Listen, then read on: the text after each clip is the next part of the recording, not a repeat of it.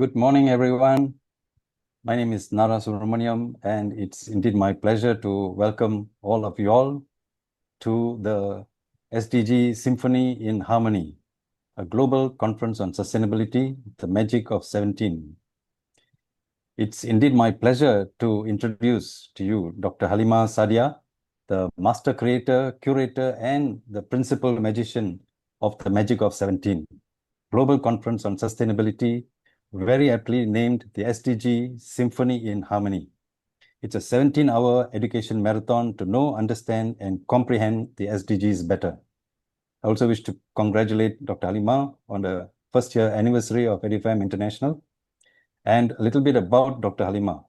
Dr. Halima Sadia is a distinguished educationist, a researcher, and consultant with more than 30 years in school leadership, higher education, and human development. As principal of many leading international schools, she has pioneered inclusive, sustainability-driven practices and innovative curricula. Through EduFam training services, she mentors global educators, promotes SDGs in education, and delivers transformative training in leadership and communication. She's also been a guest facility at reputed universities, author of Leadership Resources, and she's a recognized international speaker. Her lifelong mission is to empower teachers and leaders with vision, resilience, and sustainable practices that shape future-ready generations. Over to you, Dr. Halima.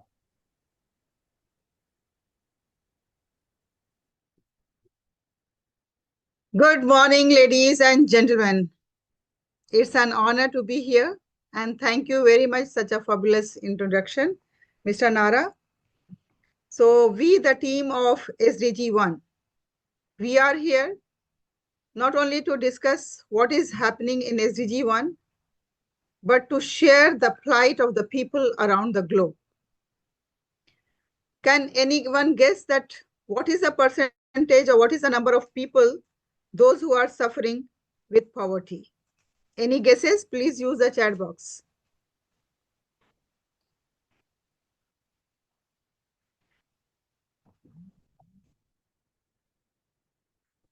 Okay, so I can see 15%, Mr. Nara is saying. Thank you very much, Mr. Nara, for your prompt reply. So distinguished guests, ladies and gentlemen, today as we reflect on SDG1, that is no poverty, we must remember that poverty is not just a statistics. For us, maybe it is percentage, as Mr. Nara said, 15%. But we can imagine the people, those who are suffering with it. So this is a lived reality for over 700 million people around the world who struggle daily without access to food, shelter, and dignity. From the heartbreaking scenes in conflict zones like Gaza, Sudan, Ukraine, where families are torn apart and forced into displacement, to the devastating floods in Pakistan, earthquakes in Morocco and Turkey, poverty is not merely about income, it's about survival. SDG1 is not just a goal, it's a promise to humanity, a promise that no child should die of hunger in the 21st century, a promise that no mother should choose between feeding her child or sending them to school. A promise that we will stand together across nations, faiths, and borders to break the chains of poverty. Let us act not out of charity, but let us act because this is the human right of each and every individual to have the access on the food. It's necessary, it's urgent, and the most powerful step towards peace, equality, and sustainability in the world. So together, SDG1 team, let's promise and let's try to discuss and make the poverty a history, and let's take the world along with us. We have a team of people here, those who are dedicated towards SDG1, and it's my honor to introduce them to you. And in my team, I am very much fortunate to have a very renowned and an educationist who has more than 3 decades of experience. Let me share my screen so that I can introduce you people to my team. This is my team. So we have Fiza Sheikh, who is an educator. We have K. Nagasita, who is a principal. We have Injila Abbasi, who is a co-founder at Vidya Se. And we have Shahnaz S. Ali Ansari, who is English educator.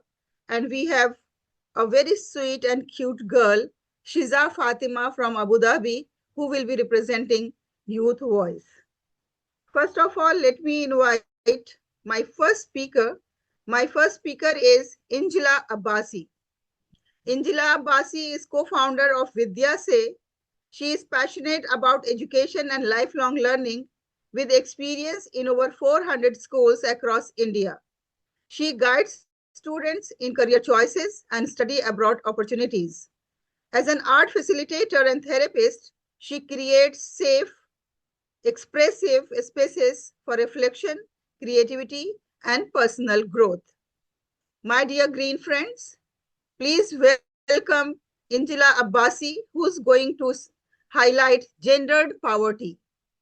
And with a big round of applause and our reactions to Injila Abbasi, let's welcome her.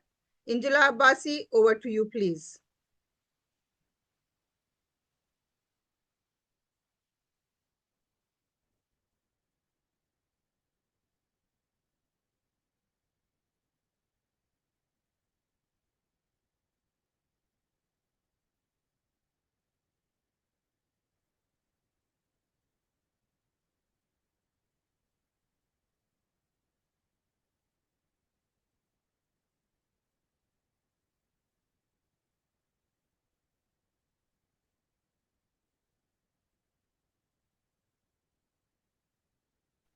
Thank you so much, Dr. Sadia Halima, and all the guests present here. I feel very happy to be given this opportunity on talking about overall sustainable development goals and where we have been selected for SDG 1. As we all know that this entire initiative is very important to be able to, improve. So with that, I will proceed with my topic on gender poverty, where women are disproportionately affected.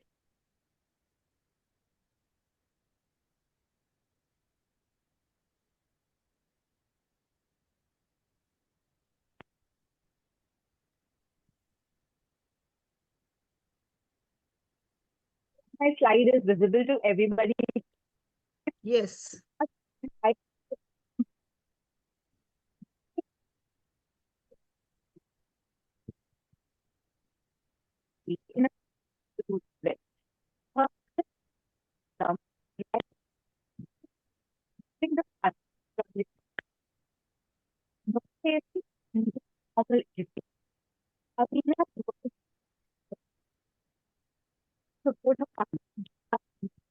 Ms. Angela, your audio is not clear.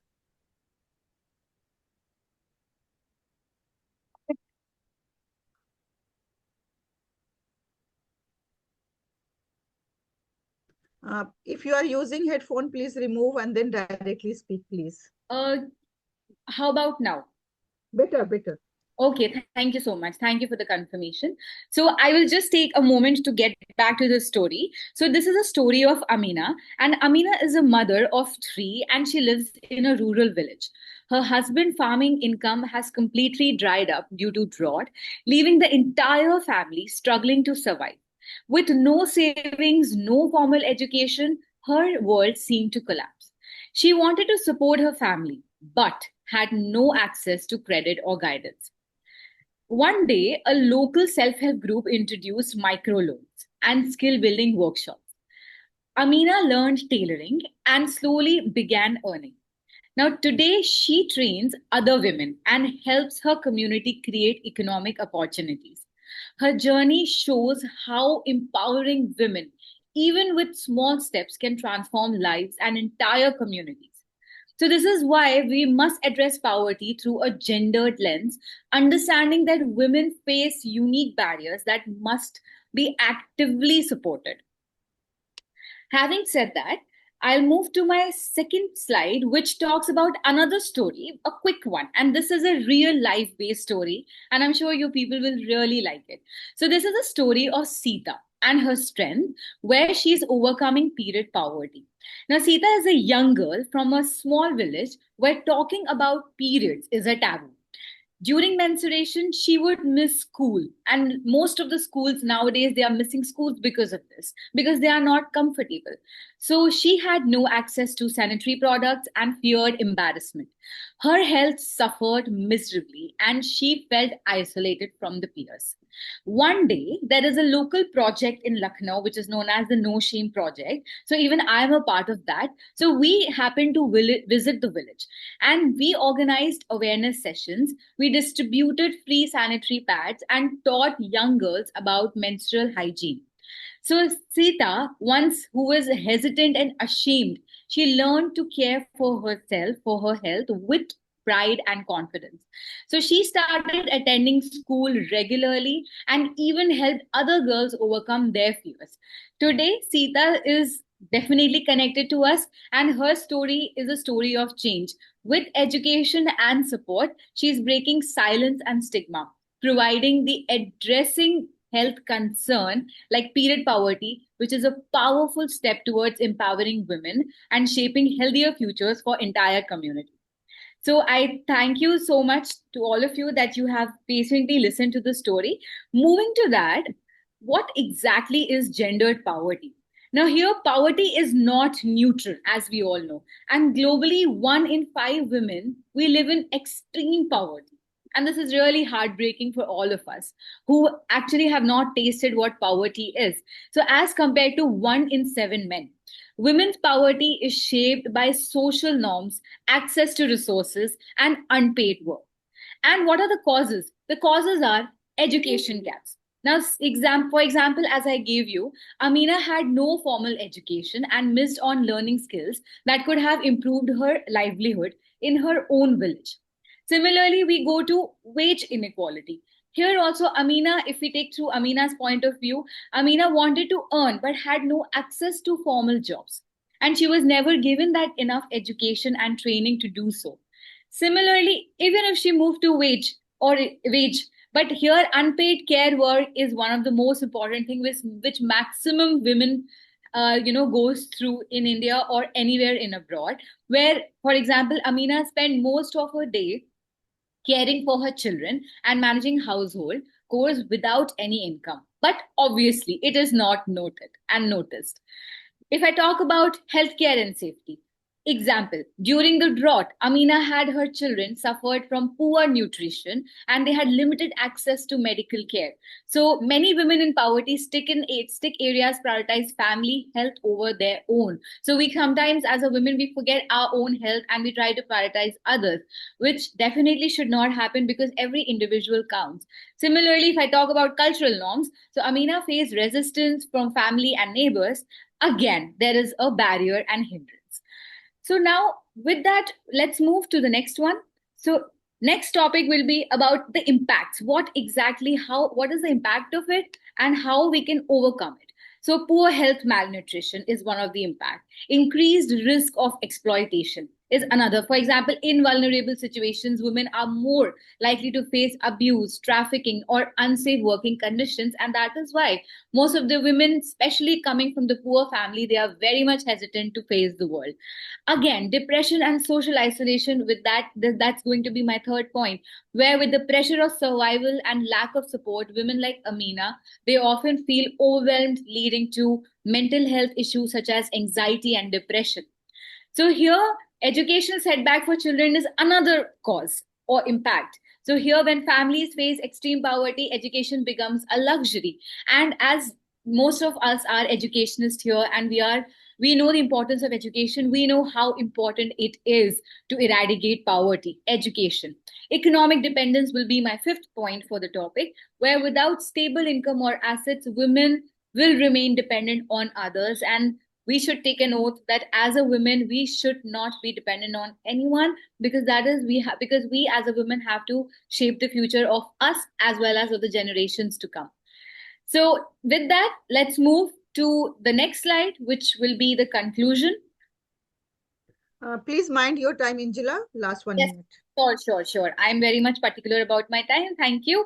So here the conclusion is that what exactly we have to do. The conclusion is, through the challenges, though it is very significant, change is possible, and it is shaping everyone. For example, Amina's journey shows how access to a small loan and community support helped her start a business to reclaim her independence.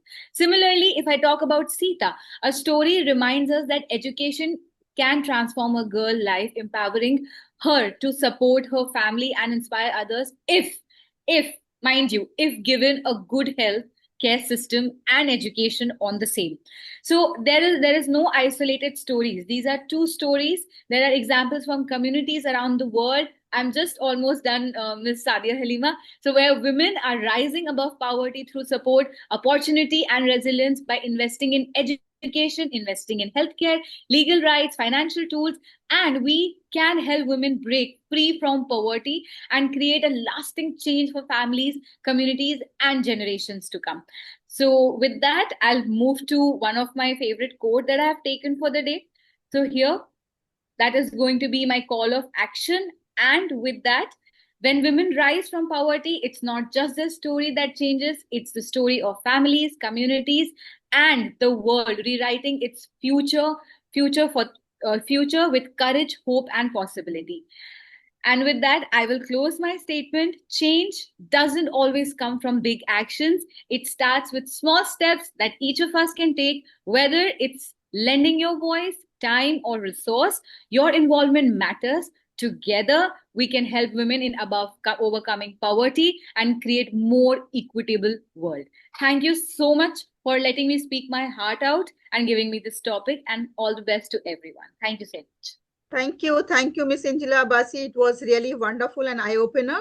Our next speaker is Miss Fiza Sheikh, who is an educator with over 15 years of experience. She is committed to fostering learner-centered environment with expertise in both online and offline teaching.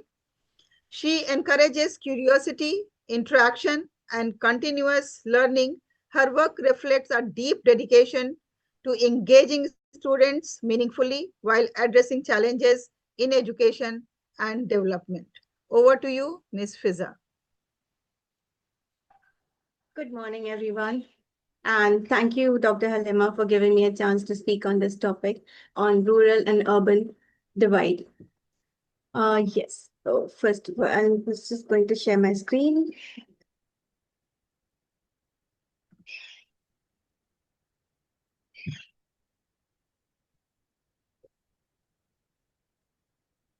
Yeah, ma'am, can you see my screen?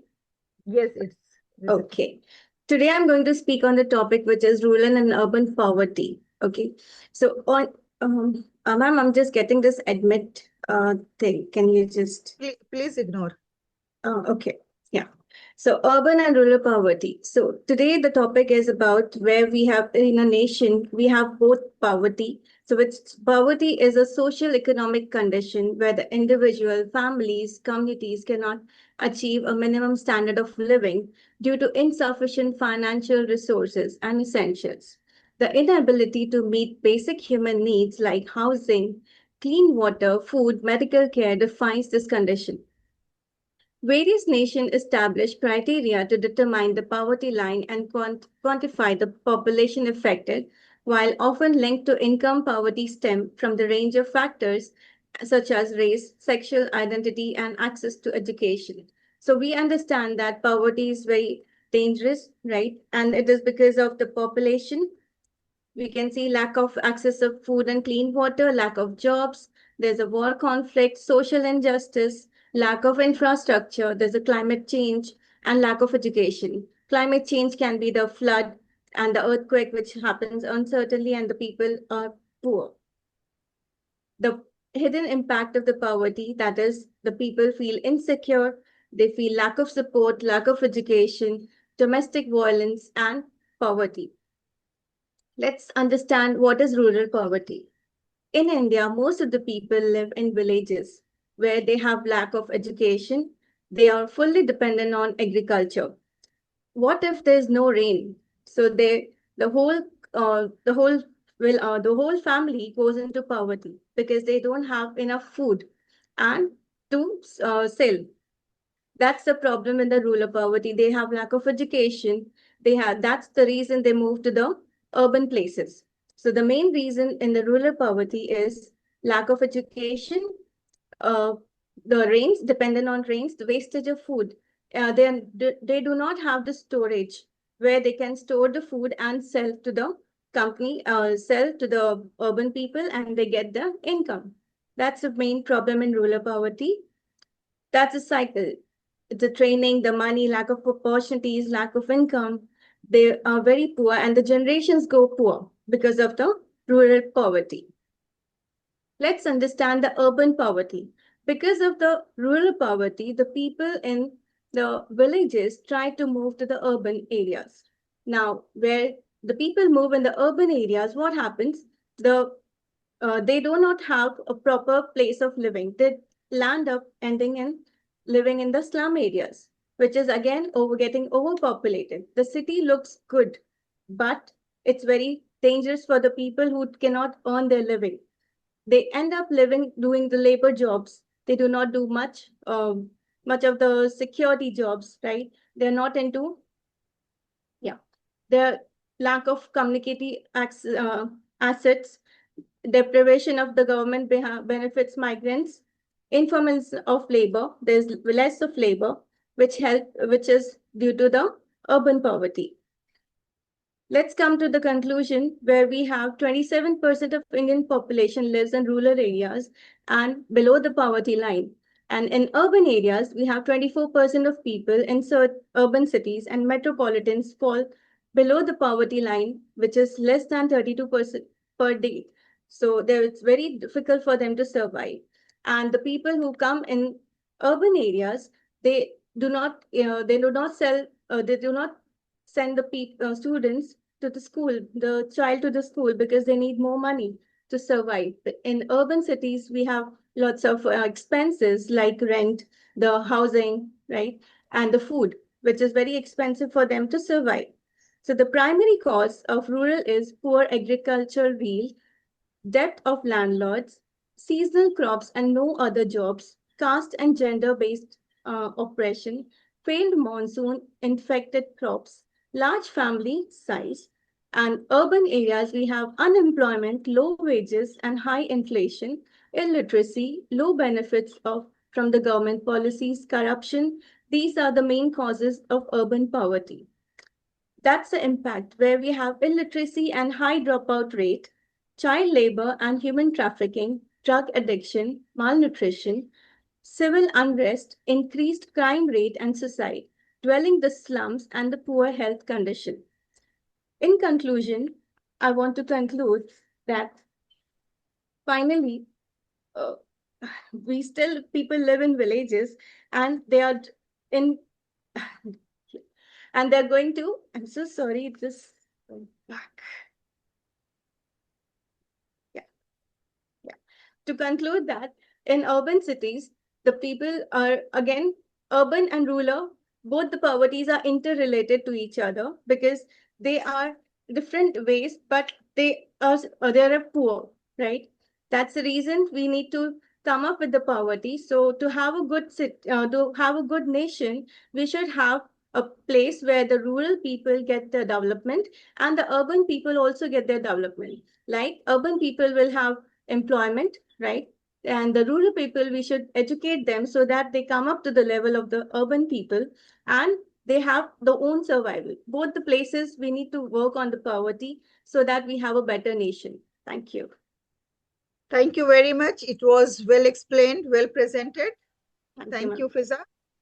And yes, of course, both are interconnected. Whether we talk about rural poverty or urban poverty, both are interconnected.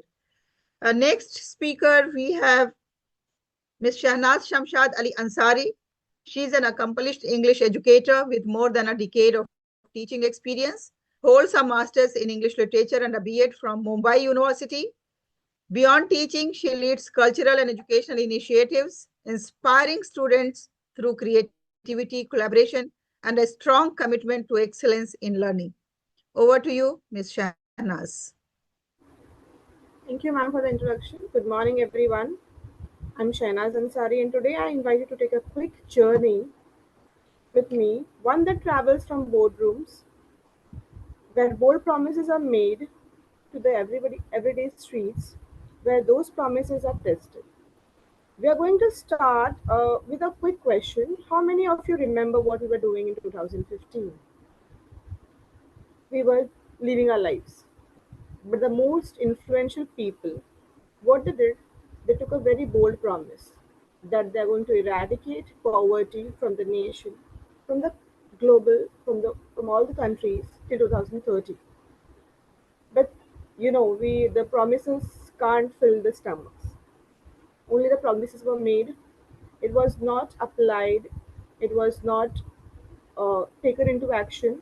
And here we are, after so many years, still what we are doing, still we are on the same stage, still we are talking about many things, but still the things are not being done. So let us start.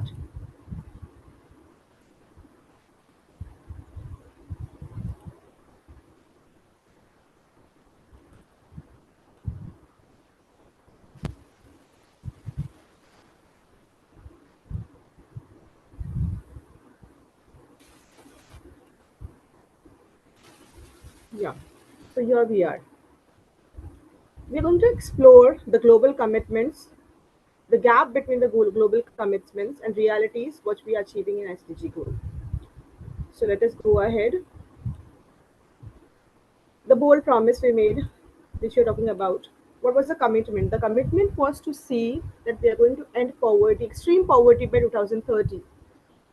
We are going to see the less than 3% living on $2.15 per day. It sounded achievable, which when we were talking that nobody was going to left behind. But still, it's still going on. Still poverty exists. And still what is happening? The things were only on the paper. It's not applied here. So, in the next slide, we're going to talk about how many people are still suffering for the basic necessities, for food, for shelter, for nutritious food. These are the basic things which people should get. 7.12 million people in extreme poverty still living on less than $2.15 per day worldwide. I'm talking about worldwide. 2.4 billion people are still unable for food security. They are not getting proper nutritious food. Then the most basic thing, they are lacking access to electricity, clean water, or sanitation. We haven't met our goal.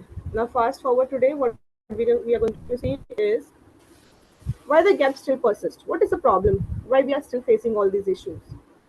The major things are conflicts and instability, the wars, the civil unrest, which push millions, which we got right now, which push millions deeper into poverty, destroying infrastructure and livelihoods. Climatic disasters, which we have faced in 2020, COVID-19. Floods, droughts, and extreme weather conditions disproportionately impact the world's poorest communities. Systemic inequality, still women are not given the basic rights what they are for, like limited access to education, healthcare, and economic opportunities keeps families trapped in cycles, because what happens is still people who are on high positions, who are high profile, they're getting better education, better healthcare, but the people below the poverty line still suffers for the proper education, healthcare systems, and opportunities. It's not just about poverty is not just about their basic conditions, it is about opportunities as well. Now what we have to see is what we have to break, what are the barriers which are going on and which is affecting the uh, people below the poverty line. The high interest loans which people keeps on taking to survive, it is a debt trap. It is a trap which they are having. Not gender discrimination, what we have, women still face barriers to education, proper employment, and still land and land ownership as well. What else we can see is where progress is happening. We can take a lot of examples from the countries like Brazil and Kenya, how they have shown direct payment methods which are reducing poverty effectively, which goes into directly into their hands. Mobile banking facilities, what they are having, digital finance, financial services which reach remote communities across Africa. You can see Bangladesh, how it is demonstrating school programs which is lifting entire communities. Education is the basic thing which they should get, and that is the only way to uplift the poverty line of the people below the poverty line. Now, what are the things we should see that how global cooperation can help? Now, how global cooperation can help is by policy reformations, by putting fair taxation, labor rights, and social protection systems, by international aid.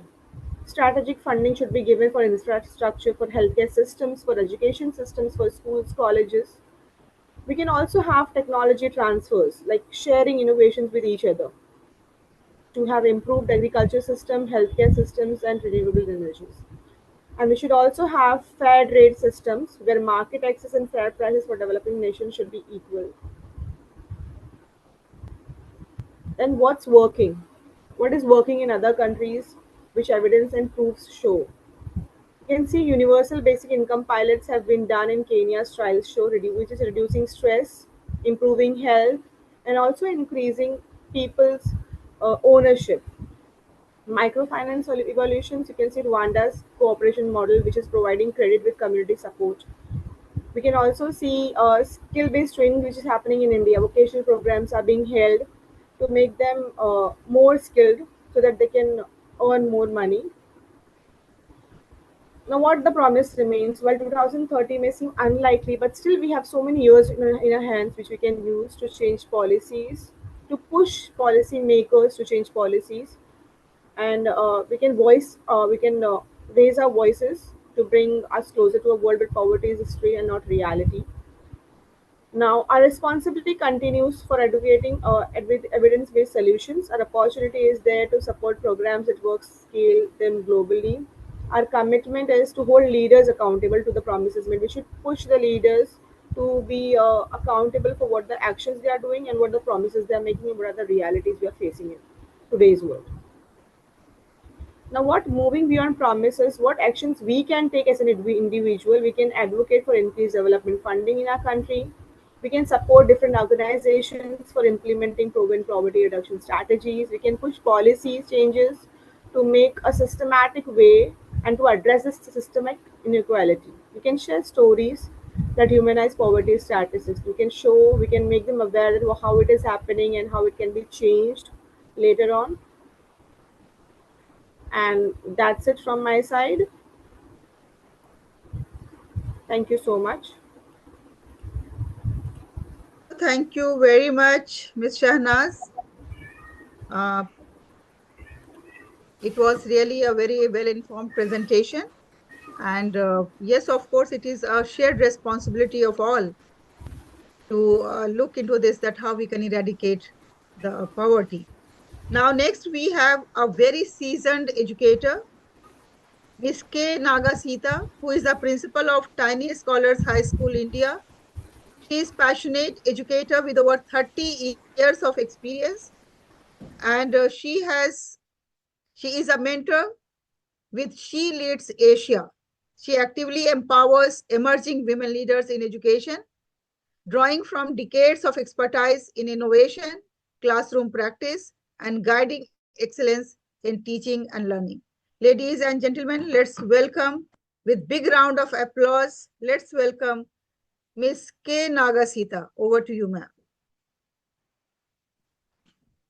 Thank you, Halima ma'am. And first of all, congratulations, EduFarm International Academy, for this wonderful program and to bring all educators, policymakers, change makers around the globe to this wonderful platform and speaking about SDGs and how we are going to achieve it. And thank you for giving a wonderful opportunity. First of all, I would like to share my screen. 1 second. Yeah.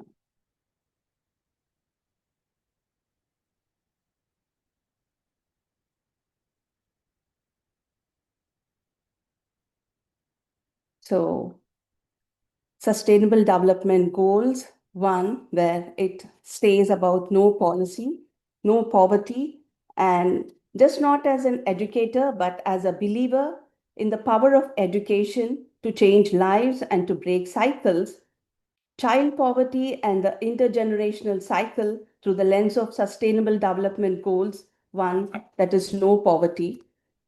It gives me immense pleasure to talk about no poverty, and all of us together can make it possible that how we can achieve it. And SDG 1 aims to end poverty in all its forms everywhere by 2030, a bold and urgent mission, because poverty, especially when it begins in childhood, is more than just lack of income. It is a trap that steals potential, silences voices, and builds invisible walls around opportunity.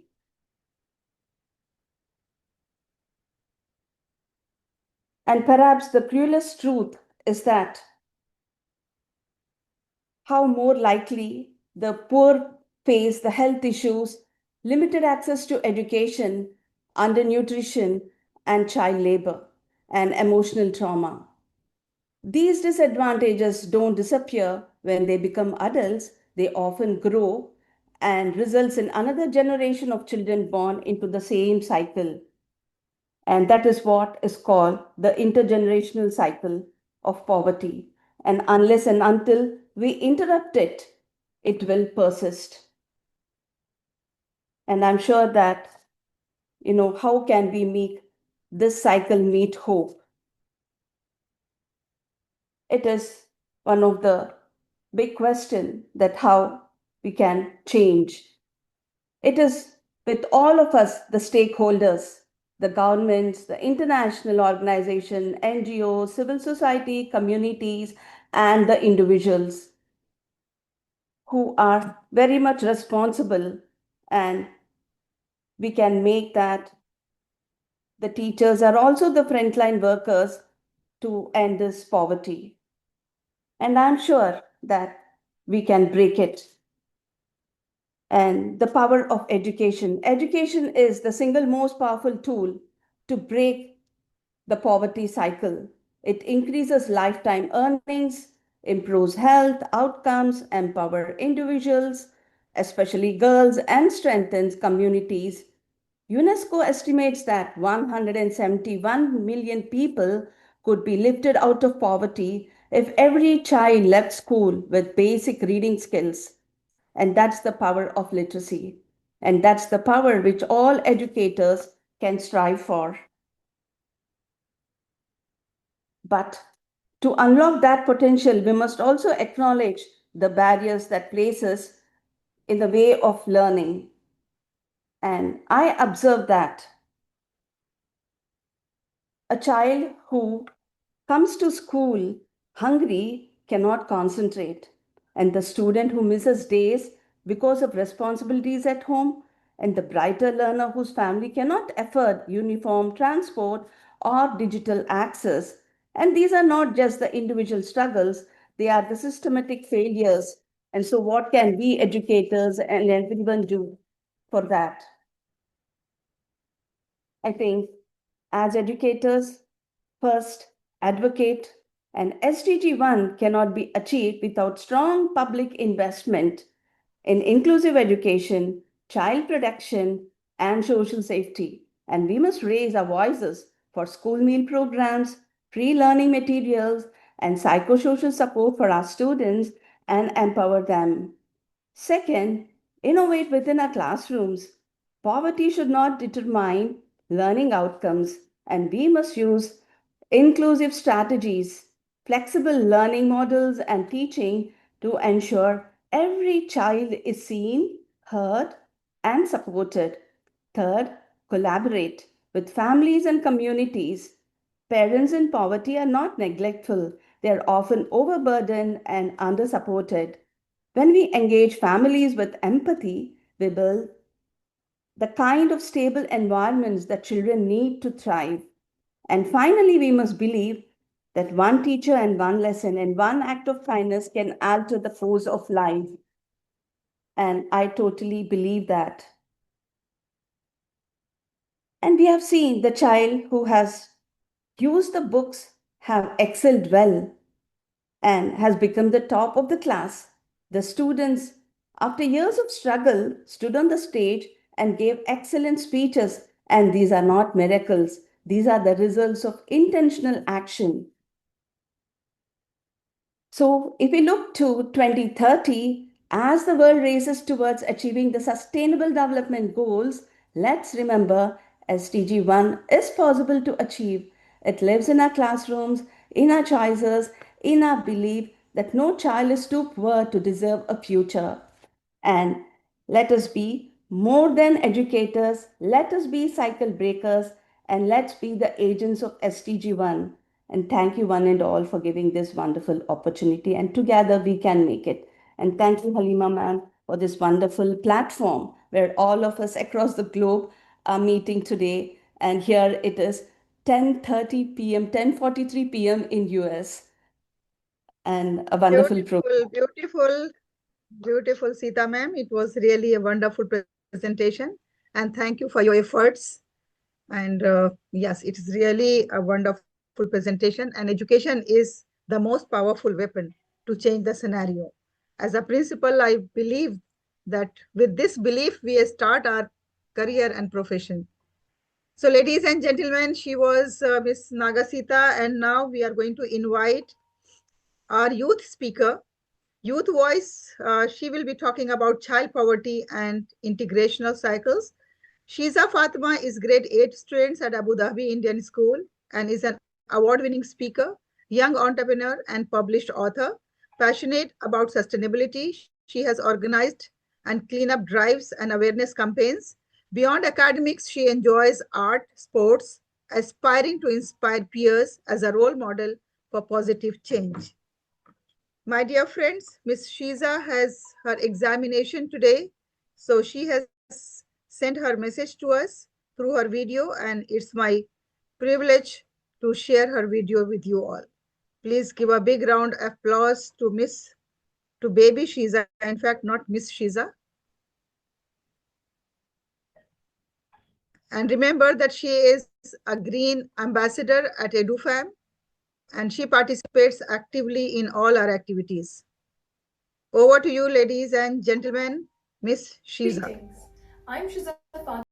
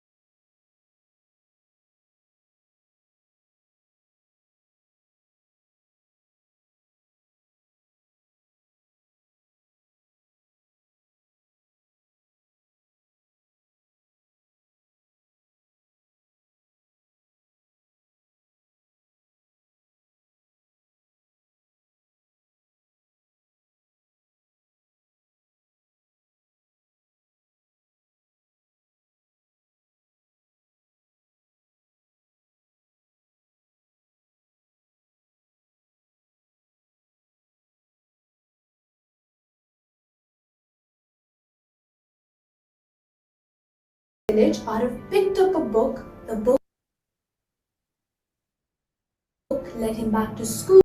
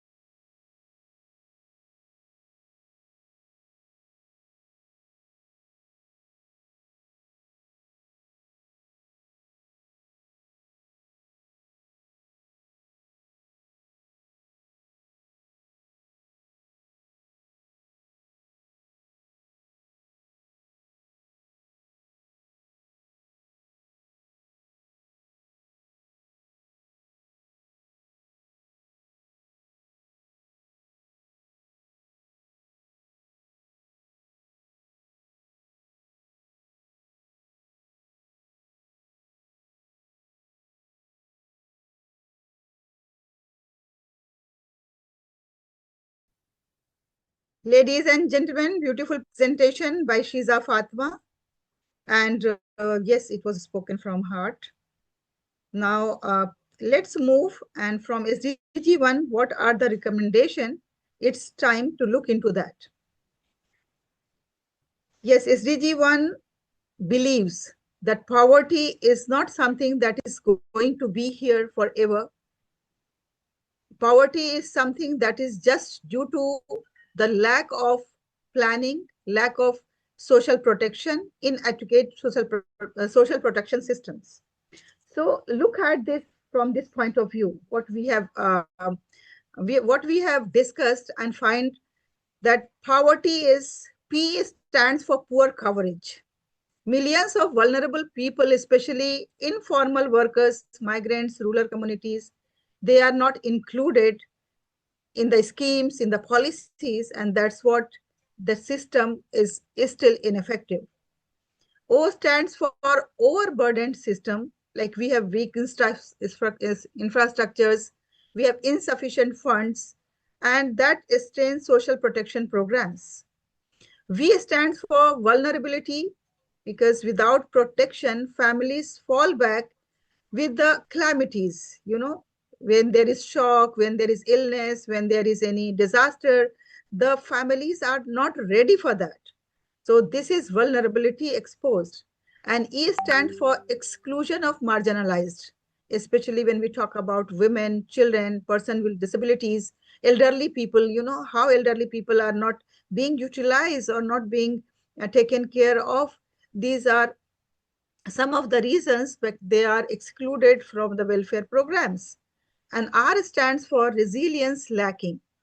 So inadequate system prevent households from building resilience against climate changes, pandemics, like we all have faced during COVID-19. What was the situation? Even poverty prevailed in the speed that history has never seen before. And T stands for temporary relief only, because many schemes provide short-term aids rather than the long-term. Like when there is any disaster, we just try to complete the need of that hour without thinking that we can make some foolproof system that's going to give them the permanent solutions. As it is said that better to give fish to someone to eat, it's better to teach him fishing. So our system has to be for the long-term solutions, not for the short-term. And Y stands for youth at risk, because we know that youth is our future. So young people miss out on education, training, opportunities due to insufficient investment in human capital through protection schemes.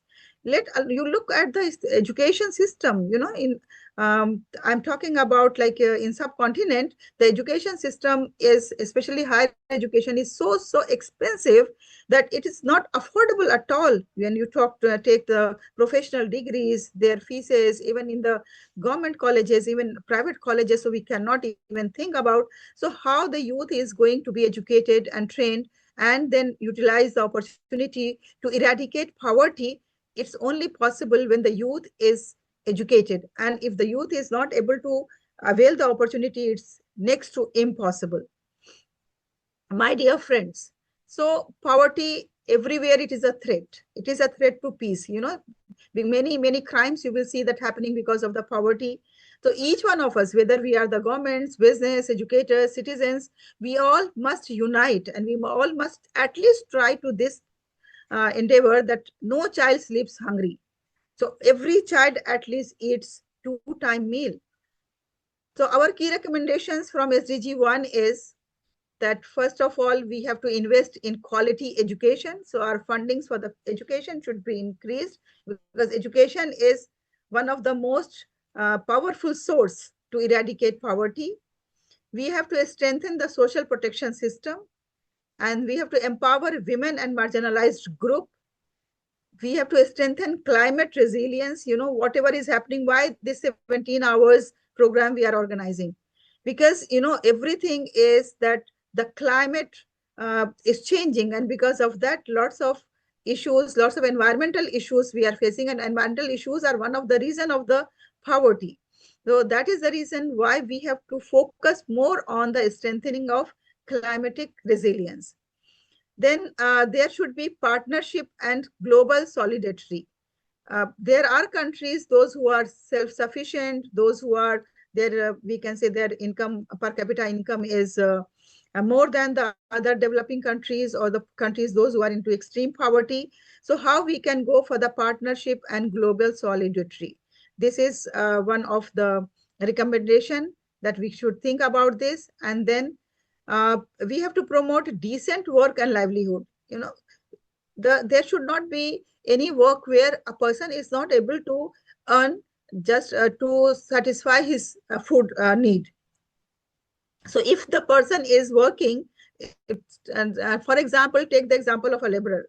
If the laborer is working but he is not able to get sufficient wages that's going to help him and his family, uh, even for 2-time meals, then what is the use of that work? That work is not a decent livelihood. That work is not a decent work.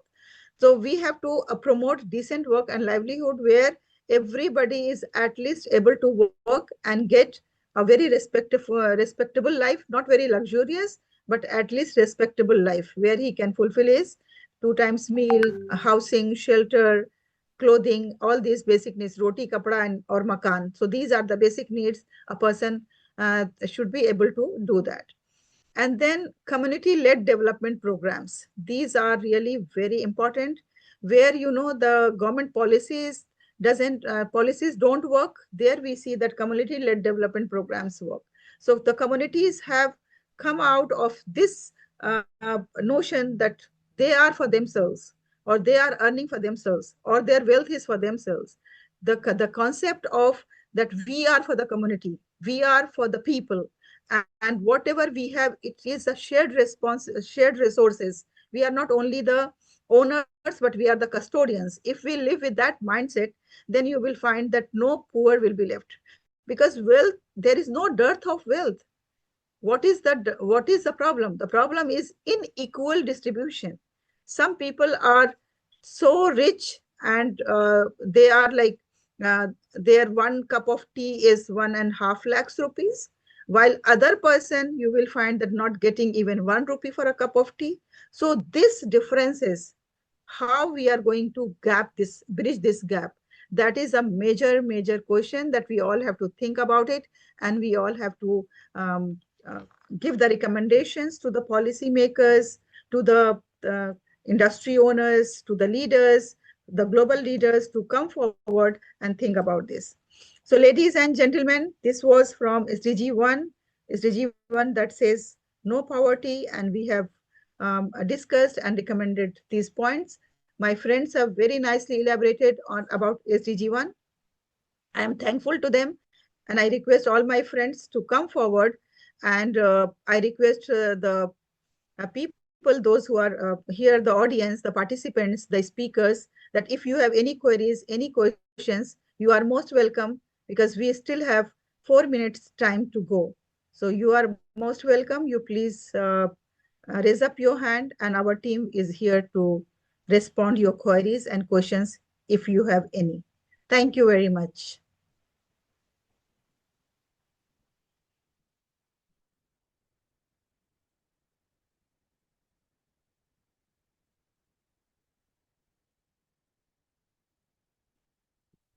You can write in the chat box, or just raise up your hand, and then I can, yes, Mr. Narendra Singh ji, you raised your hand. Please let us know what exactly you want to ask. I have not raised hand. I am clapping for you. Thank you. Thank you very much. Thank you. And it means that everything was very clear. So it was a It shows clapping that to our you team as well has as done a your great whole job. team, SDG1. Thank you. Thank you very much. And I'm very proud of my team. Yes, together we are going to do something constructive for our society. With this, we come to the end of today's SDG1's program. Ladies and gentlemen, let me tell you that this is 17 hours program that we are going to have on each SDG, and each SDG will be elaborated, will be discussed.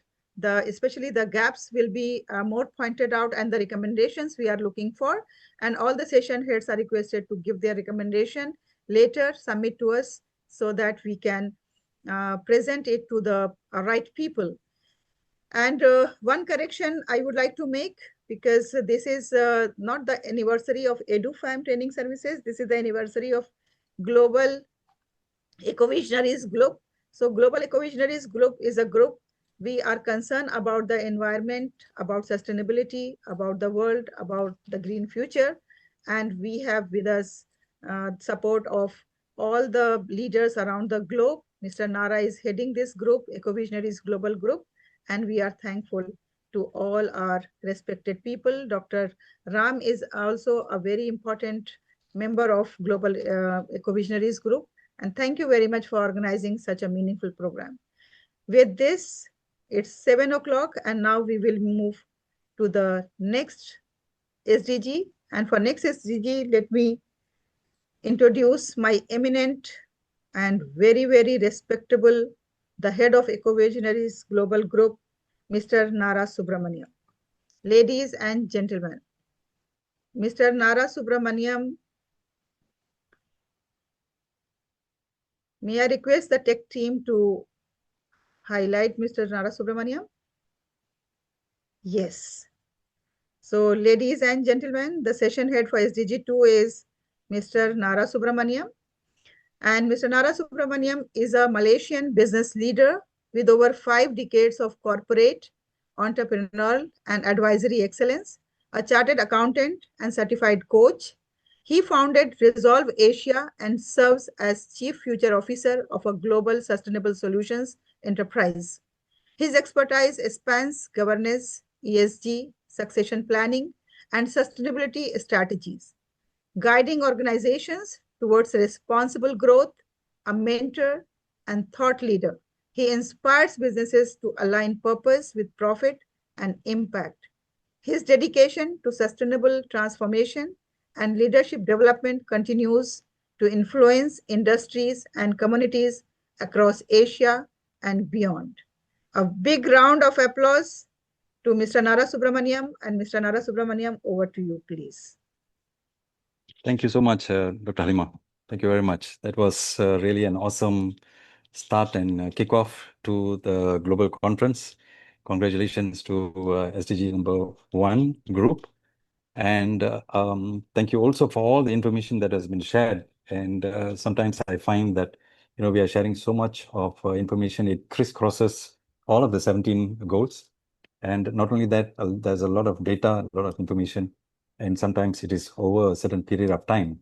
So that's why we may hear some information is different in different forms. So thank you. And for SDG 2, we are actually our pleasure, the team's pleasure to present on SDG 2. And I would also like to introduce our team. And let me just quickly share.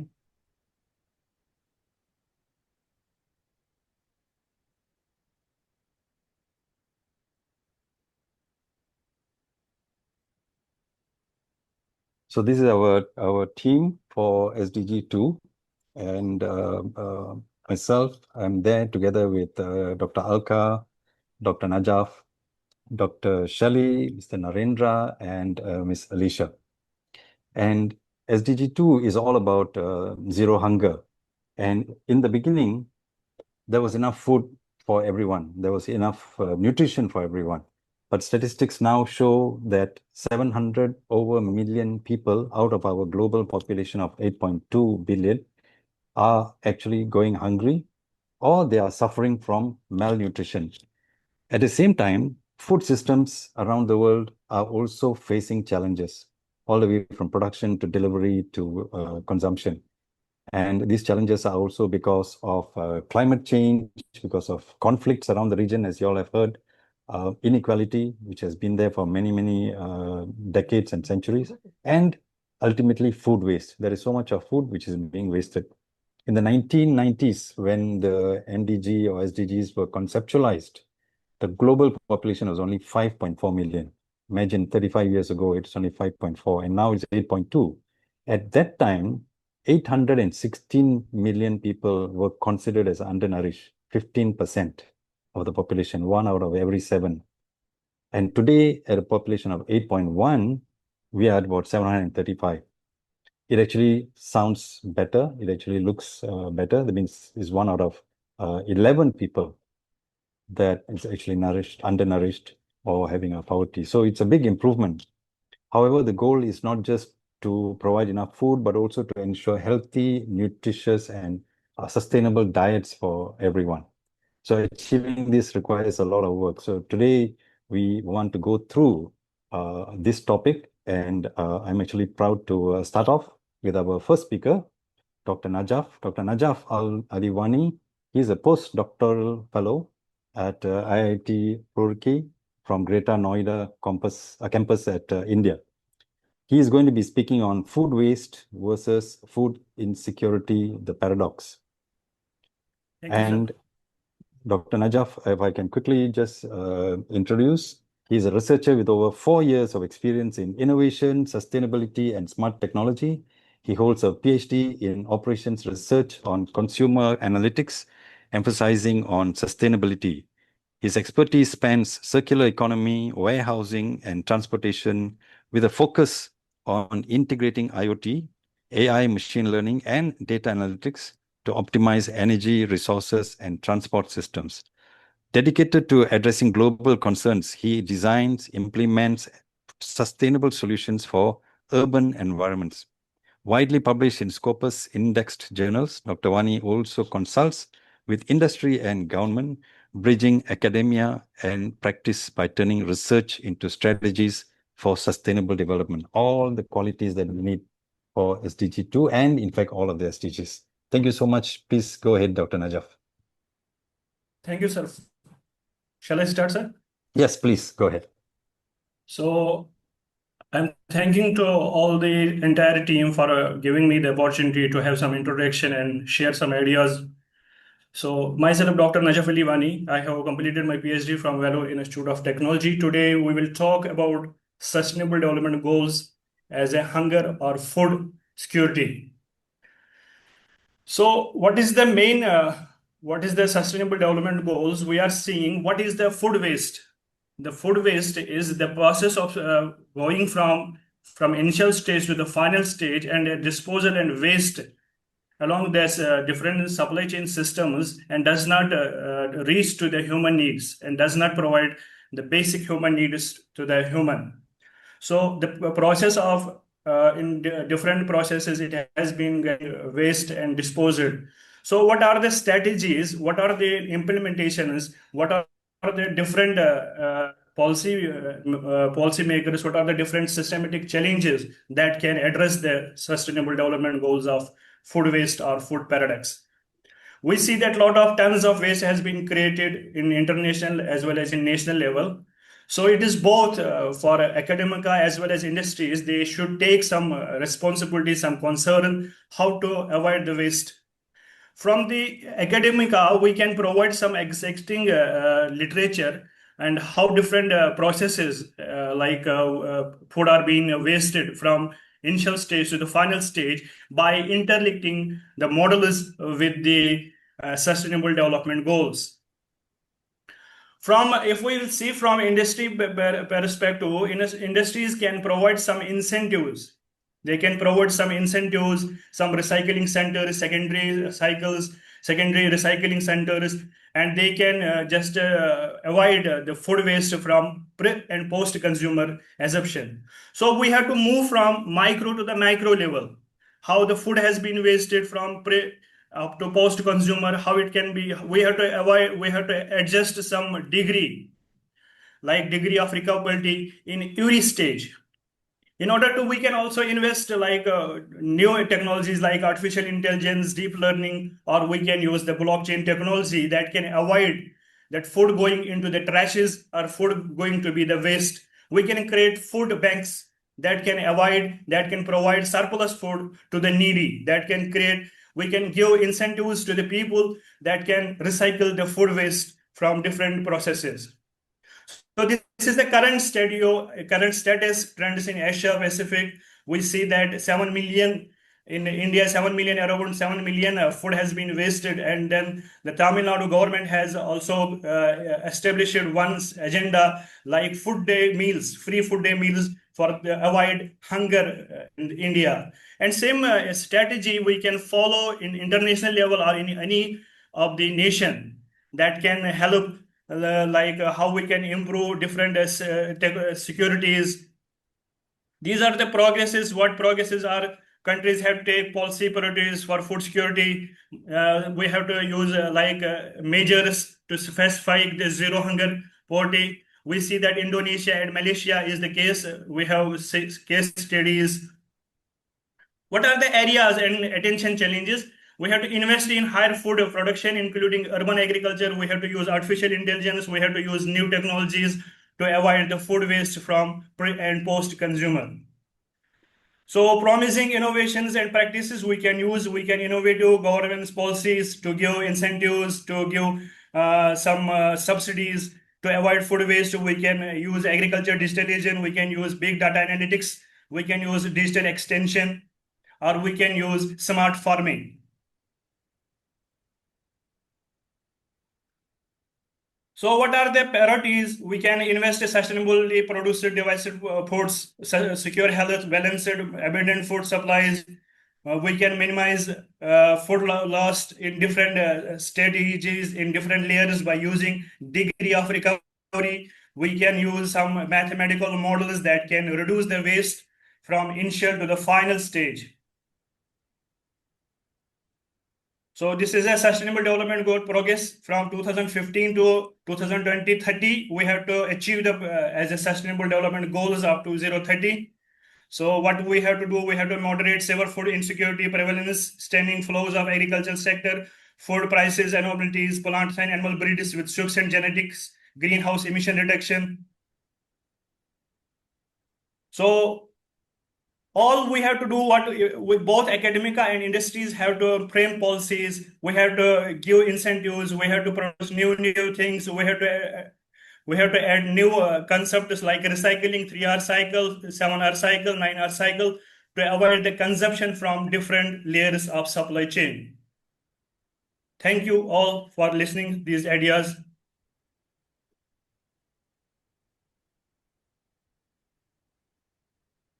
Thank you so much, Dr. Najaf. Thank you very much. I heard, like what you mentioned, there are lots that needs to be done on policy. There's lots that needs to be done on supply chain. And I'm very sure that, again, that's one of your very key areas. And I think what the world needs is we need many more strong influences to make sure things happen the way that we need to solve the problems. Thank you so much. Next, I am going to call on Mr. Narendra Singh. Mr. Narendra Singh is also an exemplary leader, and he has been in the training business for many years, developing and creating new leaders. So let me give you all an introduction to Mr. Narendra. Mr. Narendra is the CEO of Born to Win Learning Service and Tourist Academy. He's a founder of Quest to Transform Consulting and a group mentor at Tourist DMC Private Limited. An electronics and communication engineer with a master's in psychology, he brings over 37 years of diverse experience. Having traveled to more than 20 countries, he blends global insights with deep expertise in mindset and attitude transformation. He's passionate about making India employable. He helps people and organizations unlock their potential, build high-performance cultures, and create joyful workplaces. His mission is to inspire individuals and transform teams to help their organizations joyfully. Mr. Narendra is going to speak on the inequality in food distribution and access. Over to you, Narendra. Thank you very much, Nara sir. Thank you so much for the introduction. Good morning, everyone. It's honor to be here at Magic of 17 Global Sustainability Conference. And I want to thank everyone, congratulate all the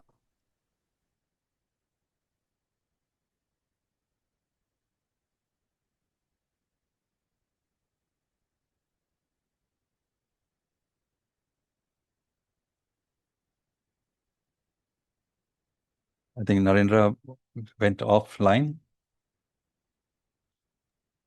We can invite next one. Okay.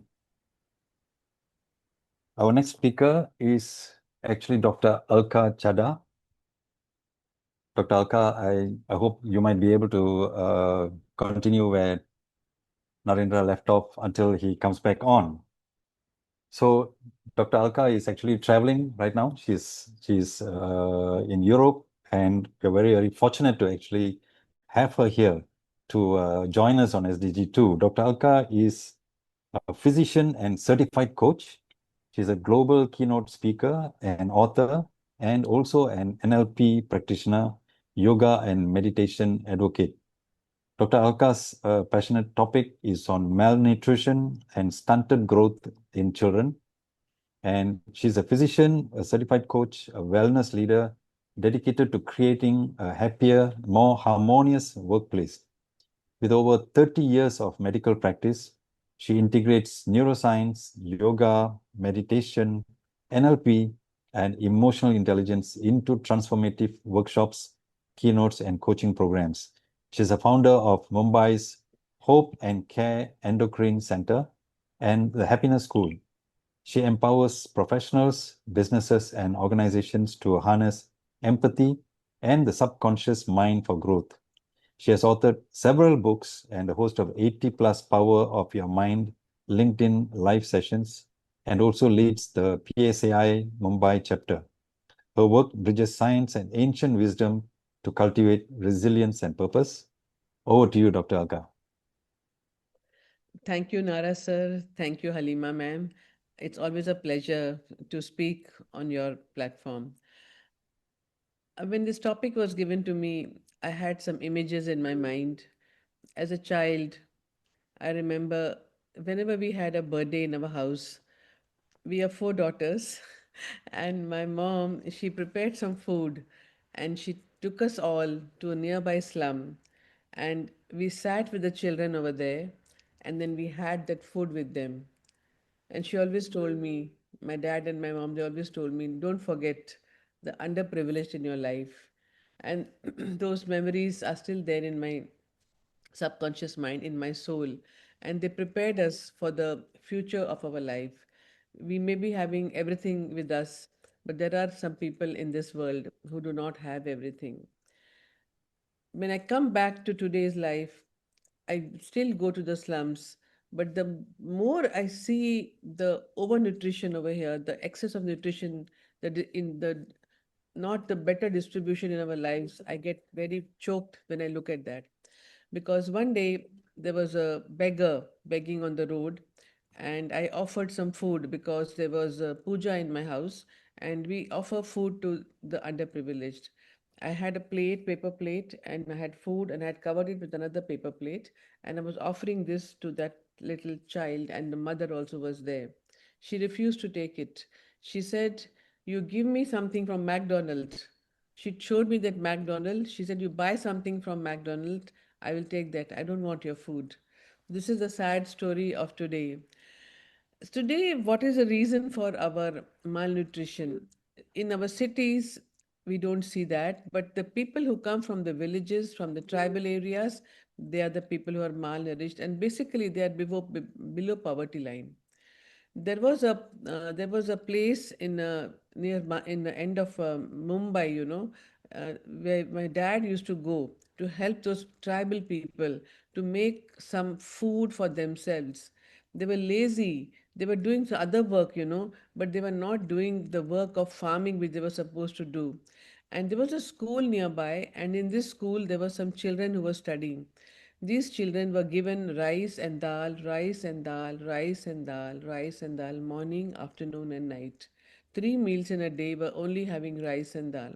I still remember today that my dad had taken a big party of people who were social workers, and I was also there. And we bought seeds for them, and we bought seeds for them, different like palak, like all vegetables, seeds. And we had gone, and they had land there. The land is not a problem there. We had gone and we had put the seeds in the land, and we made these vegetables come out, and then we told them to feed these vegetables to the children of the school. These are some of my memories. Now, what are the reasons for the malnutrition that we have today? Most of it is because they cannot buy food. They don't have money to buy food. Other thing is that during pregnancy, this is nutritional factor. Okay, so one is the children don't have access to food because of the lack of money. The other is the mother who is actually having the baby inside of her. She is not able to she's not able to eat proper food, and because of that the nutrition to the child is suffering. It is actually poor maternal nutrition. The health factors is that there is lack of money for cleaning the place, for keeping it clean, lack of sanitation, lack of hygiene, and this gives rise to more infections to the mother during the pregnancy, after the delivery, and infection to the baby. And because of this infection, whatever little food is available to them is not able to reach the bones and the muscles so that they have proper growth. Now, there is a kind of a socioeconomic factors where inflation and the lack of food access makes it difficult for families to provide the nutritious food. See, I remember today only I was talking about one of my doctor friends yesterday. I'm in Vienna for a conference, and they served us radish and they served us carrots. And she said one statement to me, which is really which stuck with me. She said that as a child, I have not tasted radish and carrot because we were so poor. We did not even have money to buy radish and carrot. I hope this stays with you. Now, poverty and lack of education can create a cycle where malnourished mothers have stunted children, perpetuating the problem across generations. I would like to say all of these reasons we very well know that they cause malnutrition. But what are we doing? What even if our government is not doing much, we can do these things. We can go and educate. So I'm a part of the Indian Women Scientists Association, and we do programs and we go to the villages and we go to the tribal areas where we show them how they can cook, what is the thing to be bought, and we give them iron vessels because most of these women are deficient in iron, and when they have babies the iron stores in the body becomes even less. We give them iron vessels to cook in the iron vessels, and we give them jaggery. Jaggery doesn't cause any harm to them, it causes harm to us because we are eating too much of sweets. But the jaggery and with the iron vessels, when we cook in iron vessels, the iron from that is passed on to the whole family. Some of the small things we can do. And Nara Subramaniam, whatever work you're doing over here, we would like to learn from you how we can change this scenario in our country also. It's very easy to talk about it, but we have to go down to the grassroots level so that we can do and change the scenario of malnutrition in our country. There's not much to talk about malnutrition except for what I told you. I hope that you can remember these stories. Scientifically, when we are not having minerals and calcium and all the essential nutrients in our body, the growth hormone also becomes less, and it stops the growth of the bones, it stops the growth of the muscles, and because of that, we are having stunted growth.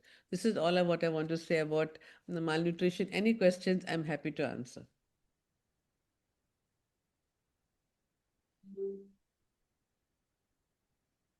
Thank you. Thank you so much, Dr. Alka. Certainly a very important topic because it's all about how growth happens from children all the way to adults, and that is an extremely important aspect for full growth of body, mind, and soul. Thank you. And I think part of this purpose of this conference itself is to share, exchange notes, benchmark where people are doing better and where things can actually be improved on. So thank you so much, Dr. Alka. Ms. Narendra, thank you. Thank you. Ms. Narendra, are you okay to proceed? Okay. Go ahead, sir. Go ahead. You can unmute yourself. Yeah. Thank you. So thank you very much. And my sincere apologies. I am traveling and I set up a good network, but somehow there was some glitch and everything went off. I even missed to listening to Dr. Alka. So thank you so much. So I was telling that, a very practical approach. We always talk, as mentioned by Mr. Nara, that I am going to talk about the inequality, the distribution inequality in food. So people have seen that. Just let me share my screen.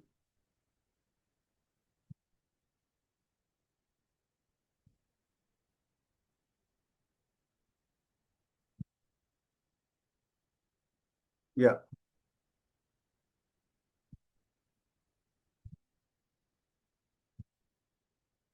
So very simple, that there is no shortage of the food production globally. If we go through the details, we produce enough food to feed everyone, yet millions of people go hungry.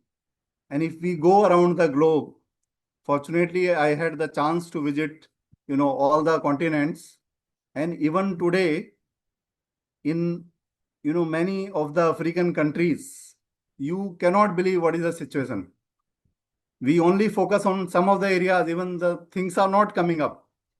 So the production is around 10 billion and still 800 million people are not getting the adequate food even today.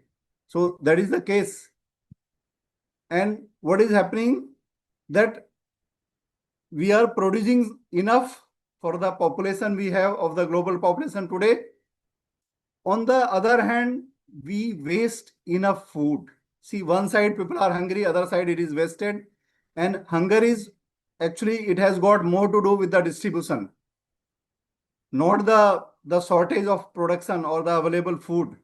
And this is the inequality in distribution, which is the root cause, and where, why people are not getting the food. And what happens, that you must have heard many times that farmers are committing suicide, those who are the producer. See, that is the situation globally. And what is the situation in the rich and developed countries, the poor countries? Again, there is so much pattern differing. And obviously, as Dr. Alka and the previous speakers has spoken, the women and children are more prone. It is a cascading effect which is going through. And then we come to the just a simple thing, why this inequality in the distribution? It is because of the supply chain. It is because of the, there is a class, there is a segment in society across the globe where there is a hoarding. There are countries where there is no proper storage facility. There is obviously the economic situation, the affordability gap, the policy governance and gaps, and the most important is our mindset.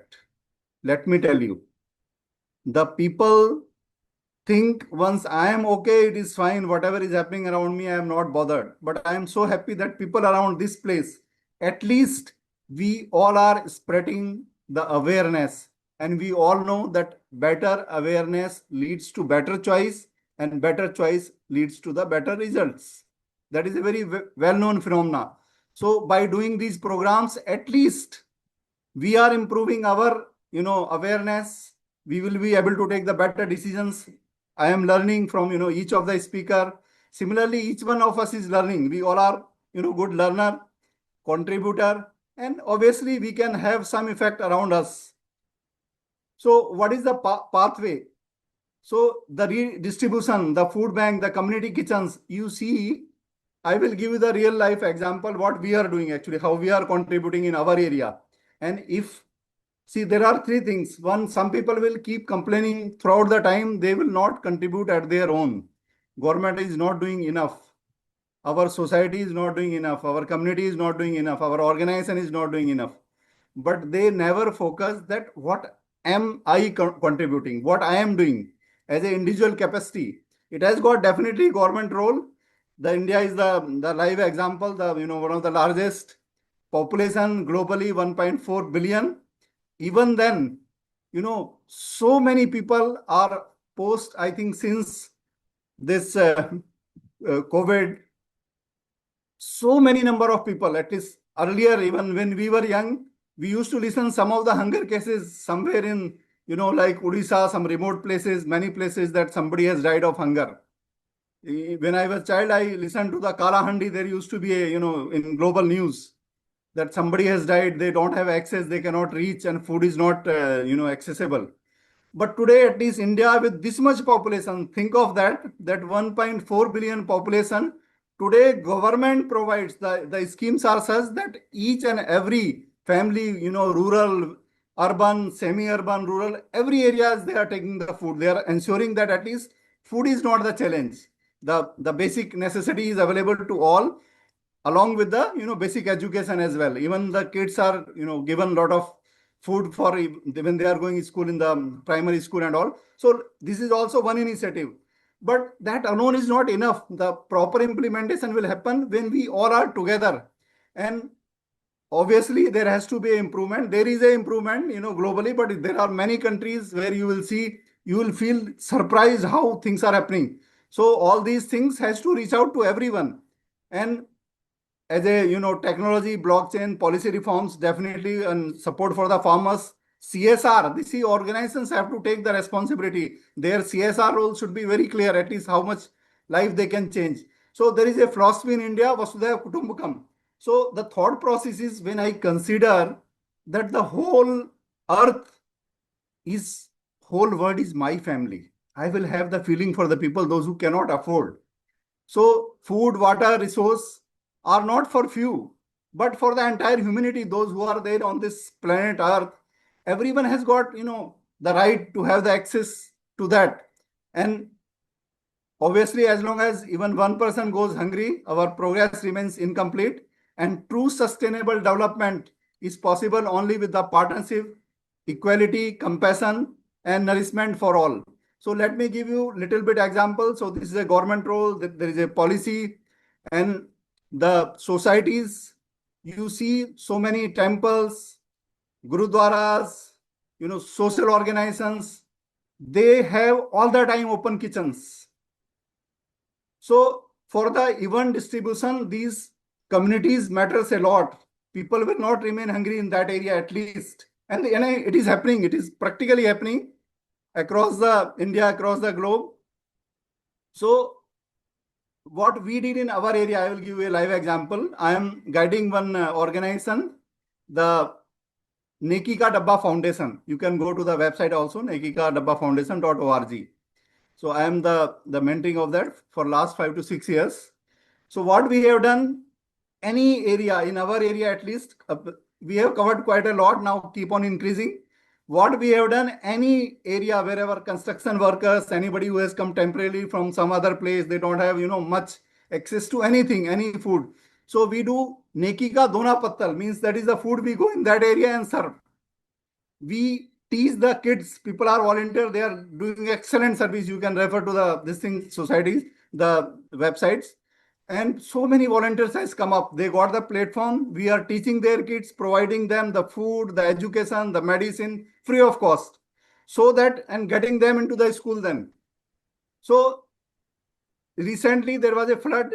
Flood means the heavy rain and the people have displaced in Yamuna, in Delhi area, NCR area. And what we did, we just requested, this organization has become quite a lot, almost 1,000 members, just 5 roti and a sabji, a pack. And in the night we said, we got the information. Tomorrow morning we are there with 2,000 packets. We helped for so many days. So what is the contribution of individual family? It is just few, a packet of food from one family. Everybody keeps down in the society. We collect from all, and we are there at 11 a.m. the whole lunch for the 2,000 families, and that goes on. If you want to see, you can go through that. It means if I want, I can help one person, one family in the surrounding. We can help 10 people, can help 10 families. So what is the we also do through Born to Win, we emphasize there is a one session on become wasting conscious. And the topmost wasting is the food. I follow this principle. We all follow that. We are all very simple people. So we follow these principles. We do not leave anything in our plate. Whatever I can eat, I will take only that much. And whatever is taken is to be eaten. So if I start with me, whatever is, sometimes we are concerned for the area of influence, area of concern. So what I can influence, what I can do for me, my family members, my surrounding, my friends, my relatives, I can at least create awareness that, so many people are going hungry across the globe, and it is our duty not to waste the food. So wasting is also very, very important. Then whatever you have, you can afford, people around you in your area, you can always serve them. So that will, follow the purpose. So that wasting philosophy is very, very important. Become the wasting conscious. Thank you. Become Thank the you so food much. wasting conscious. We are talking about the hunger and this Thank one. you. Yeah. So the final is it is not about the lack of food. It is lack of fairness. Together, let's ensure nobody, no stomach goes empty and no dreams get unfed. And zero hunger begins with the act of sharing. If each one of us gives a little, together we give the world a great future. Thank you so much. Awesome. Thank you. Thank you so much. That was a fantastic summary of all the aspects of how the food actually gets to the consumer, and all the challenges which are there. So thank you so much for all the wonderful examples. Next, we have Dr. Shelley. So Dr. Shelley is going to speak to us also on another important aspect. And Dr. Shelley is an associate professor of commerce at BGKC at Howrah, India. She holds a PhD in business management, an MCOM, and a BEd, with 20 years of undergraduate and 9 years of postgraduate teaching experience. She's currently an associate professor of commerce at Bijoy Krishna Girls College, Howrah, under the University of Calcutta, from where she also completed her graduation, post-graduation, and PhD. She has completed a UGC minor research project and a college-funded project. As a PhD supervisor in business management, she currently guides 6 scholars, and she has presented widely at national and international conferences and published in reputed journals and edited volumes. She's going to be speaking to us on climate change impact on agriculture. Over to you, Dr. Shelley. Thank you so much. Good morning to everyone.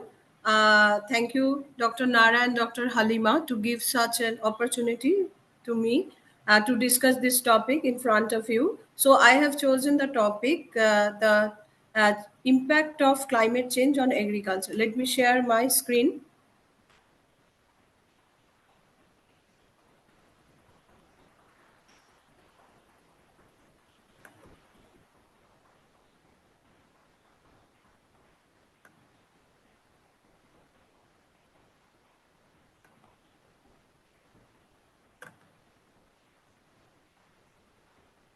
So is it visible?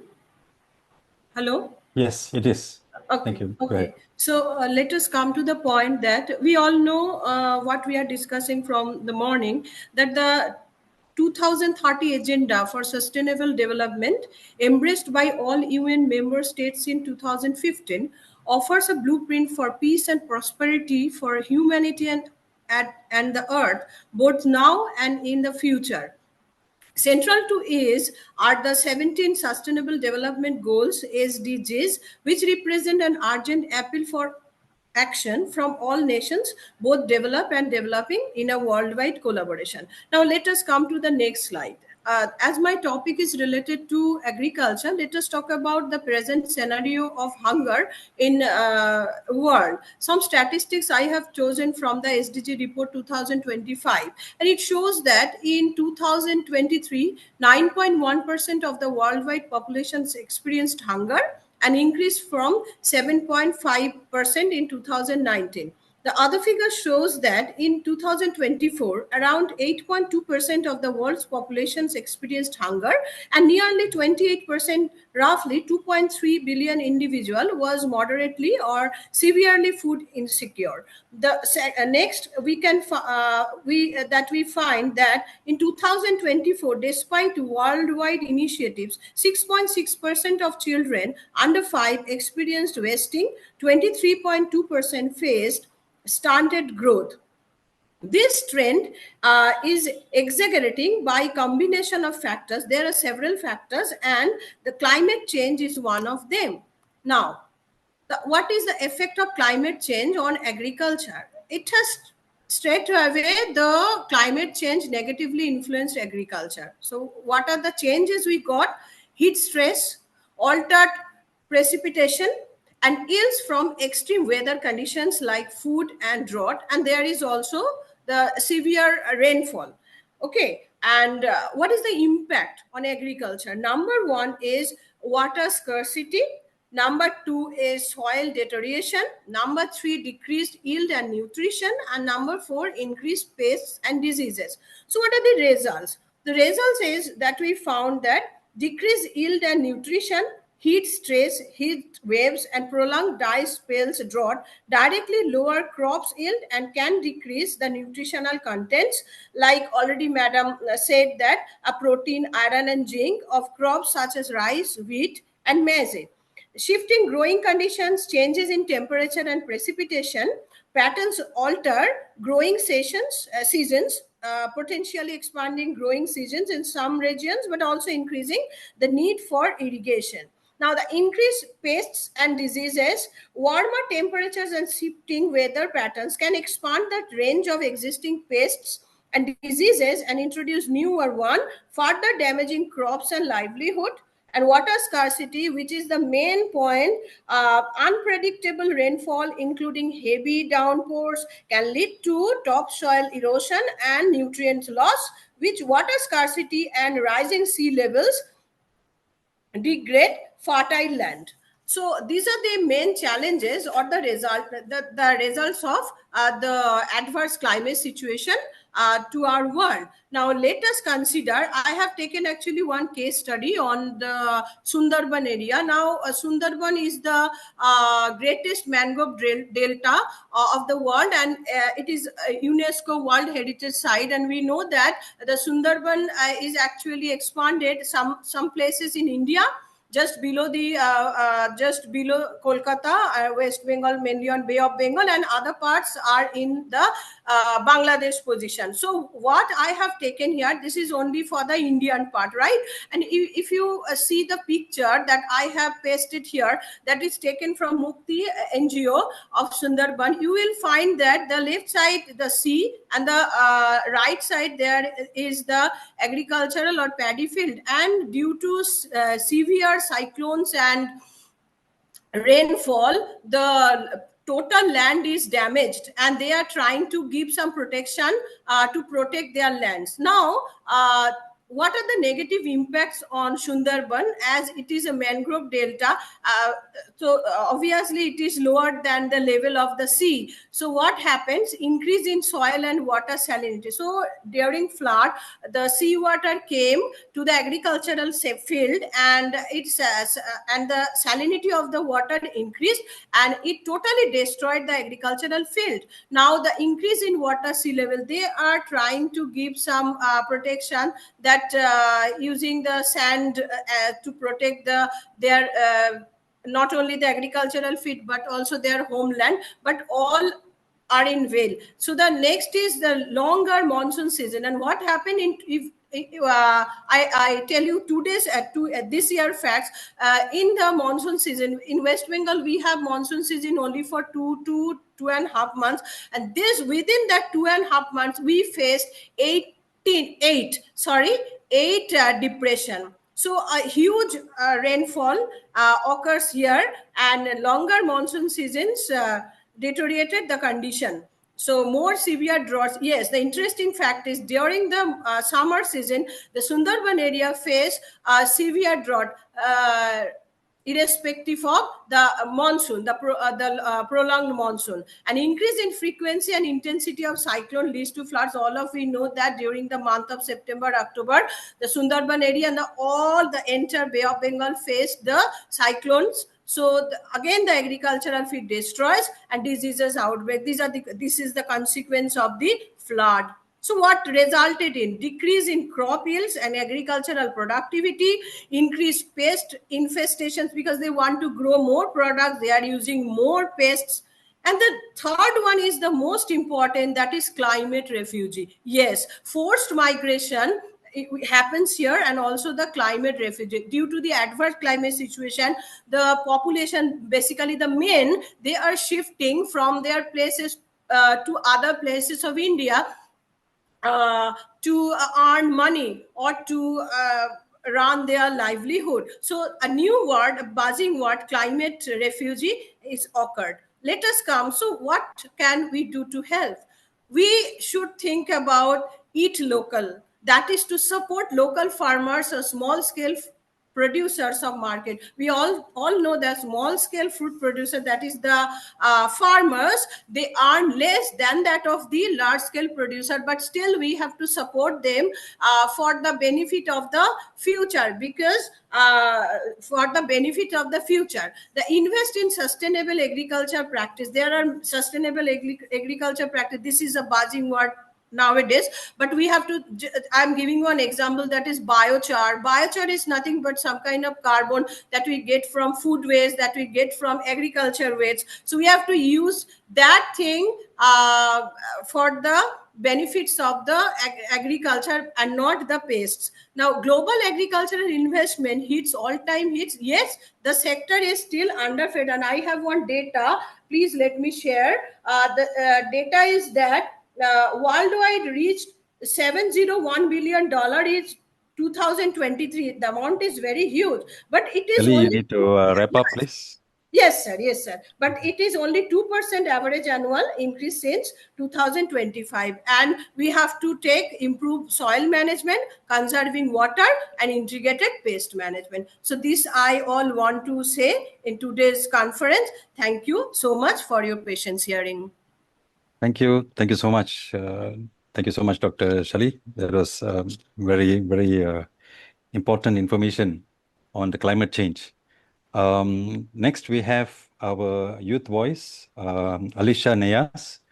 Alicia is a 10th grade student at Jamia Millia Islamia with a strong interest in science, mathematics, and public speaking. She's passionate about the SDGs, and she feels a deep personal connection to zero hunger and is committed to helping reducing poverty and malnutrition. She believes that small, consistent steps can help meaningful change. And we are very happy to invite Alicia to give her the youth views on school lunches. And Alicia, you have 4 minutes. Thank you so much. Go ahead.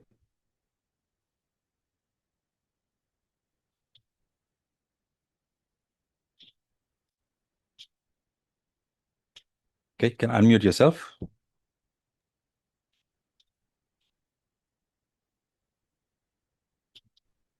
You have to unmute yourself, Alicia.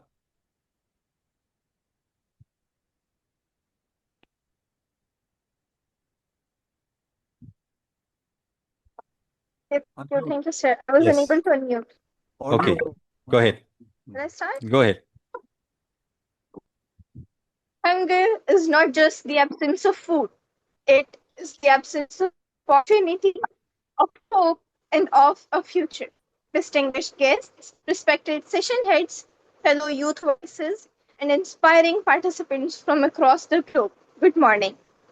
Today, I stand before you to speak about something so fundamental yet so in the grand scheme of development, hunger in schools. When we hear the word hunger, we often think of empty stomachs and malnutrition. But let me ask you this. What about the hunger for knowledge, the hunger to dream, and the hunger to grow? Millions of children around the world face a harsh reality. Their stomachs are empty, their minds are restless, and their futures remain uncertain. An empty stomach doesn't just make a child weak. Child unable to concentrate, unable to focus, and unable to thrive in the classroom. It's heartbreaking to realize that hunger keeps children away from the very place designed to give them hope, a school. But there is a beacon of hope, school lunch programs. Imagine a simple plate of nutrition food, a plate that provides essential vitamins, proteins, and minerals that prevent nutrition sickness. A plate that helps a child body grow strong, a plate that nourishes their mind to focus and perform better in exams, a plate that sparks the joy of learning. Because, my dear friends, education and nutrition go hand in hand. When children are well fed, they can pay attention in class. Their energy is channeled into learning rather than fighting the gnawing pain of hunger. This simple intervention is life changing. It improves school attendance, especially for girls, and reduces the dropout rate. It is a powerful force that transforms lives. But the impact doesn't stop there. School lunch programs are a ripple effect that benefits entire communities. By sourcing food locally, these programs create demand for farmers' produce and support jobs in food preparation and distribution. It empowers local economies and gives farmers a reliable income, reducing poverty from its roots. And most important, it alleviates the financial burden on struggling families.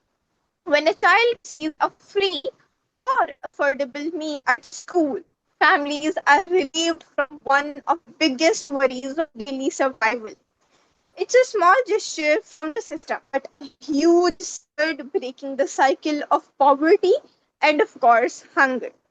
This is where our global commitment comes into play, the United Nations Sustainable Development Goals, particularly the Sustainable Development Goal 2, Zero Hunger, which aims to end hunger in all its forms by ensuring access to safe, nutritious, and sufficient food for all. And Sustainable Development Goal 4, Quality Education, striving to provide inclusive, equitable, and quality education and promote lifelong learning and opportunities. Thank you. Thank Ladies you, and Alisha. gentlemen, youth. Thank you so much. Thank you. Thank you so much, Alisha. And there you have heard almost all of the speakers, and I'm going to give you a little bit of a wrap up, a little bit of my own aspect of what we have all seen on in terms of our SDG 2.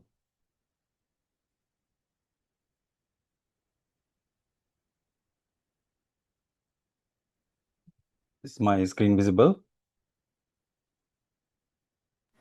Yes, sir. Okay. The last topic which we were going to discuss today was on financing and investment in the food systems. And we feel that, as what you have heard so much in terms of all of the different aspects which have been impacting hunger and malnutrition or even poverty, a lot of it has to do with funding, because they say sustainability goes where money flows. And here is a global perspective of what is actually happening around the world in terms of funding, financing, and how that can actually help if we are channeling it in the right way. So zero hunger, as we spoke about just now, we heard that it is improved comparatively from before, from the 1990s. But actually 10 years ago, it was even better. So in the last 10 years, in the last decade, the world has even become worse. So if we see now it was better, we can actually make things even much improved in terms of the percentage of what we are seeing as zero hunger. So the global perspective is what we have seen in terms of balance of the food production, the financing, the access. The key thing is, if there's no money, there's no food on the table. Supplies don't reach the needy, and agricultural systems where food is mostly produced, they become very, very vulnerable. And the global financing gap has been estimated at $265 billion. That is the amount of money that is actually required if we want to create a better balance in terms of the capital flows. Large agribusinesses, they are improving. They attract billions of dollars. But the smallholder who produces more than 1/3 of the world's food is the one who is actually lacking affordable loans or crop insurance and even modern tools. So agriculture is often referred to by banks and commercial funders as high-risk investments. They are actually considered as a worsening investment. And this is where you find that in many countries around the world, even including the Africa, the sub-Saharan desert areas, 40% of crops have been lost due to post-harvest impacts.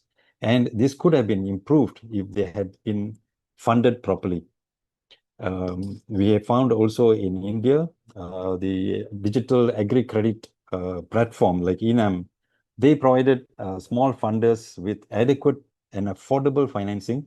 And this created a much better situation for them to provide market access.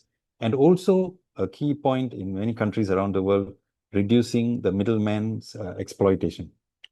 Conflict and war-torn countries are actually experiencing one of the biggest impacts over the last few years. The food systems are collapsing and banks are not wanting to go anywhere near them. Example, Yemen. Yemen is already facing a $17 million food insecurity, humanitarian issues, and the investment. Nobody wants to invest in farming in Yemen, for example. Similar thing in South Sudan, the roads, the irrigations, everything has been destroyed by war, and the farmers are depending on very costly imports, and aid is actually dropping there. Not to mention Afghanistan has been suffering from many sanctions over the last few years. Where is financing required most? Where are the projects that are affected? So what we found, according to research, is climate smart agriculture, because the climate is already being impacted, as what you are hearing from the other speakers. So 4% of climate funding or financing actually reaches the agriculture. So we need to find proper ways and avenues and challenges to be overcome to ensure they are funded. The infrastructure is also impacted. Post-harvest losses are needed to be improved. They need to be reduced. And again, ultimately, risk management tools. How can affordable crop insurance, disaster financing, how do we ensure that people recover quickly from any particular climatic impact that they have faced in the last few years? Innovation and technology. And this is where precision farming, AI crop monitoring, and digital marketing, these are actually helping. Example, in Kenya, the index-based insurance that has actually been linked even to satellites, and they pay the farmers accordingly, automatically during a drought situation. The Pacific Islands is another example where small markets are underfinanced because they are not seeing any food support. The insecurity there is even getting worse. So finance and poverty and war-torn in the neglected countries, you have heard so much about this. The geographical situation should not determine a region's destiny, and financing models should actually be helping them out. Over here, we have been fortunate. The food security paradox, there's been a lots of support which has been given to smallholders in Malaysia. Financing concentrations are there. There's a agricultural bank which has been able to give them free seeds, helping them with workers, things like that. So as Dr. Alka mentioned, these may be areas where we may be able to exchange ideas and see how we can actually help them out. So innovative financing models are what is required. We suggest a blended financing. We suggest impact investing. We need more and more public and private partnerships to help and boost up support for the infrastructure, and also risk insurance, risk management. And in conclusion, I think as what we have seen, we have been able to improve in terms of zero hunger over the years, and there's no reason why we should let it go back to where it was many years back, many decades back. It needs a national resilience, it needs a national support, and we need to find more aggressive ways to prioritize funding and to ensure the financing reaches to the locations and areas which is required. So with that, I would like to actually close our SDG 2, and I believe that we have been able to give at least an aspect of the areas in which improvement can actually be carried out. And we look forward to the rest of the sessions where we can collaborate and create the metrics for improvement. Thank you so much. Back to you, Dr. Halima. Thank you, SDG2. Wow, it was wonderful presentation, and above all, it is within time. That is the most important thing. Thank you very much, Mr. Nara and team. It was well researched, well presented, beautifully done. God bless you all. Thank you. And now let's move to our SDG 3 under the guidance of Dr. B. Ramanathan. And it's my honor and I'm delighted to speak a few words about the group leader, Dr. B. Ramanathan. Dr. Balakrishnan Ramanathan, founder and managing director of ACE International Pte. Limited, Singapore, is a global leader blending research, entrepreneurship, and social impact with a PhD in biomedical science. His contributions to vaccine development, cancer research, stem cell science, and sustainability are remarkable. He also holds leadership roles such as President of the Guild of International Speakers, Vice Chairman of Singapore South Asia Chamber, and Adjunct Faculty at International University. He is an award-winning keynote speaker with 100+ talks worldwide. He advocates education, innovation, and CSR. His multifaceted leadership continues to inspire global collaboration of sustainable development. We are fortunate and honored. With his presence, he plays a very, very crucial and key role with education, with EduFam International Academy and Eco-Visionaries Global Group.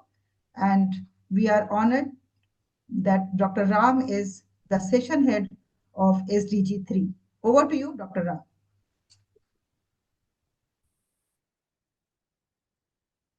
Good morning. It is a great pleasure and honor to be a session head for SDG 3, Sustainable Development Goals 3. Myself, Dr. B. Ramanathan. I'm very happy to be a session head for this wonderful occasion. It is going on very well and nicely. Thanks to Dr. Halima and Nara for organizing this wonderful session to attract many eminent speakers to come on one platform to share the 17 goals and other aspects. I'm very happy to introduce my session is having 6 speakers including me, and we are going to cover different topics on good health and well-being, the SDG 3. It is an United Nations Sustainable Development Goal focused on ensuring the healthy lives and promoting well-being for all at all ages.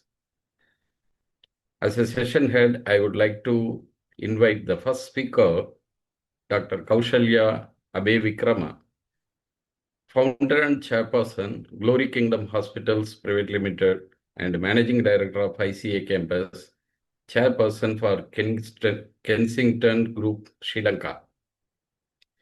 Dr. Kaushalya Abeyvikrama is a multifaceted leader, visionary, entrepreneur,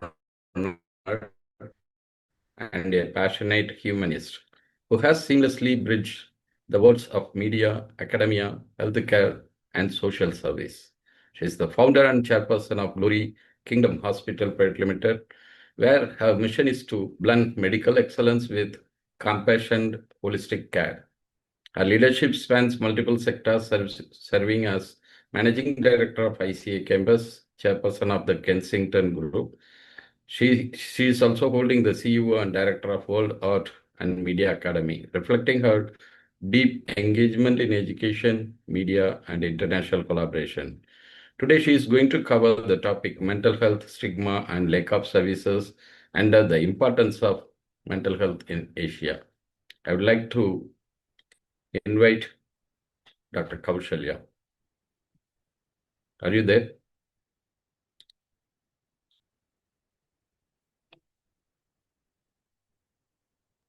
Yes, Dr. Kaushalya is there. Yeah, she's there. Please unmute.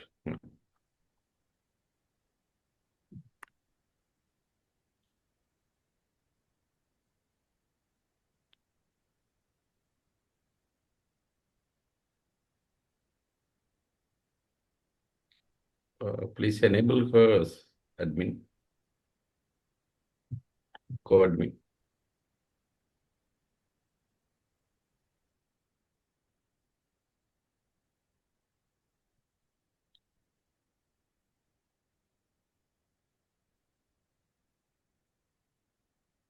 Dr. Kaushalya can unmute and speak. Yes. Yes. Okay, go ahead. Please enable her as co-admin. Yeah. Good morning, ladies and gentlemen, and distinguished guests.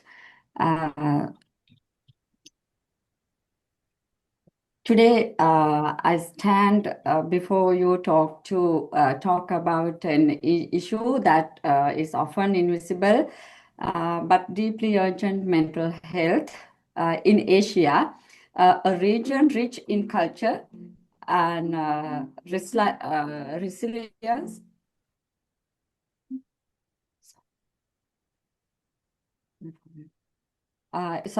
In Asia.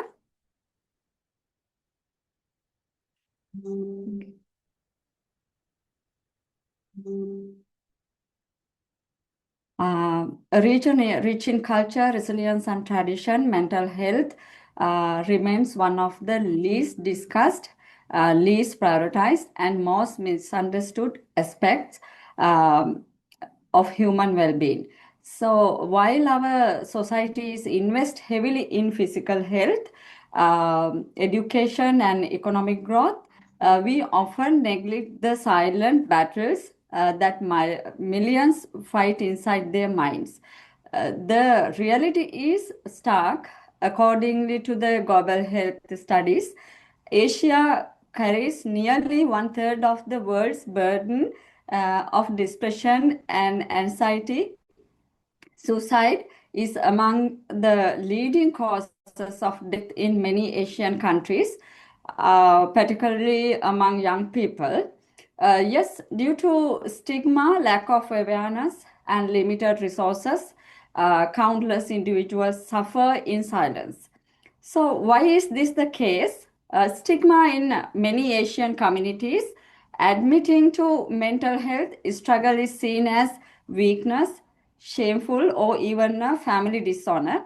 So, lack of care is the next one. Many countries have fewer than one psychiatrist per 100,000 people, sadly.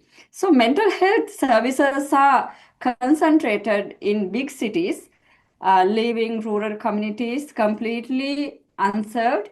And the next one is cultural barriers. People are taught to be strong, to hide their pain, or to turn only to spiritual practices without professional support.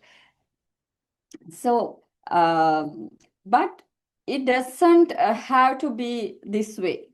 So, mental health is just as important as physical health. So, it is really, just as we treat broken stones, broken bones, and we must also treat broken hearts, broken spirits. Just as we encourage exercise, we must also encourage conversations. So, what can we do? There are 5 things I'm proposing that we can do. Number 1 is raise awareness. Break the silence in schools, workplaces, and the families must be encouraged to talk openly about mental health. And education is the first step to ending stigma. The number 2, I'm proposing that expand access to care. So governments and the private institutes must invest in training more counselors and psychologists and psychiatrists. Then telehealth and digital platforms can bridge gaps where clinics to do next exits. And from our hospital, Glory Kingdom Hospitals, we have introduced Heal Me app, especially to support the mental health, and the people need to talk. They can download the app, they can instantly go through their phone and connect to the available counselor and share their thoughts. Then it will be minimizing, actually we will be able to prevent some suicidal thoughts from the younger generation. So number 3, community support system. We must build network where people feel safe to share their struggles, and whether through peer groups or else in the regional religious institutions or through the NGOs, maybe that platforms, then we community can decide. So the number 4, I'm proposing the policy change.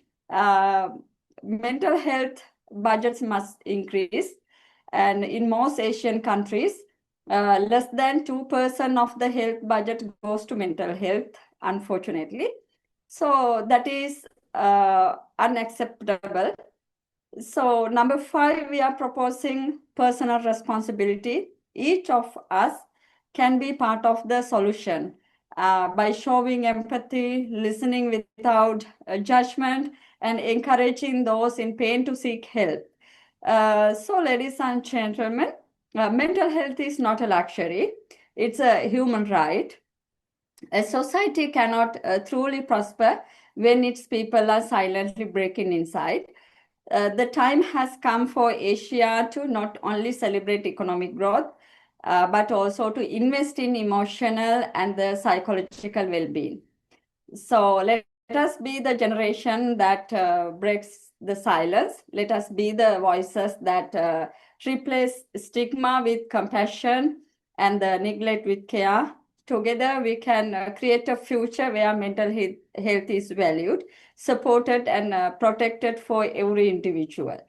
So as Asian, we have to bear each other, support each other, and just listen to each other and encourage each other to overcome this situation, because this is most important thing that we cannot avoid. So thank you so much, and I hope that this will be supporting you, we all of us to stand for the mental well-being and the mental health in Asia. Thank you. Thank you, Dr. Kaushalya, taking the time and effort to illustrate for the people to understand about the mental stigma, which is very important to listen to that condition as of now. It is great from here your inputs and thoughts, which are going to encompass the merits and demerits of this particular scenario. Thank you. We will have our next speaker. Maybe the question session we can have after all the speakers conclude their things. So it would be apt to ask different area of questions, whatever you keep in your mind. I would like to invite the next speaker, Dr. Francis Somawat, the founder and director of SVP Vishwavidyapeeth Private Limited, India. Dr. Francis is a public health and medtech SME, passionate and committed in uplifting global low-income population. He has rich experience of working in over 53 countries of Africa, Asia, US, and South America, with 18 plus years of predominantly in healthcare, IT, risk management, and health insurance. He is known as an ambassador for providing healthcare to the poor and lower income earner throughout the globe. He is preventive and primary specialist of the Southern Hemisphere. He is the pioneer of micro health insurance in Africa. In the past, he worked for United Nations, World Bank, GIZ, and UNICEF. He was instrumental in detection of malaria, HIV, Ebola, IMR, and MMR, infectious disease in over 22 African and Asian in South American countries. He is also involved in managing sickle cell anemia program for Indian tribal population. Now he has founded the SVP Vishwavidyapeeth to develop A3E, access to education, employment, and enhancement. Today, we are going to hear his topic on inequitable access to the healthcare. He will address the need of access to the healthcare by different population segments, ages, finance, governing barriers, and so on. I would like to invite Dr. Francis Somerville to come on stage. Thanks. All right. Thank you so much. Thanks for the wonderful introduction, and I'm so happy to be a part of this program. I have some little difficulties that, like whenever I try to bring in this thing, it's coming an inverted one, the background. I do not know how to, because check it out. So thank you so much. It's a beautiful morning and wonderful to connect with you all. As Dr. Ram said, I've been coming from completely a public health background, so worked in various countries and trying to put a kind of an integrated solutions for our health challenges. So right now, I'm just trying to address few things about it today. And I skip through my presentation thing. Is it possible that I can share my screen? All right. Okay.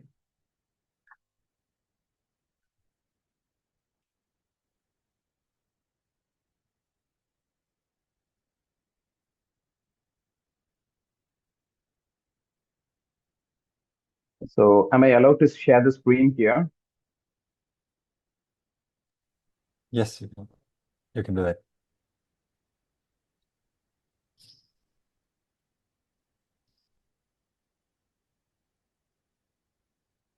Okay, so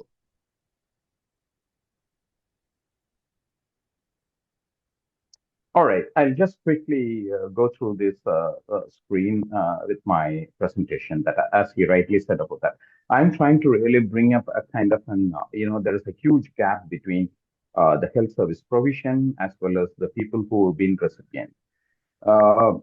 Working in a kind of an, I just wanted to bring up this screen quicker so that we understand that. I just wanted to bring the contrast between the northern hemisphere and the southern hemisphere, what we are doing. Most likely in the healthcare or supply side of it, you can just say the thing. You can easily have a huge contrast between the southern and the northern hemisphere. In the northern hemisphere, you see that kind of an high quality, high cost medical services. In the southern hemisphere, there has always been a fumbling of access to quality, affordable healthcare. Both level of quality as well as the affordability has been a huge issue, which has been to that. I bring up a kind of a thing, all right? Sickness and poverty has always been inextricably linked together. Rather, the poor people need more services than the richer ones, because richer ones live in a kind of a better environment, and the poorer one will always be living in a kind of a deprived situation. That's what we've been seeing on that. So, but right now, the whole differences, like around, on the other hand, you'll also see that in, right, we are seeing supply side of medical staff is highly coming from the southern side to the northern side. I think we've been seeing that. Okay. But whatever it may be, the thing is that, like, okay, the quality and the cost, which is going to affect a lot. Now, the crisis which we are seeing, like for example, you see that US, the cost of treatment is very, very high, all right, exorbitant, and a lot of barriers are coming in on board, like around who controls the cost, who controls the quality of it, and who will be the matching making on it. Seldom do we see that the regulators are not giving such a keen attention towards that. For example, the cost of treatment in US for heart attack is going to nearly around $260,000 per incident, whereas we can do the same thing in other southern hemisphere country, like around minimum 20 of that for the same cost. We can do that. I think this is the huge disparity which is coming, that brings to the access to healthcare. Second, health-seeking behavior and treatment-seeking behavior is all at stake. Okay, and this is what we are having right now as a crisis and the issues that we are going to talk about it. And this is just a background glimpse that I'm giving, and I'll just go quickly on that one. Okay. cost of being sick is becoming a huge crisis. Okay, like you can just say the thing like uh, we have three dimensions of services to that one. One we have is public. Second, we have private. We all know about it. And the third one, we call it as a private. Why do we call that as a private? The trust factor of the healthcare in the southern hemisphere at huge stage, meaning trusting a hospital itself is a big issue, which is all we are all facing that, right?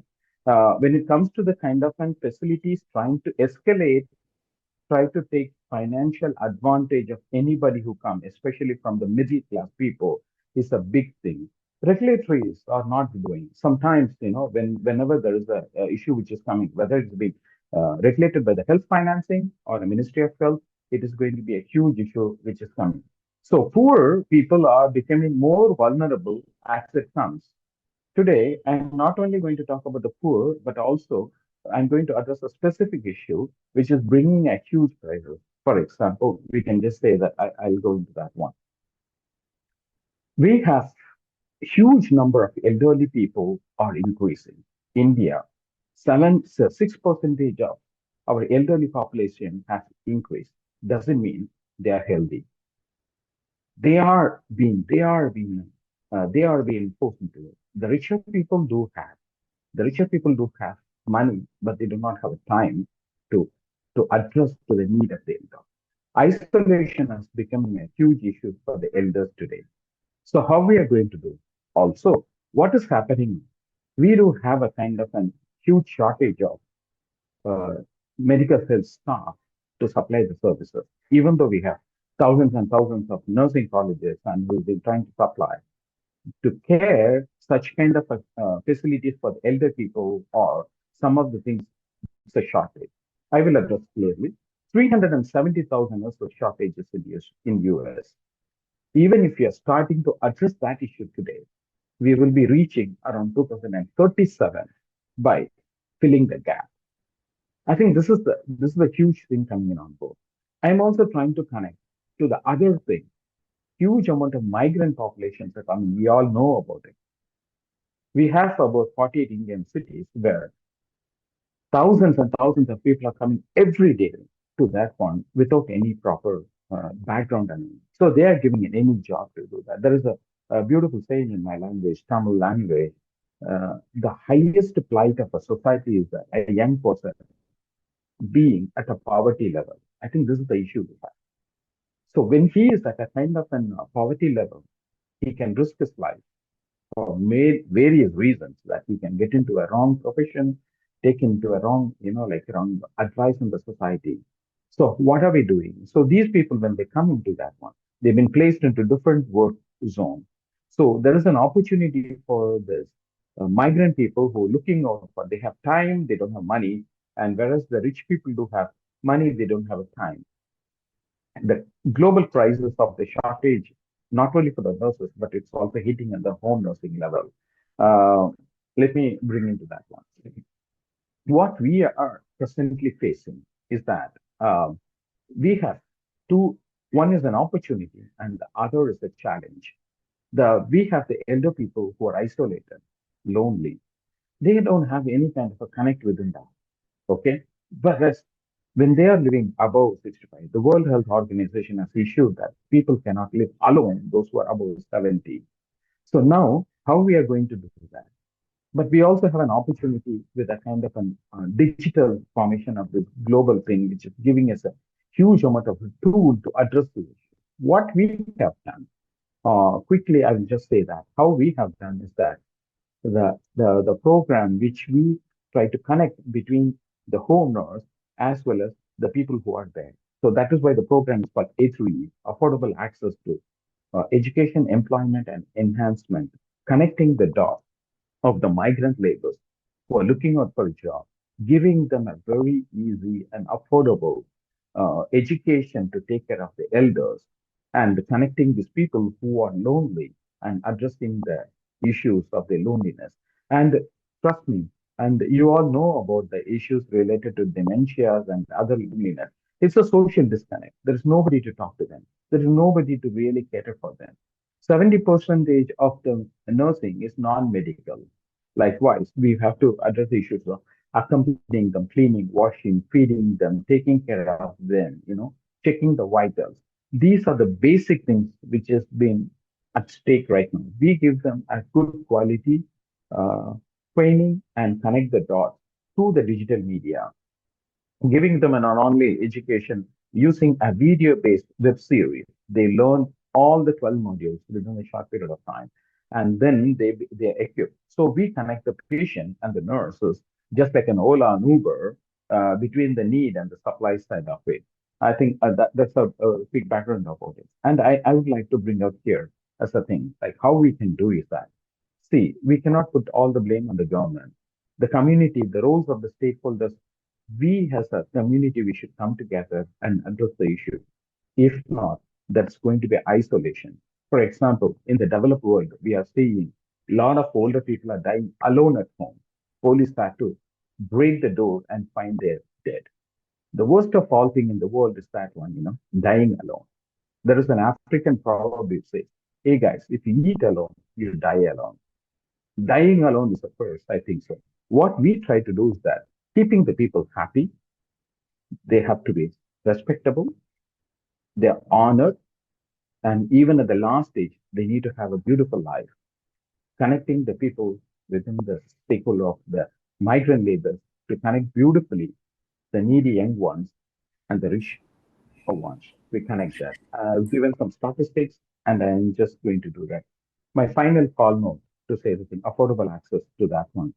We have to have that kind of a thing. Trust me, one last point I would like to really bring into the regulators and other things. Cost of services is escalating to the rocket high. Unless and until we address that as a generic and an alternative integrated things, we are not going to address this issue. We need to reduce the cost of it. Second, address the need of every segment of the society, whether it's a youth or the elder one. I think this is what we are already doing with a huge impact. This is not only an Indian address, we are addressing as a global issues. I think that's my talk. Thank you, Dr. Ram. I hope I finished within the time period. Yeah. Thank you, Dr. Francis, for wonderful sharing. Really, it is the concern for the whole world. We have to look after with the underprivileged community who wanted to have the good health care support and other aspects to live until their last breath. We will discuss about the topic later in the concluding session time. I would like to go for the next speaker. Happiness coach, Mr. C.K. Arora, the founder and happiness coach, Happiness Institute, New Delhi, India. Mr. C.K. Arora, known as the happiness coach, that is the lacking of the conditions as of now in the people. Really wonderful to hear you are the happiness coach. He is the founder of the Happiness Institute with 43 years of international experience. He empowers leaders and organizations to create the cultures of trust, belonging, and joy. His proprietary CK framework builds long-term workplace well-being, emotional resilience, and loyalty. As a global keynote speaker, he is leading the happiness renaissance for workplaces, inspiring professionals to thrive with optimism, clarity, and purpose. Today, he is going to share the topic, the science of happiness, building well-being at workplaces. The workplace happiness is very important as of now, as well as managing the work-life balance that is most important. I'm happy to invite Mr. C.K. Arora. Take your time. Thank you very much, Dr. Ram, and thank you very much for the organizers of this worldwide conference. And thank you all the audience who's attending right now through Zoom, as well as watching on Facebook and going to watch on YouTube. Am I audible? Yes? Yes. Okay, Yes, great. you are audible. Right. So because the topic is the science of happiness and how we can build well-being at workplaces, I would like you to please stand up and do a little exercise. Everybody, please, and do this with me, because when we have to start something with happiness, the fastest way to get happiness is laughter and clapping. So let's do this.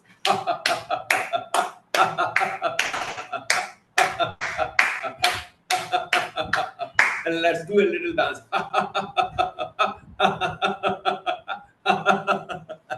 Thank you very much for being a sport. Yeah.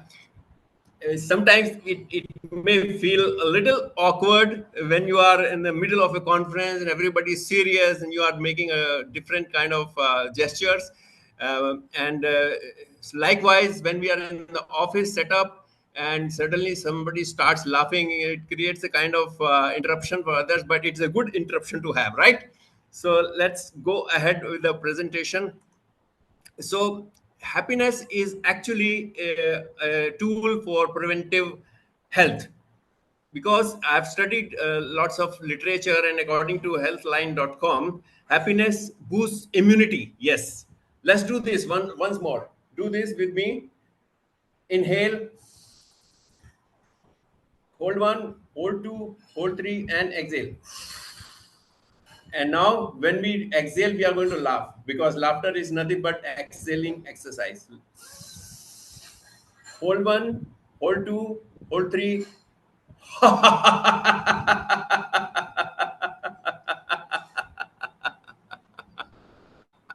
So when we laugh, we have to extend our laughter, and this way it's like taking the water out from the wet clothes, you know. So we are taking carbon dioxide from our lungs by extending our laughter, and that boosts each and every alveoli in our lungs, and it results in immunity, boosting the immunity, lowering the chronic illness risks, and increases resilience to stress. It enhances our recovery speed and improves heart health, sleep, and longevity. And the takeaway for this slide is happiness means preventive health strategy. Let's go to the next slide. Let's go to workplace. How does happiness affect the workplace?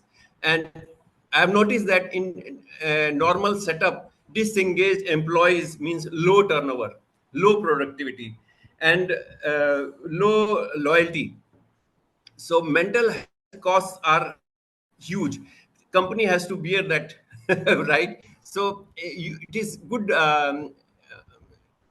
measure to increase the happiness rather than increasing the your healthcare spends. Now, according to Wharton study, happy employees have 3x more creativity. Yes, that's true. And 31% higher productivity and higher loyalty. 23% fewer fatigue symptoms. Yes. When we are laughing, we are doing some good happiness exercises. I've created a big framework. I'll share a portion of that in the next slide. Mr. Arora, can you make it full view of your slides? Yeah, sure. Thanks.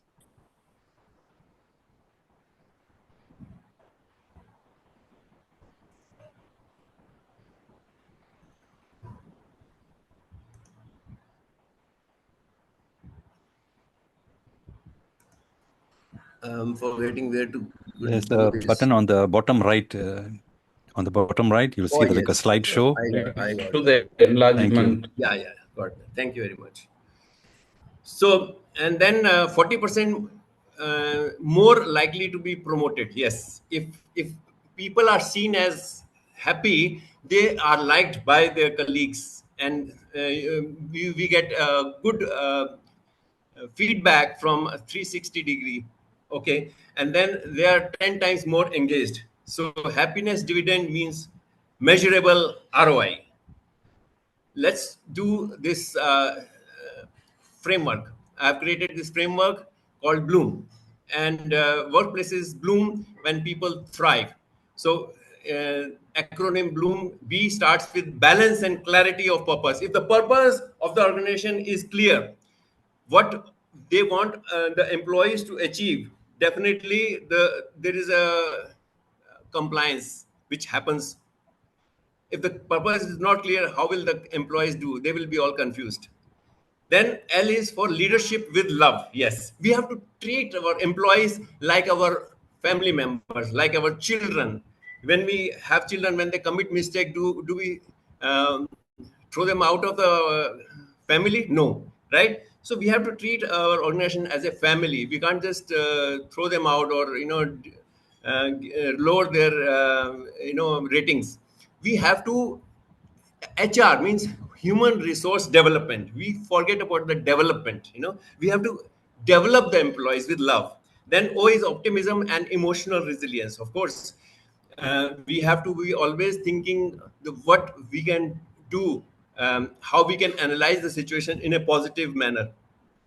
Order in sustainable routines. Yes, we have to create happiness routines. I have created lots of organizational culture and change in the different organization, and we have incorporated happiness in each and every KRA and each and every process. So then we have sustainable routines which will lead to happiness. And M is for cultural transformation. Now, when, like I said, we can do the cultural change, or it will take little bit time, but yes, it will bear its fruits on a long term basis. I want to give you 3 case studies. In the one of the case studies, I was working with the IT services company, and there they had 28% attrition rate per year. That means for every 100 employees who were joining, 28 were leaving also. And frequent project delays were costing 4.5 crores annually. And employee burnout was due to lack of purpose and clarity, like I was saying earlier. And then when we did our intervention, we had vision alignment workshops. We trained the managers in empathy and trust building exercises. And then we had weekly resilience and laughter circles. And we introduced focus Fridays for deep work and peer-led recognition. Happy boards, yes, they were recognized. And after these interventions, the attrition rate reduced from 28 to 14%, just halved. And then project delivery improved by 22%, and the profits, they increased by 3 crores. And engagement score were up by 40%. In the second case study, we were working with a retail chain, and the challenge was that revenue stagnation was there. For many, many years, the same kind of revenue were coming year after year, despite the store expansions.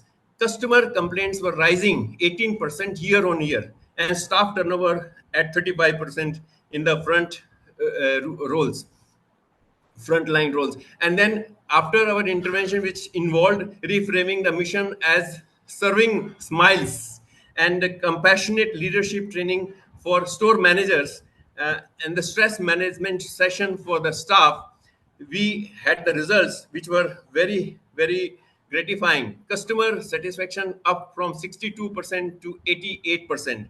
Staff turnover reduced to 18%, and same store revenue increased by 21%, and profit margins rose from 6 to 9.5%. And in the final pharma company, the absenteeism at 12 days per employee was there, and collaboration between departments was very, very weak, and revenue growth was stuck at 3% CAGR. And in our intervention, which involved value-based leadership alignment, introduced listening hours. Yes, you heard it right. And resilience labs and mindfulness programs, wellness breaks and mindfulness zones, quarterly innovation hackathons. The results were really, really great, because then absenteeism reduced to 5 days per year, and productivity was up by 18%. Innovation pipeline doubled, and revenue growth accelerated to 11% CAGR, adding significant top line growth. And yes. So, what is the call to action? Happiness is not luxury; it's a necessity. We should join this program, Happiness Renaissance for Workplaces, that I've created to make our teams loyal, engaged, and more productive. So, for more information, you can approach me. at this email ID ck@gmail.com. Number, mobile number to contact, WhatsApp number is +91 966 716 3955, and you can also refer to my website, which is laughlines.org/ck. Thank you very much. Thank you, Mr. Arora. It's really wonderful to hear from you about the workplace happiness, which are very important because the dynamic condition and the scenario make the people to get a lot of stress and unable to overcome the stress, how to handle and tackle. You are giving a highlight for the people to think and prosper very well. We will discuss about the topic and the question and answer session. Thanks for joining today. I would like to move on for the next speaker. Mr. Keba Joseph Xavier, the academic lead, is a seasoned educator and academic leader with over 17 years of transformative experience in language, education, curriculum design, and global citizenship. As the academic lead at Ambassador School, Sharjah, he oversees innovative programs that foster inclusive, culturally responsive, and progressive learning. A recipient of multiple international awards, including the Global Teacher Award and Global Leadership Award, he has pioneered innovative teaching methodologies, AI-driven assessment tools, and professional development initiatives for educators. Passionate about aligning education with the United Nations Sustainable Development Goals, he empowers students to embrace diversity, ethical leadership, and global responsibility. Today, he is going to share the topic 3 core SDGs, Goal 3, 4, and 9, role in today's education. Over to Mr. Keba. Thank you, Dr. Ram. Thank you. Kindly allow me to share my screen.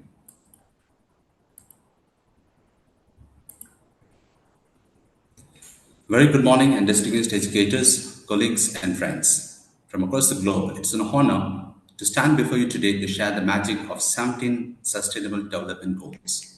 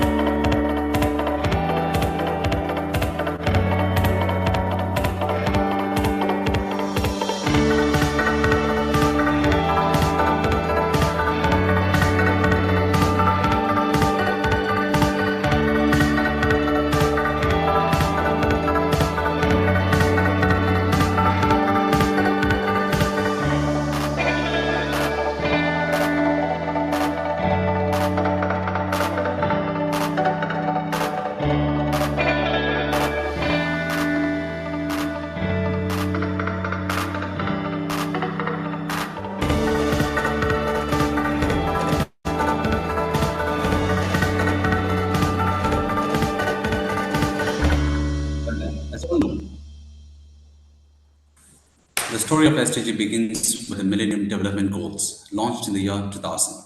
Those 8 goals were bold yet limited in scope. They focused mainly on poverty, hunger, and health. By 2015, we made progress. Millions lifted out poverty, hunger, and health. By 2015, we had made progress. Millions lifted out of poverty, significant reductions in child mortality, expanded access to primary education. But the challenges facing humanity were far bigger, interconnected, and urgent. We needed a more holistic vision, one that embraced people, planet, prosperity, peace, and partnership. Thus, in 2015, the United Nations and 193 member countries adopted the 17 SDGs, Agenda 2030, a blueprint for humanity, a promise that no one will be left behind. In 1992, 178 countries adopted the Agenda 21. In the year 2000, countries adopted the Millennium Development Goals. In 2012, member states launched a process to build the MDGs and United Nations Conference on Sustainable Development in Rio de Janeiro. In 2013, establishment of the Open Working Group to develop SDG proposal. In 2015, start of the negotiation process started. And finally, in 2015, the adoption of SDGs has begun. And here we are with how SDGs have been impacted so far in the real world transformations. Well, moving on to the progress, healthcare, and reducing deaths. Since the launch of the SDGs have not remained just goals on paper, they have just inspired real world transformations. Globally, child mortality rates have been halved in just 2 decades. The number of people requiring treatment for neglected tropical diseases dropped from 2.19 million in 2010 to 1.73 billion in 2020. Education enrollment has grown up worldwide and access to electricity has expanded in regions where darkness was once the norm. These successes reminds us when we unite around shared goals, the impossible becomes possible. But let us also be honest, progress has been uneven. The COVID-19 pandemic, climate emergencies, and growing inequalities have slowed down or reversed many achievements. That is why, dear educators, our roles as mentors, guides, and change makers are more important than ever.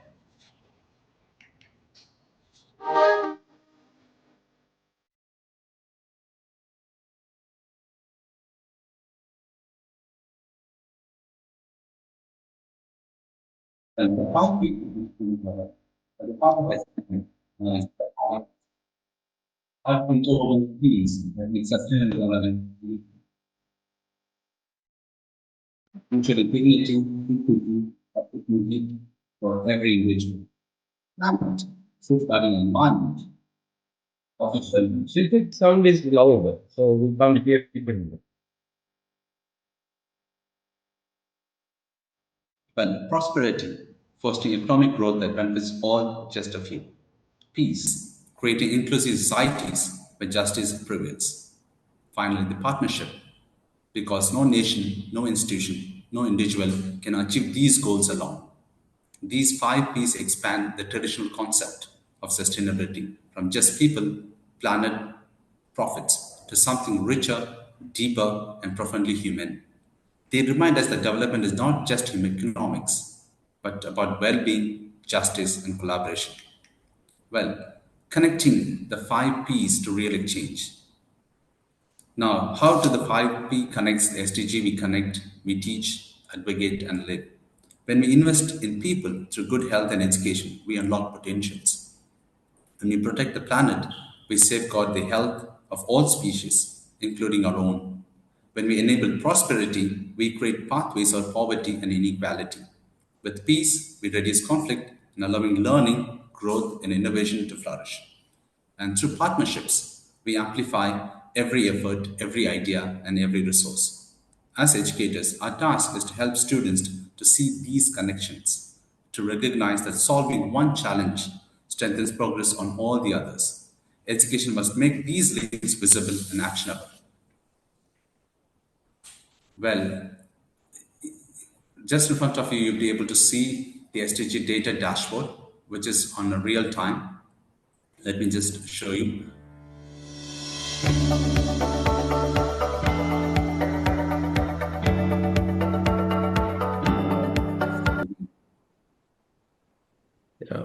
Mr. Keba, since I hope my screen is visible. The time is over, can you conclude, please? Yes. So this real-time data, which you see that on the screen, where it allows, as per the country-wise, on each target. Well, if I choose my target as UAE, so the current scenario of each of the SDG goals, what is the current data, what is the countries promoting on these goals being highlighted in these websites. Well, moving forward to the one conference, well, let us begin the SDG good health and well-being.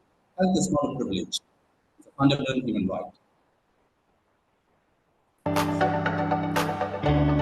Health is not a privilege; it's a fundamental human right. Without health, no learning is possible. work is sustainable, and society can thrive. There has been progress. Maternal and child deaths are declining. Preventive health campaigns are working. All initiatives are offering access to Mr. Kaba, can you conclude? Because the time is over. Thank you. yes, please. Well, having said all of these three goals, being the three core SDGs are being as an actualist. So thus focus with these three goals: health, education, and innovation, because these three are catalysts. SDGs 3 ensures the vitality of people. SDG 4 empowers minds with knowledge and values. Innovation with structure. SDG 9 builds a system to sustain progress. Together, they act like gears in mission. When these three move, they pull the other SDGs forward, reducing poverty, protecting the planet, promoting peace, and strengthening partnerships.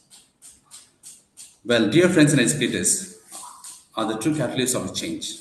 Through your work, you're shaping not just students, but the future of humanity. If we prioritize health, nurture quality education, and inspire innovation, we unlock the magic of 17 SDGs. So I leave you with this thought: every lesson you teach, every student you inspire, every innovation you spark brings us one step closer to a world where no one is left behind. Together, let us be the change makers, the transformers, and custodians of a better today and tomorrow. Thank you, everyone. Thank you so much for your wonderful speech. You created a lot of things and efforts for us to understand, but because of time constraint, we will hear from you in an elaborated session. You can showcase your videos and other things. Thank you so much. We will have the question and answer session later. With that, I would like to move on to the next final speaker, the youth voice. Mr. Basif Hussain Makhdoumi, writer, social activist, influencer, motivational speaker, climate change activist, youth leader, student of computer science, is going to present his topic, maternal and child mortality in developing countries. Over to Mr. Basif. Good morning. Am I audible? Yes, you are audible. It is an honor and a responsibility to stand before you today as a youth leader, to speak on the subject that touches the very heart of humanity, maternal and child mortality in developing countries. Every day, thousands of mothers, children lose their life to causes that are preventable. Behind every statistic is a name, a face, and a story unfinished. As young people, as the leaders of today and tomorrow, it is our duty to speak, act, and to change this reality. Now, what the harsh truth is, let me share some facts that cannot leave us indifferent. Every 2 minutes, a woman dies from pregnancy or childbirth related complications. Nearly 5 million children under the age of 5 die every year, mostly from preventable disease like pneumonia, diarrhea, and malnutrition.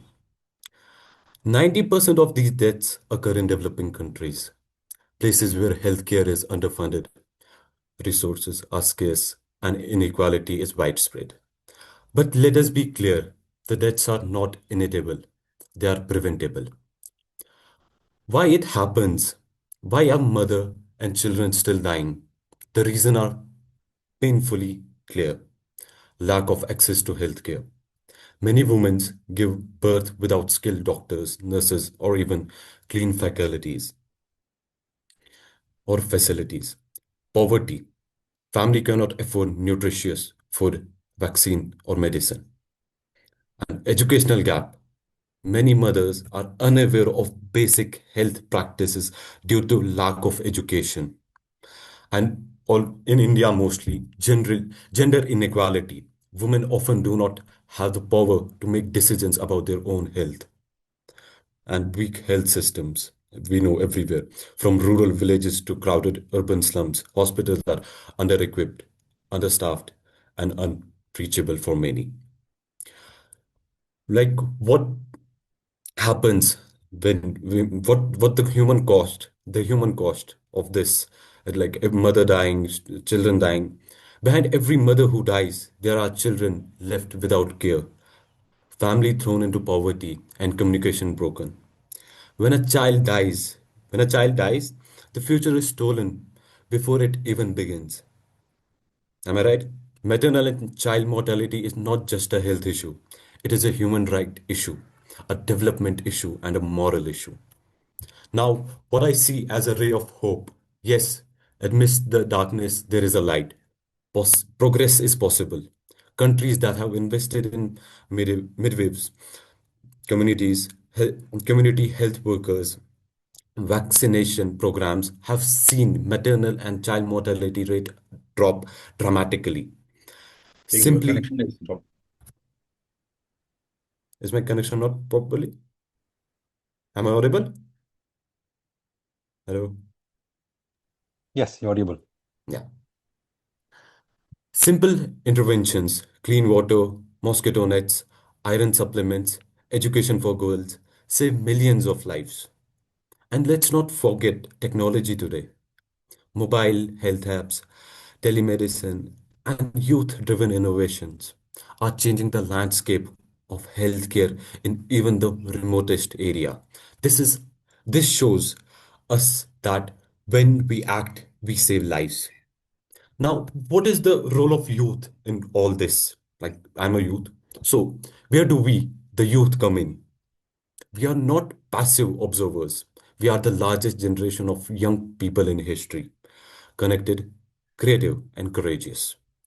We can raise awareness through campaigns, social media, grassroots movements, advocate for stronger policies, like we can give governments to put policies because governments listen when young voice unite, support innovations, develop apps, volunteer in rural clinics, or create startups that solve healthcare gaps. Stand for gender equality. We all have to stand for gender equality because empowering women and educating girls is the most powerful vaccine against maternal and child mortality. And we all have to call for an action. Friends, we are often told that we are the leaders of tomorrow, but tomorrow begins today. If we remain silent, we become part of the problem. But if we speak, act, and mobilize, we become part of the solution. Imagine a world where no Thank mother you, fears. Basit. Can you conclude? Is the time running out? Yeah, just give me 1 minute. I will. Imagine a world where mother, where no mother fears giving birth, where no child dies of hunger, where every life is valued equally. That world is possible. Let us, as youth leaders, pledge to work with governments, NGOs, and community to end preventable maternal and child deaths in our lifetime. I will just run to the conclusion. In closing, I leave you with this thought. The true measure of any society is how it treats its mother and children. If we cannot protect SDG 3, only 4 minutes you have now. Thank you, Basik, for your wonderful sharing. As a youth voice, we have to hear from you. I would like to go with my Thank you so slides much. and conclude the session today.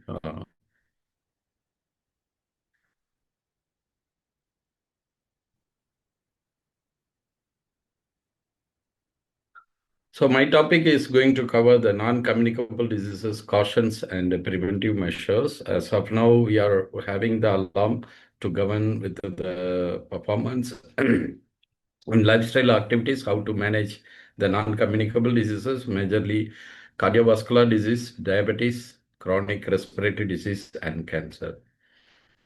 As far as concerned, today we are making the sense for 17 goals. In among with that, the SDG 3 is getting the important notion and point to cover. There are several other goals also combined and support for this SDG 3. United Nations giving the alarm for various statistical report how to manage the children mortality and empowering the good health in the well-being status. We have to discuss in a deeper manner in different session.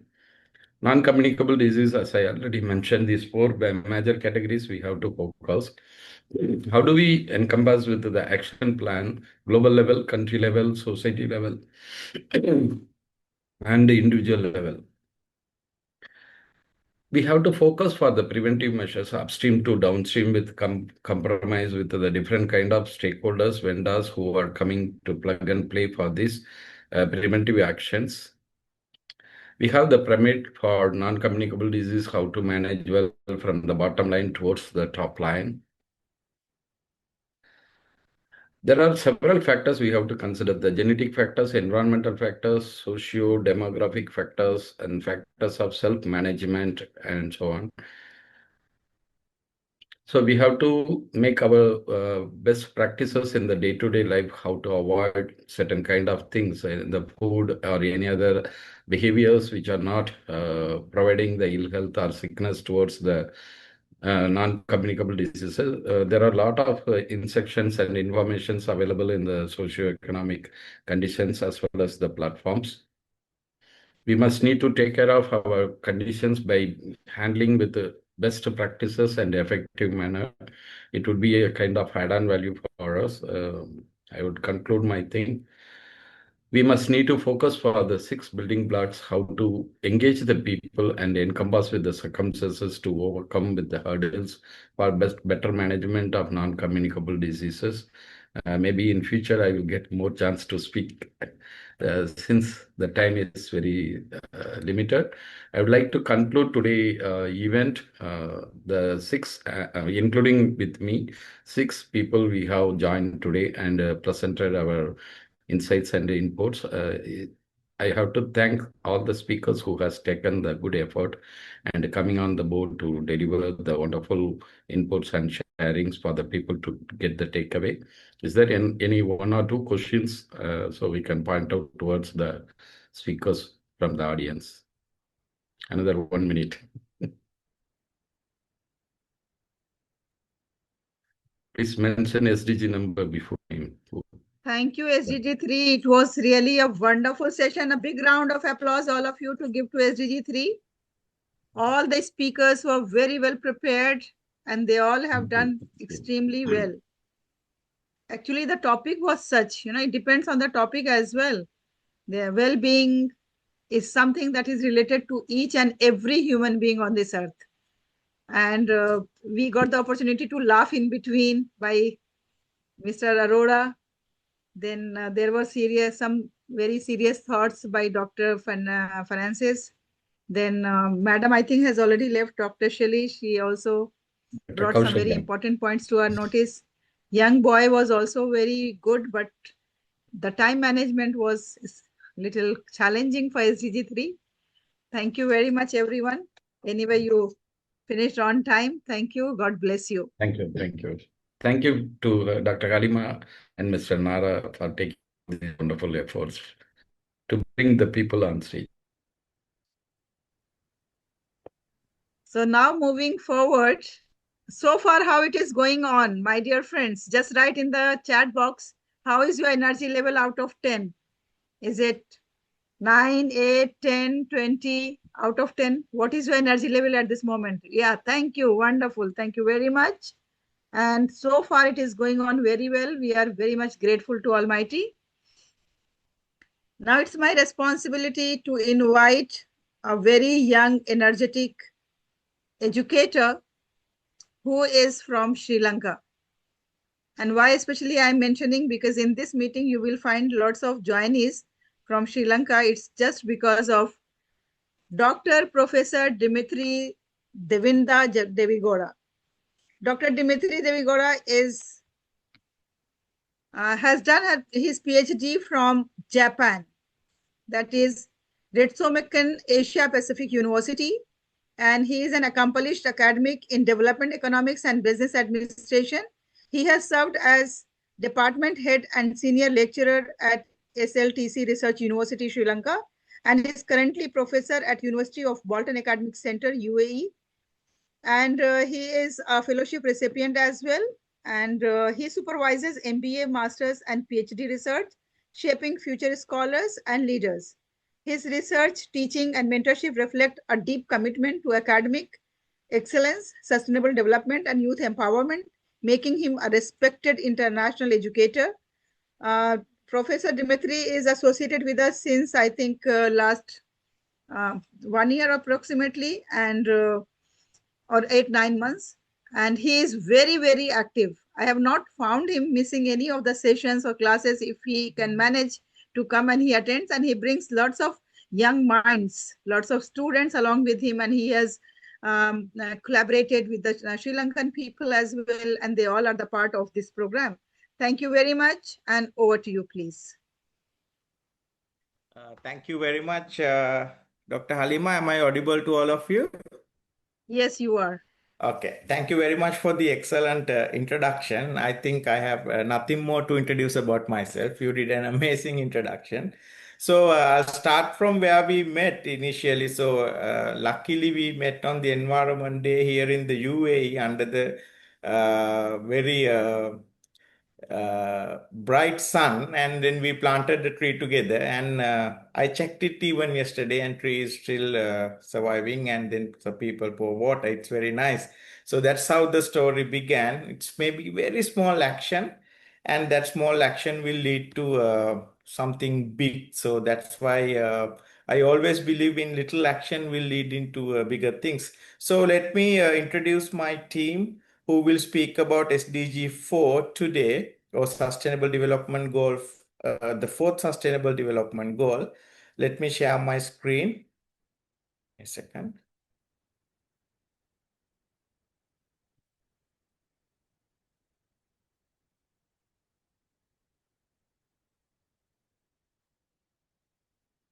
I think my screen is visible now. I go full screen. Yes, thank you, sir. Okay, I'm with a vibrant team here to introduce Sustainable Development Goal 4. For me, being an educator, and I heavily believe in education, so that will lay the foundation to discuss about our goals. So Sustainable Development Goal 4, which is about education, and education is a must. So we have been discussing three brilliant sustainable development goals, and I have to say that everything depends on education. So I know it's very important. Every goal is connected to each other, but education is a must to have in this society, and education will take you to different levels, and education will find solutions to any ongoing issues or any issues. So it's a need of the society, and it's regardless of which region that you come from, education is a must. To talk about education and how sustainable development goals will shape with education, I have a vibrant team with me. I'm not alone here. So I have Safal Duganna, and then I have assistant, our professor Kamini Vishwakarma. She's uh, uh, she's teaching in a very conflict areas, and she's a vibrant researcher. And then I have one of my good colleague from good old days, Miss Buddhini Dharmavardhana, who is acting lawyer and an academician.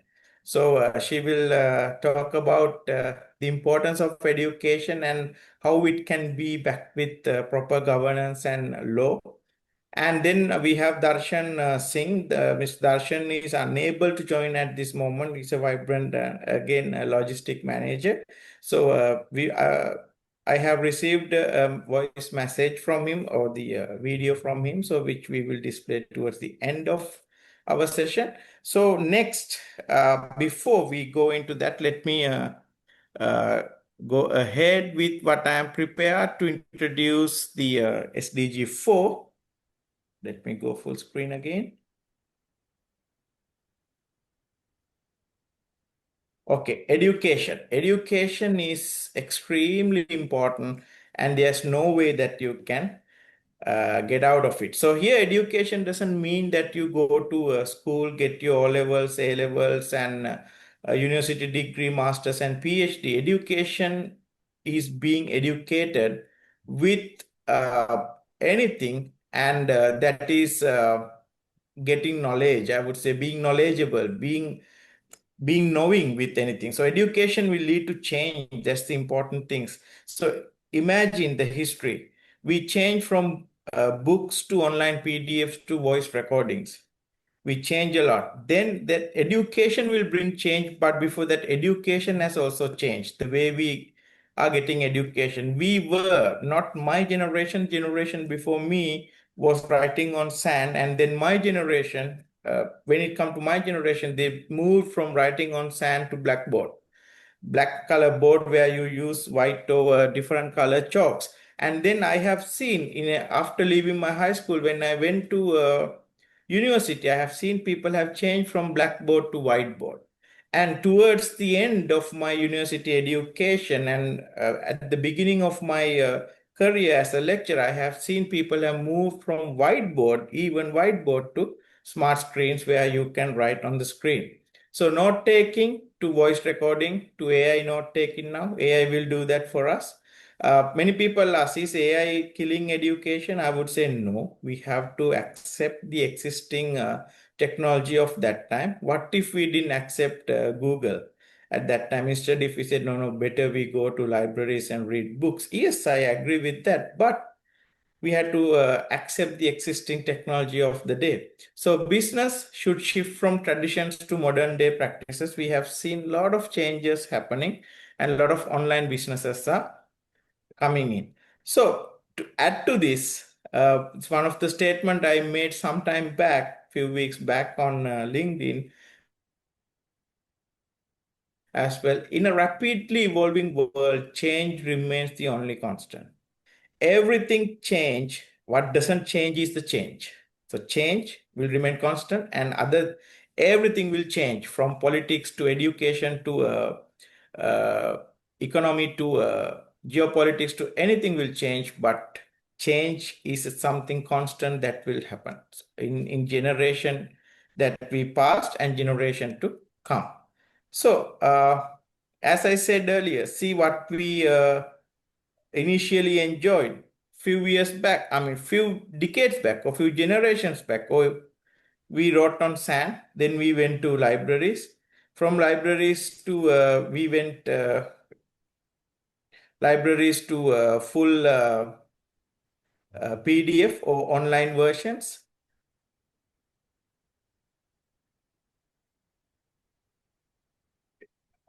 Lost the slide. Let me go to slide again.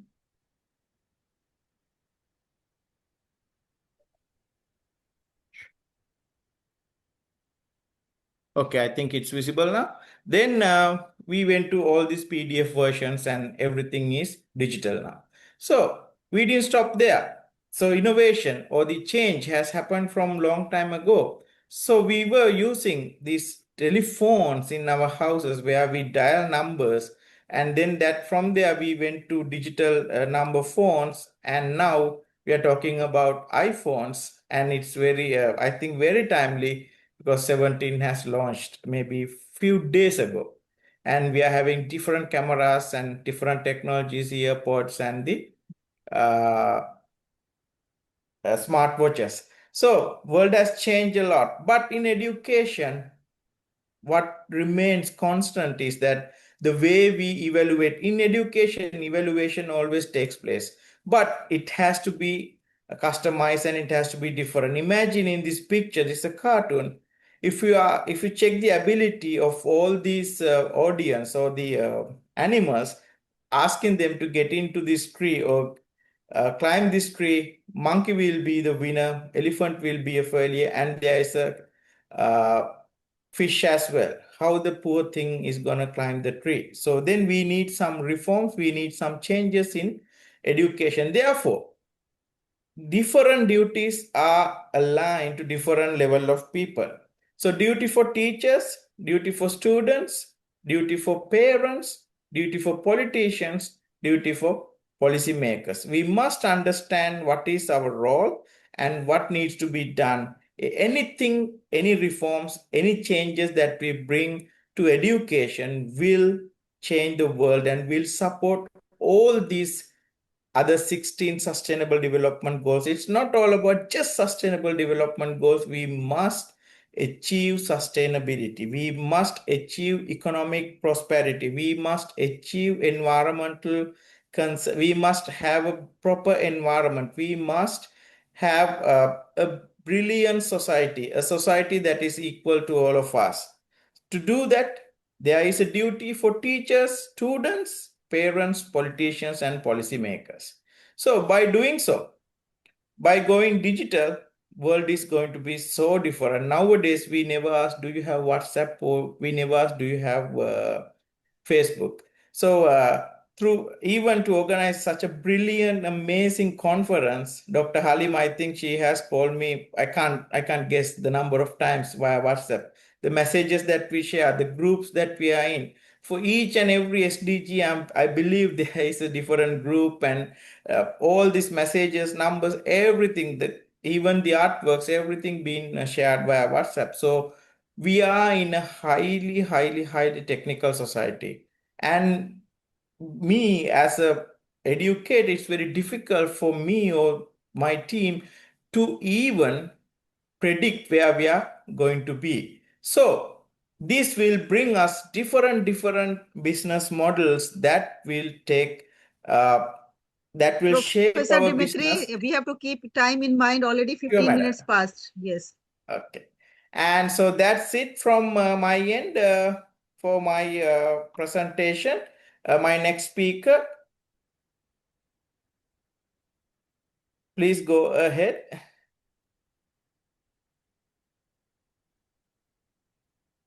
me stop share here. Yes, please go ahead.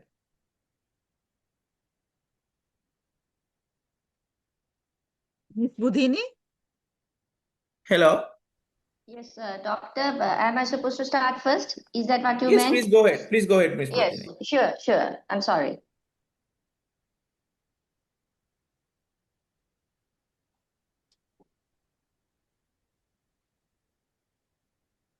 Okay. Before starting this particular presentation formally, I would like to introduce myself in a very short terms. So I'm Budhini. My background is in law. So with both an LLB and LLM, and I'm an attorney at law in Sri Lanka. Also, I work as an independent consultant. Currently, I work as the consultant to R2R division at Econ Project Development Consultant. Having said that, let's straight away go to my presentation. Before starting the presentation, I would like to say how I have divided this presentation into few categories. One is, as my title says, ensuring the right to education in Sri Lanka, and I'm talking about the legal provisions and challenges. So let's look at what is the international law with regard to ensuring the right to education. So when it's come to ensuring the right to education, which is the most important document, Universal Declaration of Human Rights. Universal Declaration of Human Rights, or the UDHR, Article 26 says everyone has the right to education, and education shall be free, at least in the elementary and fundamental stages. So elementary education shall be compulsory.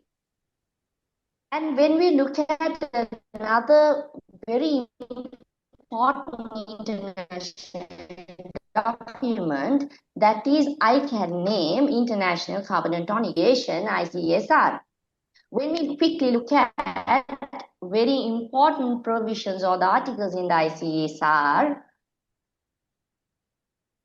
Article 13 of the ICSR state recognizes the right of everyone to educate to the full development of human personality and the sense of its dignity, and shall strengthen the respect for human rights and fundamental freedom. And also, when we look at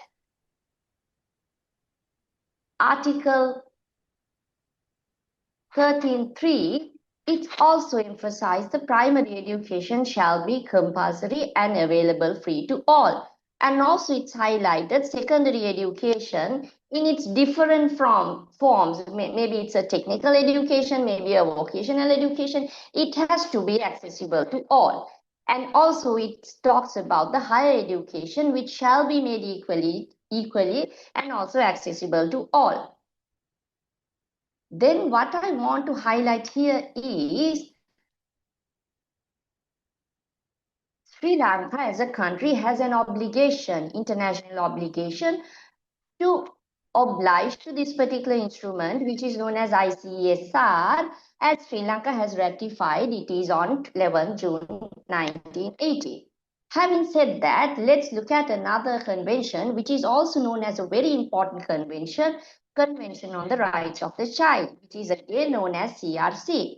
Article 28 of the CRC says, make primary education compulsory and available free to all, while it's emphasizing different forms of secondary education, including general and vocational education too.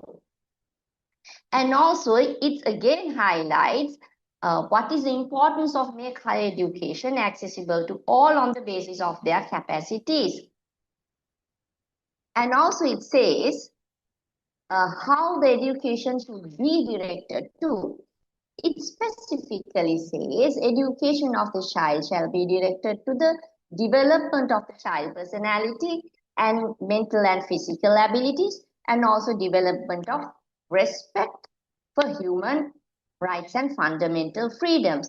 And there is another point which I want to highlight. It's also emphasized the development of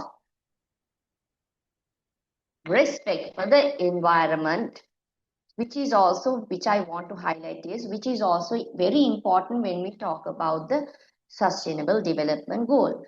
Again, now I want to highlight the fact that both ICESR, that is International Covenant on Economic Social Rights, and also both Convention on the Rights of the Child, both documents or the instruments Sri Lanka has ratified. So at an international level, Sri Lanka has an obligation to oblige the provisions of these documents or the international instruments.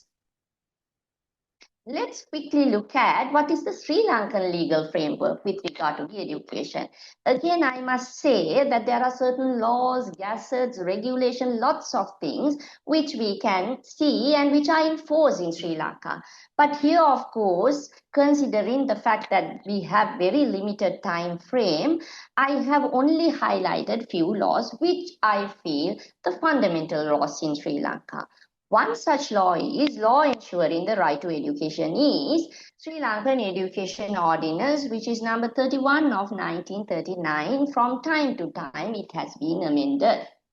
And it also emphasized the fact that compulsory education for every children, so between 5 and 14 years of age. And there is another point that I have to highlight here. When it's come to the constitution, or as far as the constitution of Sri Lanka is concerned, there is a chapter which is known as chapter 3, which includes the fundamental rights. But fundamental rights chapter itself does not explicitly make any reference to right to education as a fundamental right. But what happened is, there is a case law which have been developed throughout our history up to now, which amazingly recognize that directive principles of state policies and fundamental duties, which is in the chapter 6, the court or the case has decided that in accordance with directive principles and the state policy and fundamental duties, Sri Lankan or Sri Lankan citizens have that right to education because the state is obliged to that directive principles. Let me read quickly that what is this particular article is.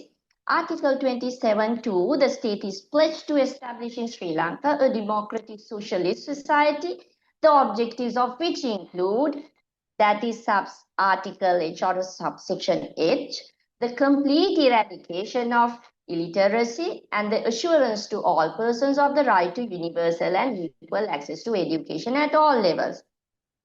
Let's again quickly look at only two cases which I have mentioned here. One is Nadisan Balamurali versus other. So and others versus VJ LS Fernando. The other case is Yeshini Nanduja de Silva and versus Sumit. So these cases highlight the fact that even though Sri Lankan constitution expressly recognized right to education as a fundamental right, which is entering in the constitution, the directive principles and state policies, state or the government is obliged to give that particular right to the citizens of the country. So it says further that as per this particular article, when there is when the Sri Lanka is or a government is or the parliament is formulating laws or making the decisions, anything related to government, it should protect or preserve the right to education in Sri Lanka.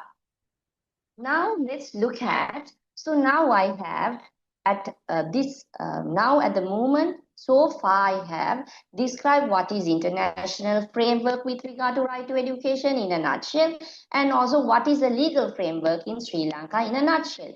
Let's look at our topic, or let's look at what is this SDG 4, quality education. So that is also from, or in legal eye, I have to say that it's just not the education that which has connotes or which indicates, it has an adjective which is known as a quality education. So let's look at quickly what is this quality education is. So SDG 4 goal says ensure inclusive and equitable quality education and promote lifelong learning opportunities for all.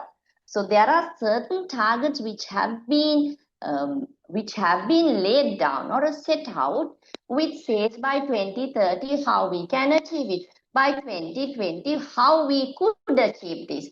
Likewise, it has been divided into several amazing targets. Again, I will highlight few targets.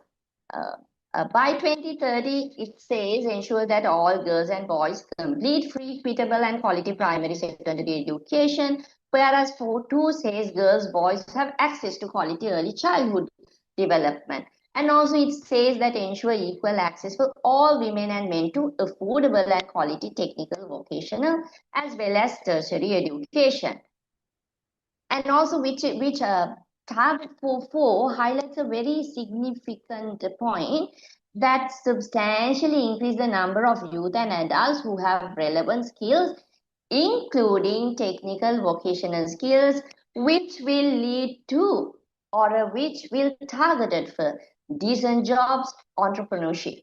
And also 4.5 says you have to eliminate the gender disparities, which again I will discuss later. And also it's talked about to have without any change or without any discrimination, both for men and women, achieve literacy and numeracy.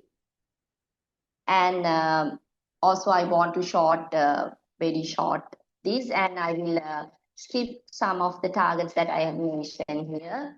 And okay, so I will highlight this target as well, which is 4.9. It says substantially expand globally the number of scholarships available to developing countries. Also substantially increase the supply of qualified teachers, including through international cooperation for teacher training for developing countries and the least developed countries. So it's also emphasized the international commitment towards the countries, even towards Sri Lanka or any other developing countries or least developed countries.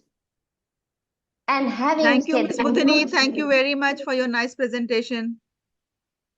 Yeah, thank you. So several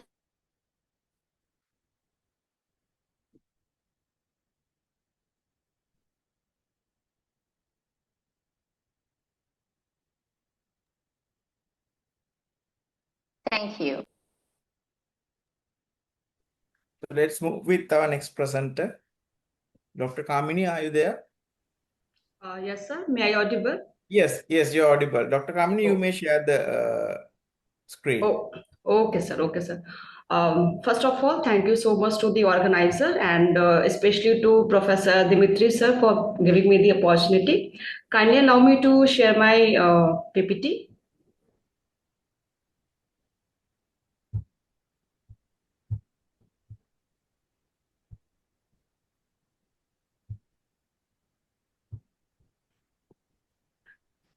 Is it visible? Yes, it's visible. Hello? Yes. Okay. Thank you so much. So today, good morning to everyone presented over here.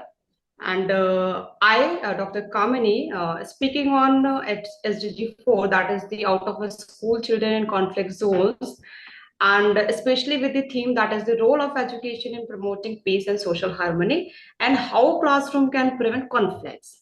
So first of all, I will emphasize on the role of the education. As you all are very well aware, that education is the key to unlock human potential, not only a pathway to knowledge, but the foundation of the future of every children.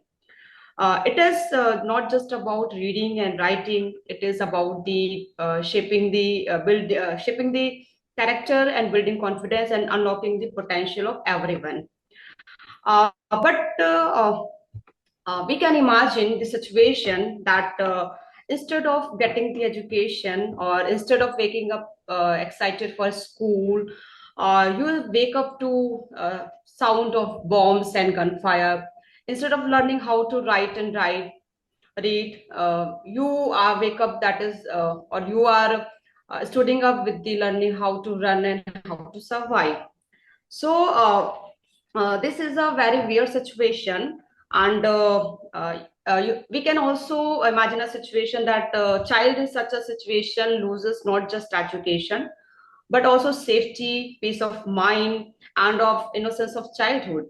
School is supposed to be a place of hope, but for millions of children living in conflict zone, that is the data I will figure out is 1 in 3 children around the world, this right or the key is denied. Their dreams of becoming doctors, teachers, or leaders are replaced by fear, displacement, and uncertainty about tomorrow. For millions of children in conflict areas, this is not a question, but their daily truth. They're facing daily that they are facing this particular problem, that how can they achieve the education. So here it becomes very crucial to discuss SDG 4, which promises inclusive and quality education.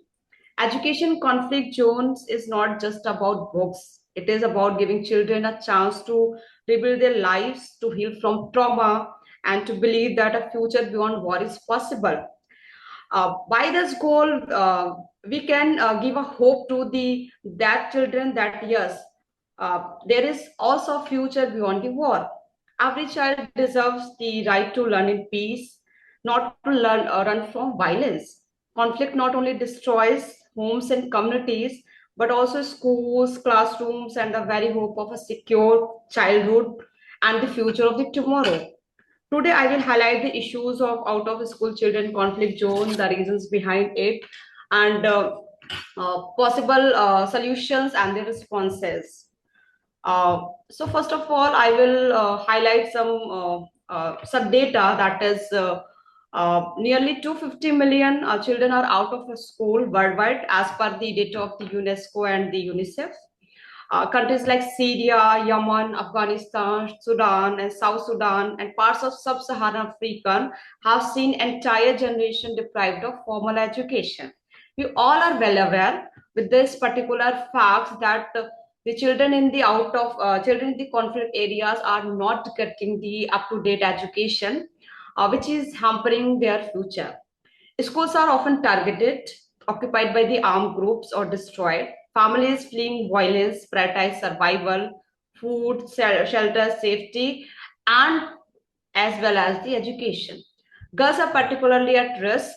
That means in a normal situation, we are seeing that girls are facing the discrimination, and when it is a case of the conflict zone, then we can say that yes, girls are at the higher risk.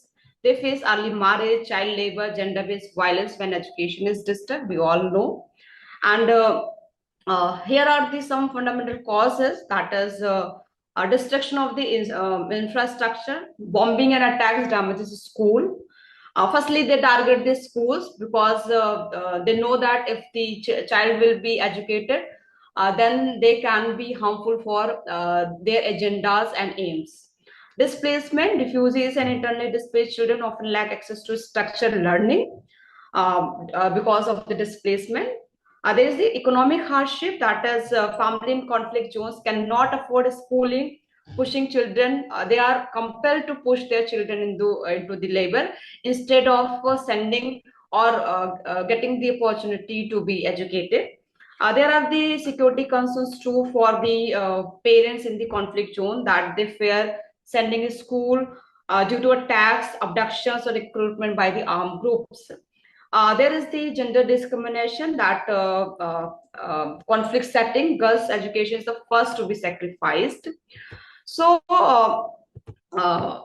I can say that denial of the education is not only harming the individual, but it is harming the society too. That is, if at an individual level, I can emphasize that there is a loss of learning, there is the incidence of traumas, lack of life skills, and increased vulnerability to the exploitation, trafficking, and extremism. But at the societal perspective, there is the emergence of the lost generation. That means in the conflict area, that is, generation to generation has been lost for shaping the future due to the lack of the education. Society become with the limited skills, leading to poverty, instability, and prolonged cycles of the conflict. Research shows that each additional year of education reduces the risk of a child being drawn into armed groups and increases chance of peace and economic recovery. Thus, education in emergency is not just a right, but it is also a tool for the peace building. So here are the some responses or the international initiatives which is still working for education back into these conflict areas. That is, Education Cannot Wait Fund, set up in 2016, focusing on the providing education to children in emergencies and protected crisis. It has been a game changer in humanitarian responses. By putting education at the center of crisis relief, it has given millions of children a chance to dream again, to rebuild their lives, and to hope for the peace. If I talk about the UNICEF initiative, that is Back to Learning, countries like South Sudan and the Syria, it has brought education to refugees camps and temporary settlements. About 50,000 children and more adolescents were identified as needing re-enrollment, and over 14,000 were actually re-enrolled in formal or non-formal education through mobile towns by the end of 2021. What they are focusing that is setting up temporary learning spaces in refugee camps, training teachers to handle trauma and provide psychological support, using digital learning platform and radio-based lessons where school cannot functions. They are encouraging community participation, so parents can see the value of the education even in the crisis time. These initiatives give emphasis or the focuses on the inclusive education for the girls and children with the disabilities. So with the conclusion, I would like to say that conflict may take away homes and safety, but it can never take away a child's right to education. Out of children, school children in conflict zones are not just statics. They are tomorrow's doctors, teachers, and leaders whose potential must not be wasted. Education offers hope, resilience, and possibility of the peace. If we truly believes in the power of the education, that means I personally believe that yes, there is it is a great weapon for the reform. So it is having the power that then ensuring schooling in the conflict zones must be seen not as a charity, but as an urgent global responsibility. It is not the responsibility of the individual, but being a human, it is the responsibility of at an individual level too. The impact of education cannot wait shows that even the world comes together, even in the darkest time, we can light the path of learning for children who need it most. As in the word of the Malala Yousafzai, we all know that how she survives in the conflict zone and became the winner of the Nobel Peace Prize, and had set the standard or the ideal for the children or the other people too, that yes, conflict zones or the violence cannot stop us to Thank achieve you, ma'am. Thank you very much, Dr. Kamini. It was very well presented. Okay, thank you so much, ma'am. So, but by one line, that is one child, one teacher, one book, and one pen can change the world. If we ensure education, even in conflict zone, we are not only giving children knowledge, but also giving them home for the peace. Thank you so much to all of you. Thank you.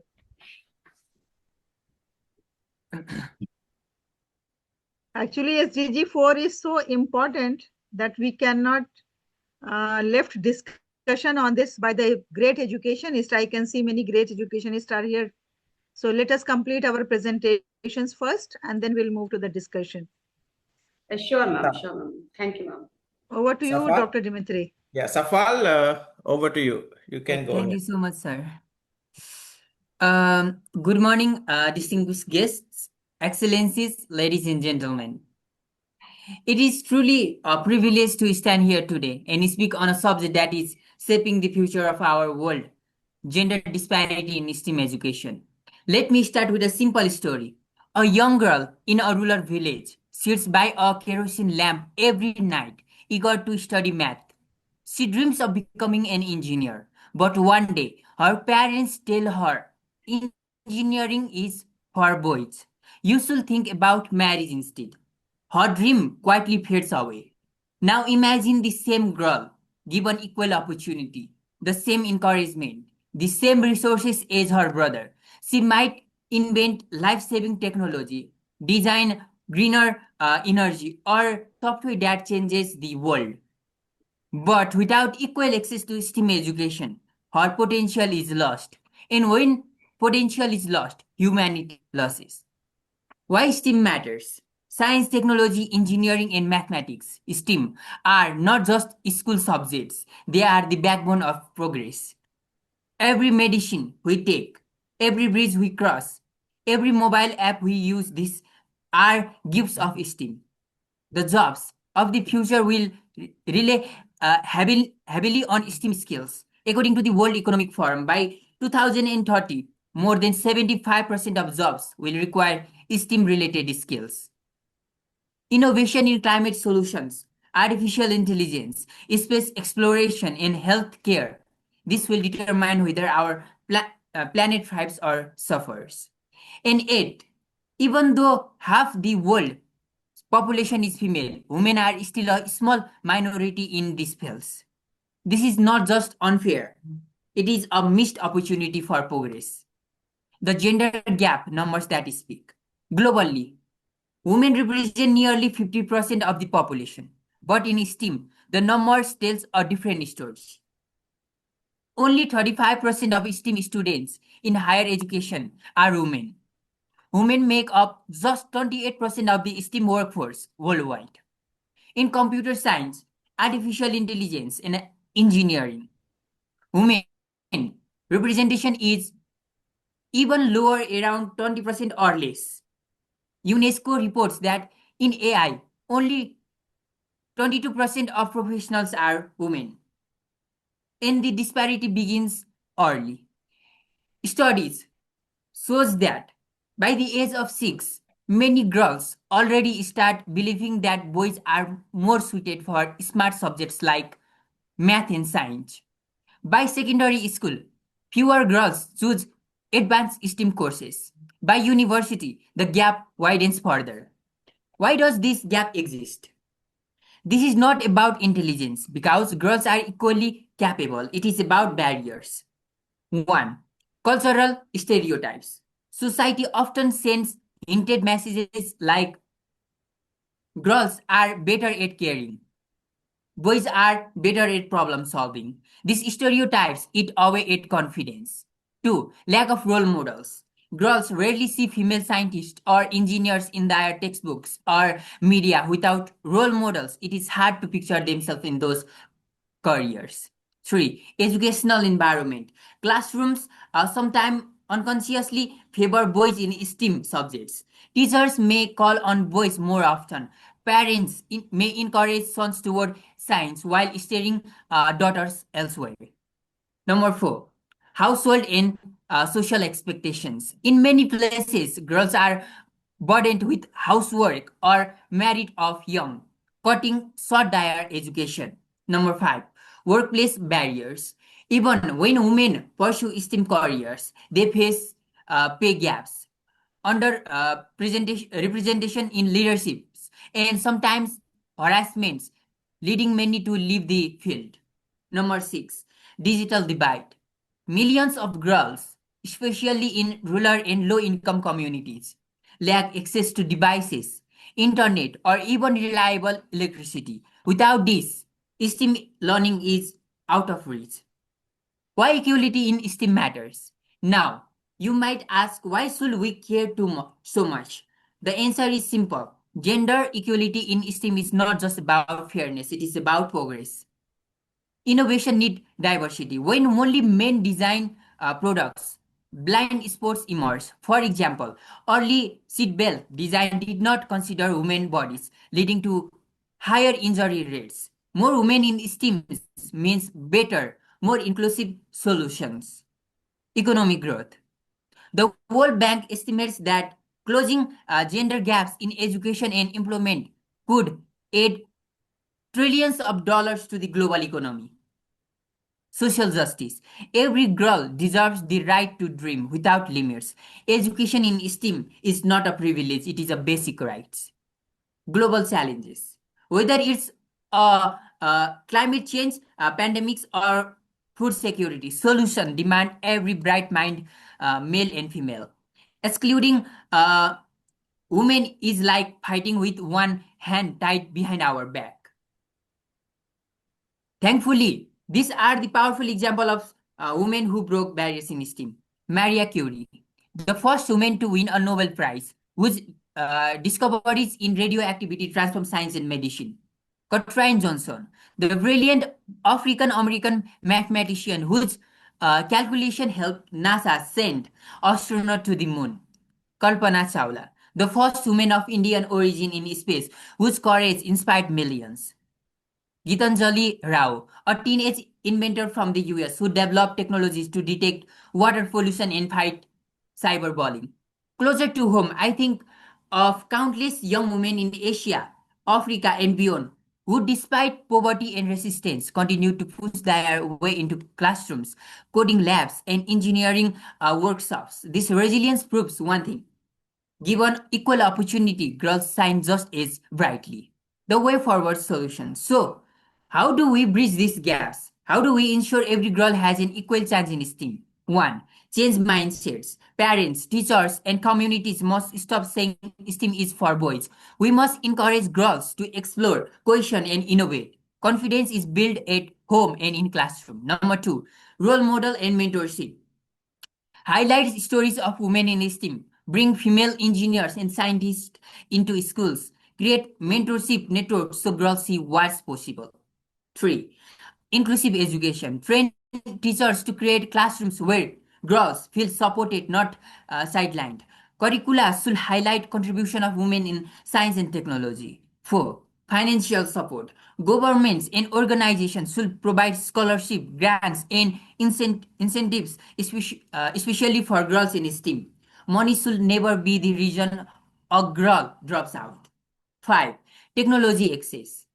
Bridge the digital divide by ensuring rural and marginalized girls have access to device, internet, and digital literacy programs. 6. Safe and equal workplaces. Companies must commit to equal pay, harassment-free environments, and opportunities for women to rise into leadership roles. 7. Global collaboration. International partnerships, exchange programs, and global funds can amplify opportunity for girls in STEM worldwide. A call to action. Ladies and gentlemen, gender disparity in STEM is not just a woman issue, it's a human issue. When half the population is left behind, the whole world suffers. So I ask each of you, If you are a parent, nurture your daughter's curiosity. Buy her a science kit, not just a doll. If you are a teacher, encourage girls to raise their hands, take leadership in STEAM projects, and never Thank you, Mr. doubt their Safal. abilities. Yes, ma'am. Okay, I will. Let me leave you with these thoughts. The next Einstein, the next Steve Jobs, or the next Elon Musk could be a girl sitting in the classroom right now. But if we allow gender disparity to continue, we may never hear her voice, never see her invention, never benefit from her brilliance. We cannot afford that loss. Not now, not ever. Let us commit together to a world where girls and boys stand equally in classroom, equally in laboratories, equally in boardrooms, society.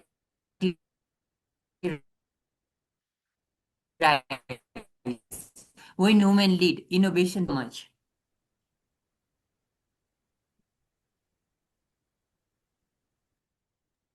Thank you so much, ma'am. Thank you.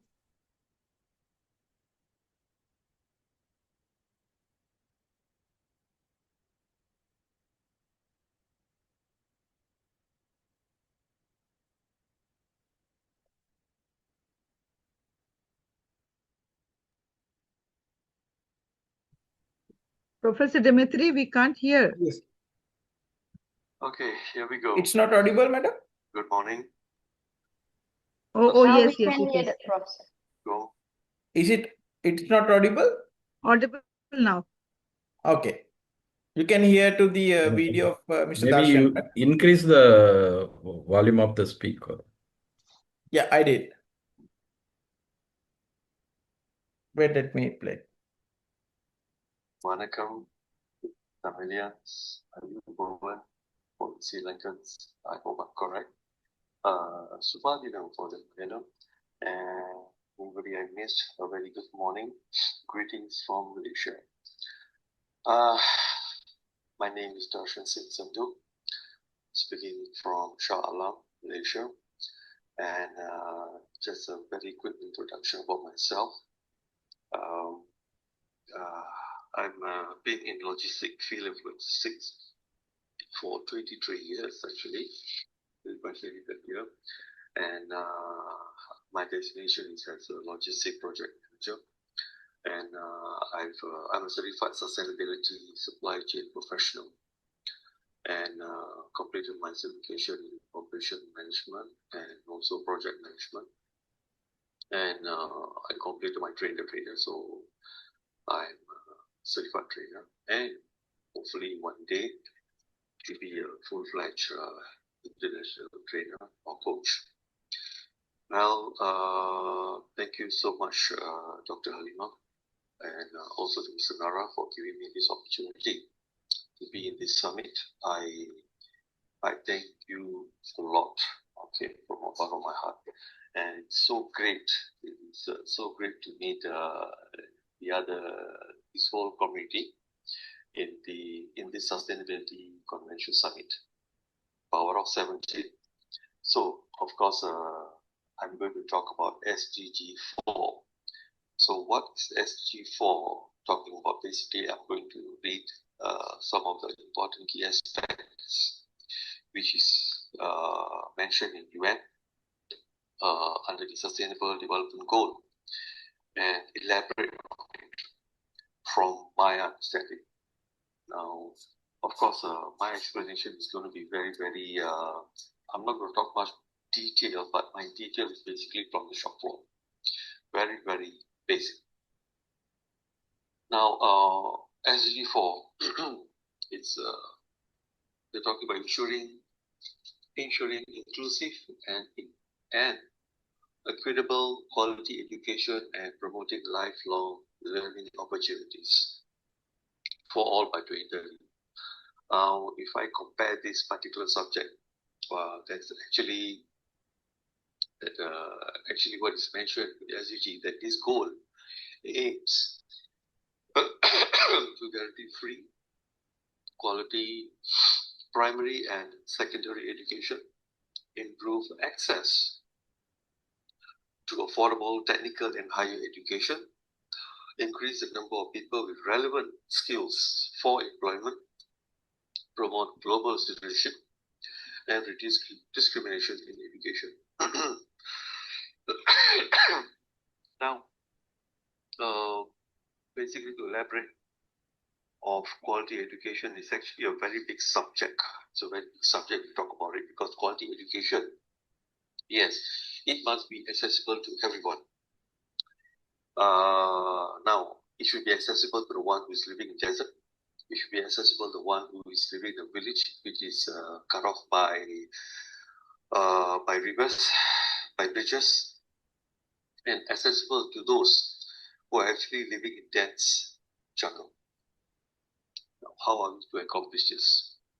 Now, we can simply say that, yes, the priority to have to have free primary and secondary education is an opportunity for all, for every human being. Now, on this accessible that we are talking about, I believe that it should be accessible to the people who are actually having, in simple words, I say the Ministry of Education should be on board. I'm basically speaking not only for my country, but as basically, let's think about ASEAN countries. All right. Basically, I know that the Ministry of Education is doing whatever is possible to have this free education, and also it means that no fees. Okay. So of course,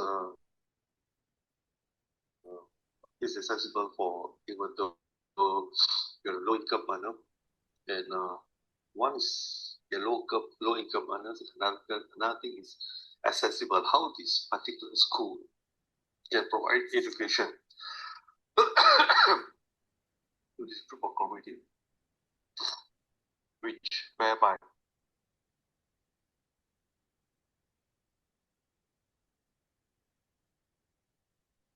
Let me change to the next. Let's do one more recording, small one. You have 6 minutes time. Yes, madam. Can manage.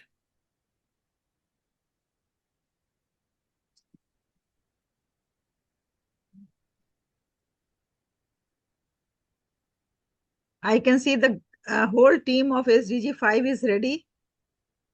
Yes.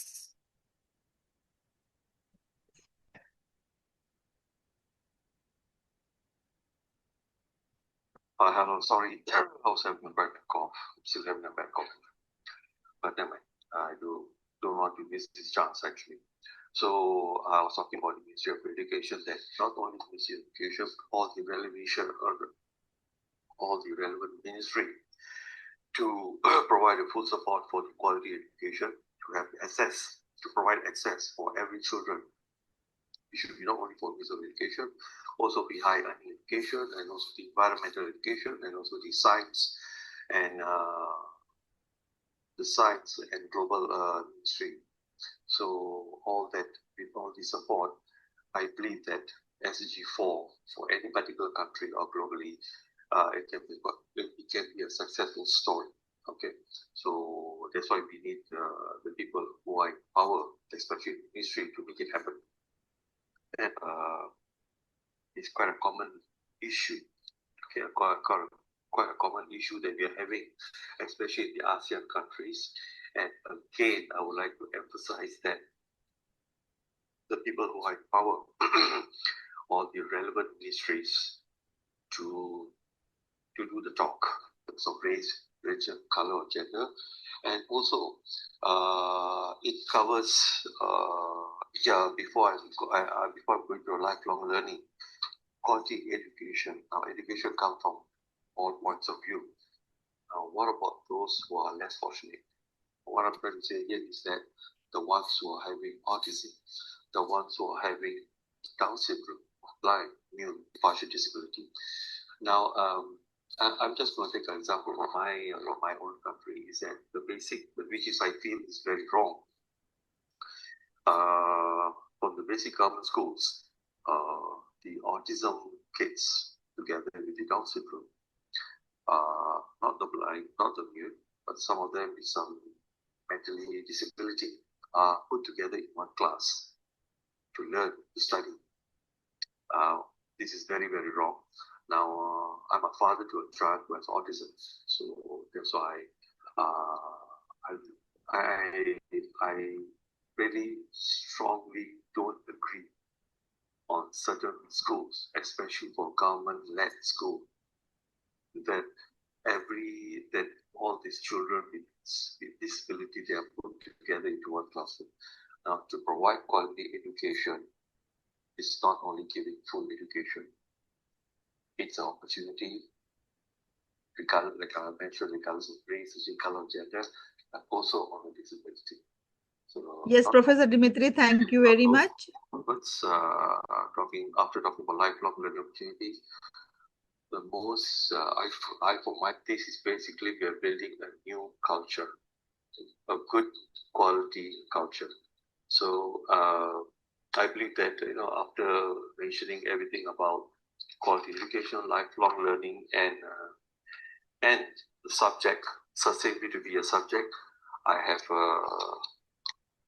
completed this particular speech. And again, I would like to mention that thank you so much. Yes, to summarize the education in a minute, we are left with 1 minute. So as all our vibrant speakers said, that it is a must and it is leading to all other sustainable development goals. If we want to achieve everything in one and everything with 17 all these development goals, we need to have education, and education is the solution for most of the matters, and I would say for every and each matter. And to have a brilliant world ahead to us is to be achieved through providing education to all and having education for everyone. So with that, I would like to conclude SDG 4, education for all. And next in line, we have Dr. Saman Ahmed from India. And Dr. Saman, over to you to discuss the Sustainable Development Goal 5 and with your team. Thank you. Thank you, Dr. Halima, again for this wonderful opportunity. Thank you very much. And yes, the last point that Mr. Darshan has presented about the special need children, I would like to draw the attention of all of you towards that, because he's the father of autistic child who is now grown up, but still is dependent. So which type of education we are going to provide to such a special people so that they can be in the mainstream and they cannot be left out and they cannot be marginalized. This is a great point. All the educationists I can see here, Dr. Geeta Subramaniam is here. She is a great educator. And then I can see the principals here in this forum. I can see the teachers here. So this is really a great point to ponder upon about the special needs children. And I hope that this, through this platform, we all are going to keep this in mind, that think about this, discuss, and then move ahead. Thank you. Time up now. So ladies and gentlemen, let me have the honor of introducing our next beautiful and very smart, beautiful ladies, because in this group I found only ladies are there. Am I right, Saman? Yes, ma'am. Yes, yes. Yes. So, and this group is led by Dr. Saman Ahmed. Dr. Saman Ahmed is a gender studies researcher, academician, and certified parenting coach with a PhD in women's study from Aligarh Muslim University. Her field work on women workers in Aligarh and Delhi has contributed significantly to labor and gender discourse. She has served as research associate and UGC postdoctorate fellow at Jamia Millia Islamia, as well as director of strategy planning and Great India Academy, founder of Soulful Nurturing. She empowers mother with conscious parenting practices through her publications, workshops, and lectures. She advocates women's empowerment, labor rights, and family well-being. Yes, Saman, thank you very much for joining and wish you good luck to your team SDG 5. Thank you very much. Over to you. Thank you so much, Dr. Halima Sadia. Thank you very much. And I welcome my team to this SDG 5 session on this global conference on sustainability. And gender equality is not a standalone goal. It is the thread that strengthens every aspect of sustainable development. So today we gather not only to reflect on the progress made, but also to reaffirm our collective responsibility to dismantle barriers, amplify voices, and create inclusive spaces where every woman and girl can thrive. So with these inaugural words, I would like to invite my first speaker, Ms. Aminat Ali from Maldives.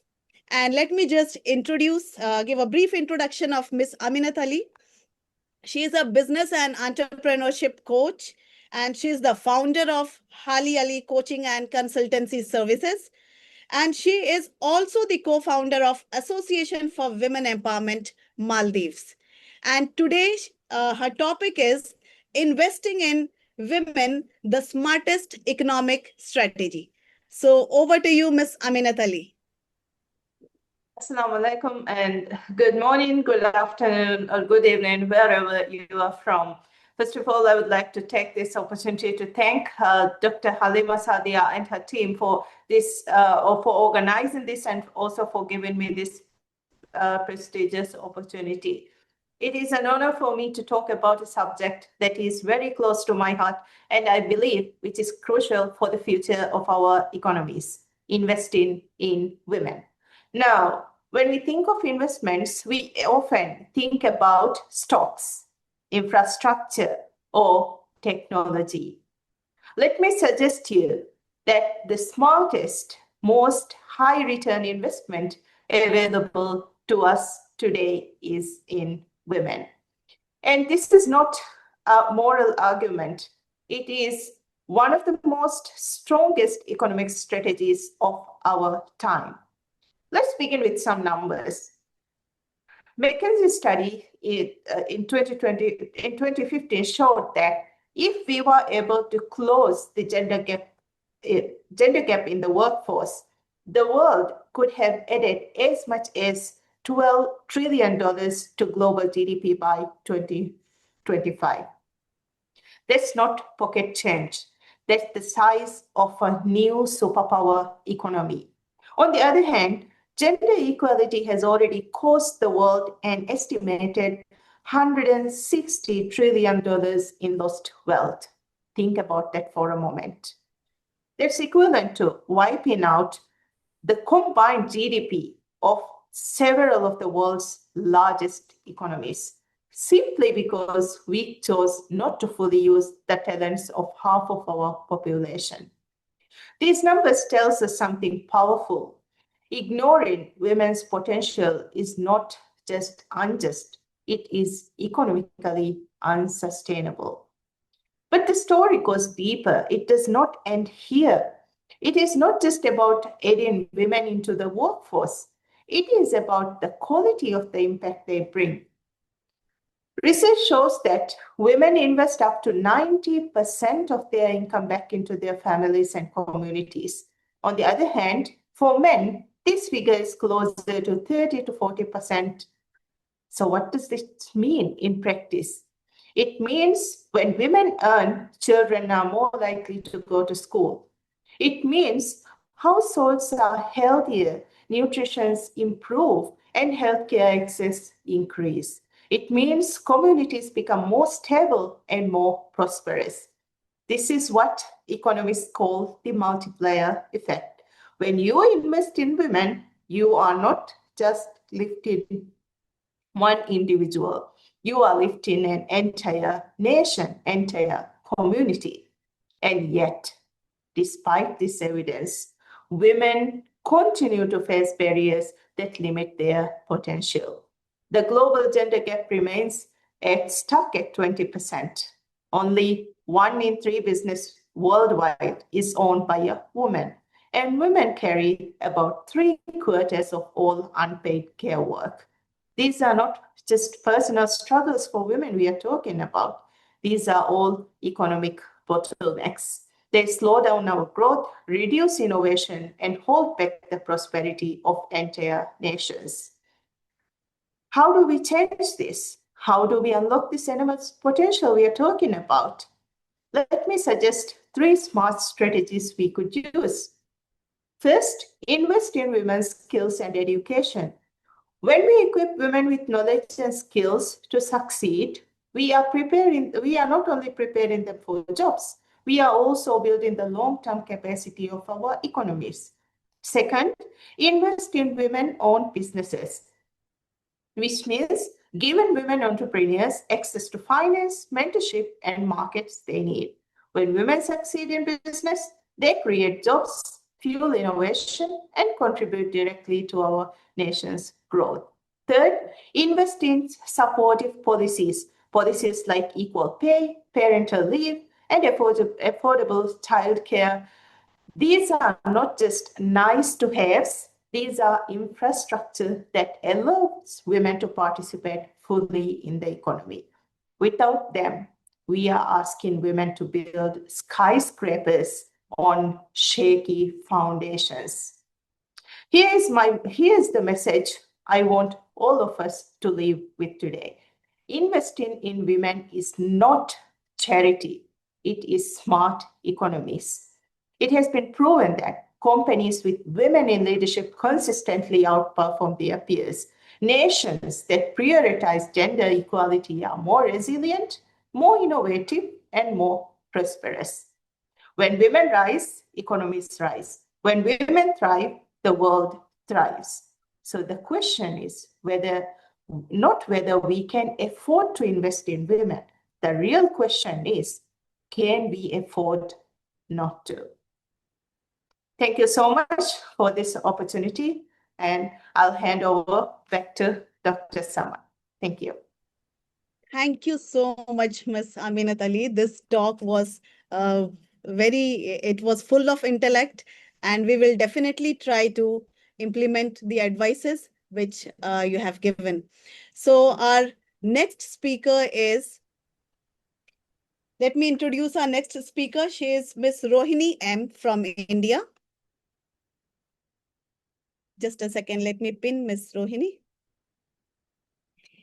Yes. So again, I have a very, a profile full of inspiration, I would say. Miss Rohini is a national award-winning public speaker, a soft skills trainer, and a climate change educator. And she also had the honor of speaking at the Indian Parliament and interacting with our Honorable Prime Minister of India. So today her topic is Equality in Every Space, Reimagining Gender Roles for a Sustainable World. Over to you, Ms. Rohini. Thank you, ma'am, for the warm welcome. So good morning, everyone. I'm Rohini M. Jayachandran, and I'm honored to be here with leaders, educators, and change makers from across the globe. So here I am to discuss an issue that cuts across every border, every culture, and every home: gender equality. So let me begin with a simple question. When we say gender equality, what is the first thing that comes to your mind? Is it women in boardrooms, girls in schools, women in politics? Yes, these are all part of the picture. But what about the kitchen at home, the laundry basket, the late night cleaning after work? Because true gender equality cannot exist in society if it doesn't exist at home. In the last century, women have broken barriers. They fought for education. They entered workplaces. They became leaders, entrepreneurs, astronauts, and change makers. But here is the paradox. Even when women build successful careers, most of them still carry the primary responsibility for household work and caregiving. According to UN Women, women perform 76.2% of all unpaid care work worldwide, more than 3 times as much as men. Think about it. A woman may spend her day leading projects, teaching students, or running a business, and then come home to cook, clean, and care for children while most probably her husband relaxes. This is not equality. This is exhaustion disguised as duty. Some may ask, but why we connect household work to sustainability or global progress? Here is why. When women are overburdened at home, their economic participation drops. When men are not engaged in caregiving, children grow up with unequal role models. When half of the population is held back, the whole world loses innovation, leadership, and talent. The UN itself says gender equality is not only a fundamental human right, but a necessary foundation for a peaceful, prosperous, and sustainable world. If we want to achieve the SDGs, particularly SDG 5 gender equality, we must begin by reimagining roles, not just in workplaces, but in households, families, and communities. Yes, many men today are changing. We do see husbands and fathers stepping in to support their wives and families. But here lies the problem. We often call it helping. Cooking a meal, washing dishes, or looking after the children is not just helping women. It is not her job that he is helping with. It is their shared duty. Household work is not women's work, it is everyone's work. Until we change this mindset, the imbalance will remain. So, how do we solve this imbalance? How do we move from recognizing the problem to reshaping the future? The answer lies in education, culture, and mindset shifts. First, at the policy level, parental leave for both parents. Parental leave should not just be mother's right, it must be a shared responsibility. Both men and women must require to take time off for childcare. This transforms family dynamics, encouraging fathers to be fully involved in raising children while also giving mothers the chance to continue their careers without the guilt or setback. Surveys from countries that follow this model show that men are becoming more active in household work and childcare, not as a favor, but as part of nation building.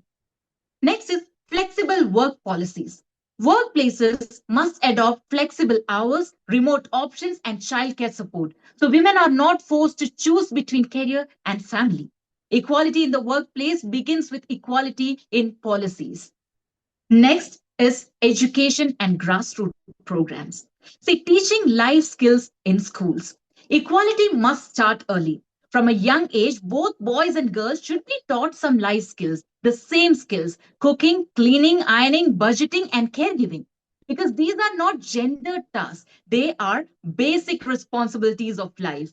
Imagine schools where a boy and a girl are both learning how to cook, how to fix a button, how to wash dishes. See, grassroots initiatives should train men and women in shared parenting, financial literacy, and emotional responsibility. Imagine villages and towns where fathers proudly join in parenting workshops and boys learn how to cook alongside their sisters. Next is we need a cultural and mindset shift. We must stop calling household work help when men do it. Cooking or cleaning is not helping the wife. It is simply doing your duty. Language matters. Instead of saying, my husband helps me with the children, we should be able to say, we raise our children together. And yes, media plays a role here too. The more we portray men doing chores and caregiving in movies, TV, and advertisements, the more natural it becomes for society to accept it as a normal, because what people see, they start to believe. Household work should be acknowledged, respected, and valued. When a woman works 15 hours at home, that is not nothing. That is unpaid labor that sustains families, communities, and even the economy. And finally, it begins at home. Children copy what they see. If fathers cook, clean, and care, sons will grow up doing the same. They become men who naturally share responsibilities without seeing it as an act of kindness. If mothers pursue careers while sharing responsibilities, daughters will grow up knowing that their dreams are valid and it will not be limited by unfair expectations. This is the mindset change we need for true equality. Friends, a sustainable world is not possible if half of the humanity is carrying the weight of it alone.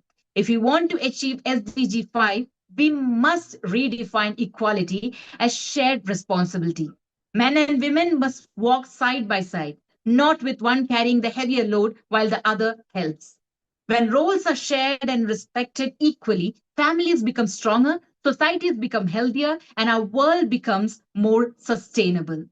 Equality truly begins at home, and from there, it can transform the world. And let us remember, gender equality is not a women's issue. It is humans' issue. It is a sustainability issue. If we can reimagine gender roles today, then tomorrow we will not just achieve SDG 5, we will achieve a greener, fairer, and more sustainable world for all. Thank you, everyone. Thank you for the time. Thank you so much, Ms. Rohini, for such a thoughtful and well-articulated talk. Now, I would like to invite our next speaker, Dr. Tausif Fatima. Let me pin her.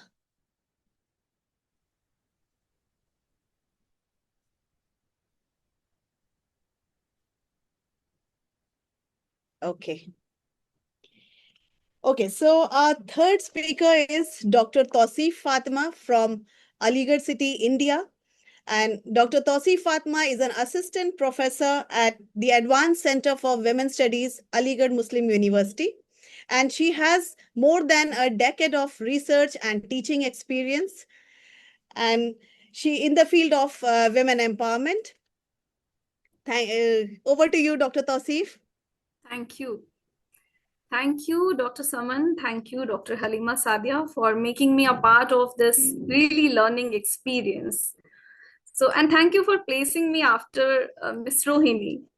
So what I would be speaking on, it's women's contribution to economic, to sustainable economic development. And this idea of sustainable economic development encompasses not only poverty eradication, removal of social inequalities, environmental preservation, rather it is also crucially linked to enhancing people's capabilities and freedoms, efficient use of resources, technological innovation, and creation of sustainable livelihood opportunities. Thereby, what do we see? That it connects us to multiple aspects of human well-being. To address gender equality, which we are talking about, we know that all these areas need to be revisited and reanalyzed while placing women's perspective at the center of analysis, so that their lived realities, their life world can be understood, and tailored initiatives, tailored interventions can be proposed and can actually be implemented for this heterogeneous group, as their heterogeneity makes their issues differ from each other depending upon who they are, as there exists multiple and overlapping parameters of identity based on a number of factors such as caste, religion, region, rural-urban divide, age, disability, standard of living, and so on. So what do we see that, and Ms. Rohini has elaborated on that women have always been active participants to the economic development, for instance, as home-based workers, piece rate workers, casual laborers, public sector employees, private sector employees, and so on. So, but the important point is this only, that their contribution to economy suffered marginalization and invisibilization due to a number of factors, including power asymmetry, systemic inequalities, social positioning of individuals and groups, technology, their unequal access not only to technology, knowledge, resources, both natural and productive. For productive resources, we can take the example of land or credit. And if we take the particular case of land, which is, in the agrarian economies, the arable land, it becomes not only of productive significance, but it also has cultural and symbolic significance. And research suggests that very few women possess this ownership over land. And and ownership obviously is one thing, but when we take this issue of actual control over land, we witness huge gap between what we call as legal recognition and social recognition of a particular right, which proves this fact that laws alone are not sufficient. We as society, we need to collaborate. We also need to provide this constructive space. So this needs to be understood that developing economic self-reliance among women is a prerequisite for sustainable development. And economic self-reliance is a complex and multi-dimensional process which is crucially associated with what people possess as resources and their ability not only to use those resources but also to multiply the resources, because then only it will spread and reach out to people in an enabling and constructive manner. And we are here actually talking about this ability. How can this ability of an individual or of groups be strengthened? And this ability is connected to various other parameters of human existence, such as social positioning, developmental paradigm, migration, poverty, states policies, income security, food security, and so on. We all know that one of the major aspects of women's contribution to the development is their role as caregivers.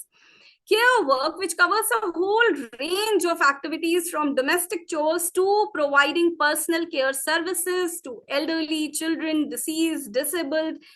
What do we see? That it all may fall under the ambit of paid care work or unpaid care work. We kept discussing this idea of unpaid care work since morning.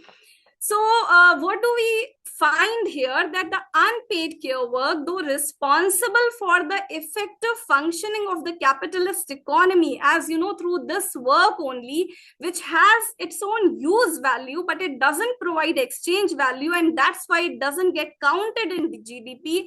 And we find the issue of undernumeration, underrepresentation being associated with it. But we all know that home is the place where our batteries get recharged. So whatever services we get, either through when we do it ourselves or, any other member of the family, and it has use value, but it doesn't have exchange value, it is considered as, so we do find this power dynamics. We find this play of productive and, interplay of being considered as productive or unproductive here. And it all results in undervaluation of women's work. So therefore, we need to bring attitudinal, epistemic, and policy changes. We all have discussed attitudinal and policy changes. I would focus on epistemic changes. Epistemic changes here means creating knowledge, production of knowledge, its validation and its dissemination. So we need to bring more research where, we need to focus on this idea that how and in what ways knowledge from women's perspective can be produced, and how not only production, rather its validation and its dissemination is also very important. So that, and I acknowledge, and we all acknowledge this fact that efforts in this direction have already been started and, creating ripples in the society. So at the end, I would like to say that the need of the hour is to strengthen women's capabilities and ensure their full participation. And when we say capabilities, we all know that opportunities, providing opportunities, making use of those opportunities, this skill to identify that, yes, we have the opportunity in front of us, and then, limiting it not only to our personal use, our personal growth, rather taking it out, spreading it out so that multiple lives can benefit out of it. So ensuring the full participation, strengthening women's capabilities, their functionings, their freedoms, it all is required to economic development to make it actually inclusive and sustainable in true sense. collaboration among different stakeholders from government agencies, ministries to education sector to civil society, it all is recognized not only to increase women's participation in the workforce, because that only covers one dimension of the picture, but also to ensure the safety and efficiency at workplaces and everywhere else. Thank you so much. Thank you so much, Dr. Tausif, for such a wonderful discussion. And now I would like to invite our fourth speaker, Dr. Mridula Chauhan. Let me just... Yes. So Dr. Mridula Chauhan is an assistant professor at Lokmanya Law College, which is affiliated to Rohilkhand University, Uttar Pradesh. And over the years, she has taught women's studies papers in different faculties. And today her topic is consequences of early marriages. So over to you. Without taking, I'm not taking much time so that the speakers can have enough time to deliver their ideas. So over to you, Dr. Mridula Chauhan. Thank you so much, Dr. Saman. Give me a chance to share my views. So first of all, I want to share my PPT. Yeah, sure. You can go ahead. Okay. It is visible? Yes, it is. Okay. As my topic is emergence of early marriage and devastating impact, I study through the lens of SDG 5, gender equality. I would like to start this narration with a story. Very small story. Rani was just 15, eager to attend school and learn more, but her dreams were cutted. Her family decided she should marry.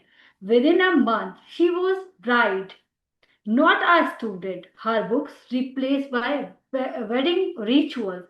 Her hopes are overdowns, and when she decided, her dreams are died. It is her story reflects the reality of mirrors of the thousands of girls, not only in India, but also in the globe.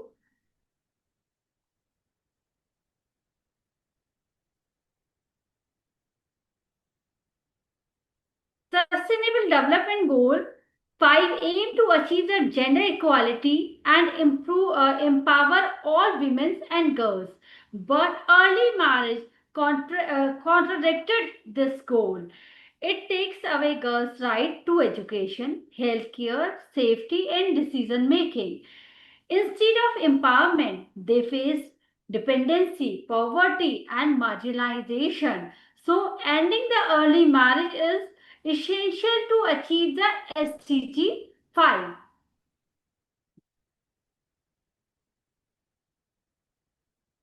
If we see the global and Indian scenario, globally, 1 in 5 girls is married before the age of 18. According to the UNICEF 2023, the highest rate in the South Asia and Sub-Saharan Africa. In India, early marriage has declined, but still 23% of women aged 20 to 24 married before the 18.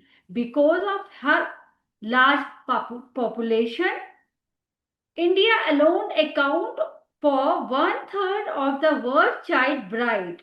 This shows that despite the progress, the problem remains serious. Now,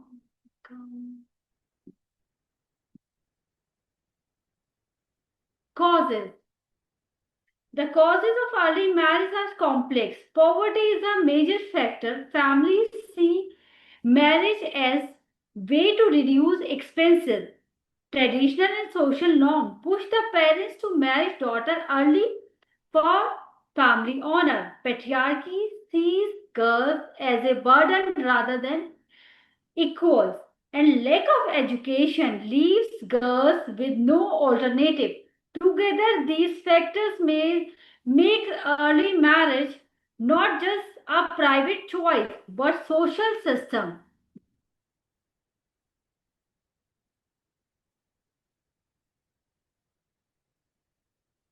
Ek- I like I have some issue in my slides. No, Dr. Mridula, it's perfectly fine. Okay. Now I would like to share one to make a issue real. Let's imagine a short role play. The parents say, "You are 15. It is time to marry." The daughter replies, "But I want to study." It is simple dialogue reflect the everyday conflict faced by thousands of girls. On one side, the weight of tradition and family pressure. On the other, our young girls dream of education and freedom. Though this all are, we can feel human side of status. This is not about number. It is about real lives and silence voice.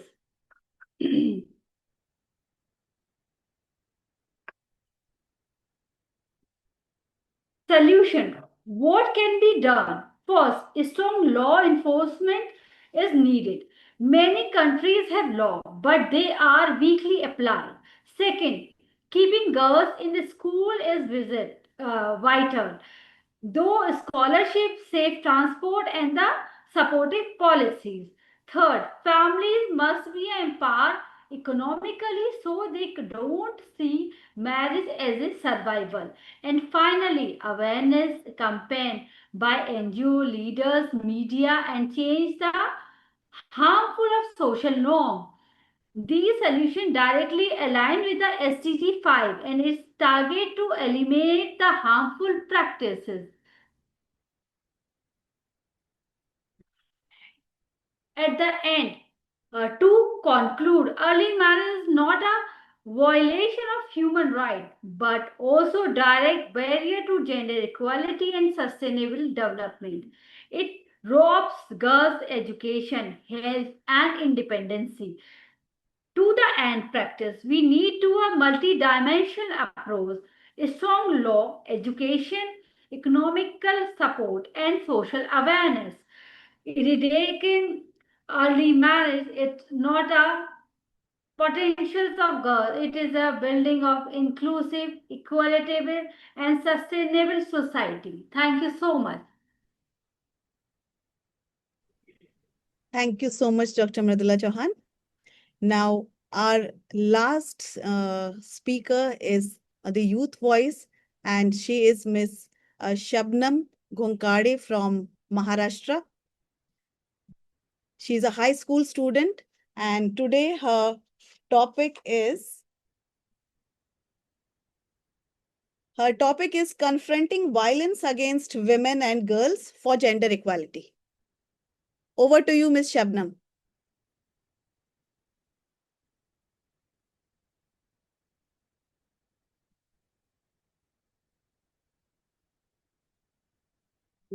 Okay, Miss Shabnam was here till now. I think she's not here. Ma'am, Hello, Shabnam everyone. is present, but it's unmute. Okay, Shabnam is here. Yes. Yes, just a Good second. morning, everyone. Just a second, Shabnam. Let me pin you. Yes,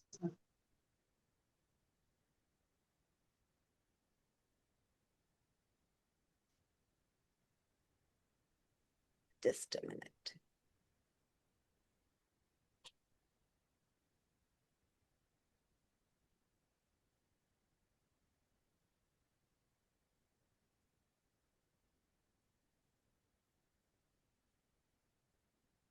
I'm sorry. Just give me a second.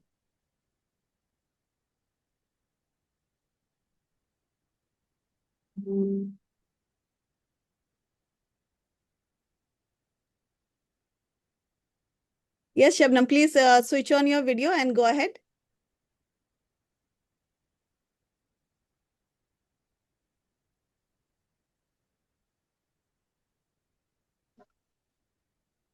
Hello, everyone. Yes, hello. I'm Shabnam Ghomre, Youth Voice of SDG 5, that is representing gender equality. First of all, thank you for giving me this opportunity that I am the part of Sustainable Development Goals. I am sharing my views on violence against women and girls.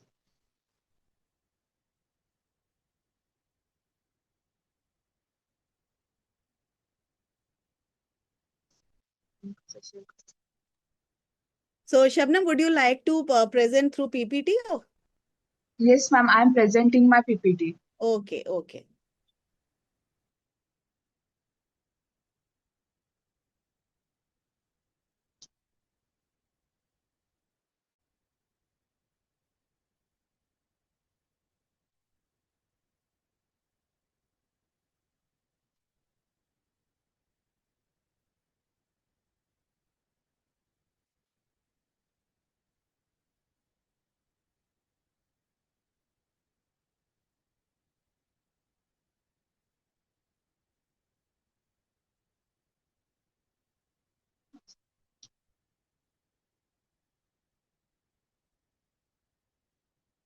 Ma'am, can you able to see my presentation? No, we are not able to see your presentation, and even the view of your camera has changed. Please put it in a vertical mode. Yes, ma'am. Yes. Dr. Saman, may I request you if you can share her PPT as she's not able to share, and then she can Shabnam, speak. okay, My Shabnam, humble would you request. okay, would you like me to share? Yes, ma'am. Okay, okay.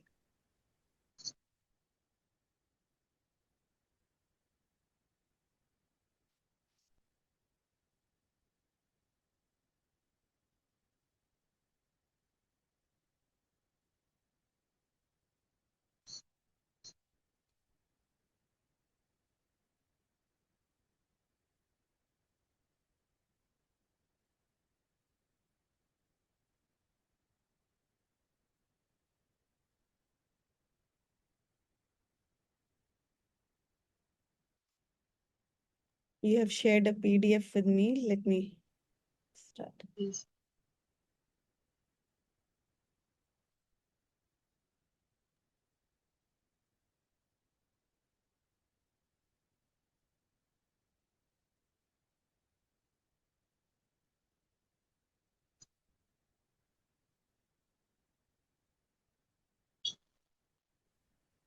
Yes, Shabnam, start explaining. Yes, ma'am. Today we gathered here to discuss a crucial issue that affects us all, gender equality and safety in India. As we strive to build a brighter tomorrow, we must confront the challenge that hinder our progress. Understanding violence against women and girls. Violence against women and girls is a perceived issue that affects individuals, families, and societies at large. It's rooted in social norms and power imbalance. We must recognize the various forms of violence, including domestic violence, sexual harassment, and trafficking, and work toward creating a safer environment for women and girls. Next slide, ma'am.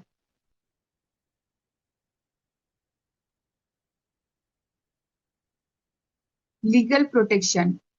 India has laws and policies protecting women and girls, such as the Protection of Women from Domestic Violence Act and the Sexual Harassment of Women at Workplace Act. These legal protections are crucial in ensuring that women and girls have a safe and equitable environment. Next slide, ma'am. Next slide, ma'am.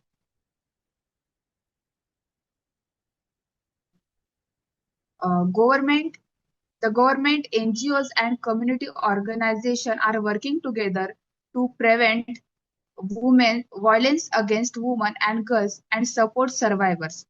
Initiatives like awareness, compassion, education programs, and support services are crucial in creating a society that values gender equality and safety. Next slide, ma'am. As individuals, we can make a difference by educating ourselves, speaking up, supporting survivors, and advocating for change. We can be catalyzed for a safer, more equal India. Let's join the movement to build a future free from violence, where women and girls can thrive. Next slide, ma'am.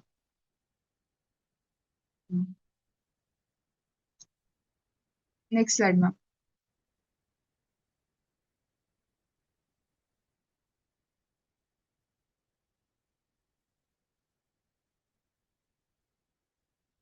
Next slide, ma'am.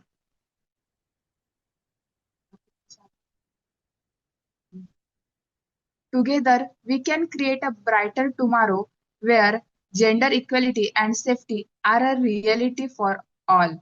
Let's ignite the change and build an equal India. Join the silence breaker and be part of movement that values equality, justice, and human rights.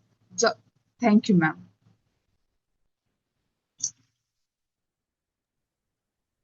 Okay, thank you so much, Shabnam. Do you want to say something else or is it done? Done, ma'am. Okay, thank you.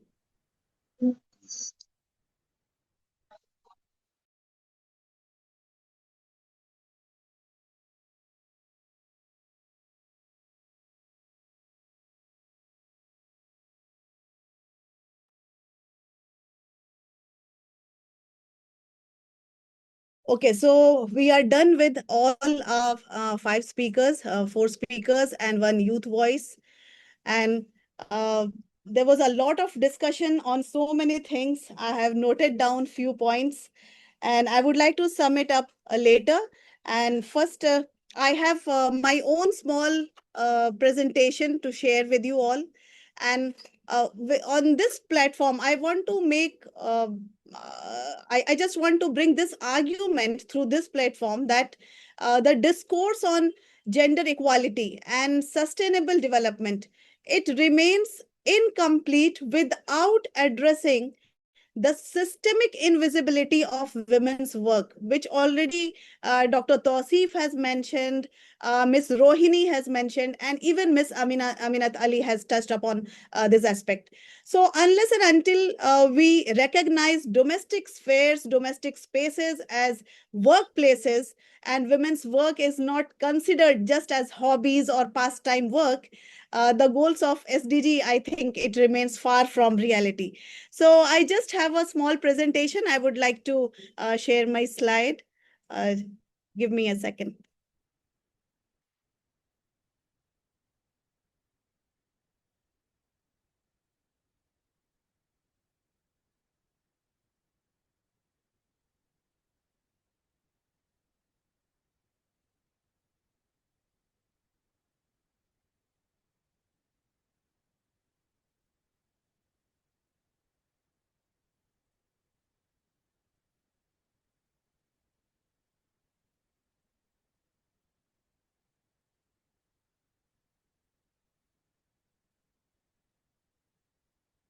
Is my slide visible?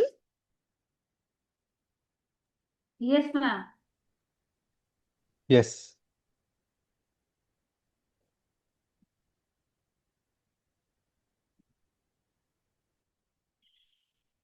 So yes, my topic is it's actually not very generic. It's very specific. Uh, till now we had 2 presentations, which was I would say it was generic. It covered almost all the aspects of gender equality.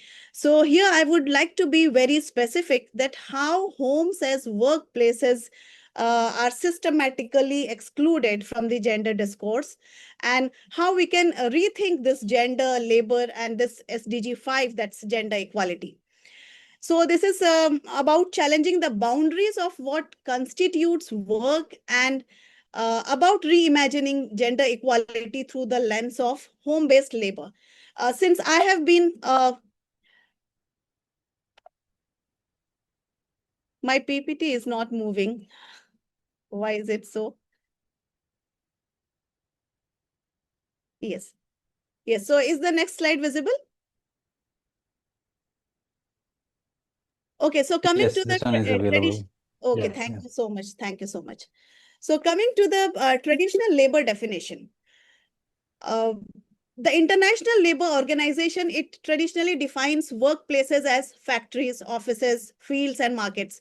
So what I feel that this patriarchal lens systematically excludes homes as legitimate sites of economic production, and which renders millions of women's contributions invisible.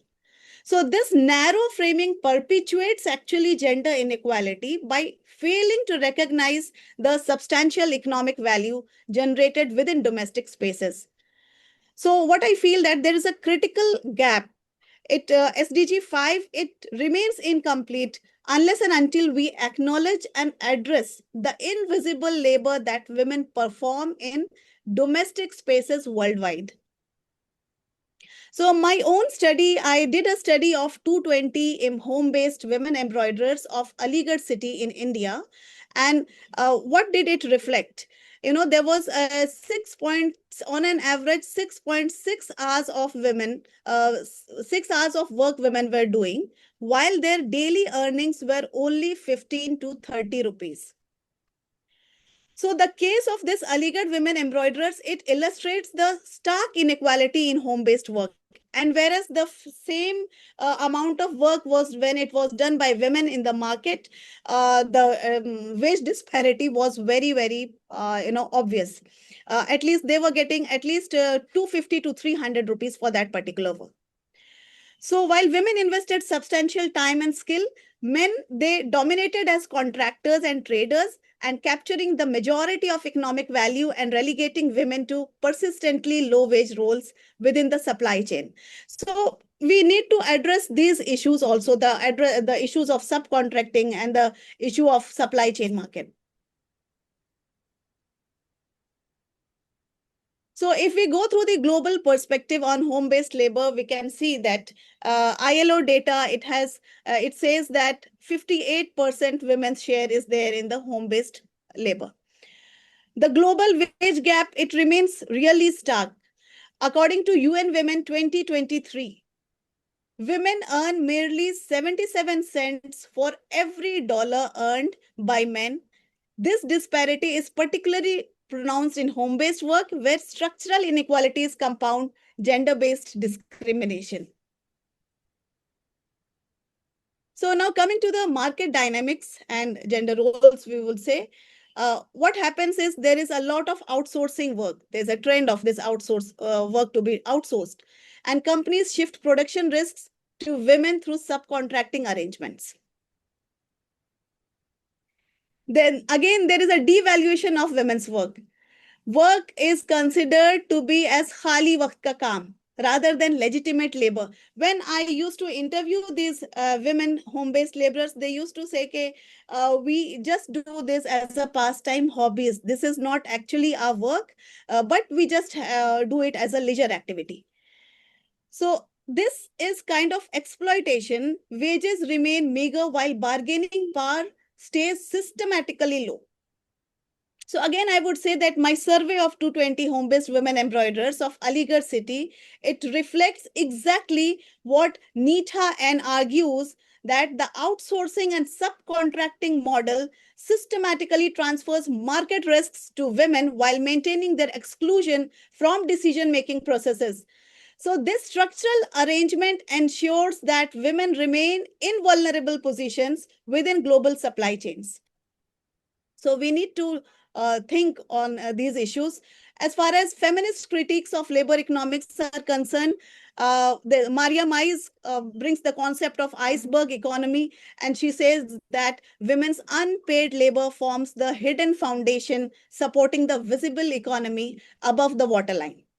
As far as Jyoti Ghosh is concerned, she talks about globalization impact, how globalization has impacted women's work. Economic liberalization, it has led to the systematic feminization of labor markets. And then informalization effects, that is again argued by Nita N. And she says that the shift towards informal work has deepened existing wage inequalities. Now, if we go to the international commitments and what is the reality gap? So just see this data in 1951, ILO, the Equal Remuneration Convention, it established equal pay principles. Equal pay principles was established by International Labour Organization in 1951. Then again in 1995, we had this Beijing Platform for Action, which was committed to recognizing women's unpaid work. In 2015, SDG 5 pledged to recognize and value unpaid care and domestic work. But what World Economic Forum projects in 2024 is really pathetic, I would say. It says that it will take 134 years are still needed to close the gender gap. So what the point here is that despite decades of international commitments, and there are a lot of efforts on all the platforms, but the gender wage gap persists at alarming levels, with home-based workers bearing the brunt of this inequality. Now, why I'm arguing for this home-based work, that home should be recognized as legitimate spaces of work, because homes are sites of not only reproduction but also production.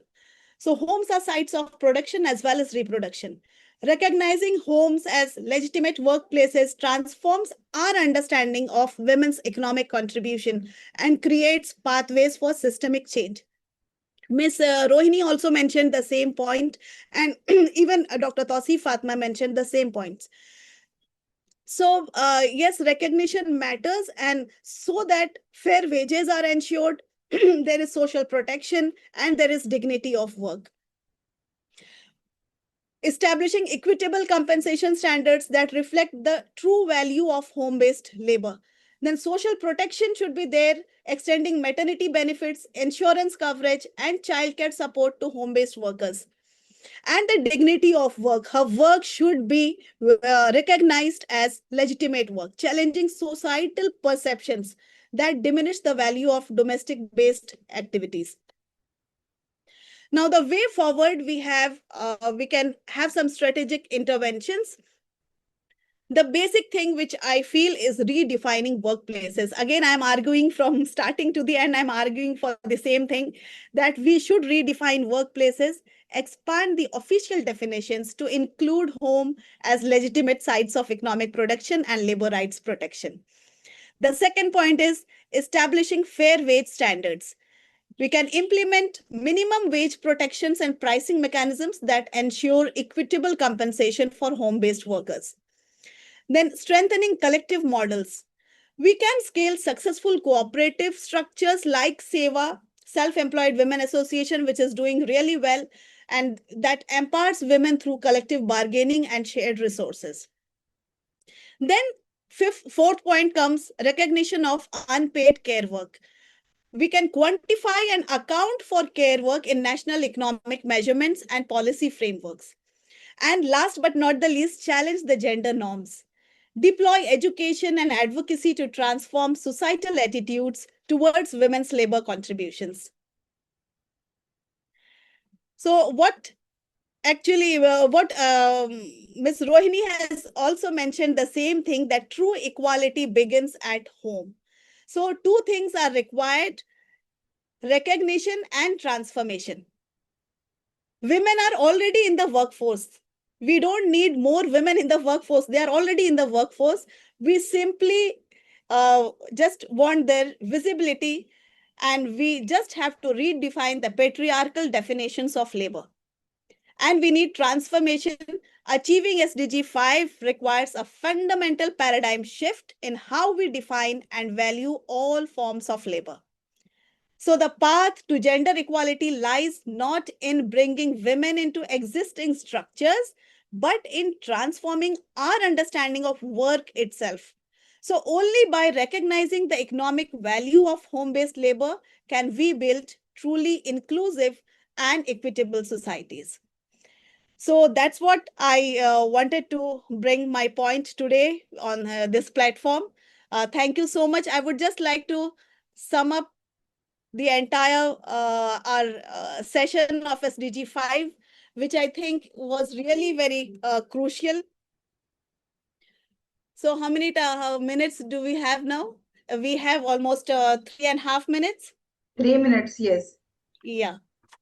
So our first speaker, Miss Rohini, she highlighted the importance of kitchen, how women are working in the kitchen, and how that particular work is considered to be again the same thing. It's not recognized, and it's just thought as it's unpaid care work, and it's just thought that yes, she has to do this particular role. So we need to challenge the stereotypes, the gender roles which we have in the society. So we need to challenge it.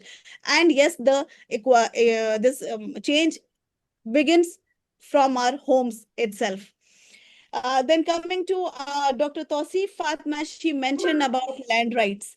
And she said that how economic self-reliance of paid and unpaid care work is how it, how these dynamics are changed, and how it leads to systematic exclusion of women from the workforce. So what I would say that women actually build heritages and civilizations, but yes, they are invisible. So we need to be visible. There are so many voices were there today, and I'm really I really am feeling so proud to head such a esteemed a group of speakers, and they have spoken really well, and they have drawn attention to so many pertinent issues. Dr. Mridula, she focused on early marriages, that how early marriages it leads to women's the consequences of early marriages. And lastly, Miss Aminat and Miss Shabnam spoke on violence against women, that what kind of violence we do have in which contributes to the gender inequality. And Miss Aminat gave us a way that entrepreneurship is the way, and what strategies we should imply, what we should actually invest in women's skills, and the finance should be provided. So these were the points which we discussed today. Again, I would say that there are many laws, but the implementation of laws is actually the problem. So how much do we implement it? So let's all, through this platform, let's all pledge to make changes in our homes first, and then move on to the society. So thank you so much for joining, and thank you so much, Dr. Halima Saadia, for organizing such a academic platform. And it was really great speaking here and conducting this session. Thank you so much. Over to you, Dr. Halima Saadia. Thank you. It was a wonderful session. Give a big round of applause to this group. It's not because all female group, but it's because they deserve it. So they worked really very hard, and thank you very much. Ma'am, sorry to interrupt. I just have a point to make here, that it actually gives me immense pleasure that all women are there in this group, but it also disheartens me that why males are not here. Is gender equality only the brunt of women?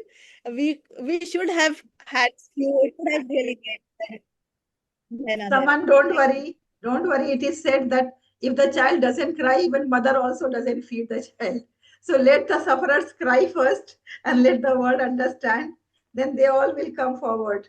We are here to support Dr. Saman. We are here to support you.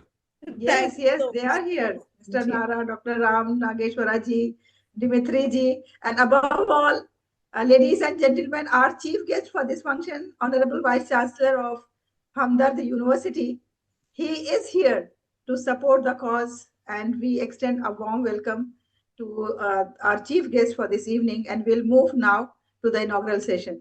Thank you very much, Professor Afshar Sahab, Honorable Vice Chancellor from Hamdard University. May I request you, sir, to kindly just adjust your camera so that we can see you. We can understand that how difficult. Okay, no problem. We'll remove spotlight right now. Once you are ready, you please let us know. So, ladies and gentlemen, now we are moving to the inaugural session. And then after that, we will move to SDG 6. First of all, let's try to understand that why we have organized this 17 hours long SDG program. 17 hours long SDG program means that we are going to discuss about SDG 1 to 17 one by one, considering the importance of these SDG and keeping in mind that how these SDGs are related to our lives. Since our chief guest is present here, let me briefly tell that so far we have completed SDG 1 to 5. And this is 17 goals, 17 promises, 17 hopes for a better world. This 17 hours marathon is not just another conference, it's a global call of conscience. Each hour is dedicated to one sustainable goal, symbolizing our collective commitment to leave no goal behind. And more importantly, to leave no human behind. So the benefits of this transformative conference is, this is a space where gaps between theory and practice are bridged, a platform to exchange global wisdom and local solutions, an opportunity to inspire youth, empower women, and engage communities, and also a movement to turn conversations into commitment and commitment into actions. So this is presented by Eco-Visionaries Global Group, and we have completed 1 year, and it is its first foundation day. Eco-Visionaries Global Group is the global group. We formed this group after first sustainability conference in Dubai. We realized that there should be not only one conference or two conferences or three conferences in a year. It's not sufficient. We have to make it a movement. And every weekend, we organize one sustainability summit, and Alhamdulillah, by the grace of Almighty, we have completed 50 such summits so far. Don't you think that it deserves a bigger round of applause? That Eco-Visionaries has completed 50 summits, and today we are celebrating its foundation day. This 17 hours program is not about endurance, it's about urgency. It's a living testament that if we can dedicate 17 hours to dialogue, we can dedicate our lives to building a sustainable, equitable, and peaceful future. Because the clock is ticking and the world is watching, what is the gap between the words and the actions? Now, coming to our chief guest. Let me have the honor of introducing our chief guest, Professor Mohammad Afshar Alam Sahab. Can we spot out you, sir? Yes. You are ready now? Okay. Thank you very much, sir. Thank you. So I met him many a times before, and it was my dream that one day I would invite sir, because I have seen him since long, that how hard work he has done and how innovative ideas he has brought to the university, and where he is now is a well-deserved position for him. So Professor M. Afshar Alam Sahab is the Vice Chancellor of Jamia Hamdard, and he is a celebrated academician, visionary leader, and globally respected researcher who has been serving as the Vice Chancellor of Jamia Hamdard since 19th June 2021. He is the first internal professor in the university's history to ascend to the distinguished position through an all-India selection process under UGC Regulations 2019, a testament to his academic brilliance, integrity, and leadership excellence. Ladies and gentlemen, this is not a small achievement. This is a big achievement that he is the first internal professor in the whole history of the university, that he has taken up this the highest position of the university. He has masters in computer application from Aligarh Muslim University and a PhD from Jamia Millia Islamia. Professor Alam embodies the rare blend of scholarly depth and visionary foresight. Over the last 3 decades, he has played a transformative role in shaping the academic, research, and institutional landscape of Jamia Hamdard, while also contributing significantly to India's higher education ecosystem.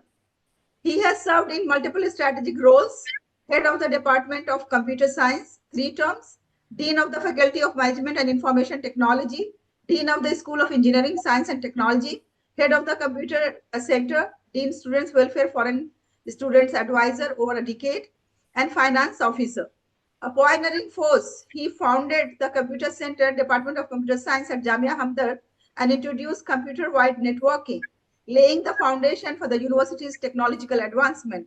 As a researcher, Professor Alam's expertise spans software re-engineering, data mining, bioinformatics, fuzzy database, and sustainable development.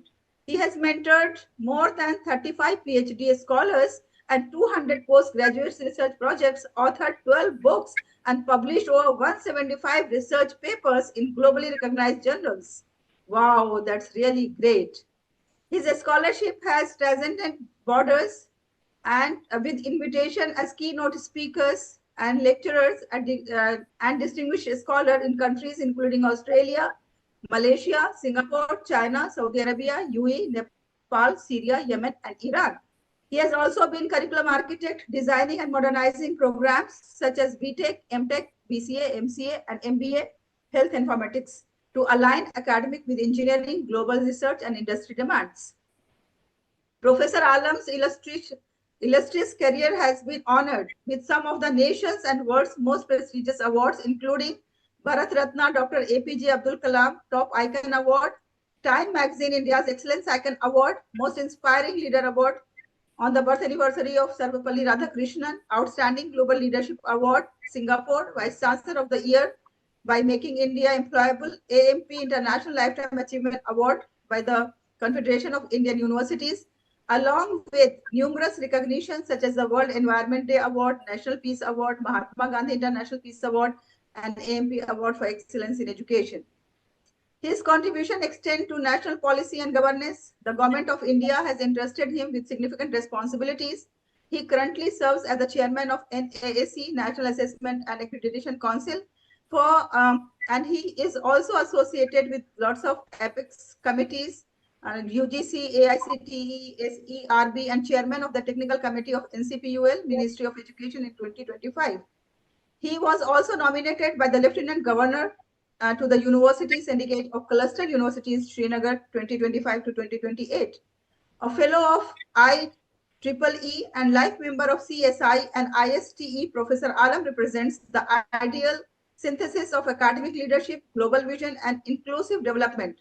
His journey from a pioneering technologist to a transformative vice chancellor stands as a beacon of inspiration and educated scholars and leaders across the world. With intellectual depth, administrative wisdom, and a humanistic vision, Professor M. Afshar Alam continues to lead Jamia Hamdard and Indian higher education towards global excellence, innovation, and inclusive growth. Ladies and gentlemen, give a big round of applause to Professor M. Afshar Alam Sahab. And sir, over to you, please. For your golden words, we all are eagerly waiting. Thank you very much, ma'am, Dr. Halima, for inviting me. So, good afternoon. In India, it is now 12:45. So, I am delighted that the EduFam International Academy has organized this Magic of 17. So, the topic I really like because this 17 goal is very important. SDG Symphony in Harmony, the Global Conference on Sustainability. Dr. Halima Sadia, Founder Director of EduFam International Academy, distinguished academicians, eminent speakers and guests, ladies and gentlemen.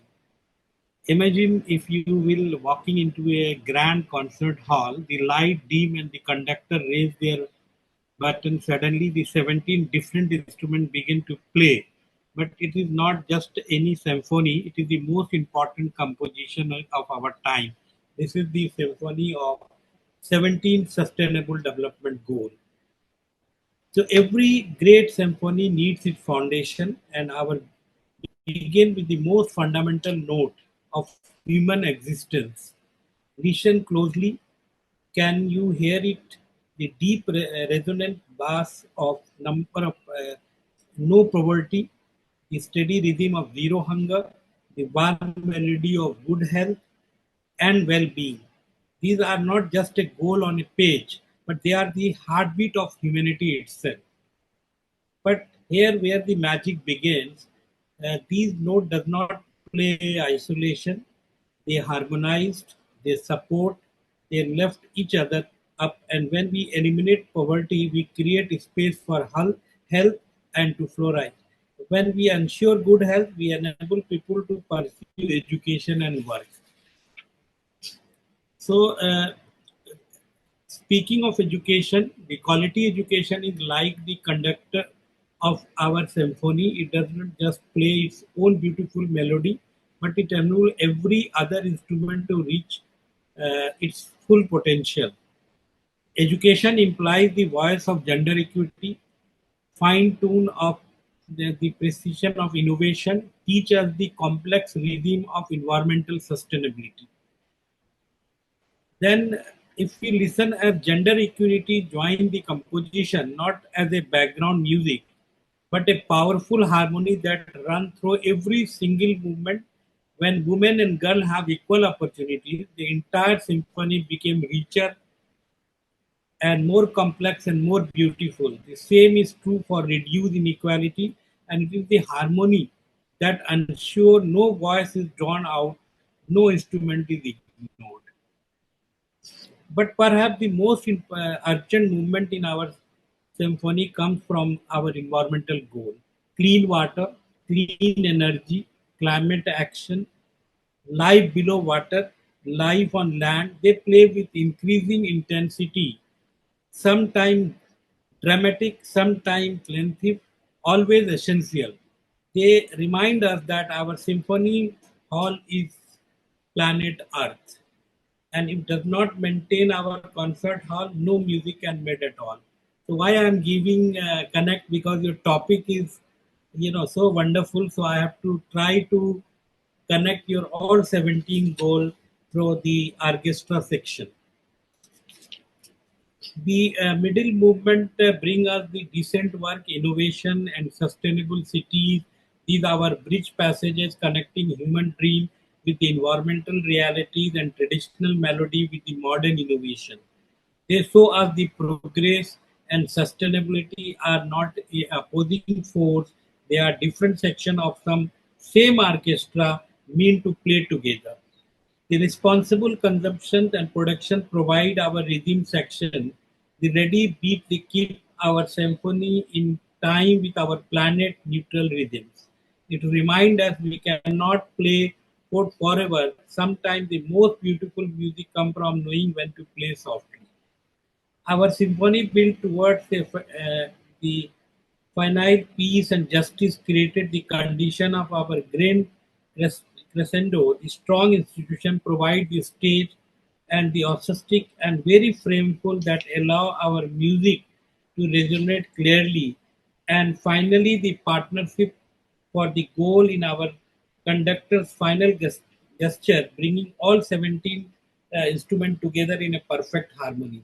So my lecture is totally based on the 17 goals. So how every goal is important, not the only one goal you are working and the other goal is not. So these 17 goal fixed and achieved by 2030.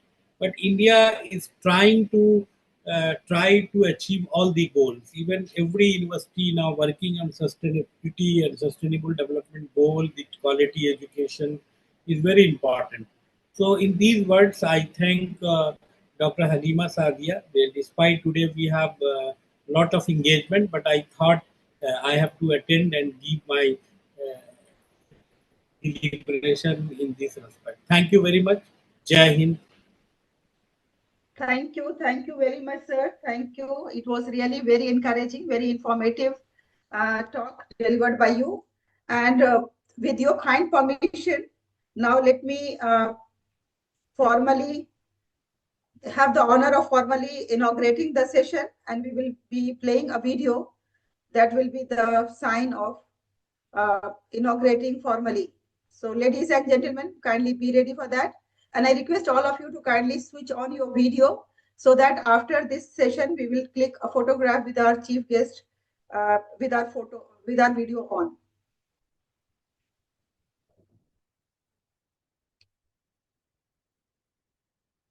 Please switch on your video, not audio, only video.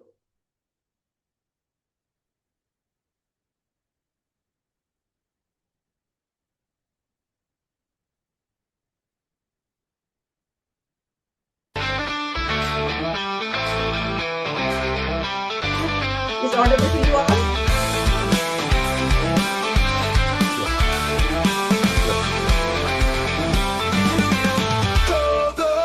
Discover the magic of 17, the brightest vision the world has seen. Go by go, we'll change the scene. Together we rise in the magic of 17. Morning breaks, the call so clear, the voices united, the future is here. Hour by hour, the message grows. 17 lights the whole world knows. No one left behind, we stand so strong. 17 goals, one global song. Let's discover the magic of 17, the brightest vision the world has seen. Go by go, we'll change the scene. Together we rise in the magic of 17. One breath to call so clear, voices united, the future is here. Hour by hour, the message grows. 17 lights the whole world knows. No one left behind, we stand so strong. 17 goals, one global song. Discover the magic of 17, the brightest vision the world has seen. Go by go, we'll change the scene. Together we rise in the magic of 17.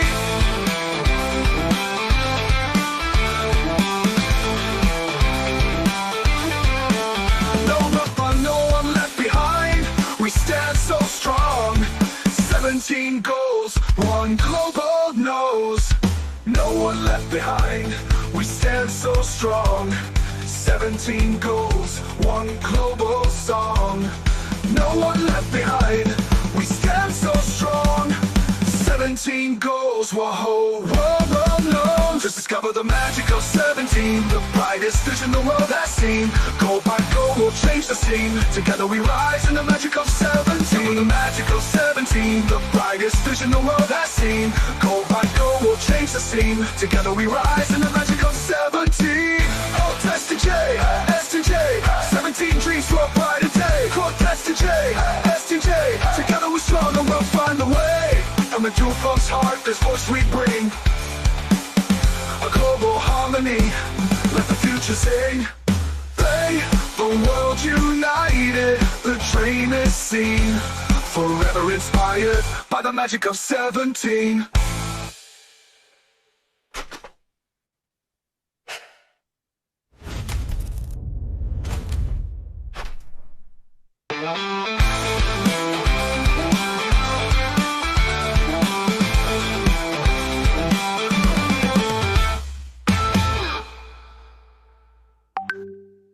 Ladies and gentlemen, thank you very much. Give a big round of applause. Every conversation with a customer I'm so sorry.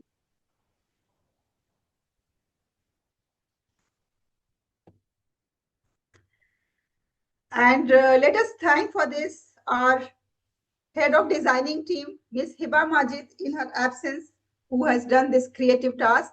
A big round of applause to Hiba Majid. Now, on this occasion, you all must be thinking, since this is a foundation day, and one thing that we are going to make a record of 17 hours of program. Along with that, we have something more interesting for you all. Are you interested in knowing that? How many of you are interested? Yes. Yes, I can see that many people are interested. So on this occasion, let me just announce on behalf of Eco-Visionaries Global Group and on behalf of EduFam that we are going to give you a gift, and this gift will be given in Singapore. So let's all plan to move to Singapore for a bigger conference for a more brighter conference. So here it The is. future of AI and sustainability starts in Singapore. 7th December Is it audible? Yes, Yes, okay. it is. 2025 Global AI and Sustainability Conference, Singapore edition. Theme, AI for Sustainable Business and Education. Expect power-packed keynotes, global networking, bold innovations, and the Sustainability Awards 2025. Why Singapore? Because it's where tech, sustainability, and opportunity converge. Limited seats. So my dear friends, as you know that we Starts have in limited Singapore. seats because we have our 7th own December capacity. 2025 Maybe today's Global session AI we and have more than Sustainability 100 Conference, speakers. We may not be Singapore able to edition. accommodate everyone. Theme, But AI yes, for of course, if Sustainable you are Business interested and and you want to Education. be the part of this Expect prestigious power-packed keynotes, then global everybody has on networking, the screen bold barcode innovations, that is for the and the Singapore Sustainability conference. Awards You all are requested 2025. to kindly just click Why it Singapore? and show your interest. Thank you very much. Thank you, and I wish you good luck, and I want to see you all in Singapore on 7th December. Now this is the time to have the beautiful photograph with our chief guest. Yes, Professor Abshar Sahab. Yes, all of you. From around the globe, we have Singapore, Malaysia, Australia, New Zealand, India, UAE, Kuwait, Oman, Sri Lanka, and Philippines, many more. So from all of us, lots of love to you, sir, for sparing your valuable time. Thank you.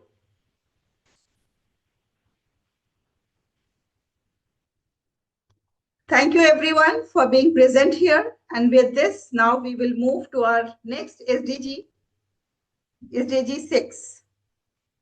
And let me have the honor of inviting the SDG 6 head, Dr. Ushawati Shetty.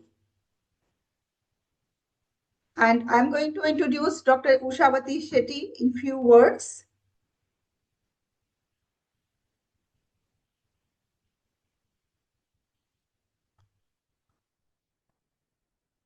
Dr. Ushawati Shetty ji is a founder of C for Synergy and a distinguished educationist, psychologist, and mentor with a multifaceted career. A former principal, she has excelled as an educator, author, and global speaker, contributing significantly to leadership, corporate relations, and international outreach. As a QCI assessor and member of the Bal Bharti Committee, she has influenced quality standards in education, passionate about environmental causes and community service. She actively engaged as a Rotarian and Lion member. Her dedication to holistic development, sustainability, and mentorship continues to inspire individuals and institutions worldwide. So all the best, SDG 6 people. I wish you good luck and all the best. Let's move ahead, and may I request Mr. Nara to propose vote of thanks for sir before we start the new session. Propose vote of thanks to our chief guest for this prestigious function. Yes, thank you, Dr. Halima. And yes, it's certainly very, very honorable for us, Professor M. Abshar Alam, for you to have graced this occasion and to have launched our symphony program. Thank you so much, sir. Thank you. And may I request Dr. Saeed, who is from SDG 6. Mr. Saeed, may I have your attention, please? Dr. Saeed, SDG 6.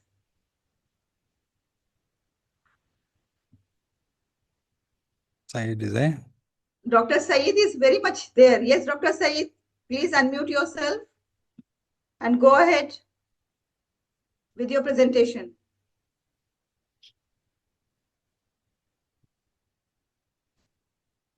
Mr. Saeed has joined us from Nigeria. Yes, thank you so much. Hi. Thank you so much. You're welcome. Please go ahead. Okay, thank you so much. And I am very happy and very privileged to participate in this very conference. And thank you for the opportunity to speak now. And I want to congratulate Dr. Halima Sadia for the great work you have been doing and the heads.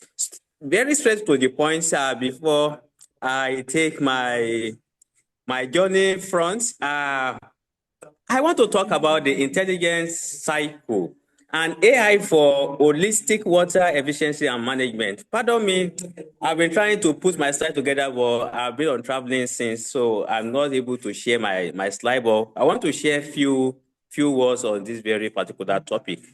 And what do you mean by intelligence? Intelligence is just the aspect of bringing technology into how we can manage our water system efficiently and also in a way that is going to conserve our resources. So what are the major issues? That is what I want to speak to. The major issues with the SDG 6 is actually the sanitation and also the healthcare system. And when we're talking about the food and food production and some other home use of it. And the major aspect of the statistics that we can easily refer to is the 2.2 billion people lacking access to safely managed clean water, as in drinkable water, the water that are useful for human being, for the well-being and also for humanity, because that is the major point of what we are actually dealing with.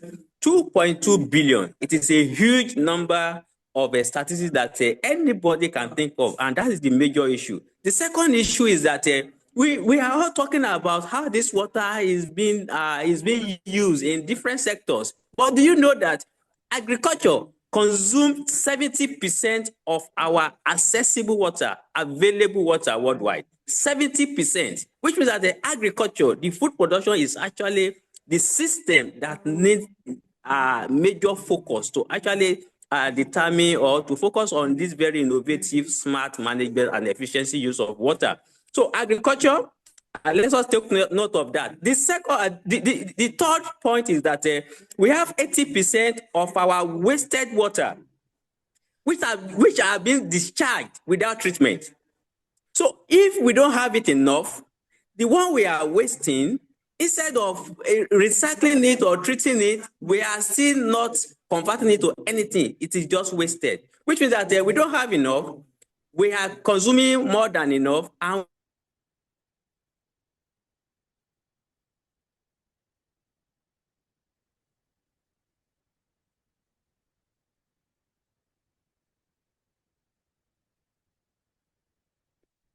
So I think there is some technical glitch we can see. May I request Commander Vijay Kumarji to kindly come forward and present his thoughts about the SDG 6, that is clean water and sanitation. Yes, Commander Vijay Kumarji. Yeah, can I share my? Yes, it's visible. Yeah.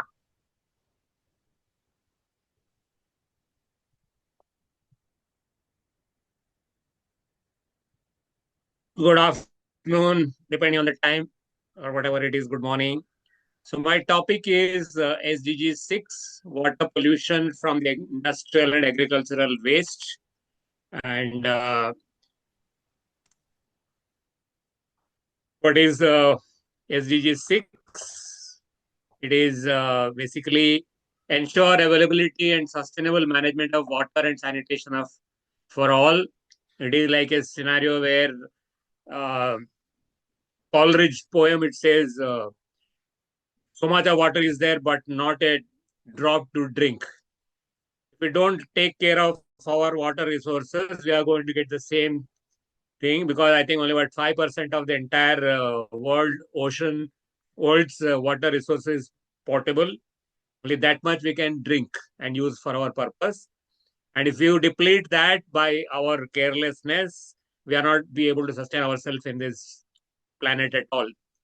The idea is that we should improve water quality, reduce pollution, and increase recycling. My specific topic will be like, what does industrialization do? What does agricultural activities do for spoiling our water resources? So industrial waste gives rise to heavy metals, chemicals, and untreated effluents. Whole river system have got spoiled because of that. Agricultural waste, there is pesticides are being used recklessly as if there is no tomorrow.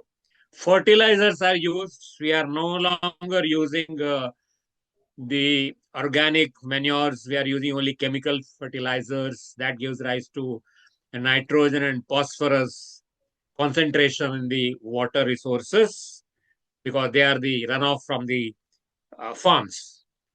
Animal waste, that also gives rise to pollution in the water resources. Then, of course, we have got domestic sewage. Cities have become endemic to this one. And plastic is something which is covering, including Antarctica. I'll show you that plastic pollution has reached that place. Industrial waste impact, toxic chemicals pollute water bodies, lead, mercury. These are the main ingredient from chemical waste from the industries, organic waste from factories, and these give rise to various health implications like cancer is become endemic now wherever water pollution is there because it gets into the entire food cycle. Organ damage because after beyond a period, the lead will get accumulated in the brain and people will have brain function depleting. It will get into genetical problems because kids being born with deformities and undeveloped brain. Ecosystem, of course, getting destroyed because even the trees cannot absorb these heavy metals. Example from my own state, from my own district where I'm staying in the district of Kasaragod in Kerala state of India. We had government-sponsored endosulfan spray going on till 2011 for 17 years. Endosulfan is a pesticide which is banned worldwide, but somehow in the bureaucracy, India continued to have that spray for protecting, so-called protecting the cashew plantations in two districts, one from Karnataka and another from Kerala, and mine being one of the districts. A little far away, so I am safe, but those results are ill effects are found even now. Kids being born with genetic defects, animals born with deformities, malfunction of the brain. And now, after so many years, Government of India has agreed that, Government of Kerala has agreed that it is because of the endosulfan, because so many years they have been denying. Now, a little bit of pension they give, but that is inadequate, and people are still suffering those villages. Supreme Court banned it in 2011, and only it stopped. Defects are given here: neurotoxicity, late sexual maturity, and physical. Basically, it makes an animal, and worse than animal, of a human being. Very, very deplorable state of affairs. We had all case of 1984 Bhopal gas tragedy, which is again a man-made tragedy because the factory was closed for many, many years, rusted equipment, but tons and tons of methyl isocyanate MIC was stored in their tanks, and the tanks exploded one day because water entered through some hole in that, and that liquid became gas. One morning, it affected the entire Bhopal surroundings. Estimate is 3,000 people died there, but people are still dying even after 41 years from the case. Water near the site is still poisoned with harmful substances, including pesticide residue. Recently, there is an attempt to take the soil to another place, but the other place definitely is not going to accept it. So that has to be postponed because they don't know where to throw it. We have only one earth to throw, and in this earth we can't throw anywhere, and we can't take it to another planet. So the idea is that it remains there, and that area continues to have the pesticide because it will get into the groundwater. Fukushima disaster 2011, it is not man-made, but tsunami caused the Earthquake caused a tsunami. Tsunami hit the Fukushima nuclear power plant. The water is still poisoned with radioactivity. So many people have died, so many people have been rendered homeless, and so many years later, the ill effects are still continuing. And they do not know what to do with the water because they have stored the water because radioactive water. And where will they throw it? Then they wanted to throw somewhere, and then Korea objected. Naturally, Korea will object because that will get into the seawater. Agricultural waste impact, India's Punjab, Haryana, these states are known for agricultural production. And agricultural production means they use pesticides, they use nitrogen fertilizers, they use phosphorus fertilizers. And once the runoff is there from the farm, it goes to the natural water bodies. And there is an excess of phosphorus and nitrogen in the water bodies. And that becomes a very, very nutrient rich water for the algae. So that process is called eutrophication and algal blooms, and that will contaminate the drinking water. So nitrate poisoning and phosphate poisoning has actually spoiled the waterborne diseases, all because of the good cause of having extra food production. The case is that we will have food production, but there is nobody to eat because people would die because of this water pollution. Because of this, there is actually extra incidence of cancer. There is one train in North India, which is called the Cancer Express, because it transports most of the patients who go board that train, which is from Jammu Tawi to Ahmedabad Express. Most of the patients are either the cancer, most of the passengers are either the cancer patients themselves or their people who take caretakers. The whole train is called Cancer Express, unfortunately. And that is all coming from that region because of the pesticides, increased pesticide usage in Punjab, which is the rice bowl or the wheat bowl of India. Microplastics have reached even Antarctica. I had the good fortune of being in Antarctica for 4 months during my naval days. I was one of the members of the 10th scientific expedition to Antarctica. That was way back in 1990. This photo of penguins taken by me. I was able to go very close to them and actually even touch them. I didn't touch them because I do not want to. They were in touching distance. Recently, they found out that their feces has got microplastics. That means whatever plastics we have thrown here around the world has even reached Antarctica. We were very careful not to use plastics. We are very careful. Even the human waste is brought back and it's burnt there because they stay there for 14 months. 16 months is the total period for the expedition. We go there and drop them and bring them back in the next expedition. 16 months, about 26 people are Indian scientific team. They stay there. Even their human waste, that is the toilet waste, is burnt on a day-to-day basis. And ash is brought back to India so that we don't spoil that place. But microplastics have gone along with the ocean currents and has spoiled the place. And that has been imbibed by the penguins and it is found in their stomach.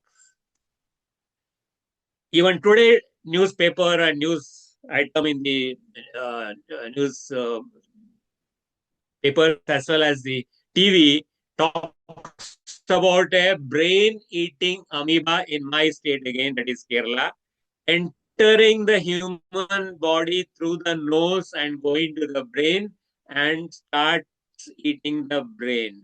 67 people have been diagnosed in the last 2 months. 18 people have died. And all reason is contaminated water bodies, unchlorinated water bodies, and maybe unchlorinated swimming pools. And Kerala is known for water bodies, lots and lots of inland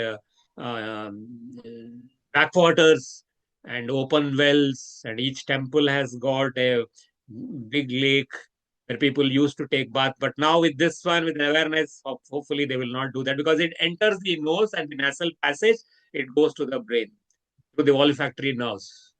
So this has been, there's a recent, today's problem.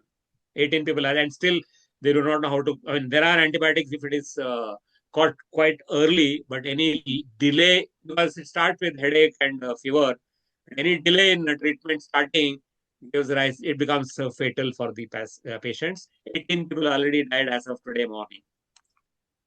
So industrial regulations, they are required to be enforced strictly for waste treatment laws with so many laws and law enforcement. If it does not and laws are there, but it is not implemented, it is no good. Sustainable farming using less of fertilizers, because probably you can't do without the fertilizers. Organic is good, but chemical may be required in some places. But using it to the bare minimum and crop rotation so that different plants will require different fertilizers, wastewater treatment plants, and public awareness so that they don't pollute the things. Now, in my own village, we have been suffering from a problem for the last 8 years. There is a fish processing factory where they bring truckloads of fish, started with 2 trucks per day 8 years back when I shifted to my own village. As of now, they bring 10 to 15 trucks of fish, and they cut the fish and take the flesh and export it. And the waste material and the water used for washing is left there in that place like a dumping ground.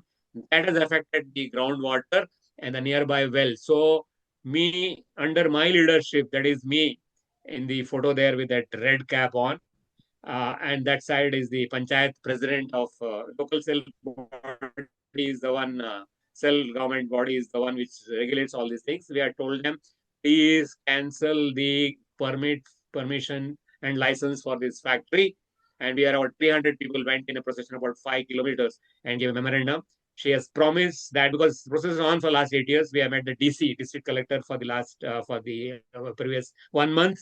We went there. So I have been made the in charge of the entire agitation and taking action, legal action against the perpetrators of this crime to the whole village, because over 150 to 200 villages are suffering. Not only the groundwater, the air gets such a foul smell of stinking fish and decaying fish that you are not able to breathe in the evenings when they leave it, the entire waste material in their compound. But they got a large compound, but then water, depending upon the air, the wind direction, it gets into even our drawing rooms and bedrooms. So hopefully today it will be the last day for the factory to close. Yeah. So this is the conclusion. Yes, Clean Colonel. water is a basic human right, and we have to work towards making this happen. So that is the end of my presentation. Thank you. That was a wonderful deliberation. I like the way you went from local to global, starting from Kerala even to Japan. So thank you very much. Moving to our next speaker, I invite Indira ma'am to come forward, and I would request all the speakers to limit the speech to the time that is given to you so that we are giving due respect to all these speakers. Indira ma'am, I would request you to please come forward and unmute yourself. Yes, ma'am. Yes. Pleasant good evening to one and all gathered here. It's a great moment and memorable moment. So my heartfelt thanks goes to Magic 17 team and my team head, Ushavati ma'am. Thank you so much. For want of time, I'll straight away go to my presentation. Kindly allow me to share my screen. Is my screen is visible, ma'am? You will need to share it, ma'am. You need to share your Yes, your voice is clear. Please go ahead. Is it visible, ma'am? You need to share your screen, ma'am. You are visible, yes, but not the screen. Yes. 1 second. I will just a second. I don't know what's the technical problem. Sorry, written. 1 second. You can start your deliberation by visible, ma'am, now? Yes, it is coming up. Yes, it is visible. Make it full screen, ma'am, if you can. I'll full screen. Thank you. Thank you so much. So this water everywhere, but not a drop of water to drink. When we read this sentence, our heart will definitely melt. So the clear water and sanitation is a very good area that needs immediate attention, because no water, no life. If we see that present situation, we are purchasing water for our thirst, quenching our thirst. So sad that our ancestors has given and enjoyed their non-polluted water, crystal clear water for everything. They could even directly source and drink the water from the resources, water resources. But present scenario, we are buying water from the shop and pay. So it's very pathetic. This should not pass on to the next generation, coming up future generation. That should be everybody's goal. And we have to give them the crystal clear water as before. That's a goal. So now let's see quickly the AI, how it is, because we are living in this AI is slowly invading in this technological era. Let's see how it is helping us in managing the water. So AI definitely revolutionized the water management system. It optimizing the process control.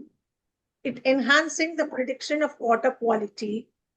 It automating fault detection, which is needed for the art, and improving energy efficiency, and ultimately lowering cost and environmental impact. That's why globally we are adapting this, and we want, because 3/4 of our globe is water, and we are not in a position to get good water to drink. Thinking this, many attempts were made globally to convert seawater into the reusable one. And what I just conducted in my school, I wanted to share as a case study because of want of time. In a jam, I'll finish. I saw that my children were going back home. Their water bottles sometimes would have been quarter. Some children even have half water. What they will do it, they will pour it on the ground. So this was seen by all of us. On the Earth Day, we have taken the resolution, not recently, 5 years before, and we have to pour any unwanted water to the plants only. That's a oath we have taken. The children, amazing that they have passed on this information to their parents, insisting them to do this. So this was amazing. So I'm so happy that my children carry forward this to save that water, because every drop of water is a valuable one. So in the water management currently is the gap in the treatment of infrastructure, because we used sometimes the outdated technology, and lack of investment and maintenance, and adequate regularity. And of course, the pollution is uncontrollable now. Slowly, every school, every teacher at the childhood level started giving them the teaching for the children how they have to save the water. So in 2017 and 2019 or 30, after 10 years, we have seen that the scenario will be very dry if we didn't take an adequate action upon this. What I did as a small technique of saving water droplets, I need not have to ask any of the government agencies or any of my superiors. So everybody, it's an every individual living in the globes, their responsibility is to save water, and they use water in a very, very precise manner. That will only help us to bring out the better world, from dryness to the beautiful world which we lived, our ancestors lived earlier. So just women in water, normally women will use, and children of course will use the water for a lot of other purposes than gentlemen. It's an invisible burden. How it is, we will see that. How does the water crisis affect the women and children? Water crisis is personal. They are responsible for the resource for their families. When you see in India, I'm from India, in Rajasthan and other areas, drought will be there. People walk miles and miles away for the source of water, and they have to use, because they have to carry that heavy burden, and they have to use it for drinking, cooking, and they have to maintain their hygiene. Let's see that how they are sparingly using. They can even spend money more, but they cannot spend water more. So this is a pathetic situation now. And why this is? Because of global warming. We all individuals are responsible. I'm not blaming because of this happened, because of that this is not working out well. We all together only it is possible. It's all teamwork. Together only it is possible. Thank you so much, ma'am, for giving me this opportunity. Thank you. Thank you. Thank you very much, Indira ma'am. And I love the fact that you used a case study to mention here on the global platform. What you do in your own school, you have mentioned here. So that was really wonderful. Moving to the next speaker, I would request Shabana ma'am to please come forward and unmute yourself. I'll pin you. Thank you very much, Indira ma'am.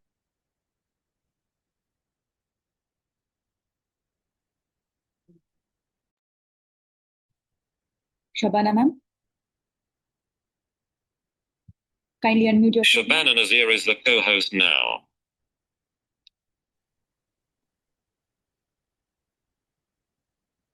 Yeah, we can see you. Yeah. First of all, I'll extend my thanks to Dr. Halima Sadia and to Dr. Ushawati Shetty ma'am for making part of this global conference.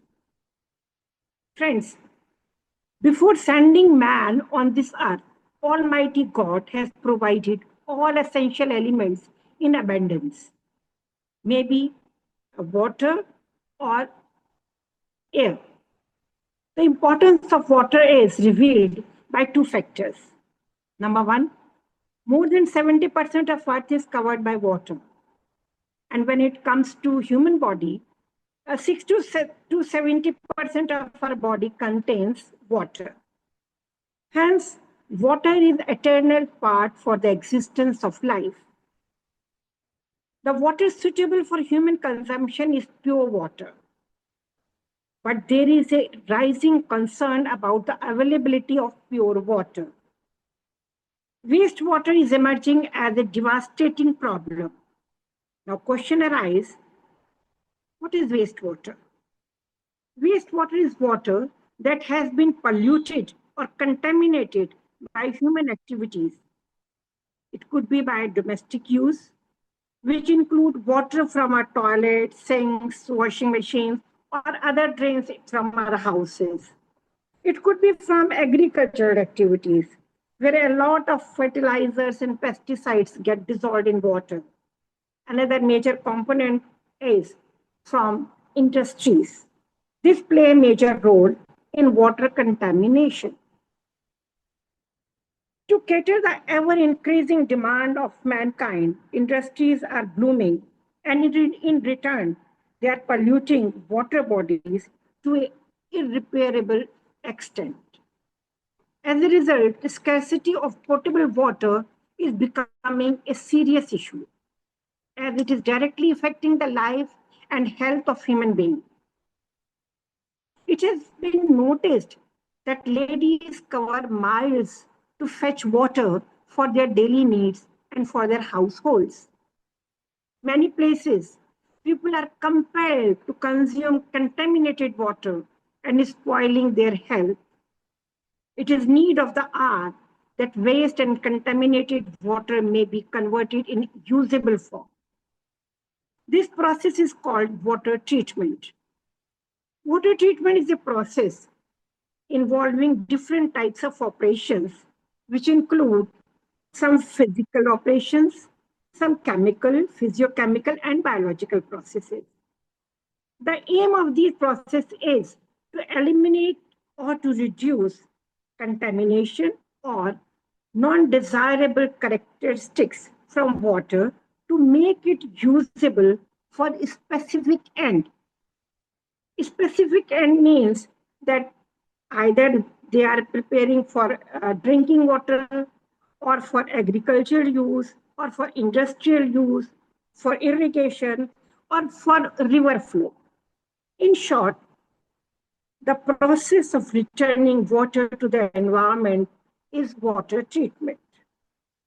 Basically, there are 6 common steps which all treatment plants follow: screening, aeration, coagulation, sedimentation, filtration, and disinfection.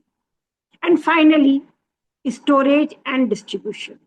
Mind it, storage is the last stage but most crucial. If it is not done to the point, then the whole process will be nullified. Till now, the picture is very clear. The purest form of water provided by nature is contaminated by human use and producing wastewater. In return, this wastewater is treated by human beings through different processes to make it reusable and to make it contamination and impurities free and fit for human consumption again. But the problem is that there is a gap in between the amount of wastewater produced and amount of water being treated. For industrial contamination, the responsibility could be fixed for the particular industry. They should be held responsible for treatment. These industrialists generally find shortcuts. Either they will skip the step or they will do it in a hush-hush manner, means not giving the specific time for a specific procedure. In addition to it, many a times they try to flush untreated water to water bodies as well. On the other hand, there's one more problem. How to make this treated water available to remote areas. Connection, the pipeline network, it is an expensive business. There is only one solution, and that solution is decentralization of water treatment plants. These remote areas should have their own specific treatment plants, but neither they are so financially strong, nor other agencies invest such a large amount of money there. So there is a gap which needs to be bridged, and it is need of the time. Every community needs access to safe and reliable source of clean drinking water and sanitation. It is an emerging challenge. Apart from this, there are certain other challenges also. Most important is importance of ever-increasing demand due to population explosion. Scarcity caused by climate change, high operational cost, poor maintenance of infrastructure, very important. Lack of skilled workers are not available. And sludge maintenance is very, very important. To overcome these issues, huge investments are required. It is high time that intellectuals should sit together and chalk out some concrete plan to meet the demand. The gap between demand and supply is hazardous. It is hazardous to mankind. Hence, it is required that foolproof plan of action should be taken on war footing. This gap between water treatment and demand may be bridged as early as possible, as it is in the interest of mankind, it is in the interest of our lovely planet. Thank you. Thank you. Thank you very much, Shabana ma'am. It was really a wonderful deliberation. And one point I liked very much you mentioned is that storage is very important. After going through all the process of purification, if storage is not done properly, then the whole process goes waste. Thank you very much, Shabana ma'am. And thank you. Moving to our youth leader, Sana. I would request Sana to please come on screen. Yes. Greetings to all dignitaries and participants. I am honored to be presented by this panel as the youth voice. Starting with a Slovakian proverb stated centuries back, pure water is the world's first and foremost medicine. Water is not simply a resource, it is the essence of survival. Yet today, in the 21st century, billions of people across the globe still live without the guarantee of something as basic as a glass of safe drinking water. This is the reality that Sustainable Development Goal 6, SDG 6, seeks to change. Adopted by United Nations in 2015, SDG 6 commits to the world to ensure the availability of sustainable management of water and sanitation for all by the year 2030. One of the most urgent targets is the universal access to safe and affordable drinking water. But what do we mean by the lack of access to safe drinking water? It means families forced to rely on contaminated rivers and ponds because there are no reliable resources nearby. It means children walking miles every single day, buckets balanced on their head, just to fetch a few liters of water that may still carry disease. Children, school going children. It means water that is not only unsafe but also unaffordable, forcing households to make an impossible choice between buying safe water or buying food, both necessities, one to compromise. Safe drinking water, as defined under SDG 6, must be free from contamination, available when needed, and within reach, condition that millions are still denied. The scale of the problem is staggering. Even today, 1 in every 4 people globally live without the access to safely managed drinking water. That is more than 2 billion human beings that cannot rely on the single most essential element of life. Think about that. While many of us open a tap without a single thought, leave it open, dripping waters, perhaps wasting water, millions are trapped in a daily struggle of something so basic. Now, why is this crisis so persistent? Even today, 1 in every 4 people, why are we facing this problem in today's day and age? The causes are both structural and environmental. In many parts of the world, poverty and weak infrastructure means that clean water systems are never built.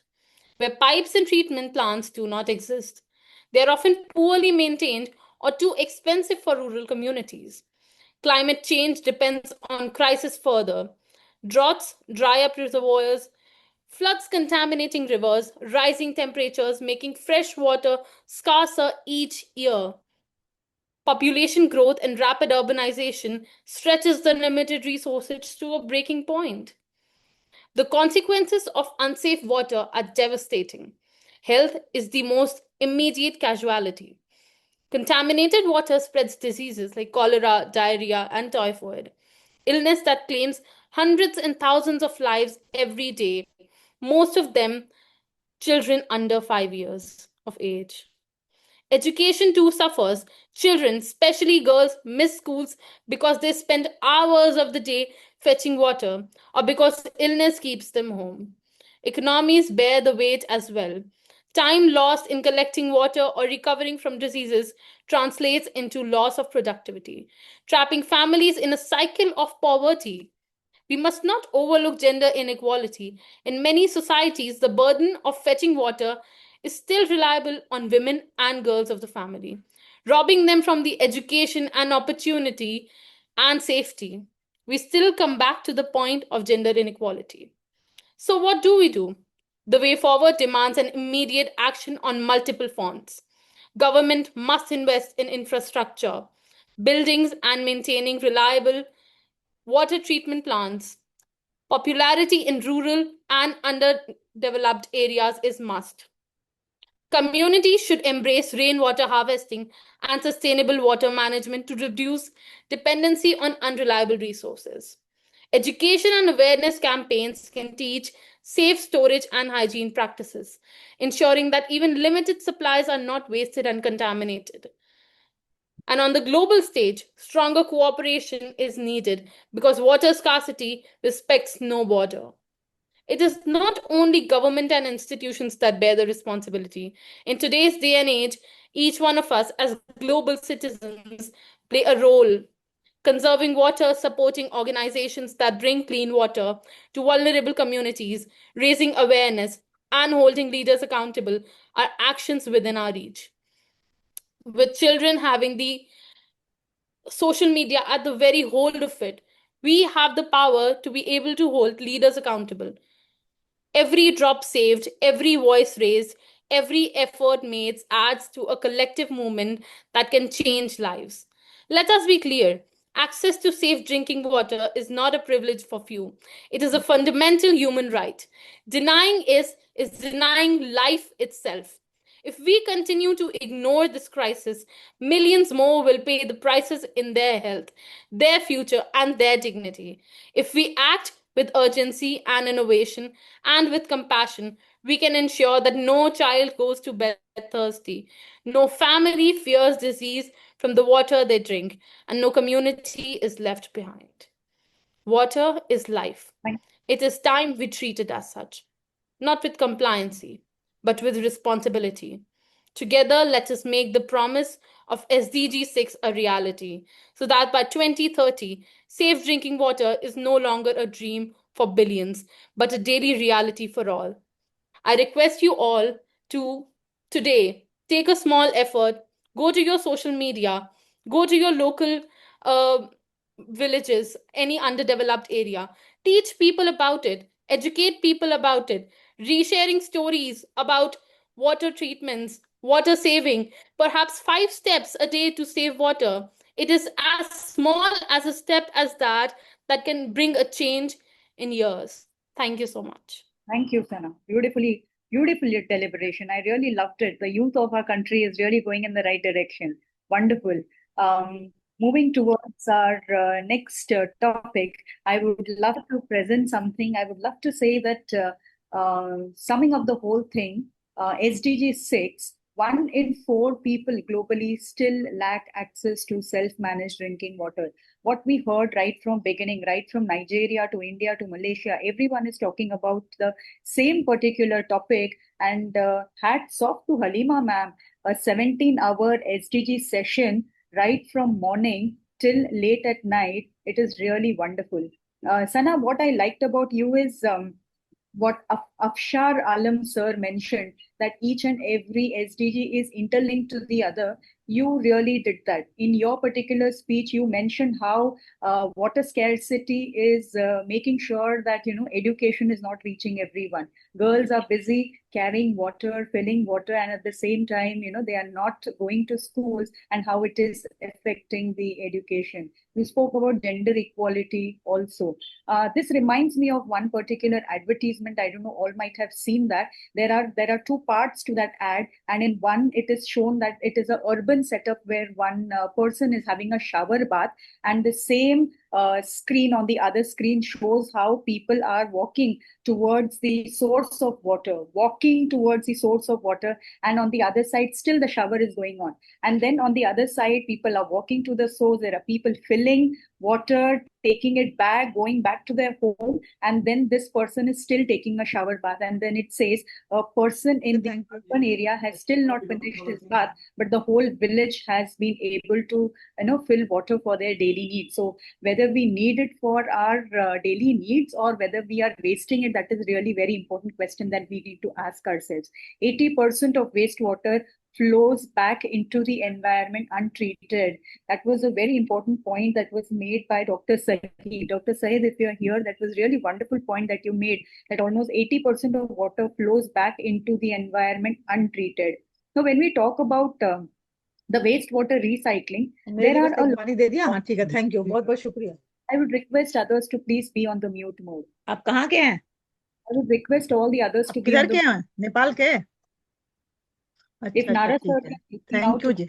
others in the mute mode, kindly help me with that. I would like to mention a few points about what things are going on in other countries. For example, in Singapore, new water project recycles treated sewage water into ultra clean water. It is used for industries and even direct drinking.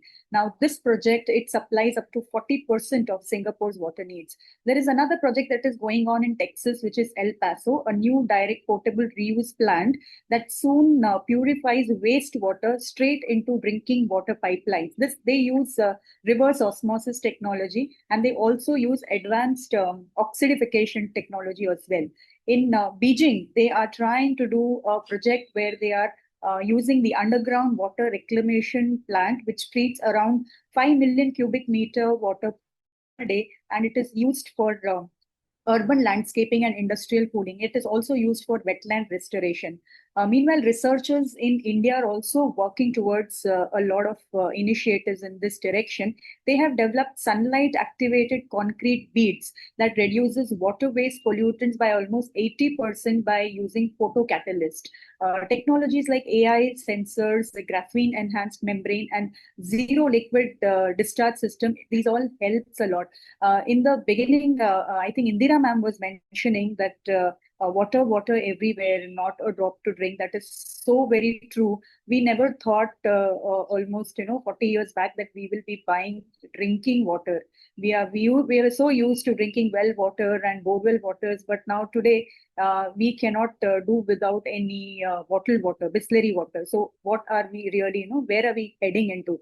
And Halima ma'am, hats off to you, Nara sir. It's a great platform. You guys have put together such a beautiful session where global voices are coming together on one platform.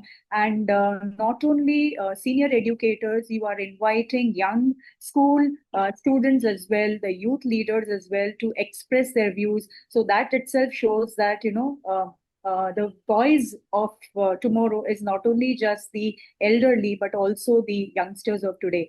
The water that we use today has been here for millions of years. Everybody is studying about the water cycle. There is no less, there is no more. The question is, will it be here for million years more? So the answer depends upon us. Let's stop wasting water and start reclaiming its value. So there we come to the end of SDG 6 session. I think Shahid is ready to share, ma'am. If you can just please ask him. Shahid is there in the session? Dr. Saeed, yeah, he is. Dr. Saeed, if you could unmute yourself.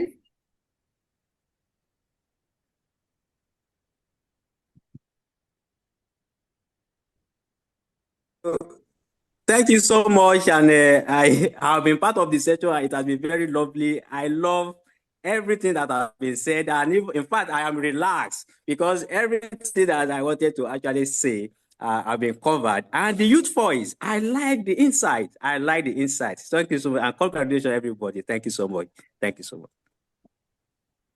Thank you, Dr. Saeed from Nigeria. Thank you very much. Over to you, Halima ma'am.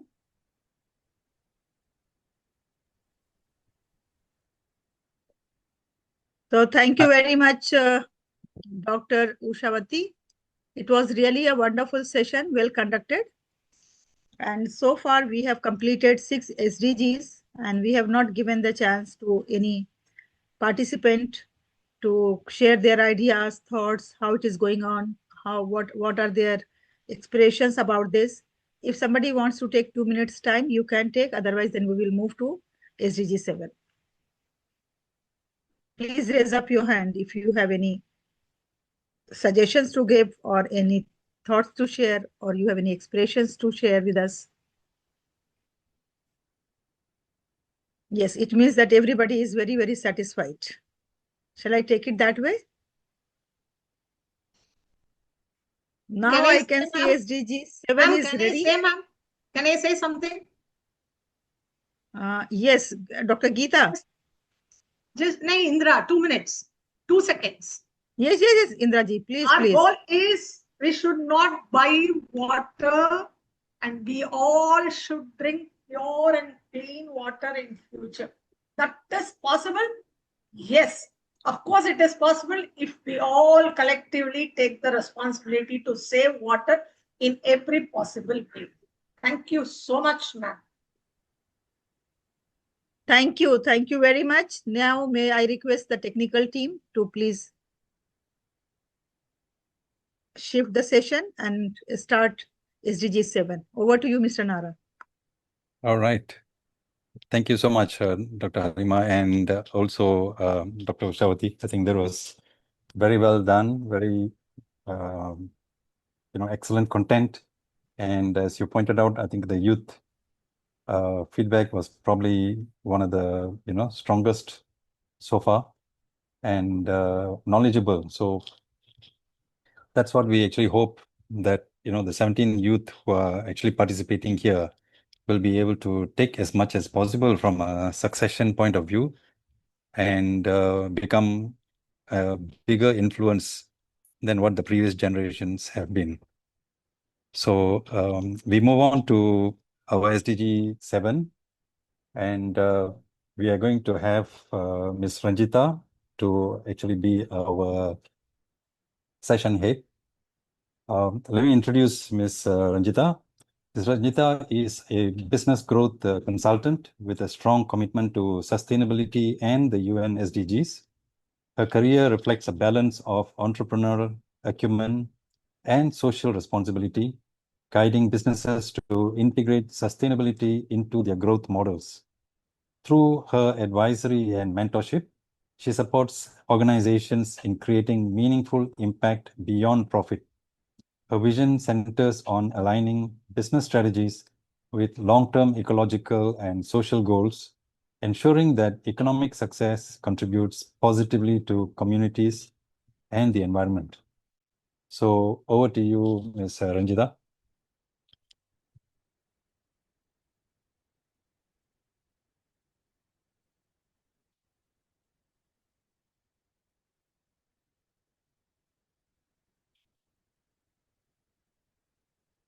Waiting for Ms. Ranjita. Yes, I Yes. have the You access. want to- Sure. Thank you so much for that wonderful introduction, Mr. Nara. Most welcome. Thank you so much. It's been my honor to be part of this wonderful record-breaking event, and also an honor to be heading SDG 7 in specific. SDG 7 is something that is also a key parameter to implement all the other goals in sustainable development as well. So it's a nice topic that I have actually had the privilege to present here along with the rest of the team. So with that, once again, good day to all of you around the globe. It's so nice to see wonderful community being gathered here today. Hope all of you can see my screen. Not yet. Okay.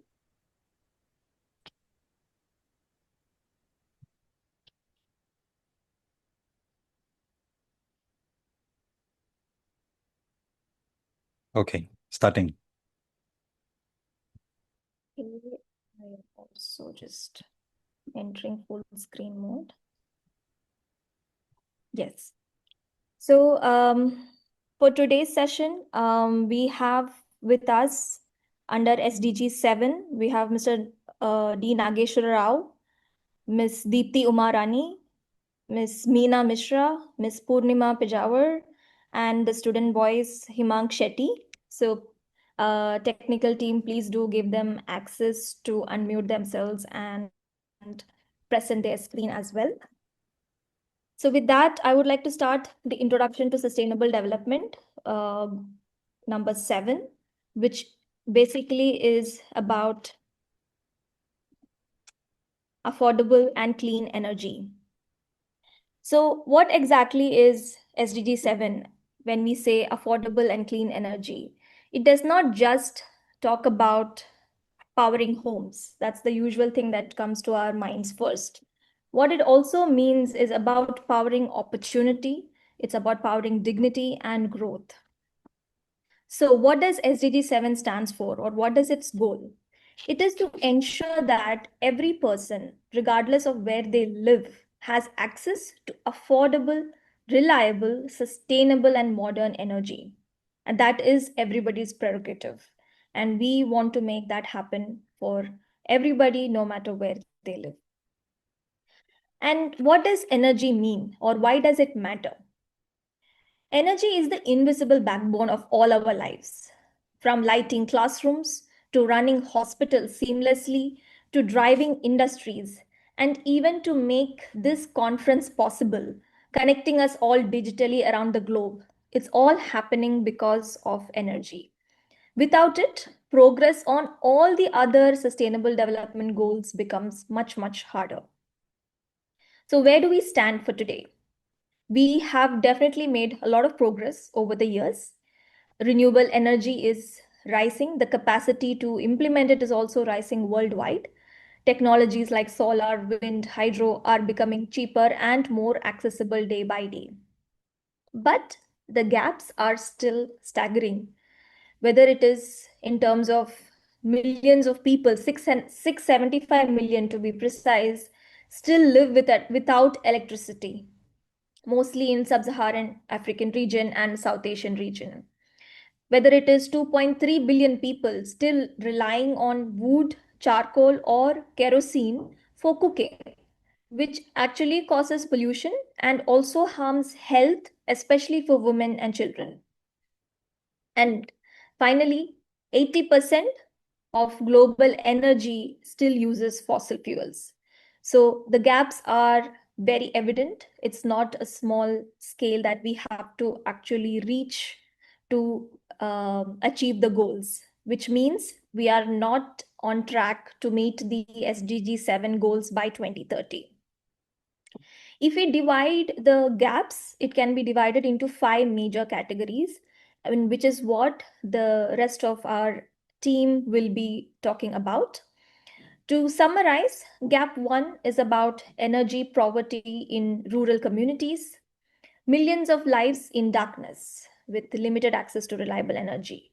Imagine a child trying to study without light, or a clinic unable to refrigerate vaccines. That's the harsh reality in many rural regions. Gap number 2 would be over-dependence on fossil fuels. Like I mentioned, 80% is still addicted to using coal, oil, and gas, which is not only unsustainable, but it's also dangerous because it fuels climate change, air pollution, and geopolitical instability. Gap number 3 is affordability gap for renewable energy adoption.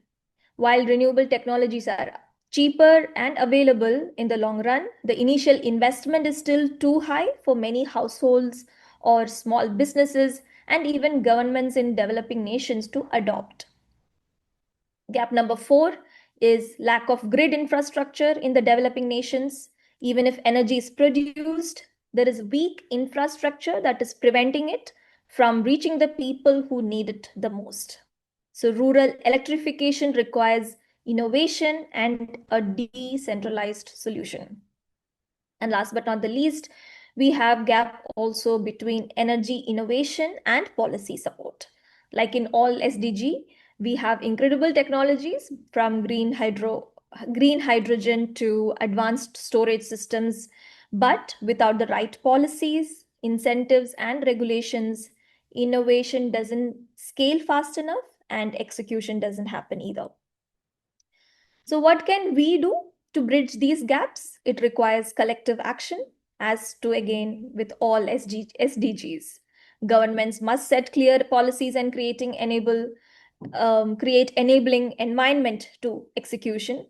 Businesses have to invest in scalable, clean energy solutions.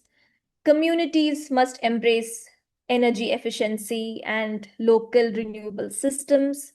And individuals like all of us here, we must advocate, innovate, and act wherever and whenever possible. So over the next 45 minutes, we will hear from other speakers in SDG 7 who will unpack these 5 gaps, which I've explained one by one in more detail, where they will share with you all the challenges, insights, and possible pathways forward. And together, this conversation should not just be about identifying problems, but also about imagining solutions that can be easily implemented. So let me conclude my segment with a quote that was shared by Ban Ki-moon, a former UN Secretary General. Energy is the golden thread that connects economic growth, social equity, and environmental sustainability. With that, let's begin the segment of other speakers. We will move on to our first speaker. It is Dr. Nageshwar Rao D. He is the principal of Akshara Vidya School in India. He is deeply committed to environmental causes and brings his passion for education and guidance and counseling to the forefront of his work with students.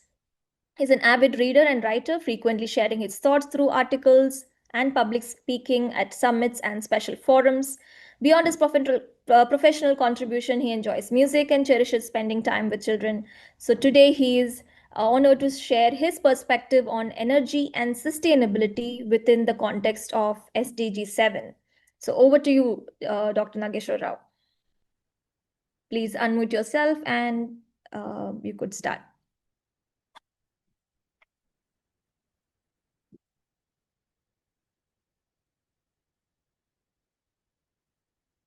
Please unmute yourself.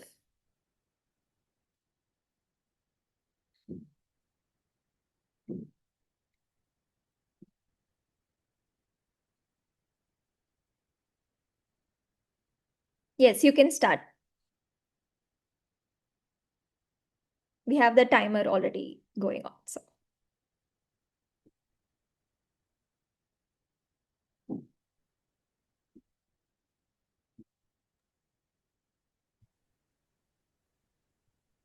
Dr. Nageshwar, are you able to unmute? We cannot hear you.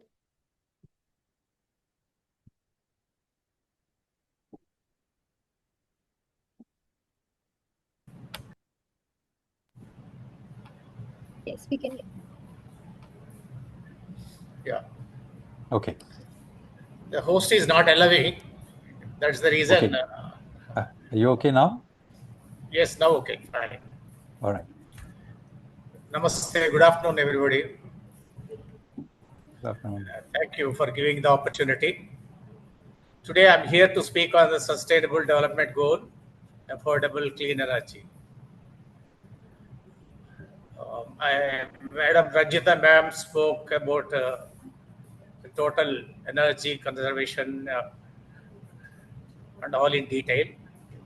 Energy is the backbone of human progress, from lighting our homes to running industries, from powering hospitals to enabling digital connections.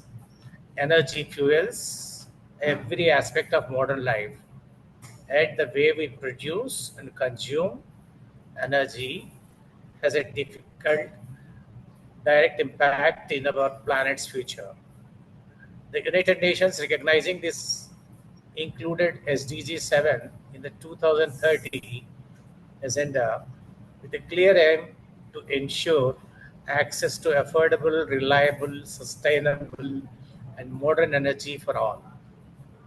Currently, millions of people around the world still living without electricity, especially in the certain part of villages, relying on polluting fuels like wood, or coal. This is not only affects their health, but also slows down economic growth and education. Clean energy sources such as solar energy, wind energy, hydro energy, and bioenergy provide us with a golden opportunity. They reduce greenhouse gases emissions, protect our environment, and create green jobs. By investing in renewable energy, improving energy efficiency, and expanding access, we can power a development without harming our planet. India, for example, is making great strides by becoming a great leader in solar power under the guidance of our Prime Minister Narendra Modi through initiatives like the International Solar Alliance. But more efforts are needed worldwide governments. For example, in our school, we have solar panels. We produce electricity for our school purpose, and the extra energy will be sent to the power grid. So the power bills will be automatically paid by solar energy produced. So energy is neither created nor destroyed. We are able to create. It is possible. It is in the hands of our latest and generations of people, especially the previous speaker in the SDG 6 spoke very well about the topic water. Same way, the children are at present and do wonders and take the India to the top position in the world. So businesses and individuals must all join hands to achieve this goal. So friends, energy is more than just electricity. It is empowerment, progress, and hope. As we look toward the future, let us imagine the year 2047 when India celebrates 100 years of independence. By then, if we commit today, we can achieve not only universal access to clean energy, but also a greener, healthier, and more sustainable world. Sustainable Development Goal 7 is not just a target, it is a promise to the planet and to the future generations. Let us all work together to keep that promise. Thank you so much for giving me this opportunity. Thank you. Thank you, Dr. What really stood out is how the example of even as a school, you have been able to harness solar power. So energy is neither created nor destroyed. That's an amazing, amazing initiative. You are really, truly walking the talk. So thank you so much for sharing those examples and those motivating speech. Thank you so much. Moving on to our next speaker, it's Ms. Deepti Umarani. She's the director of her business Aspire Advisory. With over 13 years of experience across the Middle East and India, she has been instrumental in guiding business towards the sustainable development goals through strategic sustainability initiatives. Her expertise spans sustainability, corporate governance, risk advisory, and strategic management, helping organizations embed ethical practices and deliver real environmental and social impact. Today, she will address a pressing challenge under SDG 7, that is the affordability gap for renewable energy adoption. So over to you, Deepti. Stage is yours. You can unmute yourself and share your screen. Yes. Thank you so much, Ranjita, for the introduction. So let me know if you are able to see the screen. We can.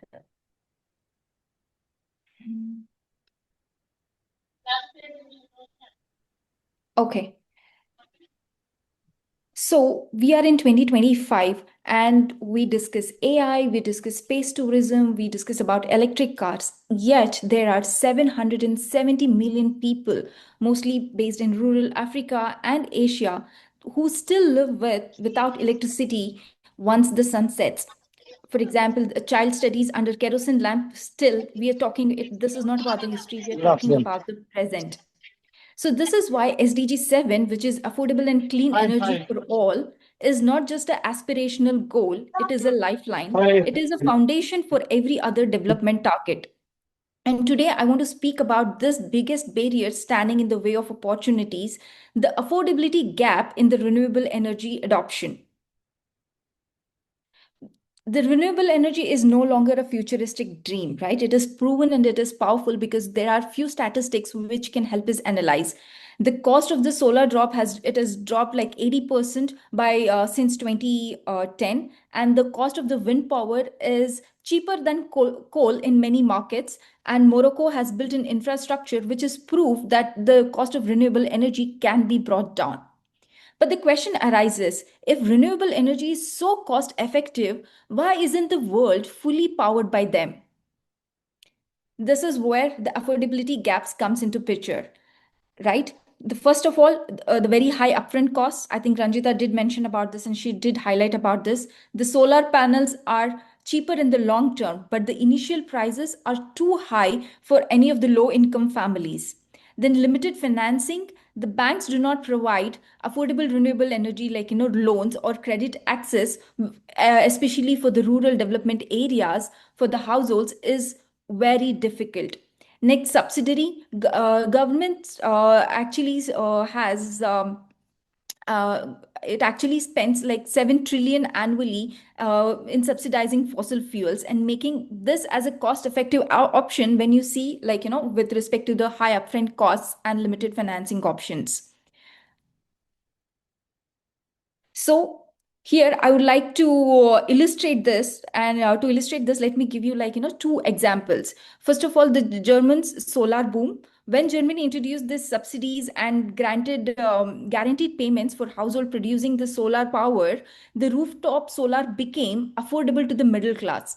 And today, Germany is one of the leading global leaders in renewable energy adoption. And this is not because because of the technology. We can't say the technology is the problem is the affordability. In the second instance, we see in one of the Africa's areas where wherein a kerosene costs $2 a day, which is like $730 per year. But the basic solar panel costs even less. But again, the affordability gap here is the initial upfront cost, which makes the fossil fuels, the usage of the fossil fuels much more affordable and easier option to adopt for. So what are the ripple effects of this SDG? When we talk about SDG 7, do you think only the SDG 7 has an impact? No. In turn, it has a ripple effect on SDG 3 and 4, which is health and education impact. It has impact on SDG 8, which is the economic impact, because small businesses face very high costs, limiting the productivity and competitiveness in the global market. And it even impacts the SDG 13, which is the environmental impact. When fossil fuels remain cheaper, countries will continue to use them, and people will continue to use them because they find this as a very cheaper and very go-to option than a long-term investment.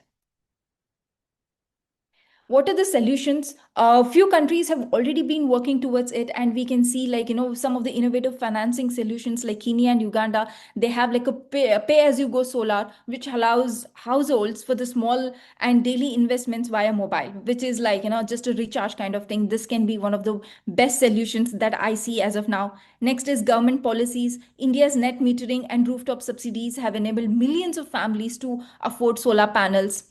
Then private innovation, companies are rapidly cutting down the battery and storage costs, making the renewable energy more reliable. And next is the international cooperation, which is like the Green Climate Fund and World Bank initiatives support clean energy adoption in developing countries. So these are some of the solutions which have already been in place and which countries can look forward to adopting these things. So if I had to conclude it, I would say to achieve the targets of net zero by 2050 and the emission reduction targets by 2030, every country has its own emission reduction targets. Here in UAE, it is 45% of reduction by 2030. We need to have certain things in place. First of all is the government action, wherein redirecting the fossil fuel subsidies into renewable energy, making it cheaper and accessible for everybody.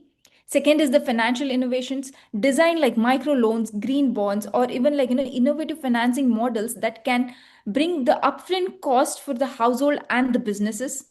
And next is, as a global citizen, we must demand that the clean energy as a right and not as a privilege. Every home, school, health center deserves this clean power. And if I had to end it with a quote, I would say the true measure of progress is not when wealthy can afford the clean energy, but when the poorest families in the remotest village can power their lives with it. Clean energy must not remain as a privilege for few. It must become the foundation of opportunity, dignity, and development for all. Why? Because with bridging this affordability gap, we don't just achieve or unlock we unlock the progress of better health, quality education, great equality. We work towards the climate action and energy access. So all of these things are interdependent. All the SDGs are interdependent. So one lacking in one SDG can affect the other SDG goals as well. So this is how I would like to conclude, and thank you again for this opportunity. Thank you, Deepti. That was a very important and illuminating speech that you have shared. So thank you so much. And I really like how you highlighted about that affordable energy should not be a privilege for few, but it is a requirement for all. And also the fact that real challenge is not just about the technology, right? It's about the affordability. And I really appreciate how you have shared the ripple effect of SDG 7, specifically on health, education, jobs, and climate. So it definitely reminds all of us that solving the affordability gap isn't just about energy, but it's also transforming lives in every direction possible. So thank you so much, Deepti, once again for that illuminating speech. Thank you so much. Moving on to our next speaker, it's Ms. Meena Mishra. She's the Senior English Faculty and International Coordinator at Dr. Sarvapalli Radhakrishnan International School, Malad, Mumbai, India. Ms. Mishra is the proud winner of the Cambridge Dedicated Teacher Award 2024 South Asia, and her contributions span far beyond the classroom. She's an award-winning author, poet, short story writer, social worker, and publisher, with nearly 3 decades of experience shaping young minds in Maharashtra, India. So today she brings her insights on a critical aspect of SDG 7 again, the gap between energy innovation and policy support. Over to you, Ms. Meena Mishra. Please unmute yourself. Thank you. Am I audible? Oh. Yes. Thank you so much for the warm welcome.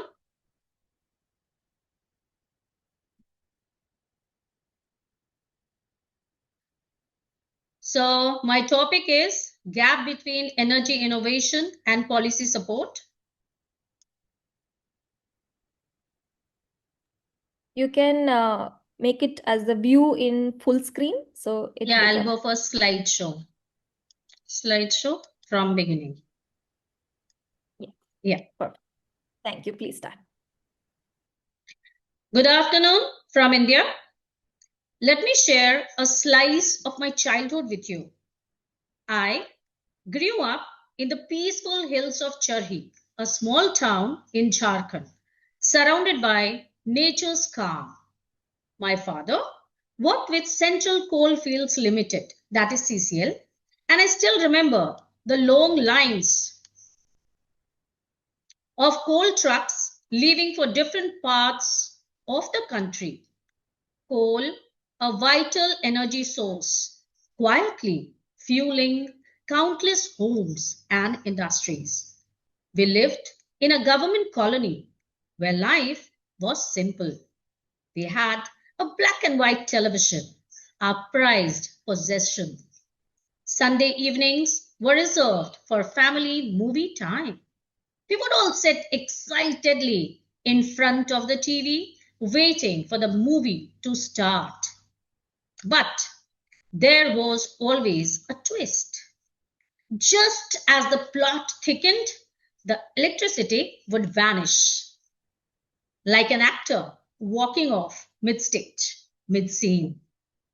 We would sit in the dark, grumbling and guessing what might be happening on screen. Half an hour later, power would return and we would rush back, trying to catch up the piece and the story together. Then another blackout. It may sound funny now, but that was a routine. A movie watched in patches with imagination filling the gaps. This is my story, my childhood story. And now we move on to what great people have to say, what the experts have to say about energy conversation. Energy is the golden thread that connects economic growth, social equity, and environmental sustainability. We cannot solve our problems with the same thinking we used when we created them. The future will be green or not at all. Innovation is the bridge between imagination and reality. But without the right policies, that bridge remains unfinished. SDG 7 aims to ensure everyone has access to affordable, reliable, sustainable, and modern energy by 2030, while increasing renewable energy use and improving energy efficiency. It targets expanding access, especially in developing countries, and transitioning from unsustainable fossil fuels to cleaner sources like solar and wind to combat climate change. The gap between energy innovation and policy support stems from the slow and often incomplete translation of innovative technologies into widespread deployment, often due to inadequate financial incentives, bureaucratic hurdles, and insufficient R&D funding. While innovations are crucial for addressing climate change, policies need to be more effective in promoting their development and integration. For example, by using fiscal incentives and fostering stable economic conditions to bridge the financing gap and encourage investment. Now, the gap between the innovation and policy support in clean energy. It is estimated that annual investment gap is up to $400 billion by 2030. Bridging gap is more than research. It requires mechanisms to transition from laboratory breakthroughs. Fiscal incentives like tax, credits, and emission trading schemes will be effective. Limited access to testing facilities and data, need for more stable long-term support through economic cycles would be better if the barriers are to be reduced. What do we need to do? We need to increase public spending on energy R&D. We need to secure stable funding through economic cycles to attract private co-funding and boost innovation. We need to combine multiple policy instruments, design policies that create stable investment environments rather than relying on individual tools. We need to provide testing facilities and living labs. We need to offer accessible training data sets to speed market entry of new technologies. We need to shift capital from fossil fuels to renewables. We need to promote green finance to close the investment gap and support innovation. We need to collaborate on large-scale demonstration projects. And we need to share best practices. That is what Dr. Halima is doing today, right now. And share best practices, align processes, and reduce bureaucracy. Now I would like to talk about what is India going to do for that? What is my country doing? India has an increasing energy demand to fulfill the economic development plans that are being implemented. The provision of increasing quanta of energy is a vital prerequisite for the economic growth of a country. According to the World Resource Institute report, India is responsible for nearly 6.65% of total global carbon emissions, ranked fourth next to China, 26.83%, the USA 14.36%, and the EU 9.66%. Intended nationally determined contributions, INDCs, have been submitted to the United Nations Framework Convention on Climate Change, UNFCCC, and the Paris Agreement. The latter has hoped to achieve the goal of limiting the rise in global temperature to well below 2 degrees centigrade. What is the solution to the problem? There is an urgent need to find alternate sources for generating electricity. In this way, the country will have a rapid and global transition to renewable energy technologies to achieve sustainable growth and avoid catastrophic climate change.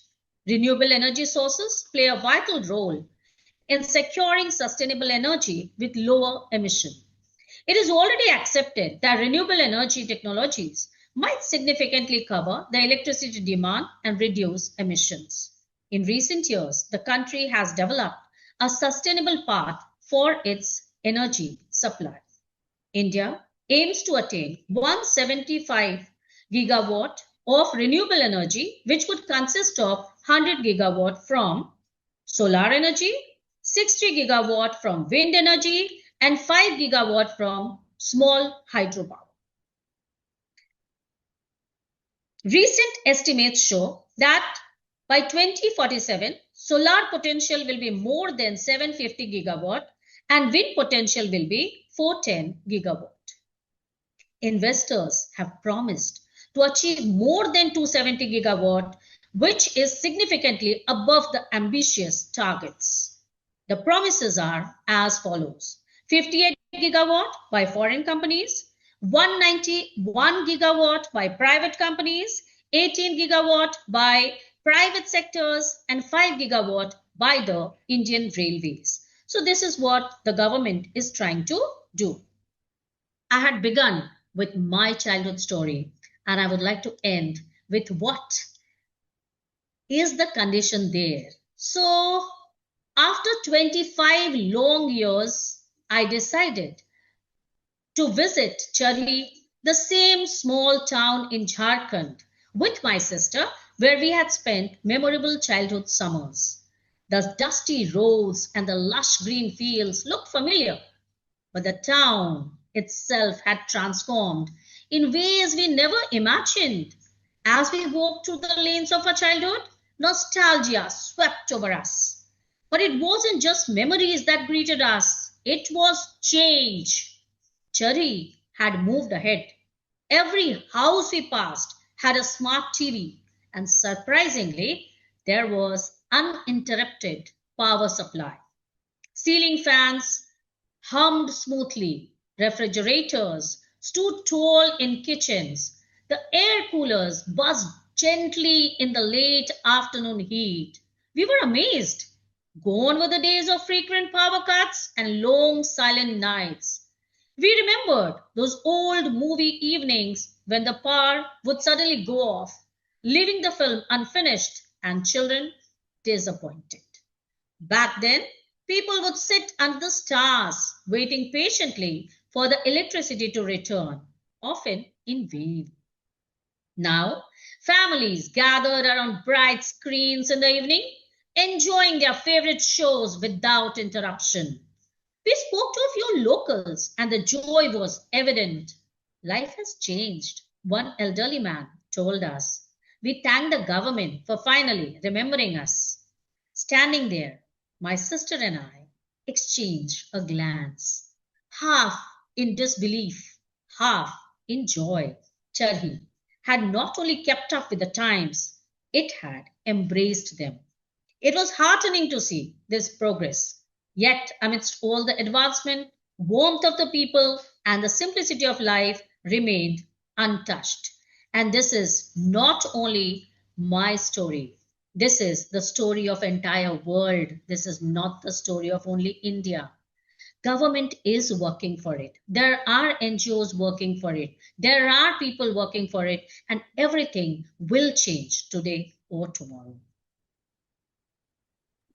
The best way to predict the future is to create it. The Stone Age did not end for lack of stone, and the fossil fuel age will not end for lack of fuel.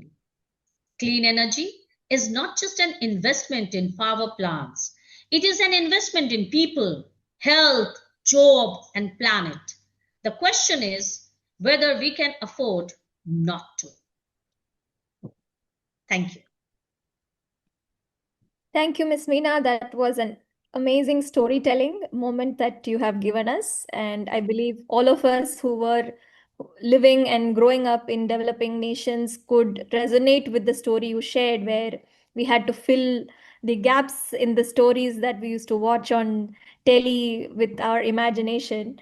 And also in your presentation, where you mentioned about the astounding gap of 4 billion annual investment in dollars is which you highlighted is also highly identifying the kind of gap that we are actually talking about. And I love how you ended it with a positive note.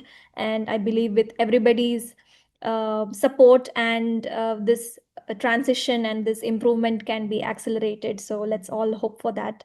And let's move on to the next. But thank you so much again, Ms. Meena, for that amazing storytelling session. Thank you for having me here. Most welcome. All right, so we'll move on to our last and final segment at SDG 7, which is our youth voice, Mr. Himang Shetty. He is a student at Dr. Sarvapalli Radhakrishnan International School, and I'm so delighted to introduce him as the youth voice of the segment. He's a passionate student from Dr. Radhakrishnan. Sorry to interrupt. I think I'm the next speaker, ma'am. Yes, I'm so sorry. Yes, I missed you, in fact. Correct. We will come back to you after we finish Himank then. Yeah. So moving on to Himank's introduction. Himank is part of the Student Council and is known for his innovative and resilient approach towards sustainability. With a strong passion for public speaking, he uses his words to inspire change and raise awareness. So today he's here to share his perspective on energy poverty in rural areas and why clean energy is vital for climate action and improving all our quality of life. So let's hear it from Himank. Over to you. Am I audible? Yes, you are.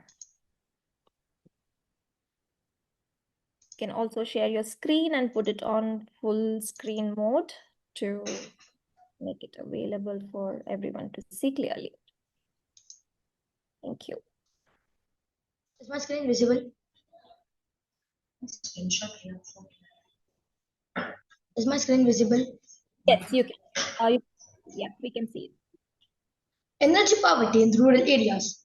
Electricity is not just about life, it's about life, dignity, and opportunity.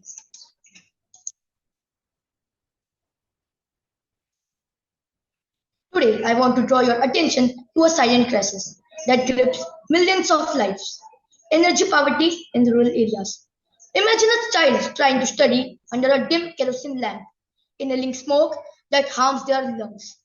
Imagine a mother walking miles to collect firewood instead of working or earning. Imagine a hospital in a village unable to save life during a power cut. This is not imagination, it's the reality for millions. Energy poverty is just not about the absence of electricity, it's about the absence of hope. Rural communities often remain trapped in the cycle of poverty because energy is the foundation of development. Without electricity, there is no proper education, no clean drinking water, or no modern healthcare, and no opportunities for the industries or jobs. Do you know, according to a global estimate, over 700 million people worldwide still live without electricity, and a large proportion of them belongs to rural areas of developing countries. In India too, while we have made progress, many villages still face unreliable or no electricity. And when there is electricity, it is often unaffordable. But why energy poverty is so dangerous? Because it widens the gap between the inequality. Urban areas keep on progressing with industries and technology and opportunities, while rural areas remain stuck in darkness, literally and metamorphically. This imbalance weakens the entire nation. The solution lies in sustainable energy. Solar panels on rural rooftops, mini hydropower projects, and decentralized renewable grids can bring light to the darkest corner. It's not charity, it's empowerment. Providing energy is not just providing electricity, it is igniting education, empowering women, enabling healthcare, and encouraging entrepreneurship. We must understand energy is not a privilege, it's a right. Energy, until every rural home is lit, until every child can study without inhaling smoke, and until every rural hospital has power to save lives. Our progress as a nation is incomplete. So let us not rest until we erase the darkness of the energy poverty. Because when rural India shines, the whole nation shines. Thank you.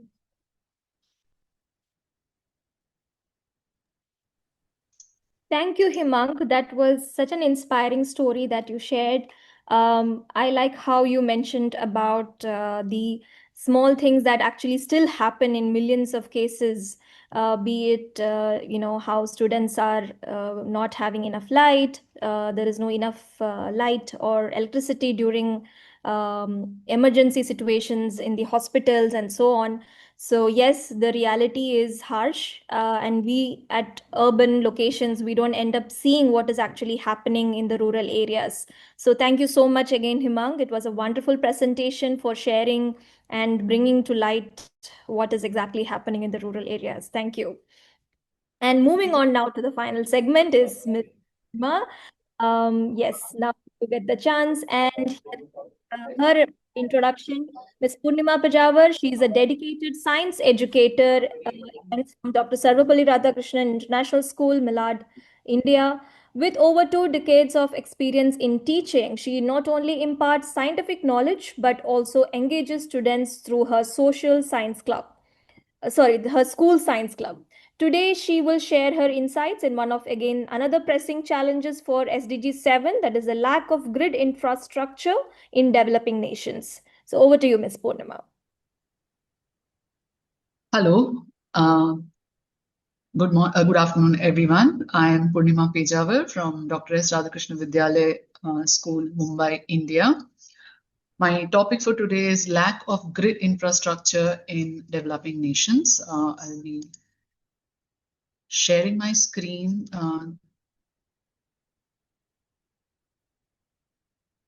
Yes.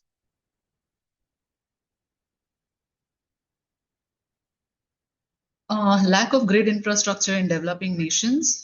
If you have ever lived in a small town in India, you will know that electricity is like a wedding guest. It arrives late, leaves early, and you're never sure if it is going to turn up at all. For millions in developing nations, this unpredictability is not just inconvenience, but a barrier to growth and progress. Electricity is no longer a luxury, it is a necessity. Developing nations struggle with inefficient electricity grids. Now, when we say grid, what does it exactly mean? Grid infrastructures are like electricity highways, the entire network that makes electricity travel from where it is produced to where it is used, which includes generation, transmission, and distribution. So weak grid infrastructure means frequent power cuts, poor quality of supply, rural areas not connected, old and inefficient equipments. So what are the challenges that we face? Rapid growth of demand. Pace of development has far outstripped the supply. Demand in rural area has increased sharply. Loss during transmission and distribution, theft of electricity, poor quality lines, outdated setups contribute to major losses. Geographical and social disparities. Rural and remote areas are harder to connect. Governance, slow bureaucratic processes, fragmented regulations, delayed reforms further add to the problem. Integration with renewable energy. Grids which are older are not able to integrate with the new renewable sources that we have, like solar and wind. So what are the potential solutions and what is the path forward? Investment in transmission and distribution. So greater public and private investments is needed to modernize lines, substations, and transform, especially in rural areas. Smart grids and digitalization. Adopting smart meters, automated monitoring, and real-time demand management. Reforms must focus on reducing political interference in tariffs, ensuring cost recovery, and incentivizing efficiency. Decentralized renewable energy, off-grid and mini-grid solar solutions can complement the main grid, especially in remote villages. Policy coherence and governance reforms. Clear regulatory frameworks, streamlined approvals, and reduced bureaucratic delays are essential. Regional cooperation, cross-border electricity trade within other countries can stabilize supply and reduce costs.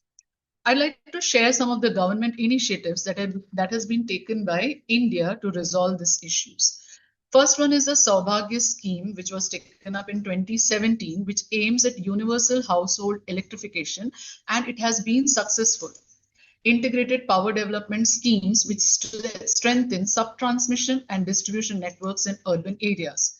Ujjwal Discom Assurance Yojana, which sought to implement financial health of state utilities.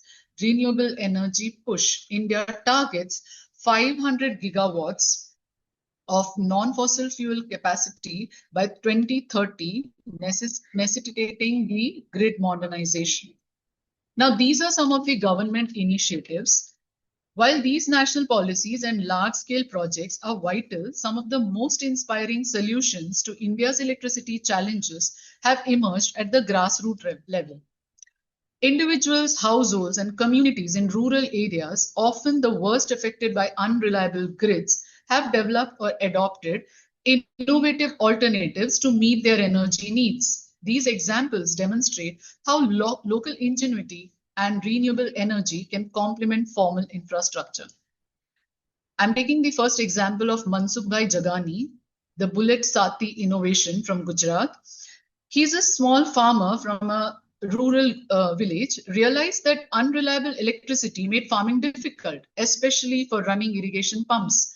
Diesel generators were too expensive, so his solution was ingenious. He repurposed his old Royal Enfield Bullet motorbike into a multi-purpose agricultural machine, and he called it the Bullet Sati. Sati in Hindi means friend. The bike's engine was modified to run irrigation pumps, plow fields, and even thresh crops. So he also got his design patented.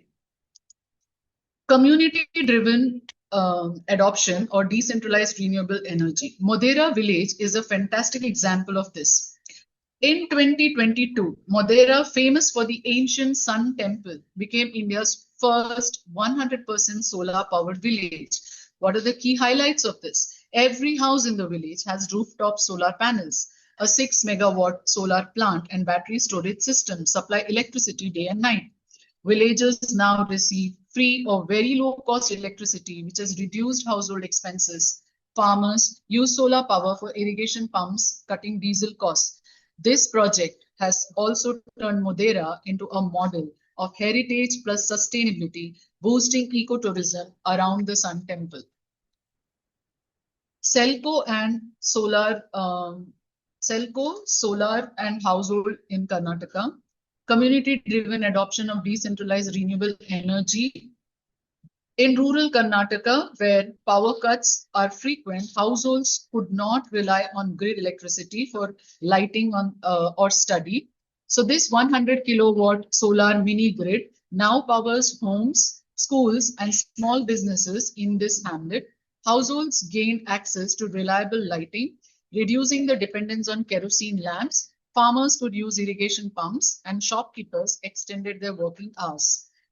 So when we look at these projects, they were designed by community-owned and managed, ensuring sustainability. These decentralized renewable solutions show how rural communities can leapfrog traditional infrastructure and build energy independence, even in the absence of strong government supply.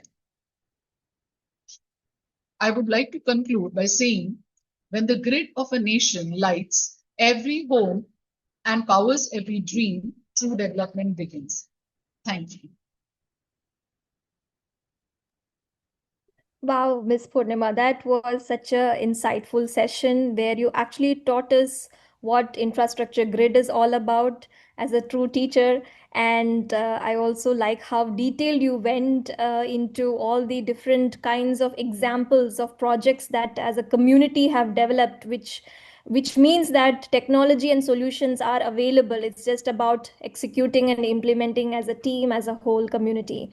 So thank you so much for shedding light on all of those examples, and thank you once again for all, especially Thank you so much. That three of you have come. So that's amazing. And it truly shows as a school also how much into sustainability you guys are. So it's really, really nice to see.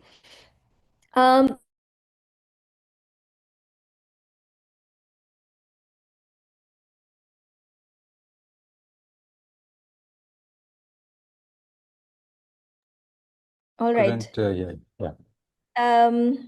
All right. I hope you could hear until my thank you note to Ms. Purnima. Moving on to concluding the session for SDG 7, that is affordable and clean energy. I want to first of all again thank all the speakers who gave wonderful insights about what we can do, not only about the challenges, but what are the possibilities. And that gives us a positive note to look forward to. And it actually reminds us that it's not just about electricity, it's also about human dignity, sustainability, and most importantly, equality. That is where the huge gap is all about. And the message is clear: energy is at the heart of development. Without it, children cannot learn, hospitals cannot function, education can only thrive with the possibilities of energy expansion, healthcare can then improve, and businesses can flourish. And of course, climate action then becomes achievable.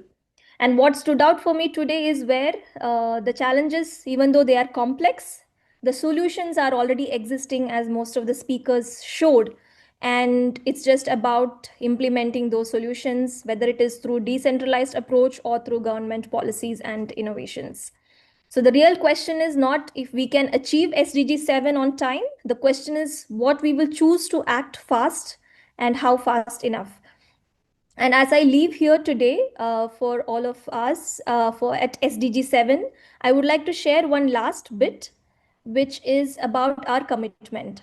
What can we do? And it's a simple acronym, probably we can all remember, the 3 A's. One is awareness. Let us keep the conversation alive in our communities because change starts with knowledge. Second A stands for action.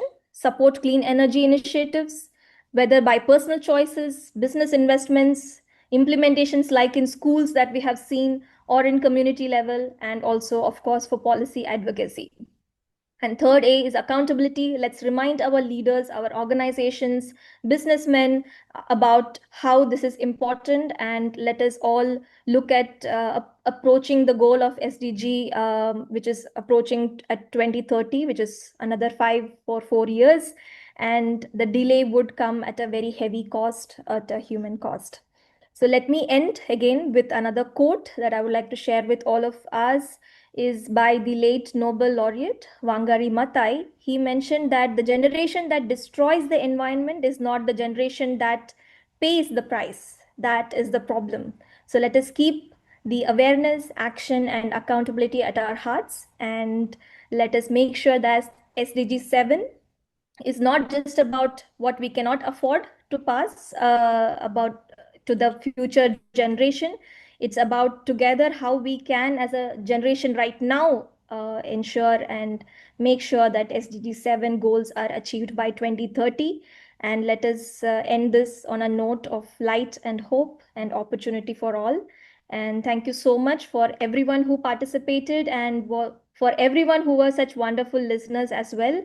Hope it added value to each and every one of you, and we can all commit to the 3 A's. That's what I would like to end with. Thank you so much again to Dr. Halima, EduFarm, Mr. Nara, who facilitated, and everyone involved for this amazing initiative of Magic of 17. I think all of us, in behalf of all the participants of SDG 7 also, I would like to thank the organizers for such a wonderful initiative, and we are so honored to be part of it. Thank you so much. Thank you so much, Ranjita. That was amazing. And as you said, it was a lot of fun listening to all of you. So much of content, so much of information. And I've been with the renewable energy in the past. And I know that, for example, the Narmada Canal, I was with the company which actually put it up over the canal. And I know that India has got one of the biggest consumers, but also one of the biggest producers of renewable energy. So it's amazing. And sometimes, just now when we heard the youth voice, and it was so nice to hear the tone at which that comes. I also feel that sometimes the change will not happen unless people actually get upset. They need to be upset with things as the way they are for it to make change. So we need the right influences. Thank you so much for the team. And we are now ready to move to SDG 8. SDG 8, I do believe our session head, Dr. Nageswara Rao. You are already here, and perhaps all your team can rename themselves with the SDG 8. And I would like to welcome Dr. Nageswara Rao to actually speak about SDG 8. And let me just quickly introduce him. So Dr. Nageswara Rao actually gets two introductions, one earlier for SDG 7 and another one for 8. Awesome. Yeah, SDG 8 is actually all about decent work, economic growth, and this goal has promised a lot of sustained, inclusive, important aspects for full and productive employment. So Dr. Nageswara Rao will lead this team. Dr. Nageswara is an experienced school teacher with 27 years in teaching and administration. Currently, he is head of a CBSE's secondary school. He has won multiple awards for both institutional excellence and personal contributions. He recently led his school to recognition at the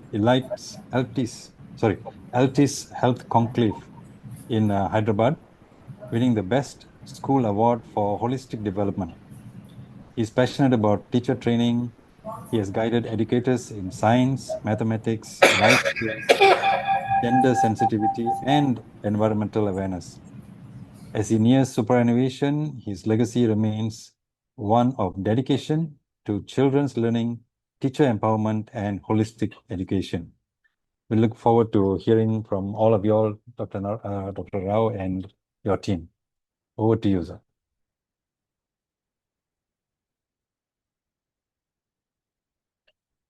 Oh, no, I think it's muted again. Are you able to unmute?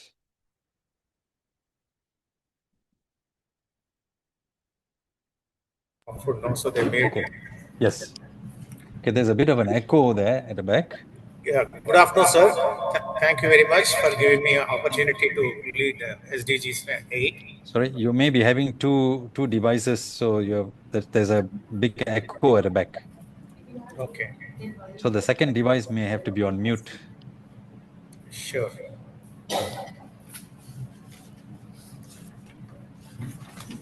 My team consists of Mrs. Sanita, Mrs. Karinisa, Mrs. Shahnaj, Mrs. Sridevi, and the child speaker, Sumalasya. And our topic is SDG 8, decent work and economic growth. The key concepts are sustained economic growth for all, full and productive employment, decent work, job creation, ending modern slavery and child labor, youth employment, safe workplaces, and financial inclusion. The topics are divided among these four speakers. So let me start our program with the first speaker, senior teacher, Mrs. Anita.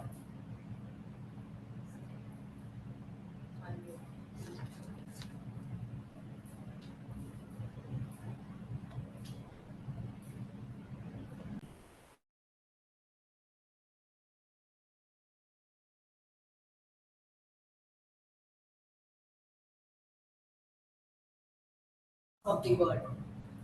It is a privilege to connect with you virtually today.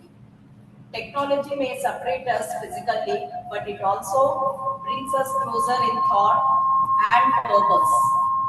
And our purpose today is a powerful one: full and productive employment and sustained economic growth for all. Before I begin, let me ask you, when you hear the word employment, what is the first thought that comes to your mind? Is it salary, security, dignity? For me, employment is about dignity and empowerment and participation in shaping our nation's future. Our world is changing fast. New technologies, shifting markets, and global challenges like climate change are reshaping how people live and work. Yet the dream remains the same: stable, decent jobs and growth that includes everyone.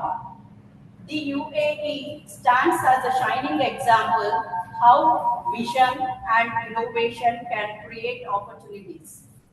From oil to innovation, from trade to space exploration, its journey shows us that employment and growth walk hand in hand.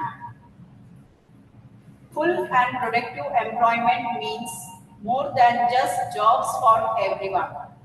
It means jobs that are safe, fair, and rewarding. It means work that brings out creativity, not just long hours.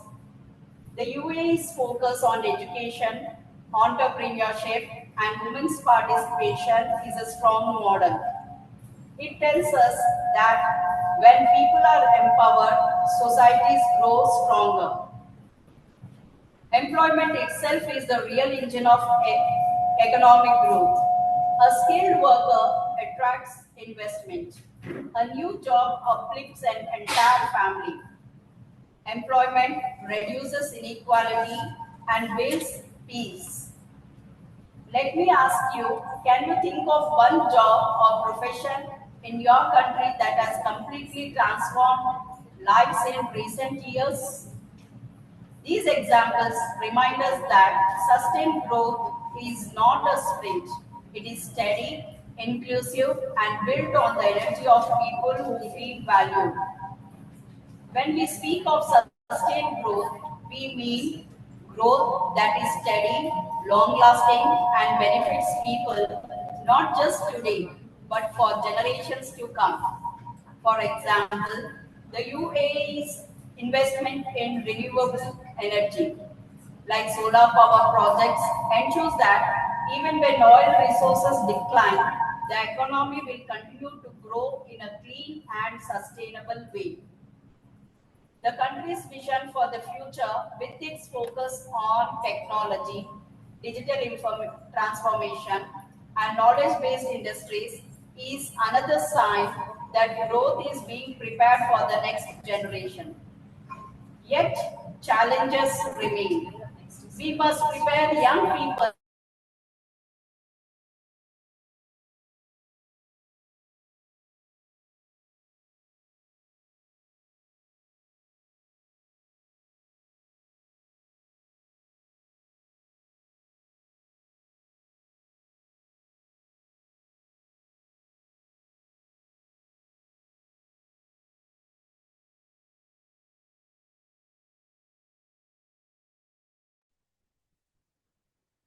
You are muted, actually.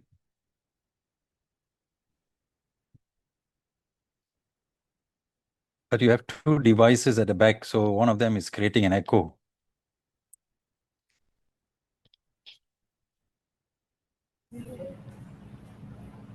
Continue. Yeah, carry on. Yeah, it's okay. Okay, carry on, please. The path forward is clear. We must invest in education and skills, encourage entrepreneurship, promote inclusion, support green industries, and strengthen global collaboration. Each of these steps brings us closer to a world where and finds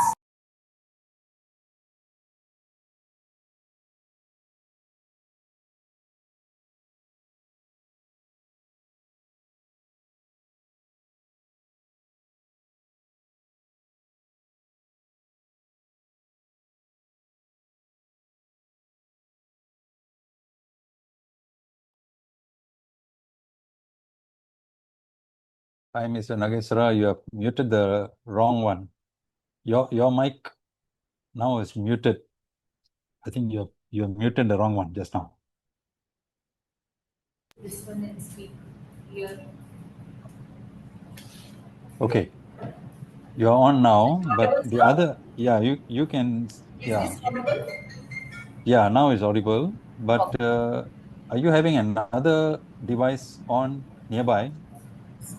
And so that is interrupting this.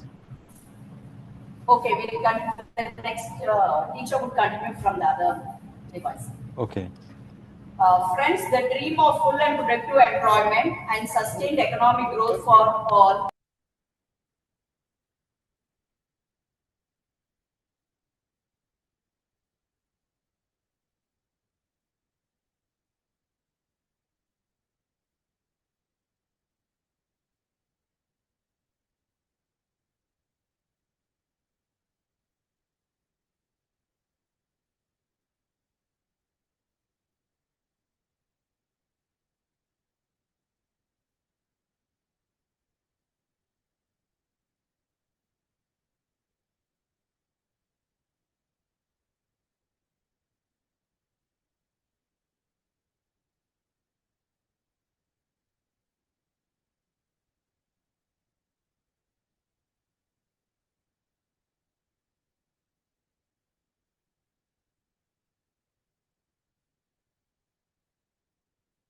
Mr. Nageswara, sorry, we're actually not hearing anything. We are not hearing anything at all now. Okay. Is Mr. Nageswara nearby? Yes, sir. Okay. Your mic is unmuted, but the speaker just now, her device is muted. So you have to speak from one. 4 devices we have. Can we use Okay. 4 devices or No, one no, device? because if they all are on, then one of them is creating an echo. If they all are nearby, they're creating an echo. So it's best to, if you all are nearby, then best to just use one and all of you go to that one. Okay, sir. Sorry for that. No, no problem, no problem. But we are missing a lot of your good content just now. Can she continue last 5 minutes? 3 Yeah. minutes? Okay. So the suggestion is to decrease the volume from all the other devices except the one that you are using now. Yeah. On should be mute, on mute. Mute. Even decreasing volume will not help. They have to be at different places. They can go at different places if they want to be. Otherwise, one device, one by one, they can come and they can speak.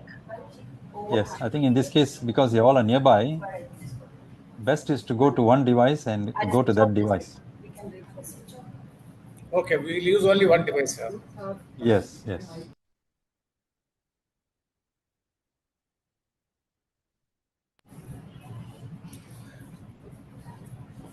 Thank you, Anita ma'am.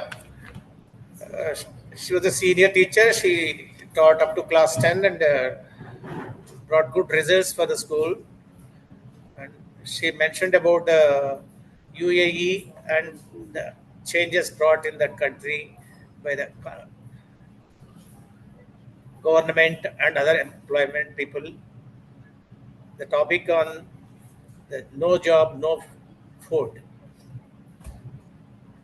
So children should work hard at present, keeping that future in the mind. So what are the pillars of sustainability? Environment, social, and economic. Indirectly, we can call them as planet, people, and profit. 3 P's. Planet is indirectly associated with environment, people associated with social, profit is associated with economic.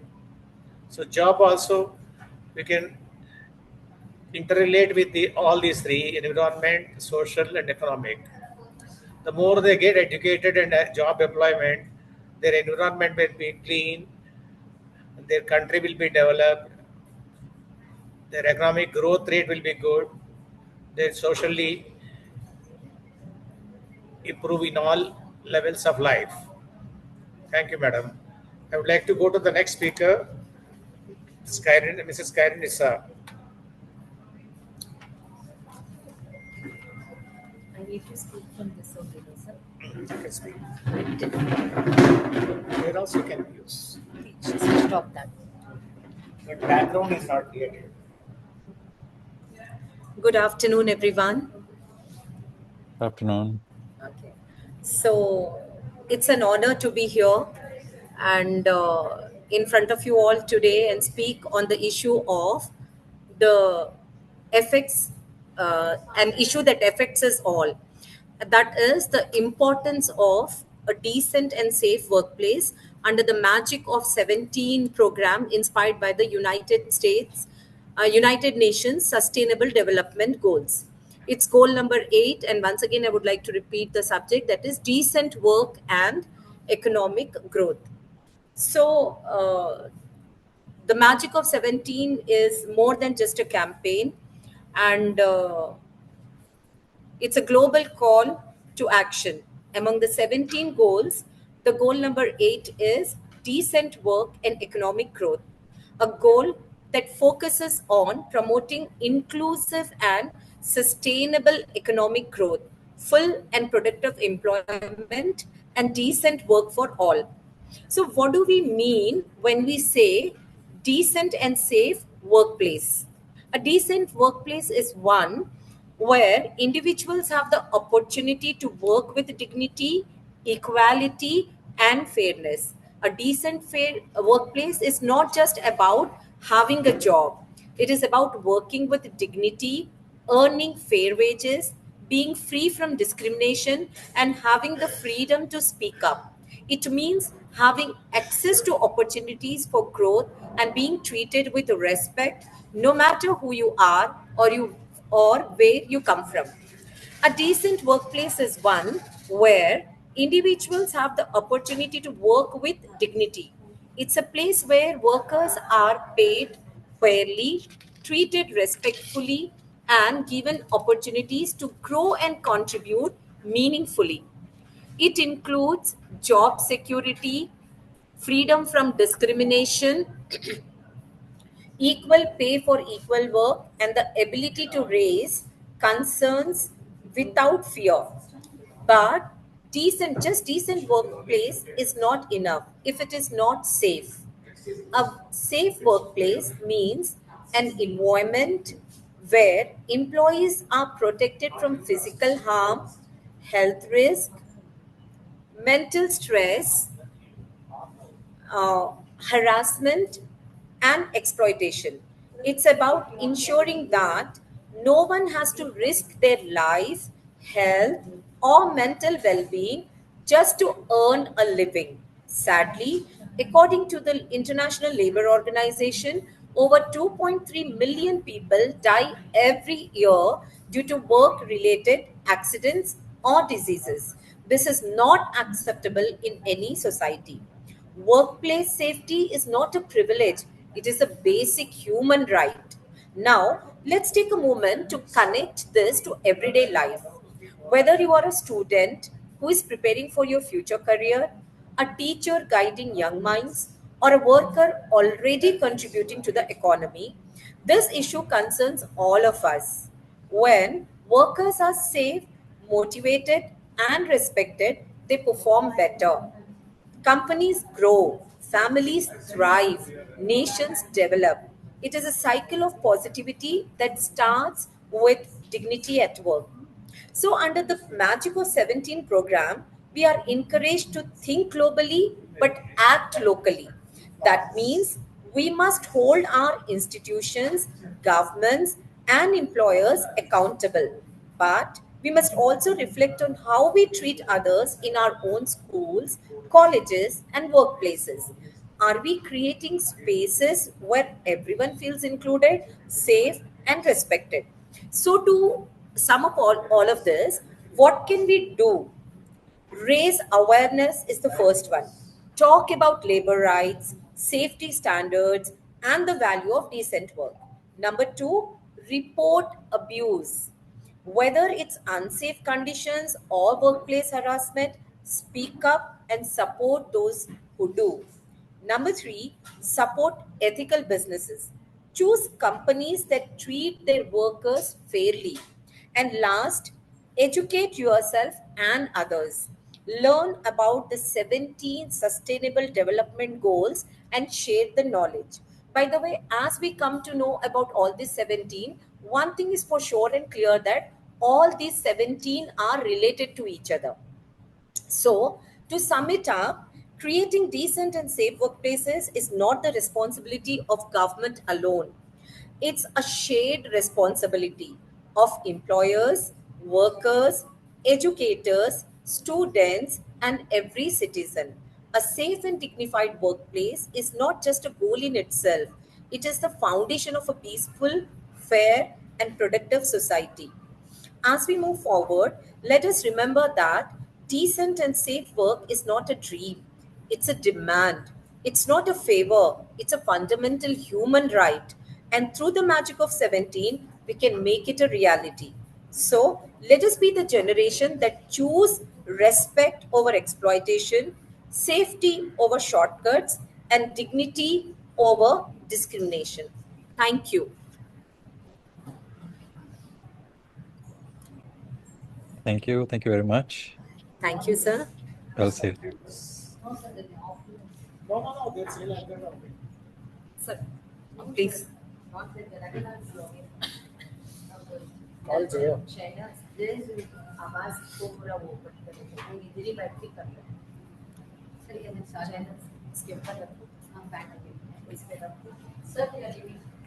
What was your topic? Mine. Sir, we can read also. Safe workplace. A safe workplace. Yes. Thank you, Garnisa Madam, for highlighting all the important points on decent work and safe workplace. So at present, whether it is gent or a lady or a child, workplace or study place must be very much safe. So safe workplace always leads to safety of the total family and total place that where they're living, and if they come back home safely, they feel happy and joyful. So that kind of environment should be provided by the workplace and the government, especially. Next, Shainaz. I would Yeah, like next to speaker. call the next speaker, Ms. Shahnaz, madam, and continue her topic.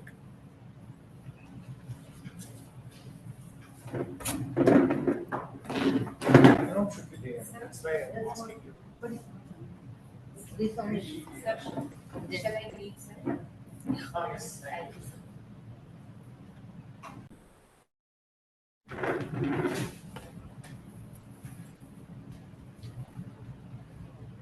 Good afternoon, everyone.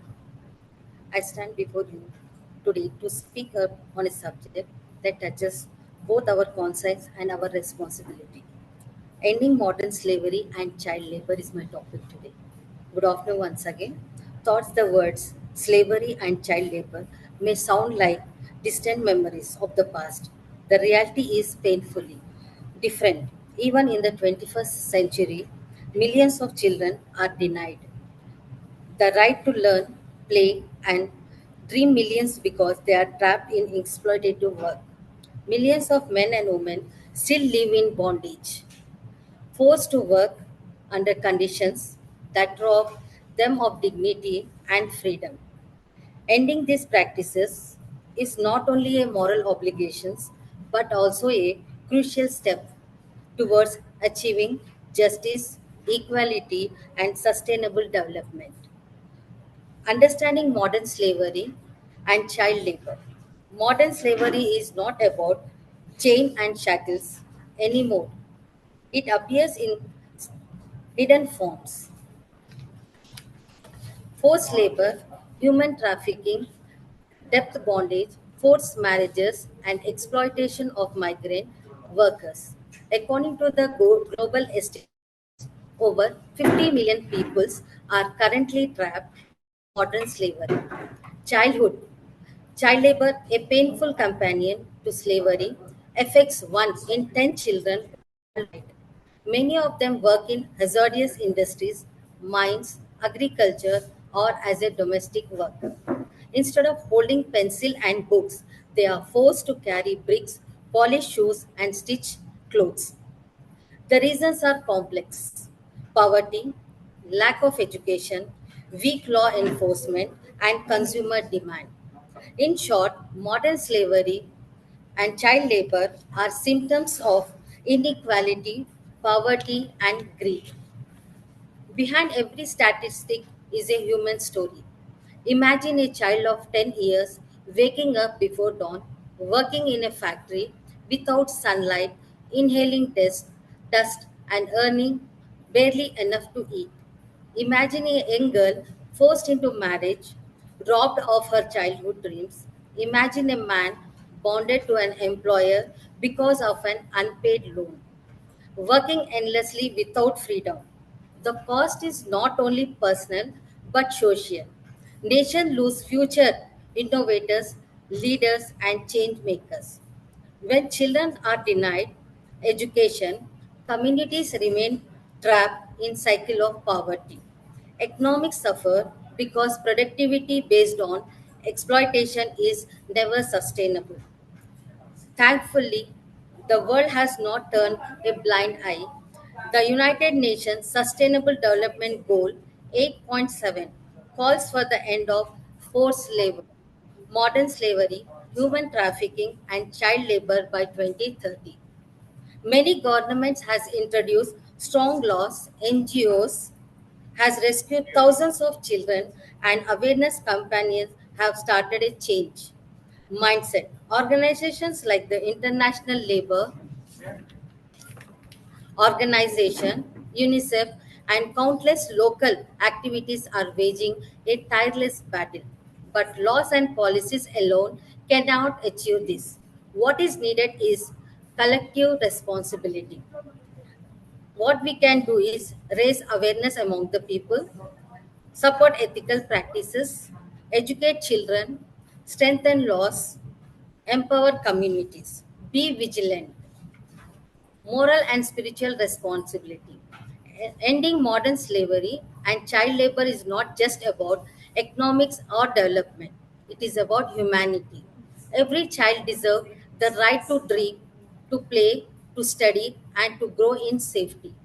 Every human being deserves dignity and freedom.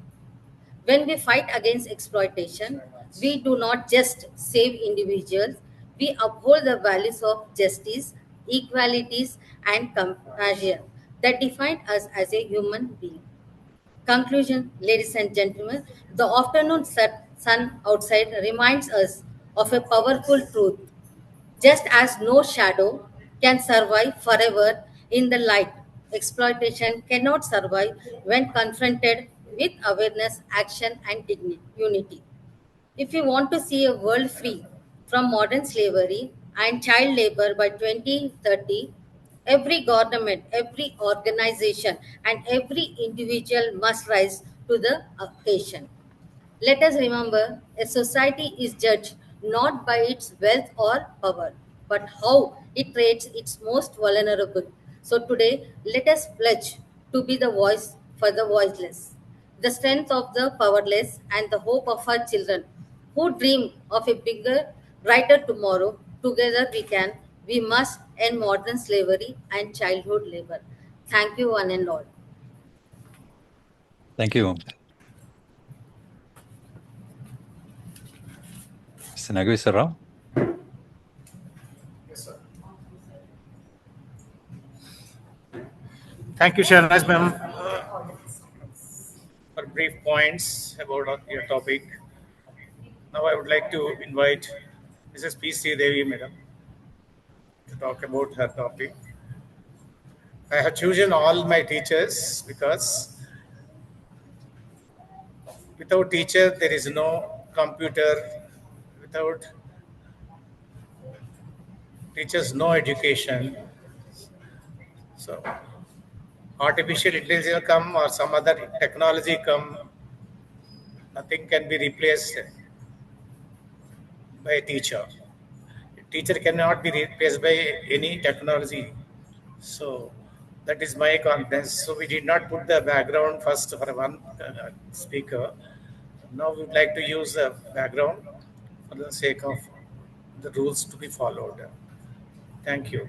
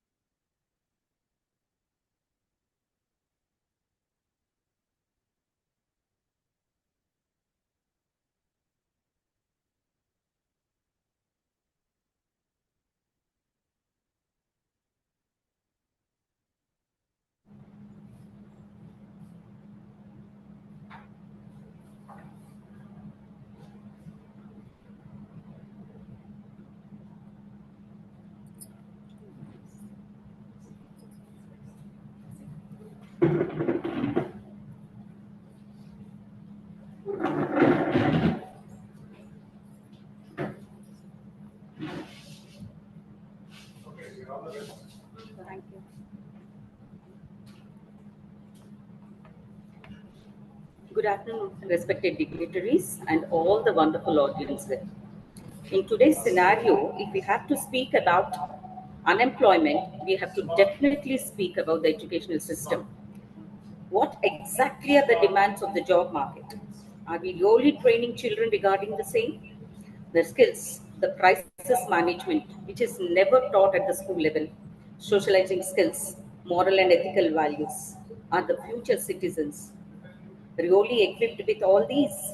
Engineering colleges, as we all know, many have cropped up, lacking basic facilities where children take their degrees without proper skills and knowledge.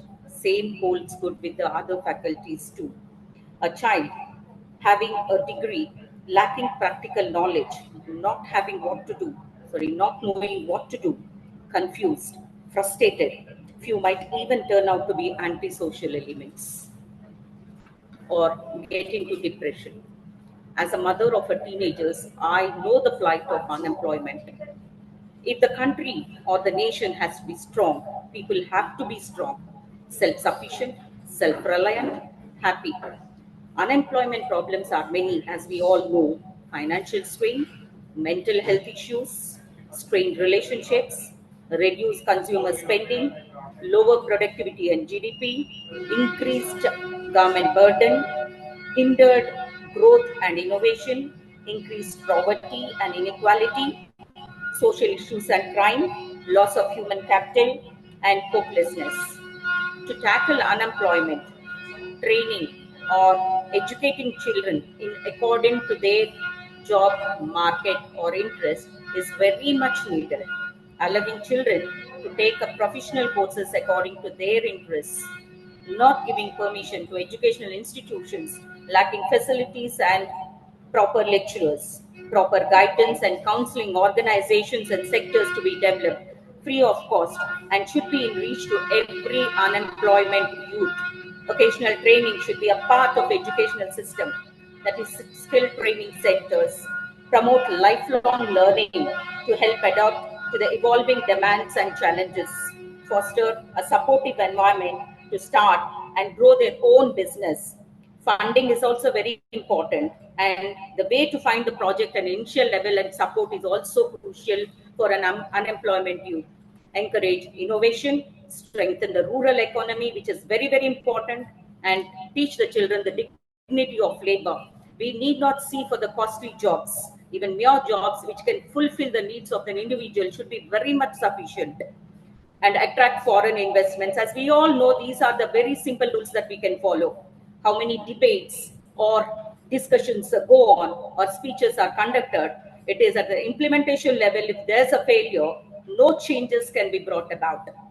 If the unemployment has to be handled, change should be brought about at the individual level, and government strongly and sincerely focusing on the unemployment issues and see that the benefits really reach the needy. Thank you. It is my small speech, but it is an outpour from my heart. Thank you and have a wonderful day. Jai Hind. Thank you once again. Thank you very much. It was a very passionate speech. Thank you. Thank you.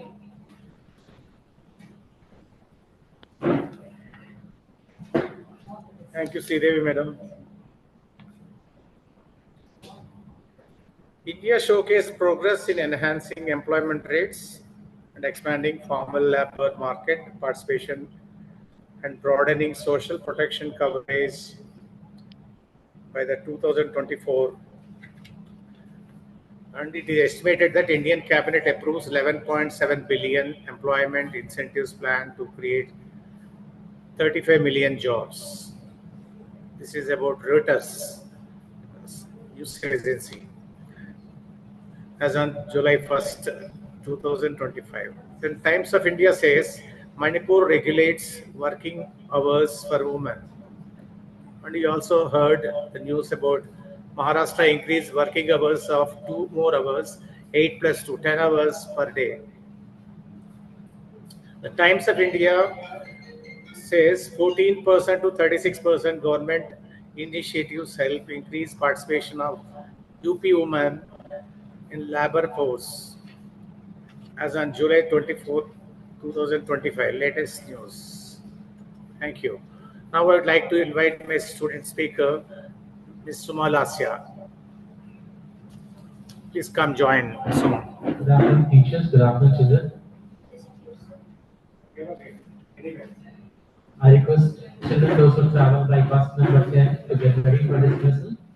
Imagine a world where every child wakes up with dreams in their eyes instead of fear in their heart. Yet today, millions of innocent children are trapped in the dark chains of modern slavery and child labor. Good afternoon, everyone. I am Sumalasya of grade 9 from Sangamitra School. It is a privilege to connect with you all virtually. Today, I stand before you to speak on the subject ending modern slavery and child labor. Though the words slavery and child labor may sound like distant memories of the past, the reality is painfully different. Even in the 21st century, millions of children are denied the right to learn and play because they are trapped to exploitative work. Ending these practices is not only a moral obligation, but also a crucial step to achieving justice, equality, and sustainable development. There is one there is one question circulating among everyone. Why does modern slavery and child labor still exist? The reasons are complex. Modern slavery and child labor are symptoms of equality, poverty, and greed. Please get ready for dismissal. These slaves have to pay the price for their misfortune, and that is called human cost. Behind every statistic is a human story. Imagine a child of 10 waking up early every day to work in a factory, inhaling dust, and earning barely enough to eat. The cost is not only personal but social. Thankfully, the world has not turned a blind eye. The United Nations Sustainable Development Goal 8.7 calls for the end of forced labor and modern slavery by 2030.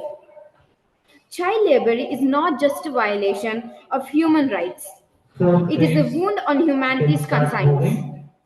It is our duty, not tomorrow, but today, to speak up, to act, and to ensure that no child's laughter is stolen together. We can and must end modern slavery and child labor. Thank you.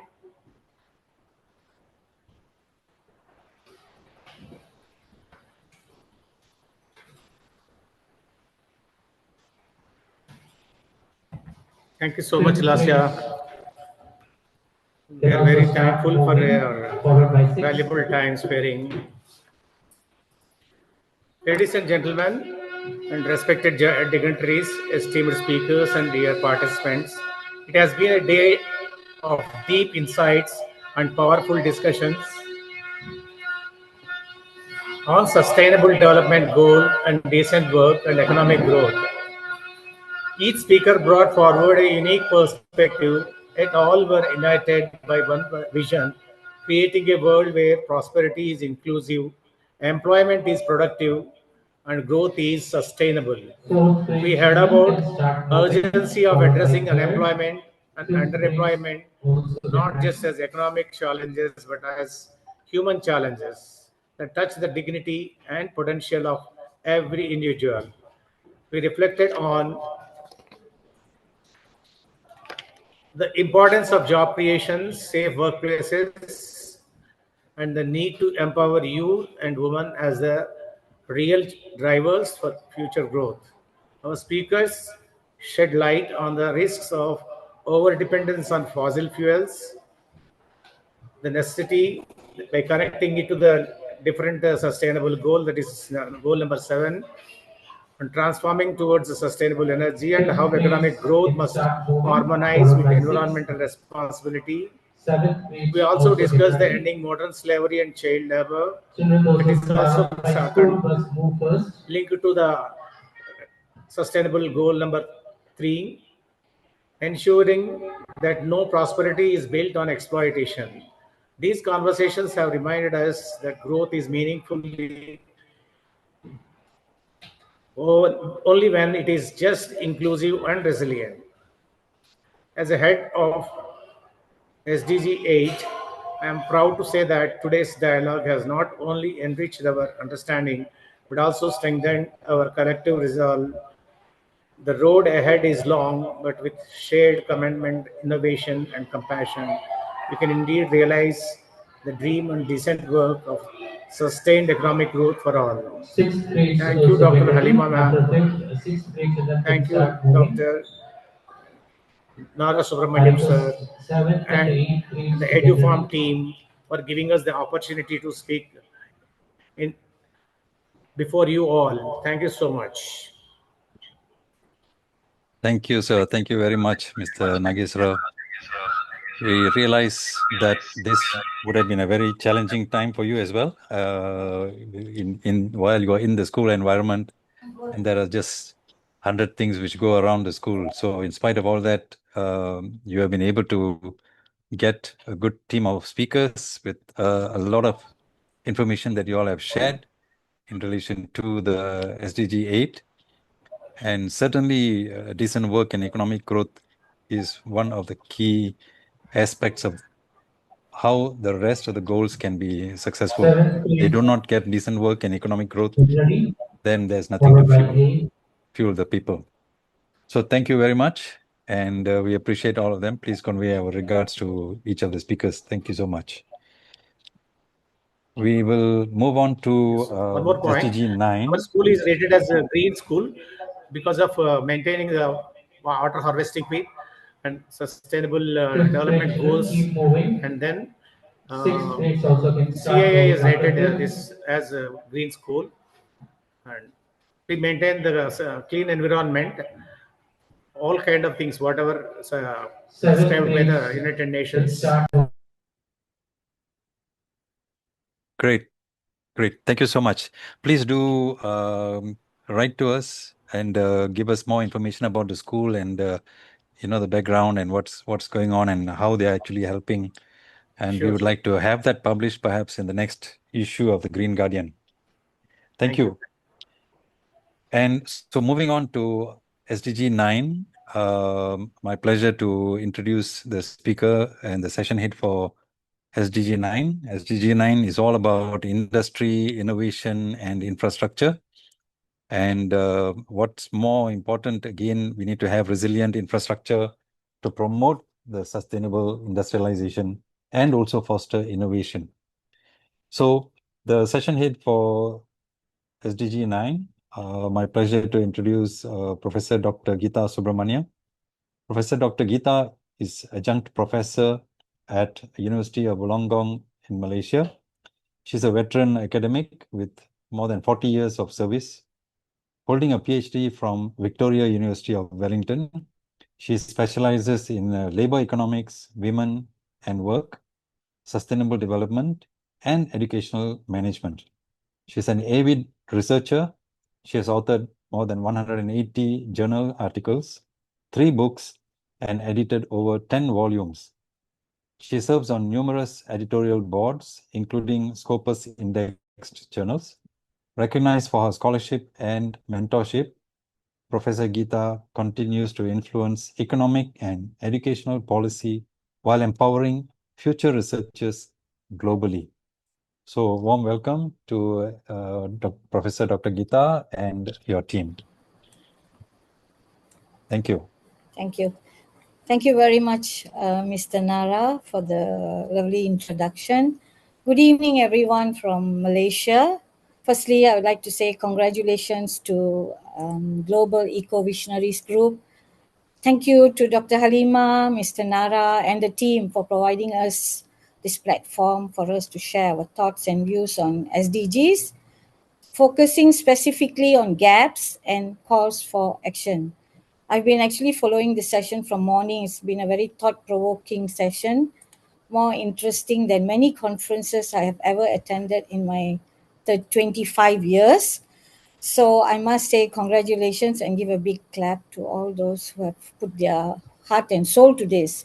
So as I mentioned in the chat box, I would like to reiterate literacy and knowledge looks like it's the first step for moving the SDG agenda forward, and looks like this group is in the right track to move the agenda. So today, my team and I will be presenting on SDG 9, that is industry, innovation and infrastructure. Why does SDG 9 matter? Okay, so we are not saying that any one SDG is more or less important than the other. However, I would like to say that SDG 9 is a crucial driver for sustainable development. Why? Because it's a foundational goal, because we need a resilient infrastructure, sustainable industrialization and technological innovation for achieving most of the other SDGs, especially 1, 2, 4, and climate action. 1, 2, 3, 4, and climate action. Okay, I will keep my points for the end of the session. So I would like to start with the first speaker in our team. So I would like to invite Mr. Rubaiyat Khan. Okay, Mr. Rubaiyat, you are here. So just a short introduction on Mr. Rubaiyat Khan. Mr. Rubaiyat is a researcher with a strong belief on technology-driven sustainable innovation. He's currently based in Perth, Australia. He's a senior lecturer at the Curtin University, Australia. And he's closely involved with many governmental and non-governmental initiatives, both locally and other parts of the world, to develop infrastructures that support sustainable growth of the nations. So the title Mr. Rubaiyat is going to talk on is Gap in Financing Infrastructure Projects. So to you, Mr. Rubaiyat, the mic is yours.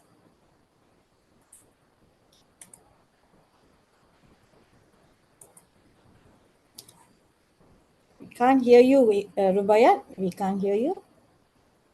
Thank you so much, Professor Geeta. And it's my privilege to go ahead and have a quick chat about the infrastructural processes that SDG 9 promotes to hinge the world's ability to build, upgrade, and maintain resilient in energy, transport, water, and digital systems. So obviously, the globe works together to go ahead and develop better society all around the world, but it needs infrastructural developments to promote this integration of development. So when we are actually thinking about development, we are thinking about a huge amount of financial commitments from different parts of the world, both from the developed nations and the developing nations. And as we are aware that the gap between these type of underdeveloped nations and the developed nations is quite huge in terms of their commitments. So if we have a look at recent numbers, we will see that fundamentally we are looking at a lot of commitment lacking in the indicators. For example, let's look at the annual SDG investment shortfall in the developing countries. There is a demand for $4 trillion per year, but it is not being available for these kind of countries where they need the infrastructural development.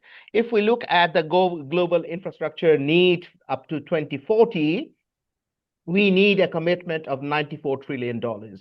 But we see that according to the GI Hub Outlook, we have got a $15 trillion gap on the current commitments.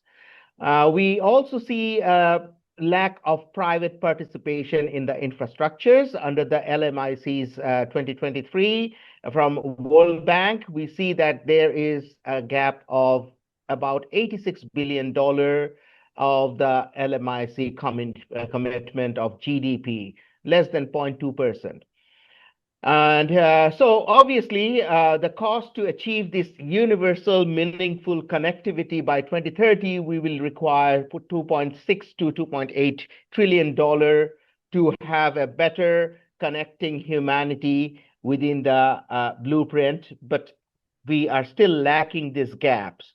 So despite progress, global financing still falls short of levels required to deliver universal, affordable, and climate resilient infrastructural development globally.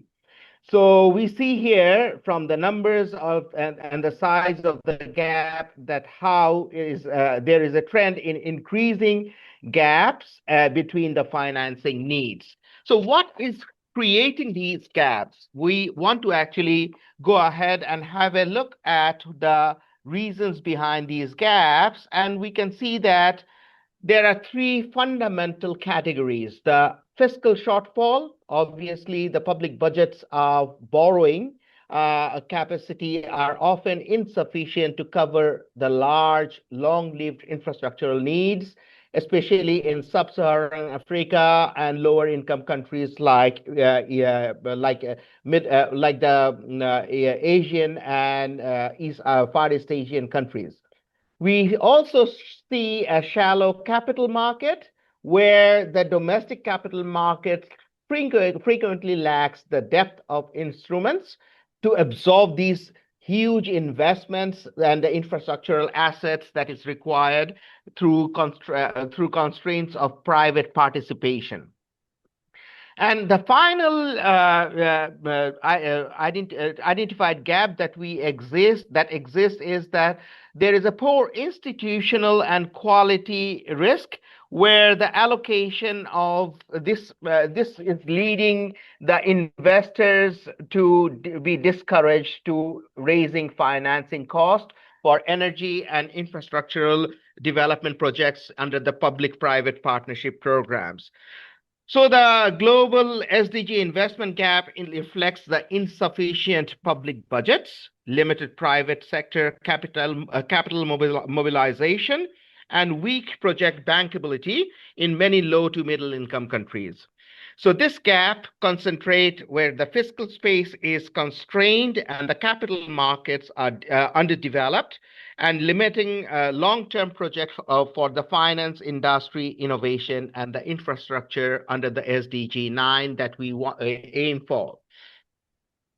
So in order to go ahead and fill this gap, if we want to go ahead and further explore the key challenges and the barriers to mobilize finances, we will see that fundamentally, there are 5 different categories of challenges that we can think about. The regulatory uncertainty, obviously, the unclear regulatory frameworks and the weak legal protection in the host countries where the investment is needed. There is a lack of long-term investors, and it complicates the PPP contracting. We also see there is a lack of capacity and the preparation to manage the projects within these kind of countries, where the bankable projects like feasibility, procurement, contract management actually reduces the investor confidence when they are not following the global standards at a very effective way. There is a macroeconomic and market risk as well. There is an adverse macro condition, which is volatile exchange rates within these particular countries, high inflation, and shallow local currency markets discourage risk-averse investors to invest in this kind of long-term projects. And we also see poor risk allocation, where is an unequal risk allocation, risk sharing that is happening within these kind of construction projects. And there are political risks that raises financing costs and can shift contingent and liabilities to the private sector.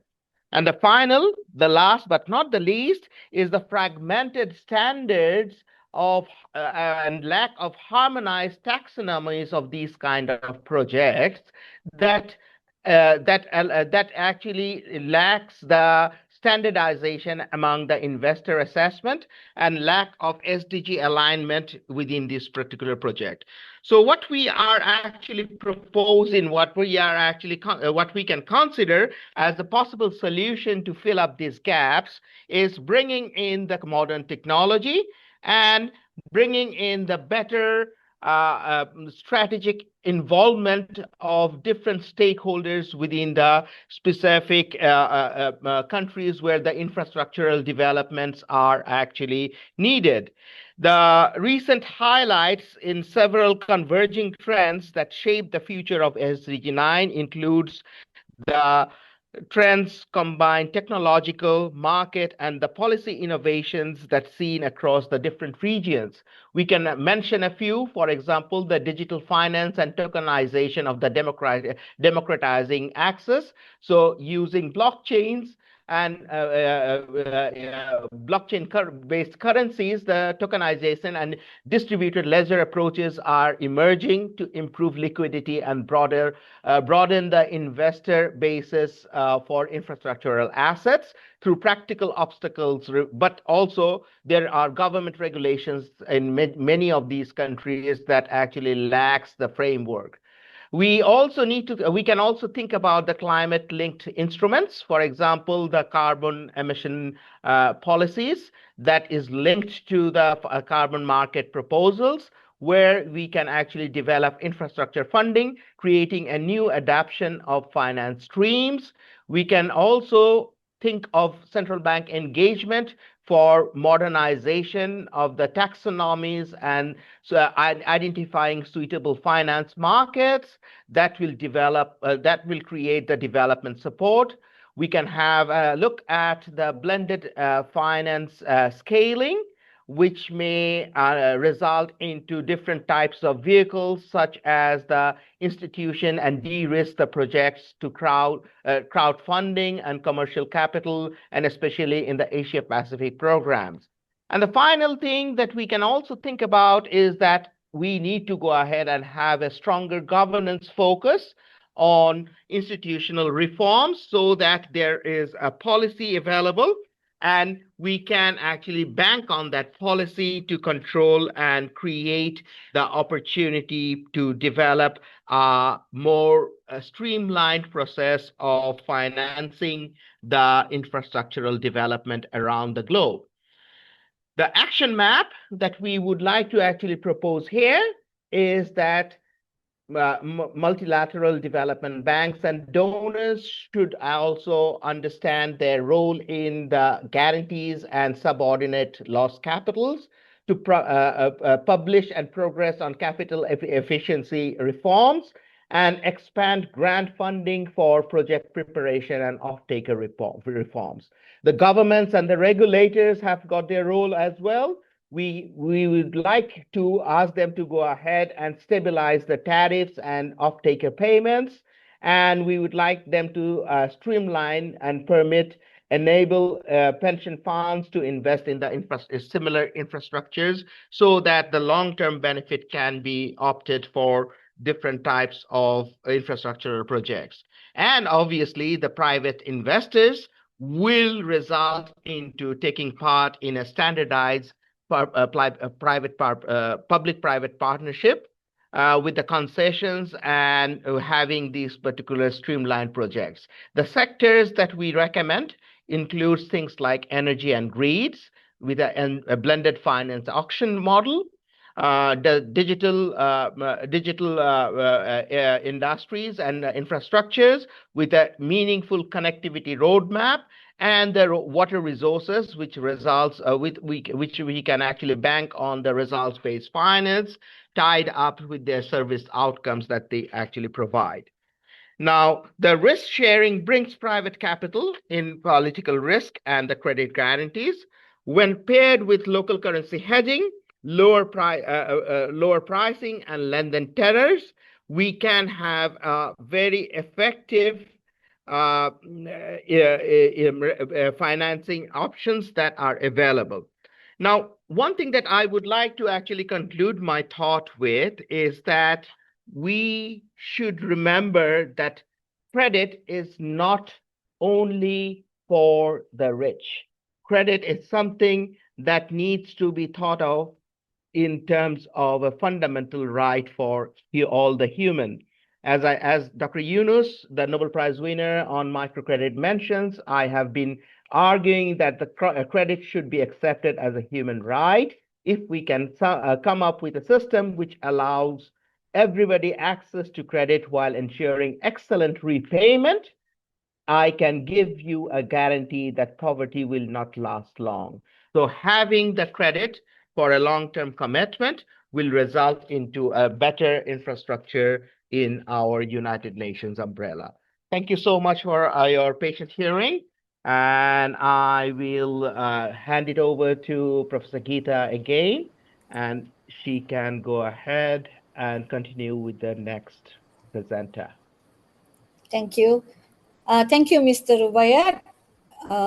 It's very obvious that as a researcher who is very tech-driven innovation, you have very clear and interesting facts and figures, and you also presented the challenges and barriers, but what I liked most was your final thought about Dr. Yunus. Thank you, Rubaiyat. Okay, now I would like to move on to the next speaker. So the next speaker is Dr. Yamuna Govindan. Dr. Yamuna. Dr. G. Yamuna worked as an associate professor. Yes, ma'am, I'm here. Yeah, you can share your slide. Okay. Okay.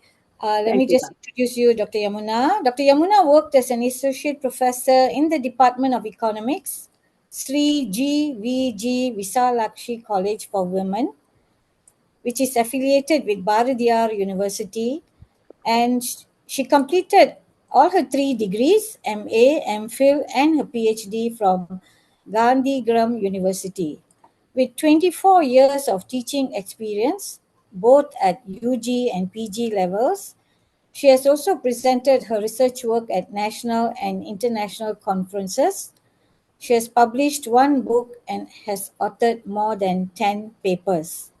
So today, Dr. Yamuna is going to present her work on unequal access to research and innovation, public stations, street markets, and inclusive growth under SDG 9.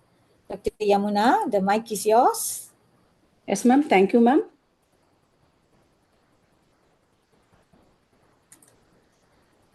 Good evening, everyone. Today I'm going to talk about public stations, street markets, and the inclusive growth under SDG 9. When we talk about infrastructure and innovation, we usually picture gleaming airports, tech parks, or research labs. But we often overlook how public stations and street market spaces that rarely make it into academic research are actually vital centers of innovation. By connecting these everyday spaces to SDG 9, we can start seeing infrastructure, innovation, and inclusion in a completely new light. SDG 9 is usually illustrated with airports, highways, or tech labs, but for millions of people, the real infrastructure of daily life is the bus depot, the railway station, or the market nearby. These are not just spaces of transactions, they are places where people constantly improvise and adapt. That is also innovation, though it rarely shows up in formal indicators. However, much innovations in developing economies occurs within informal ecosystem. For example, EV market in China evolved from a local market into a $70 billion global trading hub once proper infrastructure and logistics systems caught up. Vietnam as well as Cambodia train market and Istanbul's Grand Bazaar shows how cultural roots can sustain adaptive commerce for centuries. Paris Rungis market demonstrates what happens when governance structure and modern systems like cold chain logistics support traditional market functions. The common thread: when markets get recognized and supported properly, they evolve into full innovative ecosystems. India is full of these overlooked markets. Think of New Delhi or Howrah stations with hundreds of millions of rupees in revenue and then multiply that by 4,500 bus depots across the country. These hubs generate employment, shape local economies, and foster countless small experiments by vendors. But if you look at official innovation, data such as patents and research and development budgets, these contributions are really invisible. The informal ecosystems provides affordable goods and services, employment and micro-entrepreneurship, and daily adaptive innovation. India is full of these overlooked markets. Yes, think of New Delhi.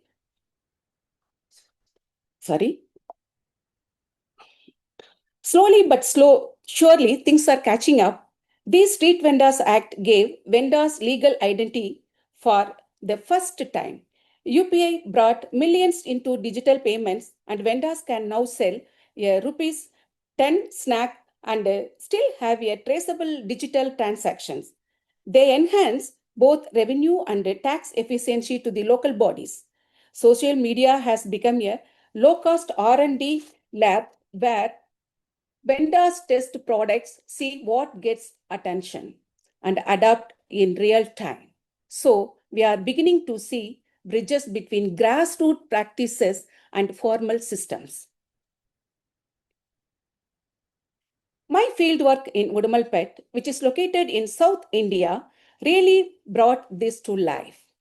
It is a town of 238,000 people, nothing special by most measures, but around the railway station, morning starts with 5 to 10 rupees 5 to 10 vegetable sales, lifelines for families stretching their budgets. By evening, the focus shifts to garments and food for workers heading home. The bus station nearby handles 10 times more than traffic than the railway station, creating this constant flow of people that forces vendors to innovate. They have a figure out quick service, efficient logistics, and products that work for people always on the move. What fascinates me is how vendors innovate constantly without calling it that. They share logistics, bundle products creatively, extend informal credit to regular customers, and now increasingly use UPI for payments. This small town station functions like a living laboratory of infrastructure, innovation, and inclusion, all rolled into one. From this, we see a pattern. Stations are measurable praxis for local economic vibrancy. Markets are grassroots innovation labs. Yes, digital tools like UPI and social media act as bridges between informal and formal systems. But there is a fundamental problem. Our measurement frameworks have a massive blind spot. When we calculate innovation indices, we count patents and our research and development investments. When we measure infrastructure impact, we look at highways and broadband coverage. Yet none of these capture the vendor who perfects product bundles for commuters or the station ecosystem providing employment of dozens of families. Because we don't capture these contributions systematically, they remain invisible in policy discussions and unsupported by targeted interventions. This is where everything comes together. Stations and bus depots are infrastructure that represent target 9.1. Street markets represent small-scale industry, which is target 9.3. Vendor practices embody innovation and represent target 9.5. Policies like Street Vendors Act and UPI ensure inclusion. Including informal markets does not dilute SDG 9.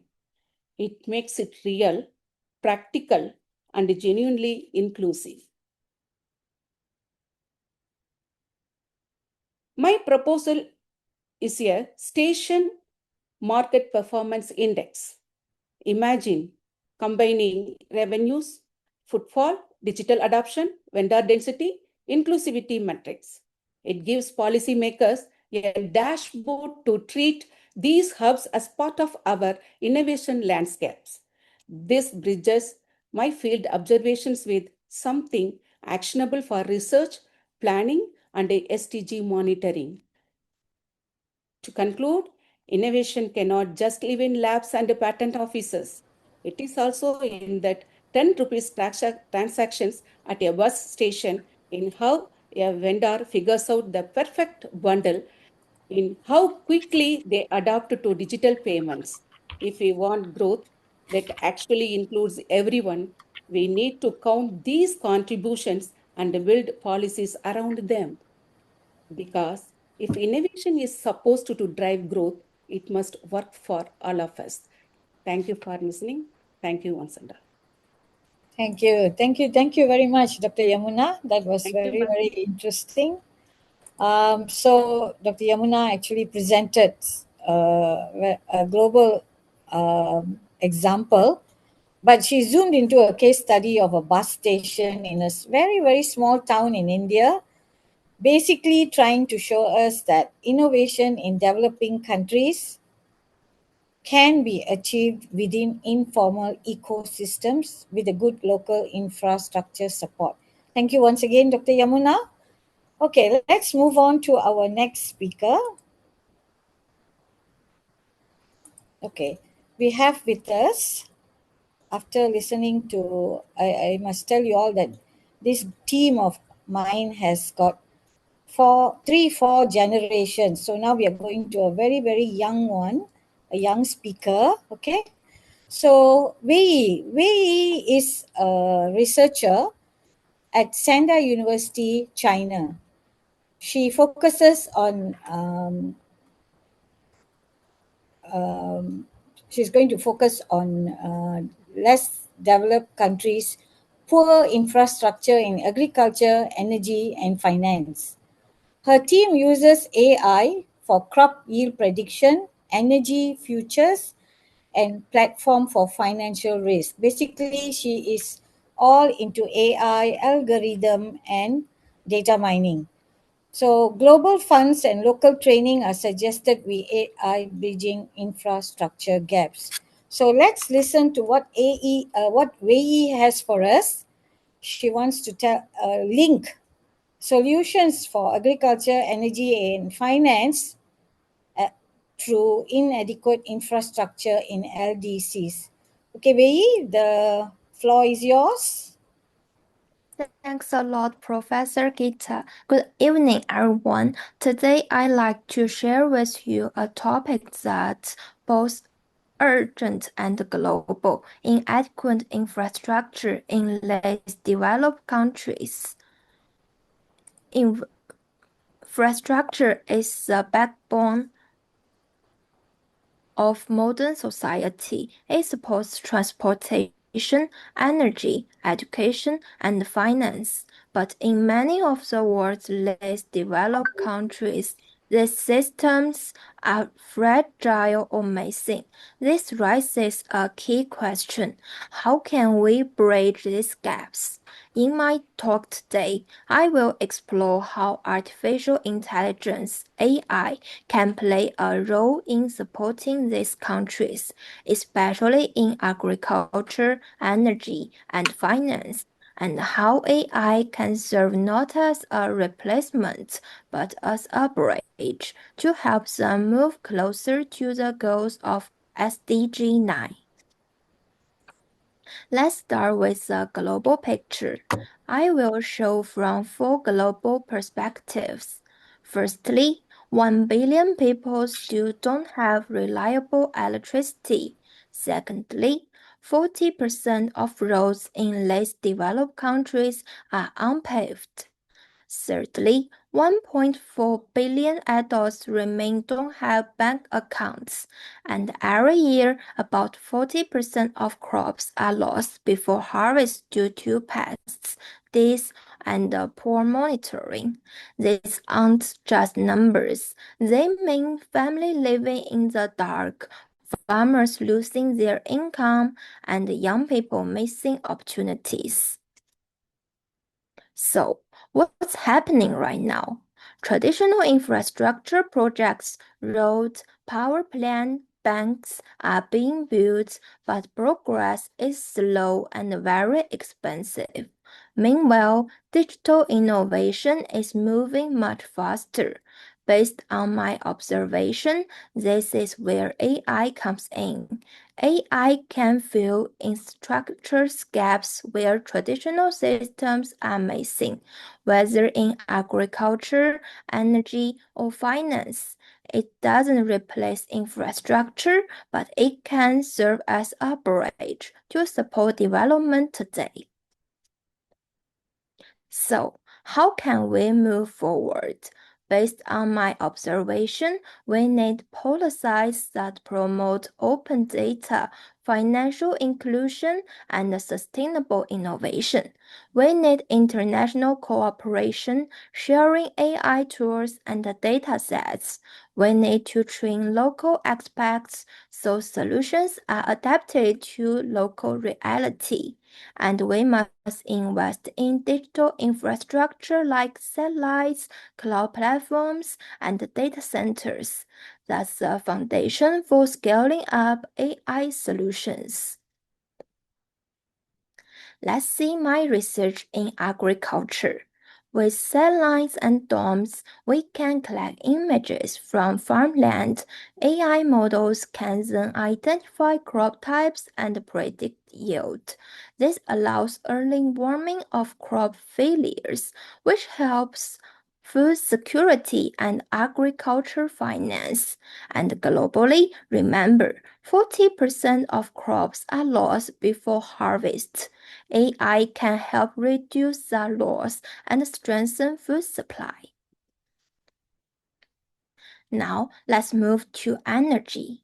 AI models can analyze economic indicators and market prices to forecast energy trends. This helps guide investment decisions and stabilize markets. The forecasts are reliable in the short term, even if sudden shocks are harder to capture. Globally, 600 million people still don't have electricity. AI can help plan renewable transitions more effectively and bring light to millions of homes. Finally, finance.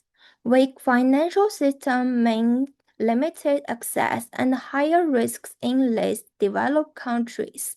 AI platforms can combine databases, visualization, and forecasting to predict risks and show correlations. This builds trust and supports better financial strategies. And globally, 1.4 billion adults remain don't have bank accounts. Expanding digital finance is not just about transactions, it's about giving people the tools to participate in economy. So, what's the call for action? First, align academic research with policy and SDG 9 implementation.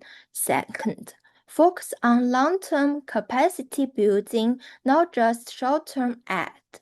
Third, build partnerships between governments, academia, and private sectors. And most importantly, recognize AI as a bridge, not a replacement for infrastructure. The message is clear.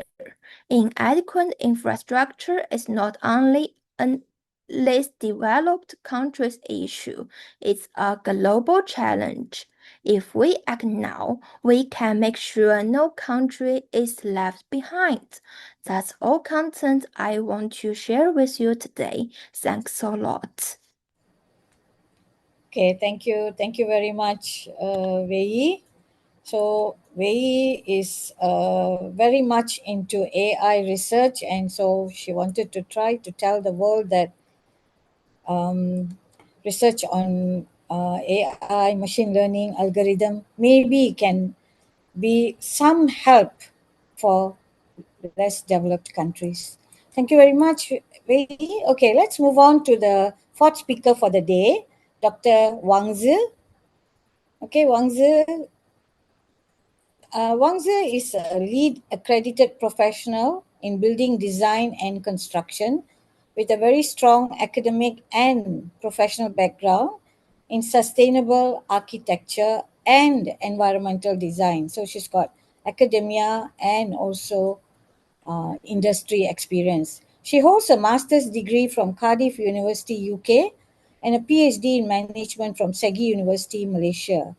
Her research interests include sustainable urban development, strategic human resource management, and the application of emerging technologies, particularly generative AI, within the service and tourism sectors, committed to interdisciplinary research and the advancement of knowledge that fosters sustainable, resilient, and human-centered development. Dr. Wang Zi, the floor is yours. Okay, so good evening, esteemed colleagues. It's a privilege to be with you today. Beyond my academic career, I'm also a lead accredited professional in building design and construction with a strong background in sustainable architecture and environmental design. As you know, SDG 9, industry, innovation and infrastructure calls for inclusive and sustainable industrialization, an increased share of industry in employment and GDP, and the upgrading of infrastructure and industries to be more resilient and environmentally sustainable. But let us pause and ask, is this really what we are saying worldwide? Take South Korea as an example. Despite legal limits on working hours, workers still die from overwork. Stress, exhaustion, and lack of rest take a heavy toll. Why? Because cultural norms and economic pressure push many to work beyond safe limits. Or look at the global fast fashion industry, poor factory conditions, low wages, forced overtime, unsafe buildings, even traffic factory collapse continue to dominate headlines. Add to this the significant environmental damage from massive mass production. Is this the model of sustainable industrialization that SDG 9 envisions? And in the electric vehicle sector, we see another pattern. Companies and workers commit resources just to stay competitive, even when returns are diminishing. Are we innovating for the future or simply racing towards burnout?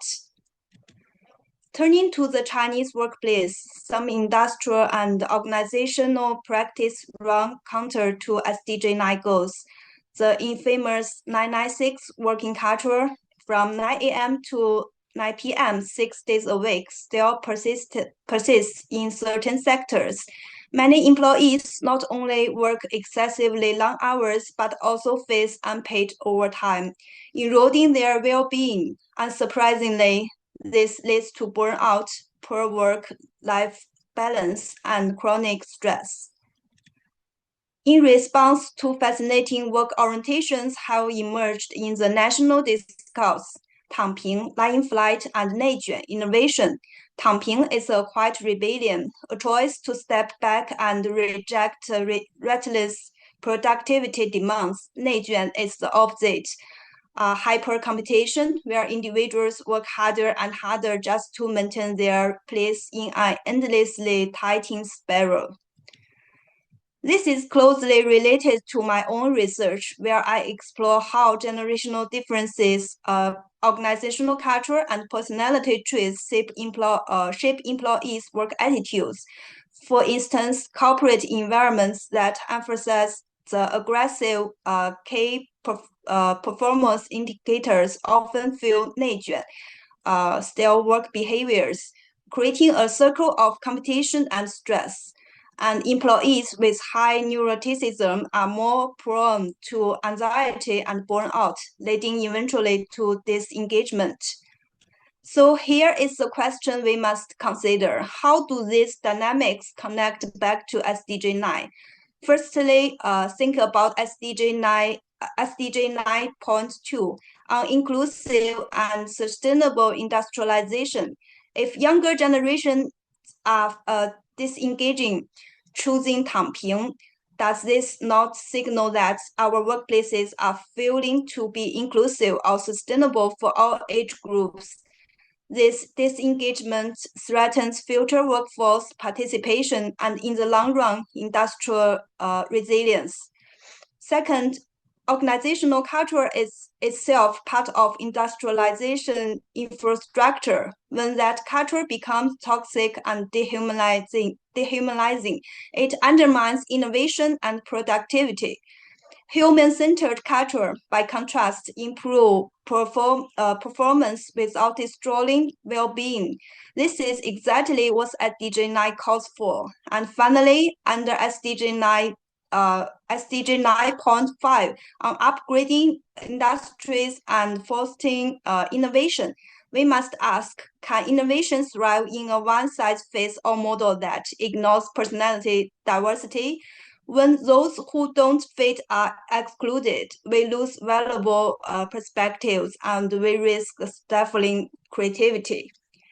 Encouragingly, there are signs of progress. China's Supreme People's Court and Ministry of Human Resources and Social Security have formally declared that 996 schedule unlawful.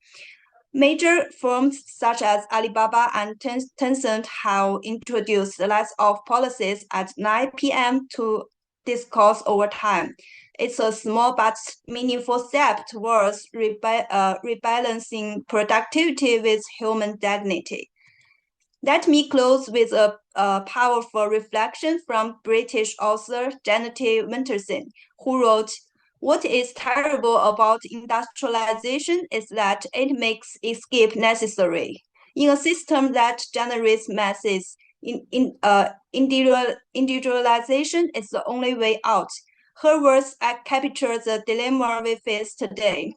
When industrialization becomes dehumanizing, people either escape by lying flat or push themselves to extremes through innovation. Our challenge is to redesign industrial and organizational systems so that one feels the need to escape just to survive. Thank you for your kind attention and my gratitude to Professor Gita for the opportunity to share my work with you. Thank you. Thank you, Dr. Wang Zi. So what Wang Zi did, you gave us all a dip into the importance of unsustainable industrialization practices in terms of workplace orientation. So these two concepts, Tangpin and Neijuan, actually exist everywhere, but it's commonly being practiced in China. So we all must remember that this will affect productivity, and at the end it will affect the industrialization and innovation. So let's go to the last speaker for the day. Last speaker for my session of the day. Sorry. Okay, so we have with us a young, budding, highly spirited youth. So Akash Kar is a third-year English undergraduate at Presidency University, Calcutta, and he researches on science fiction, post-humanism, technocracy in the era of sustainability studies. His paper on AI governance and policy was recently presented in Germany and got very good feedback. He has published in leading journals and constantly engages with literature and social sciences through the lens of the UN SDGs, focusing specifically on sustainability, governance, and ethical technological futures. Akash, you have 4 minutes from now. You may start, Akash. Thank you, everyone. Good afternoon, distinguished guests, scholars, and fellow changemakers. Today, we are here to discuss an important issue which plagues us all, the question of sustainability, especially in the context of the digital divide. Now, ladies and gentlemen, being a Gen Z, a person who is considered to be obsessed with the digital era, I would like to bring up a new perspective on this issue. Being a youth today, I feel we must explore the mere idea of digital divide to a new level. And this is can be addressed through the three divides. Now we must ask, how does this divide work? As a youth, I feel it happens in three ways. The access divide, who can really connect? The skills divide, who can use it effectively? And obviously the outcomes divide, who benefit from it? I, as a Gen Z, believe that we must call for equitable distribution and deliberation on these three divides to overcome and make it more sustainable. Now, let me put up an issue, or rather a story. Now, ladies and gentlemen, we know as a youth, would highlight the reality of the world. And the world is very grim. Although we are living in the era of digital technologies, we are very much lacking in terms of digital infrastructure. Youth are left offline, as it is evident in this picture. In India, per se, the divide is between the urban and the rural, the male and the female, the privileged and the marginalized. The global aspect, well, the global challenge is more trembling as rapid growth of tech platforms is supplemented by weak infrastructure to hold them.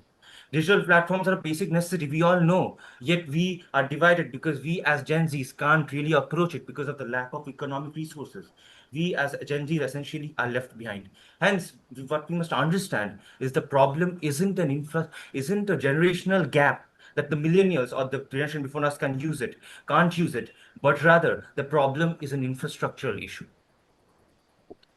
Now, now we are often as Gen Zs called digital natives, but is it really the case? No, ladies and gentlemen, that is not. We are going through a complex reality, and the reality is threefold. We are going through an unprecedented global connectivity, which is uncontrolled and unforeseen, which we are not equipped to handle with.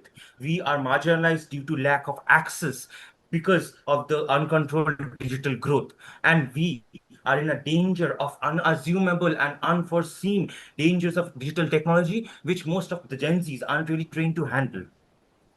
Now, to call for action, I, as a Gen Z youth, make four important observations. First is to implement ethical ecosystems that includes fairness in the use of AI and digital rights.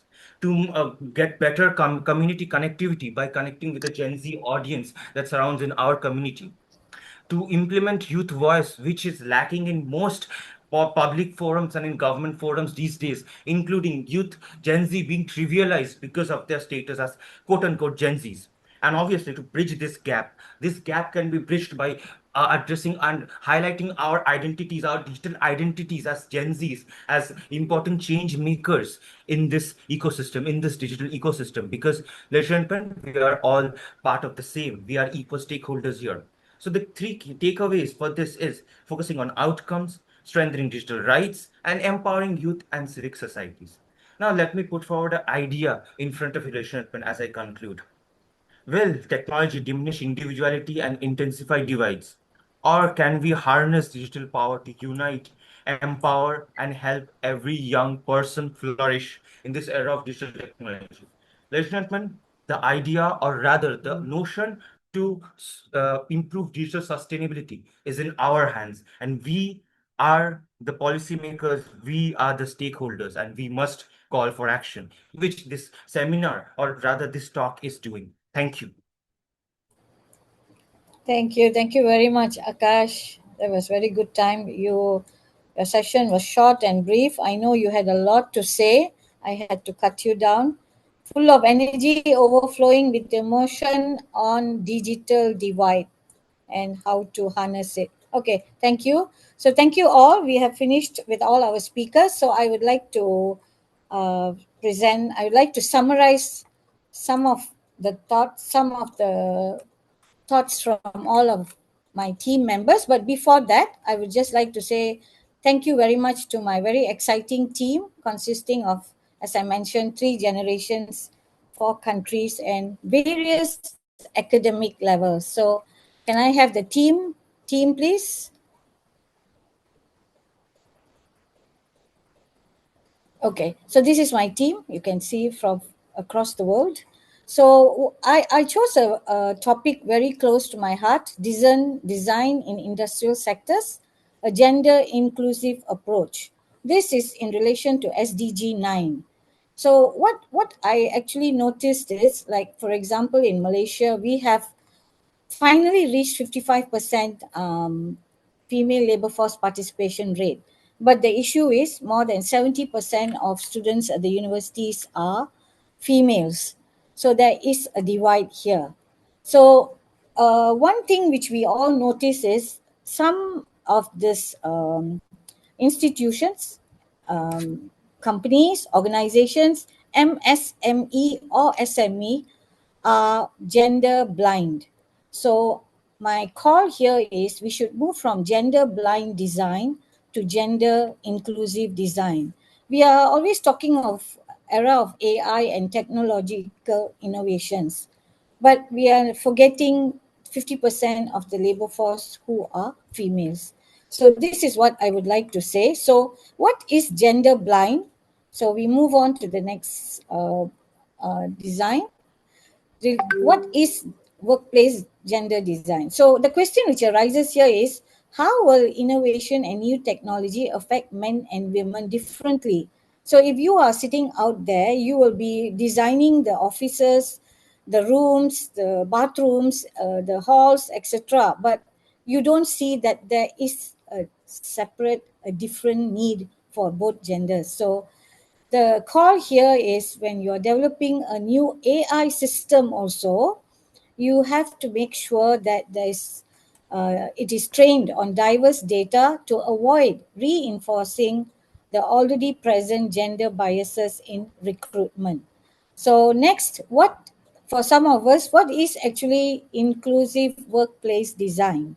So I repeat here again, gender inclusive design can be seen in terms of two major parts. Inclusive workplace design in terms of ergonomics and facilities. I won't go into detail, but I think most of us here know that facilities refers to changing rooms, amenities for childcare facilities, supporting working parents. We heard a lot of this when SDG 1, 3, 5 were talking on gender equality, etc. So when we are shaping the workplace design, we really actually have to give a lot of importance to this. And secondly is human-centered design. So many countries actually have disaggregated data for gender, male and female, but some countries still don't have it. And secondly, we also have to give importance to non-generic users to make sure there is inclusivity and diversity, not just in terms of gender, but in terms of special needs, etc. So when we move on, I would like now to summarize. Okay, we listened to five presenters just now and myself. So the main issue, the main takeaway, I've categorized it into three. Where are we? So firstly, yes, we all acknowledge that there's a gap in financing, but there is also a solution. It's not that it comes without a solution. Secondly, large-scale global markets can make a change, and it doesn't have to involve too much money, too much infrastructure, but it needs very supportive policies. These policies can come from the federal or the local government, but it has to create a powerful economic ecosystem, as shown by the case study in the bus stop in India. Okay. Thirdly, inadequate infrastructure in LDCs. Yeah, we can't do much about it in one day. Okay. But the call here is, if there is a little bit of time, energy, and money, why not we try to use AI to make a bridge? And next, inclusive and sustainable workplace orientation. So how do we link workplace orientations with SDG 9? Of course, they are related because it's all about people, planet, and process. So if the workplace orientation is not suitable, productivity is going to be affected. So we had two new concepts this evening, Tang Pin and Nejuan, and also the 996 culture. Many of us would have heard of it. 9 a.m. to 9 p.m., 6 days a week. So many countries have moved from 6 days to 5 days, but looks like the presenter showed what the presenter showed us. There are still countries 996 holding the 996 culture. And lastly, our youth, he actually told us about how the digital divide, there is a huge digital divide in India itself. So not to mention the other parts, but the worrying part is the digital divide is among the youth. So I move on to the next call for action. So what is the call for action? Based on the observation, the research which our team has done, we came up with a few policy recommendation or call for action, you can say. So governments and policy makers need to play a more strategic role in financing. Okay, when we look at local building and achievement of SDG, is MSME and SME need this very, very badly from the policymakers, local policymakers. It doesn't have to be huge, but it has to be very, very focused. AI can be a successful bridge, even though we can talk about finance is might be a constraint, but yet AI, we have to admit it is the bridge. Next, workplace should be inclusive and sustainable for all age cohorts. So what we heard just now was some age cohorts are undergoing Tangping, some age cohorts are undergoing Nejuan. Whatever they are undergoing at the end of the day, whatever innovation is happening, it's going to affect the productivity if this is not given due attention. And youth actually came up with uh, recommendation that let's focus more on outcomes and strengthen digital rights. So, as for me, my last sentence there, I say that women should not be treated as just another piece of gender. I mean, just in terms of gender, but we should be seen as a resource in this era of AI and technology. So I end with with a small food for thought. It can be a takeaway, it can be a food for thought, something to think about. We all agree that passion creates sustenance. So there are two key words there: passion, sustenance. So here, it's not just about building things. SDG 9 is not just about building things, buildings, innovation, AI, etc. It's about passion. So you can look at what's happening today. Why? It's because of the dedication, the creativity, and the drive by a small group of people, which has created this 17 magic 17. And just imagine how far we can go if the more than 100 of us here are the ones to bring this message out there to the world. So that is about passion, dedication, creativity, and drive. So what about sustenance? So sustenance is not just about sustainability, but remember, it's also links us to economic growth, jobs, and most importantly, the quality of life. So I would like to end by saying that, last slide, please. I would like to end by showing you this beautiful green, happy, all the people are happy, you see.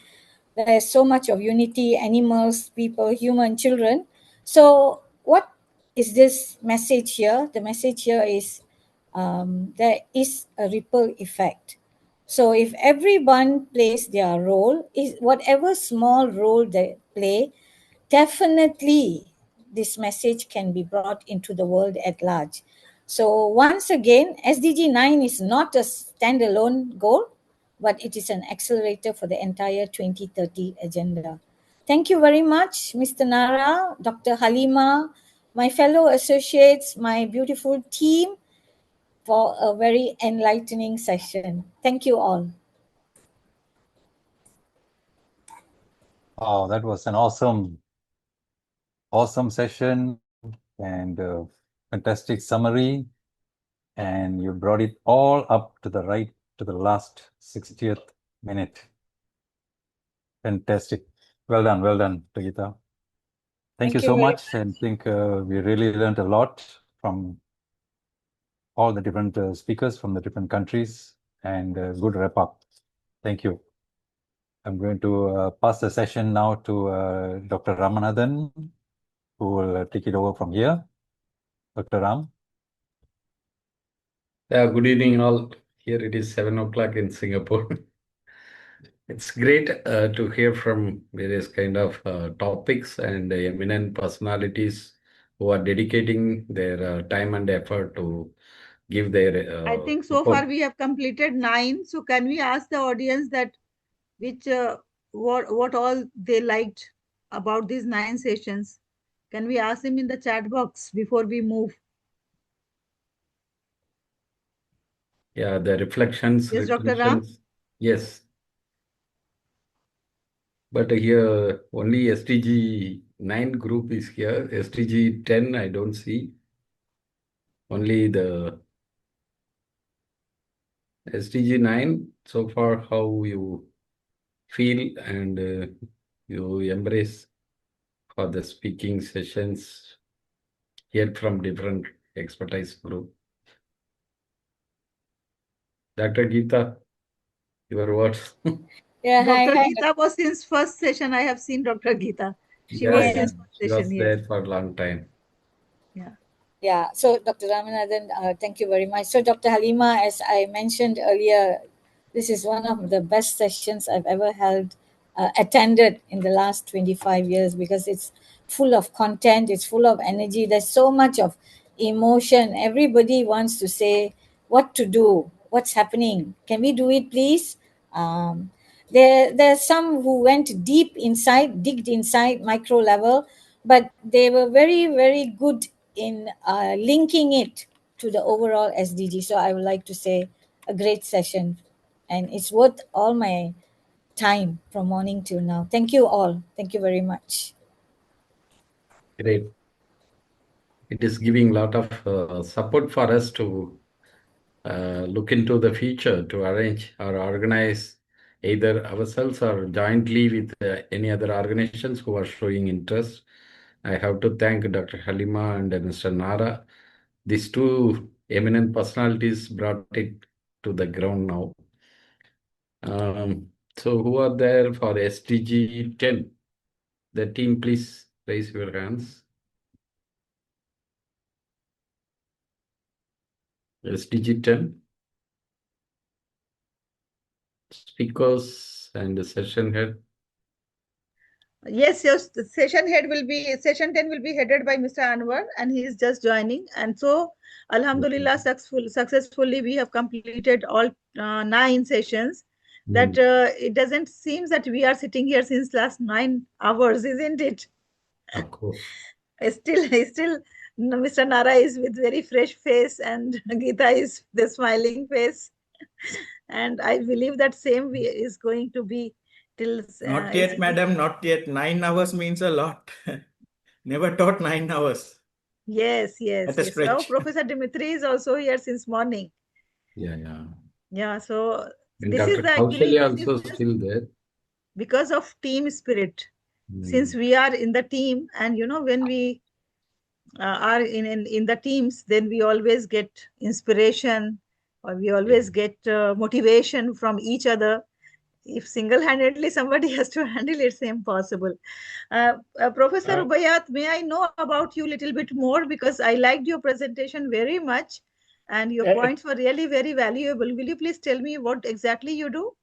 Thank you, Dr. Halima. I actually work here at Curtin University teaching mostly research and innovation and how to actually integrate technology in different types of business innovation. But what is interesting, Dr. Halima, is that I'd really like to congratulate you and your team on organizing this talk. And I think you are doing nothing less than the United Nations. They should learn from you in implementing the SDGs and mobilizing it to the grassroots level. And I liked the most about the involvement of the youth as well as the balancing act of bringing in the experience together. So I think we can take this particular concept not only from your end, it should be actually mobilized at the developed nations as well. I'd love to invite you all and maybe we can actually work together in implementing this kind of mobilizing conferences for Australia. Wow, wow, wow. Australia is a dreamland for us. So I have after been there Singapore, only once. we will come to Australia. Yeah, Very close. yeah. I'm more than happy because we are focusing on SDGs in our curriculum. So we are implementing these SDGs for all our curriculum. So we can actually talk about it in the long run. Yeah. We are planning in one Australia, conference in December. All right. I'm looking forward to maybe So I'll drop in. 2026, we can put it in Australia. Yes. All right then. All So right. you are in which place in Australia? I'm in Perth. Perth. Okay, Perth, okay. Australia. Last So few I'm days nearer back, to I met you, one. Dr. Ramanathan, Yeah. near Singapore. Only 3 hours. Yeah, 2 days back, I met one person from Melbourne. Hmm. And 2 weeks before, I met one person from Sydney. All right. So now from Perth, so we are getting very close in Australia now. Exactly. Australia is calling. Yeah. And then your sister also over there, right? Yes. Actually, I have been to Australia in 2017, and All right. I went to Brisbane for 15 days. Okay. All right. So it was like principals conference come school visits. So visited 17 schools and colleges. Oh, excellent. Maybe next time Perth, Dr. Halima. Yes, sure, why not? And and there only we came to know about the future school concept, where the children, they used to be at home and the teachers used to come to school and they teach, and once in a month they were supposed to come with their assignments and projects. And you know what happened during COVID? Forcefully everybody was switched to that mode. What Australia was doing before. Yeah. So that's what was a very nice concept. And I saw one of the mother whose one child was sick. Basically, this concept is for the children, those who cannot attend the school every day, like they have some medical issues or some problems or some special needs. But the mother said that since their system is so effective, that along with a sick child who is supposed to take medicine after 2 hours, so naturally he cannot go to school, who will take this type of care of giving the medicine every 2 hours.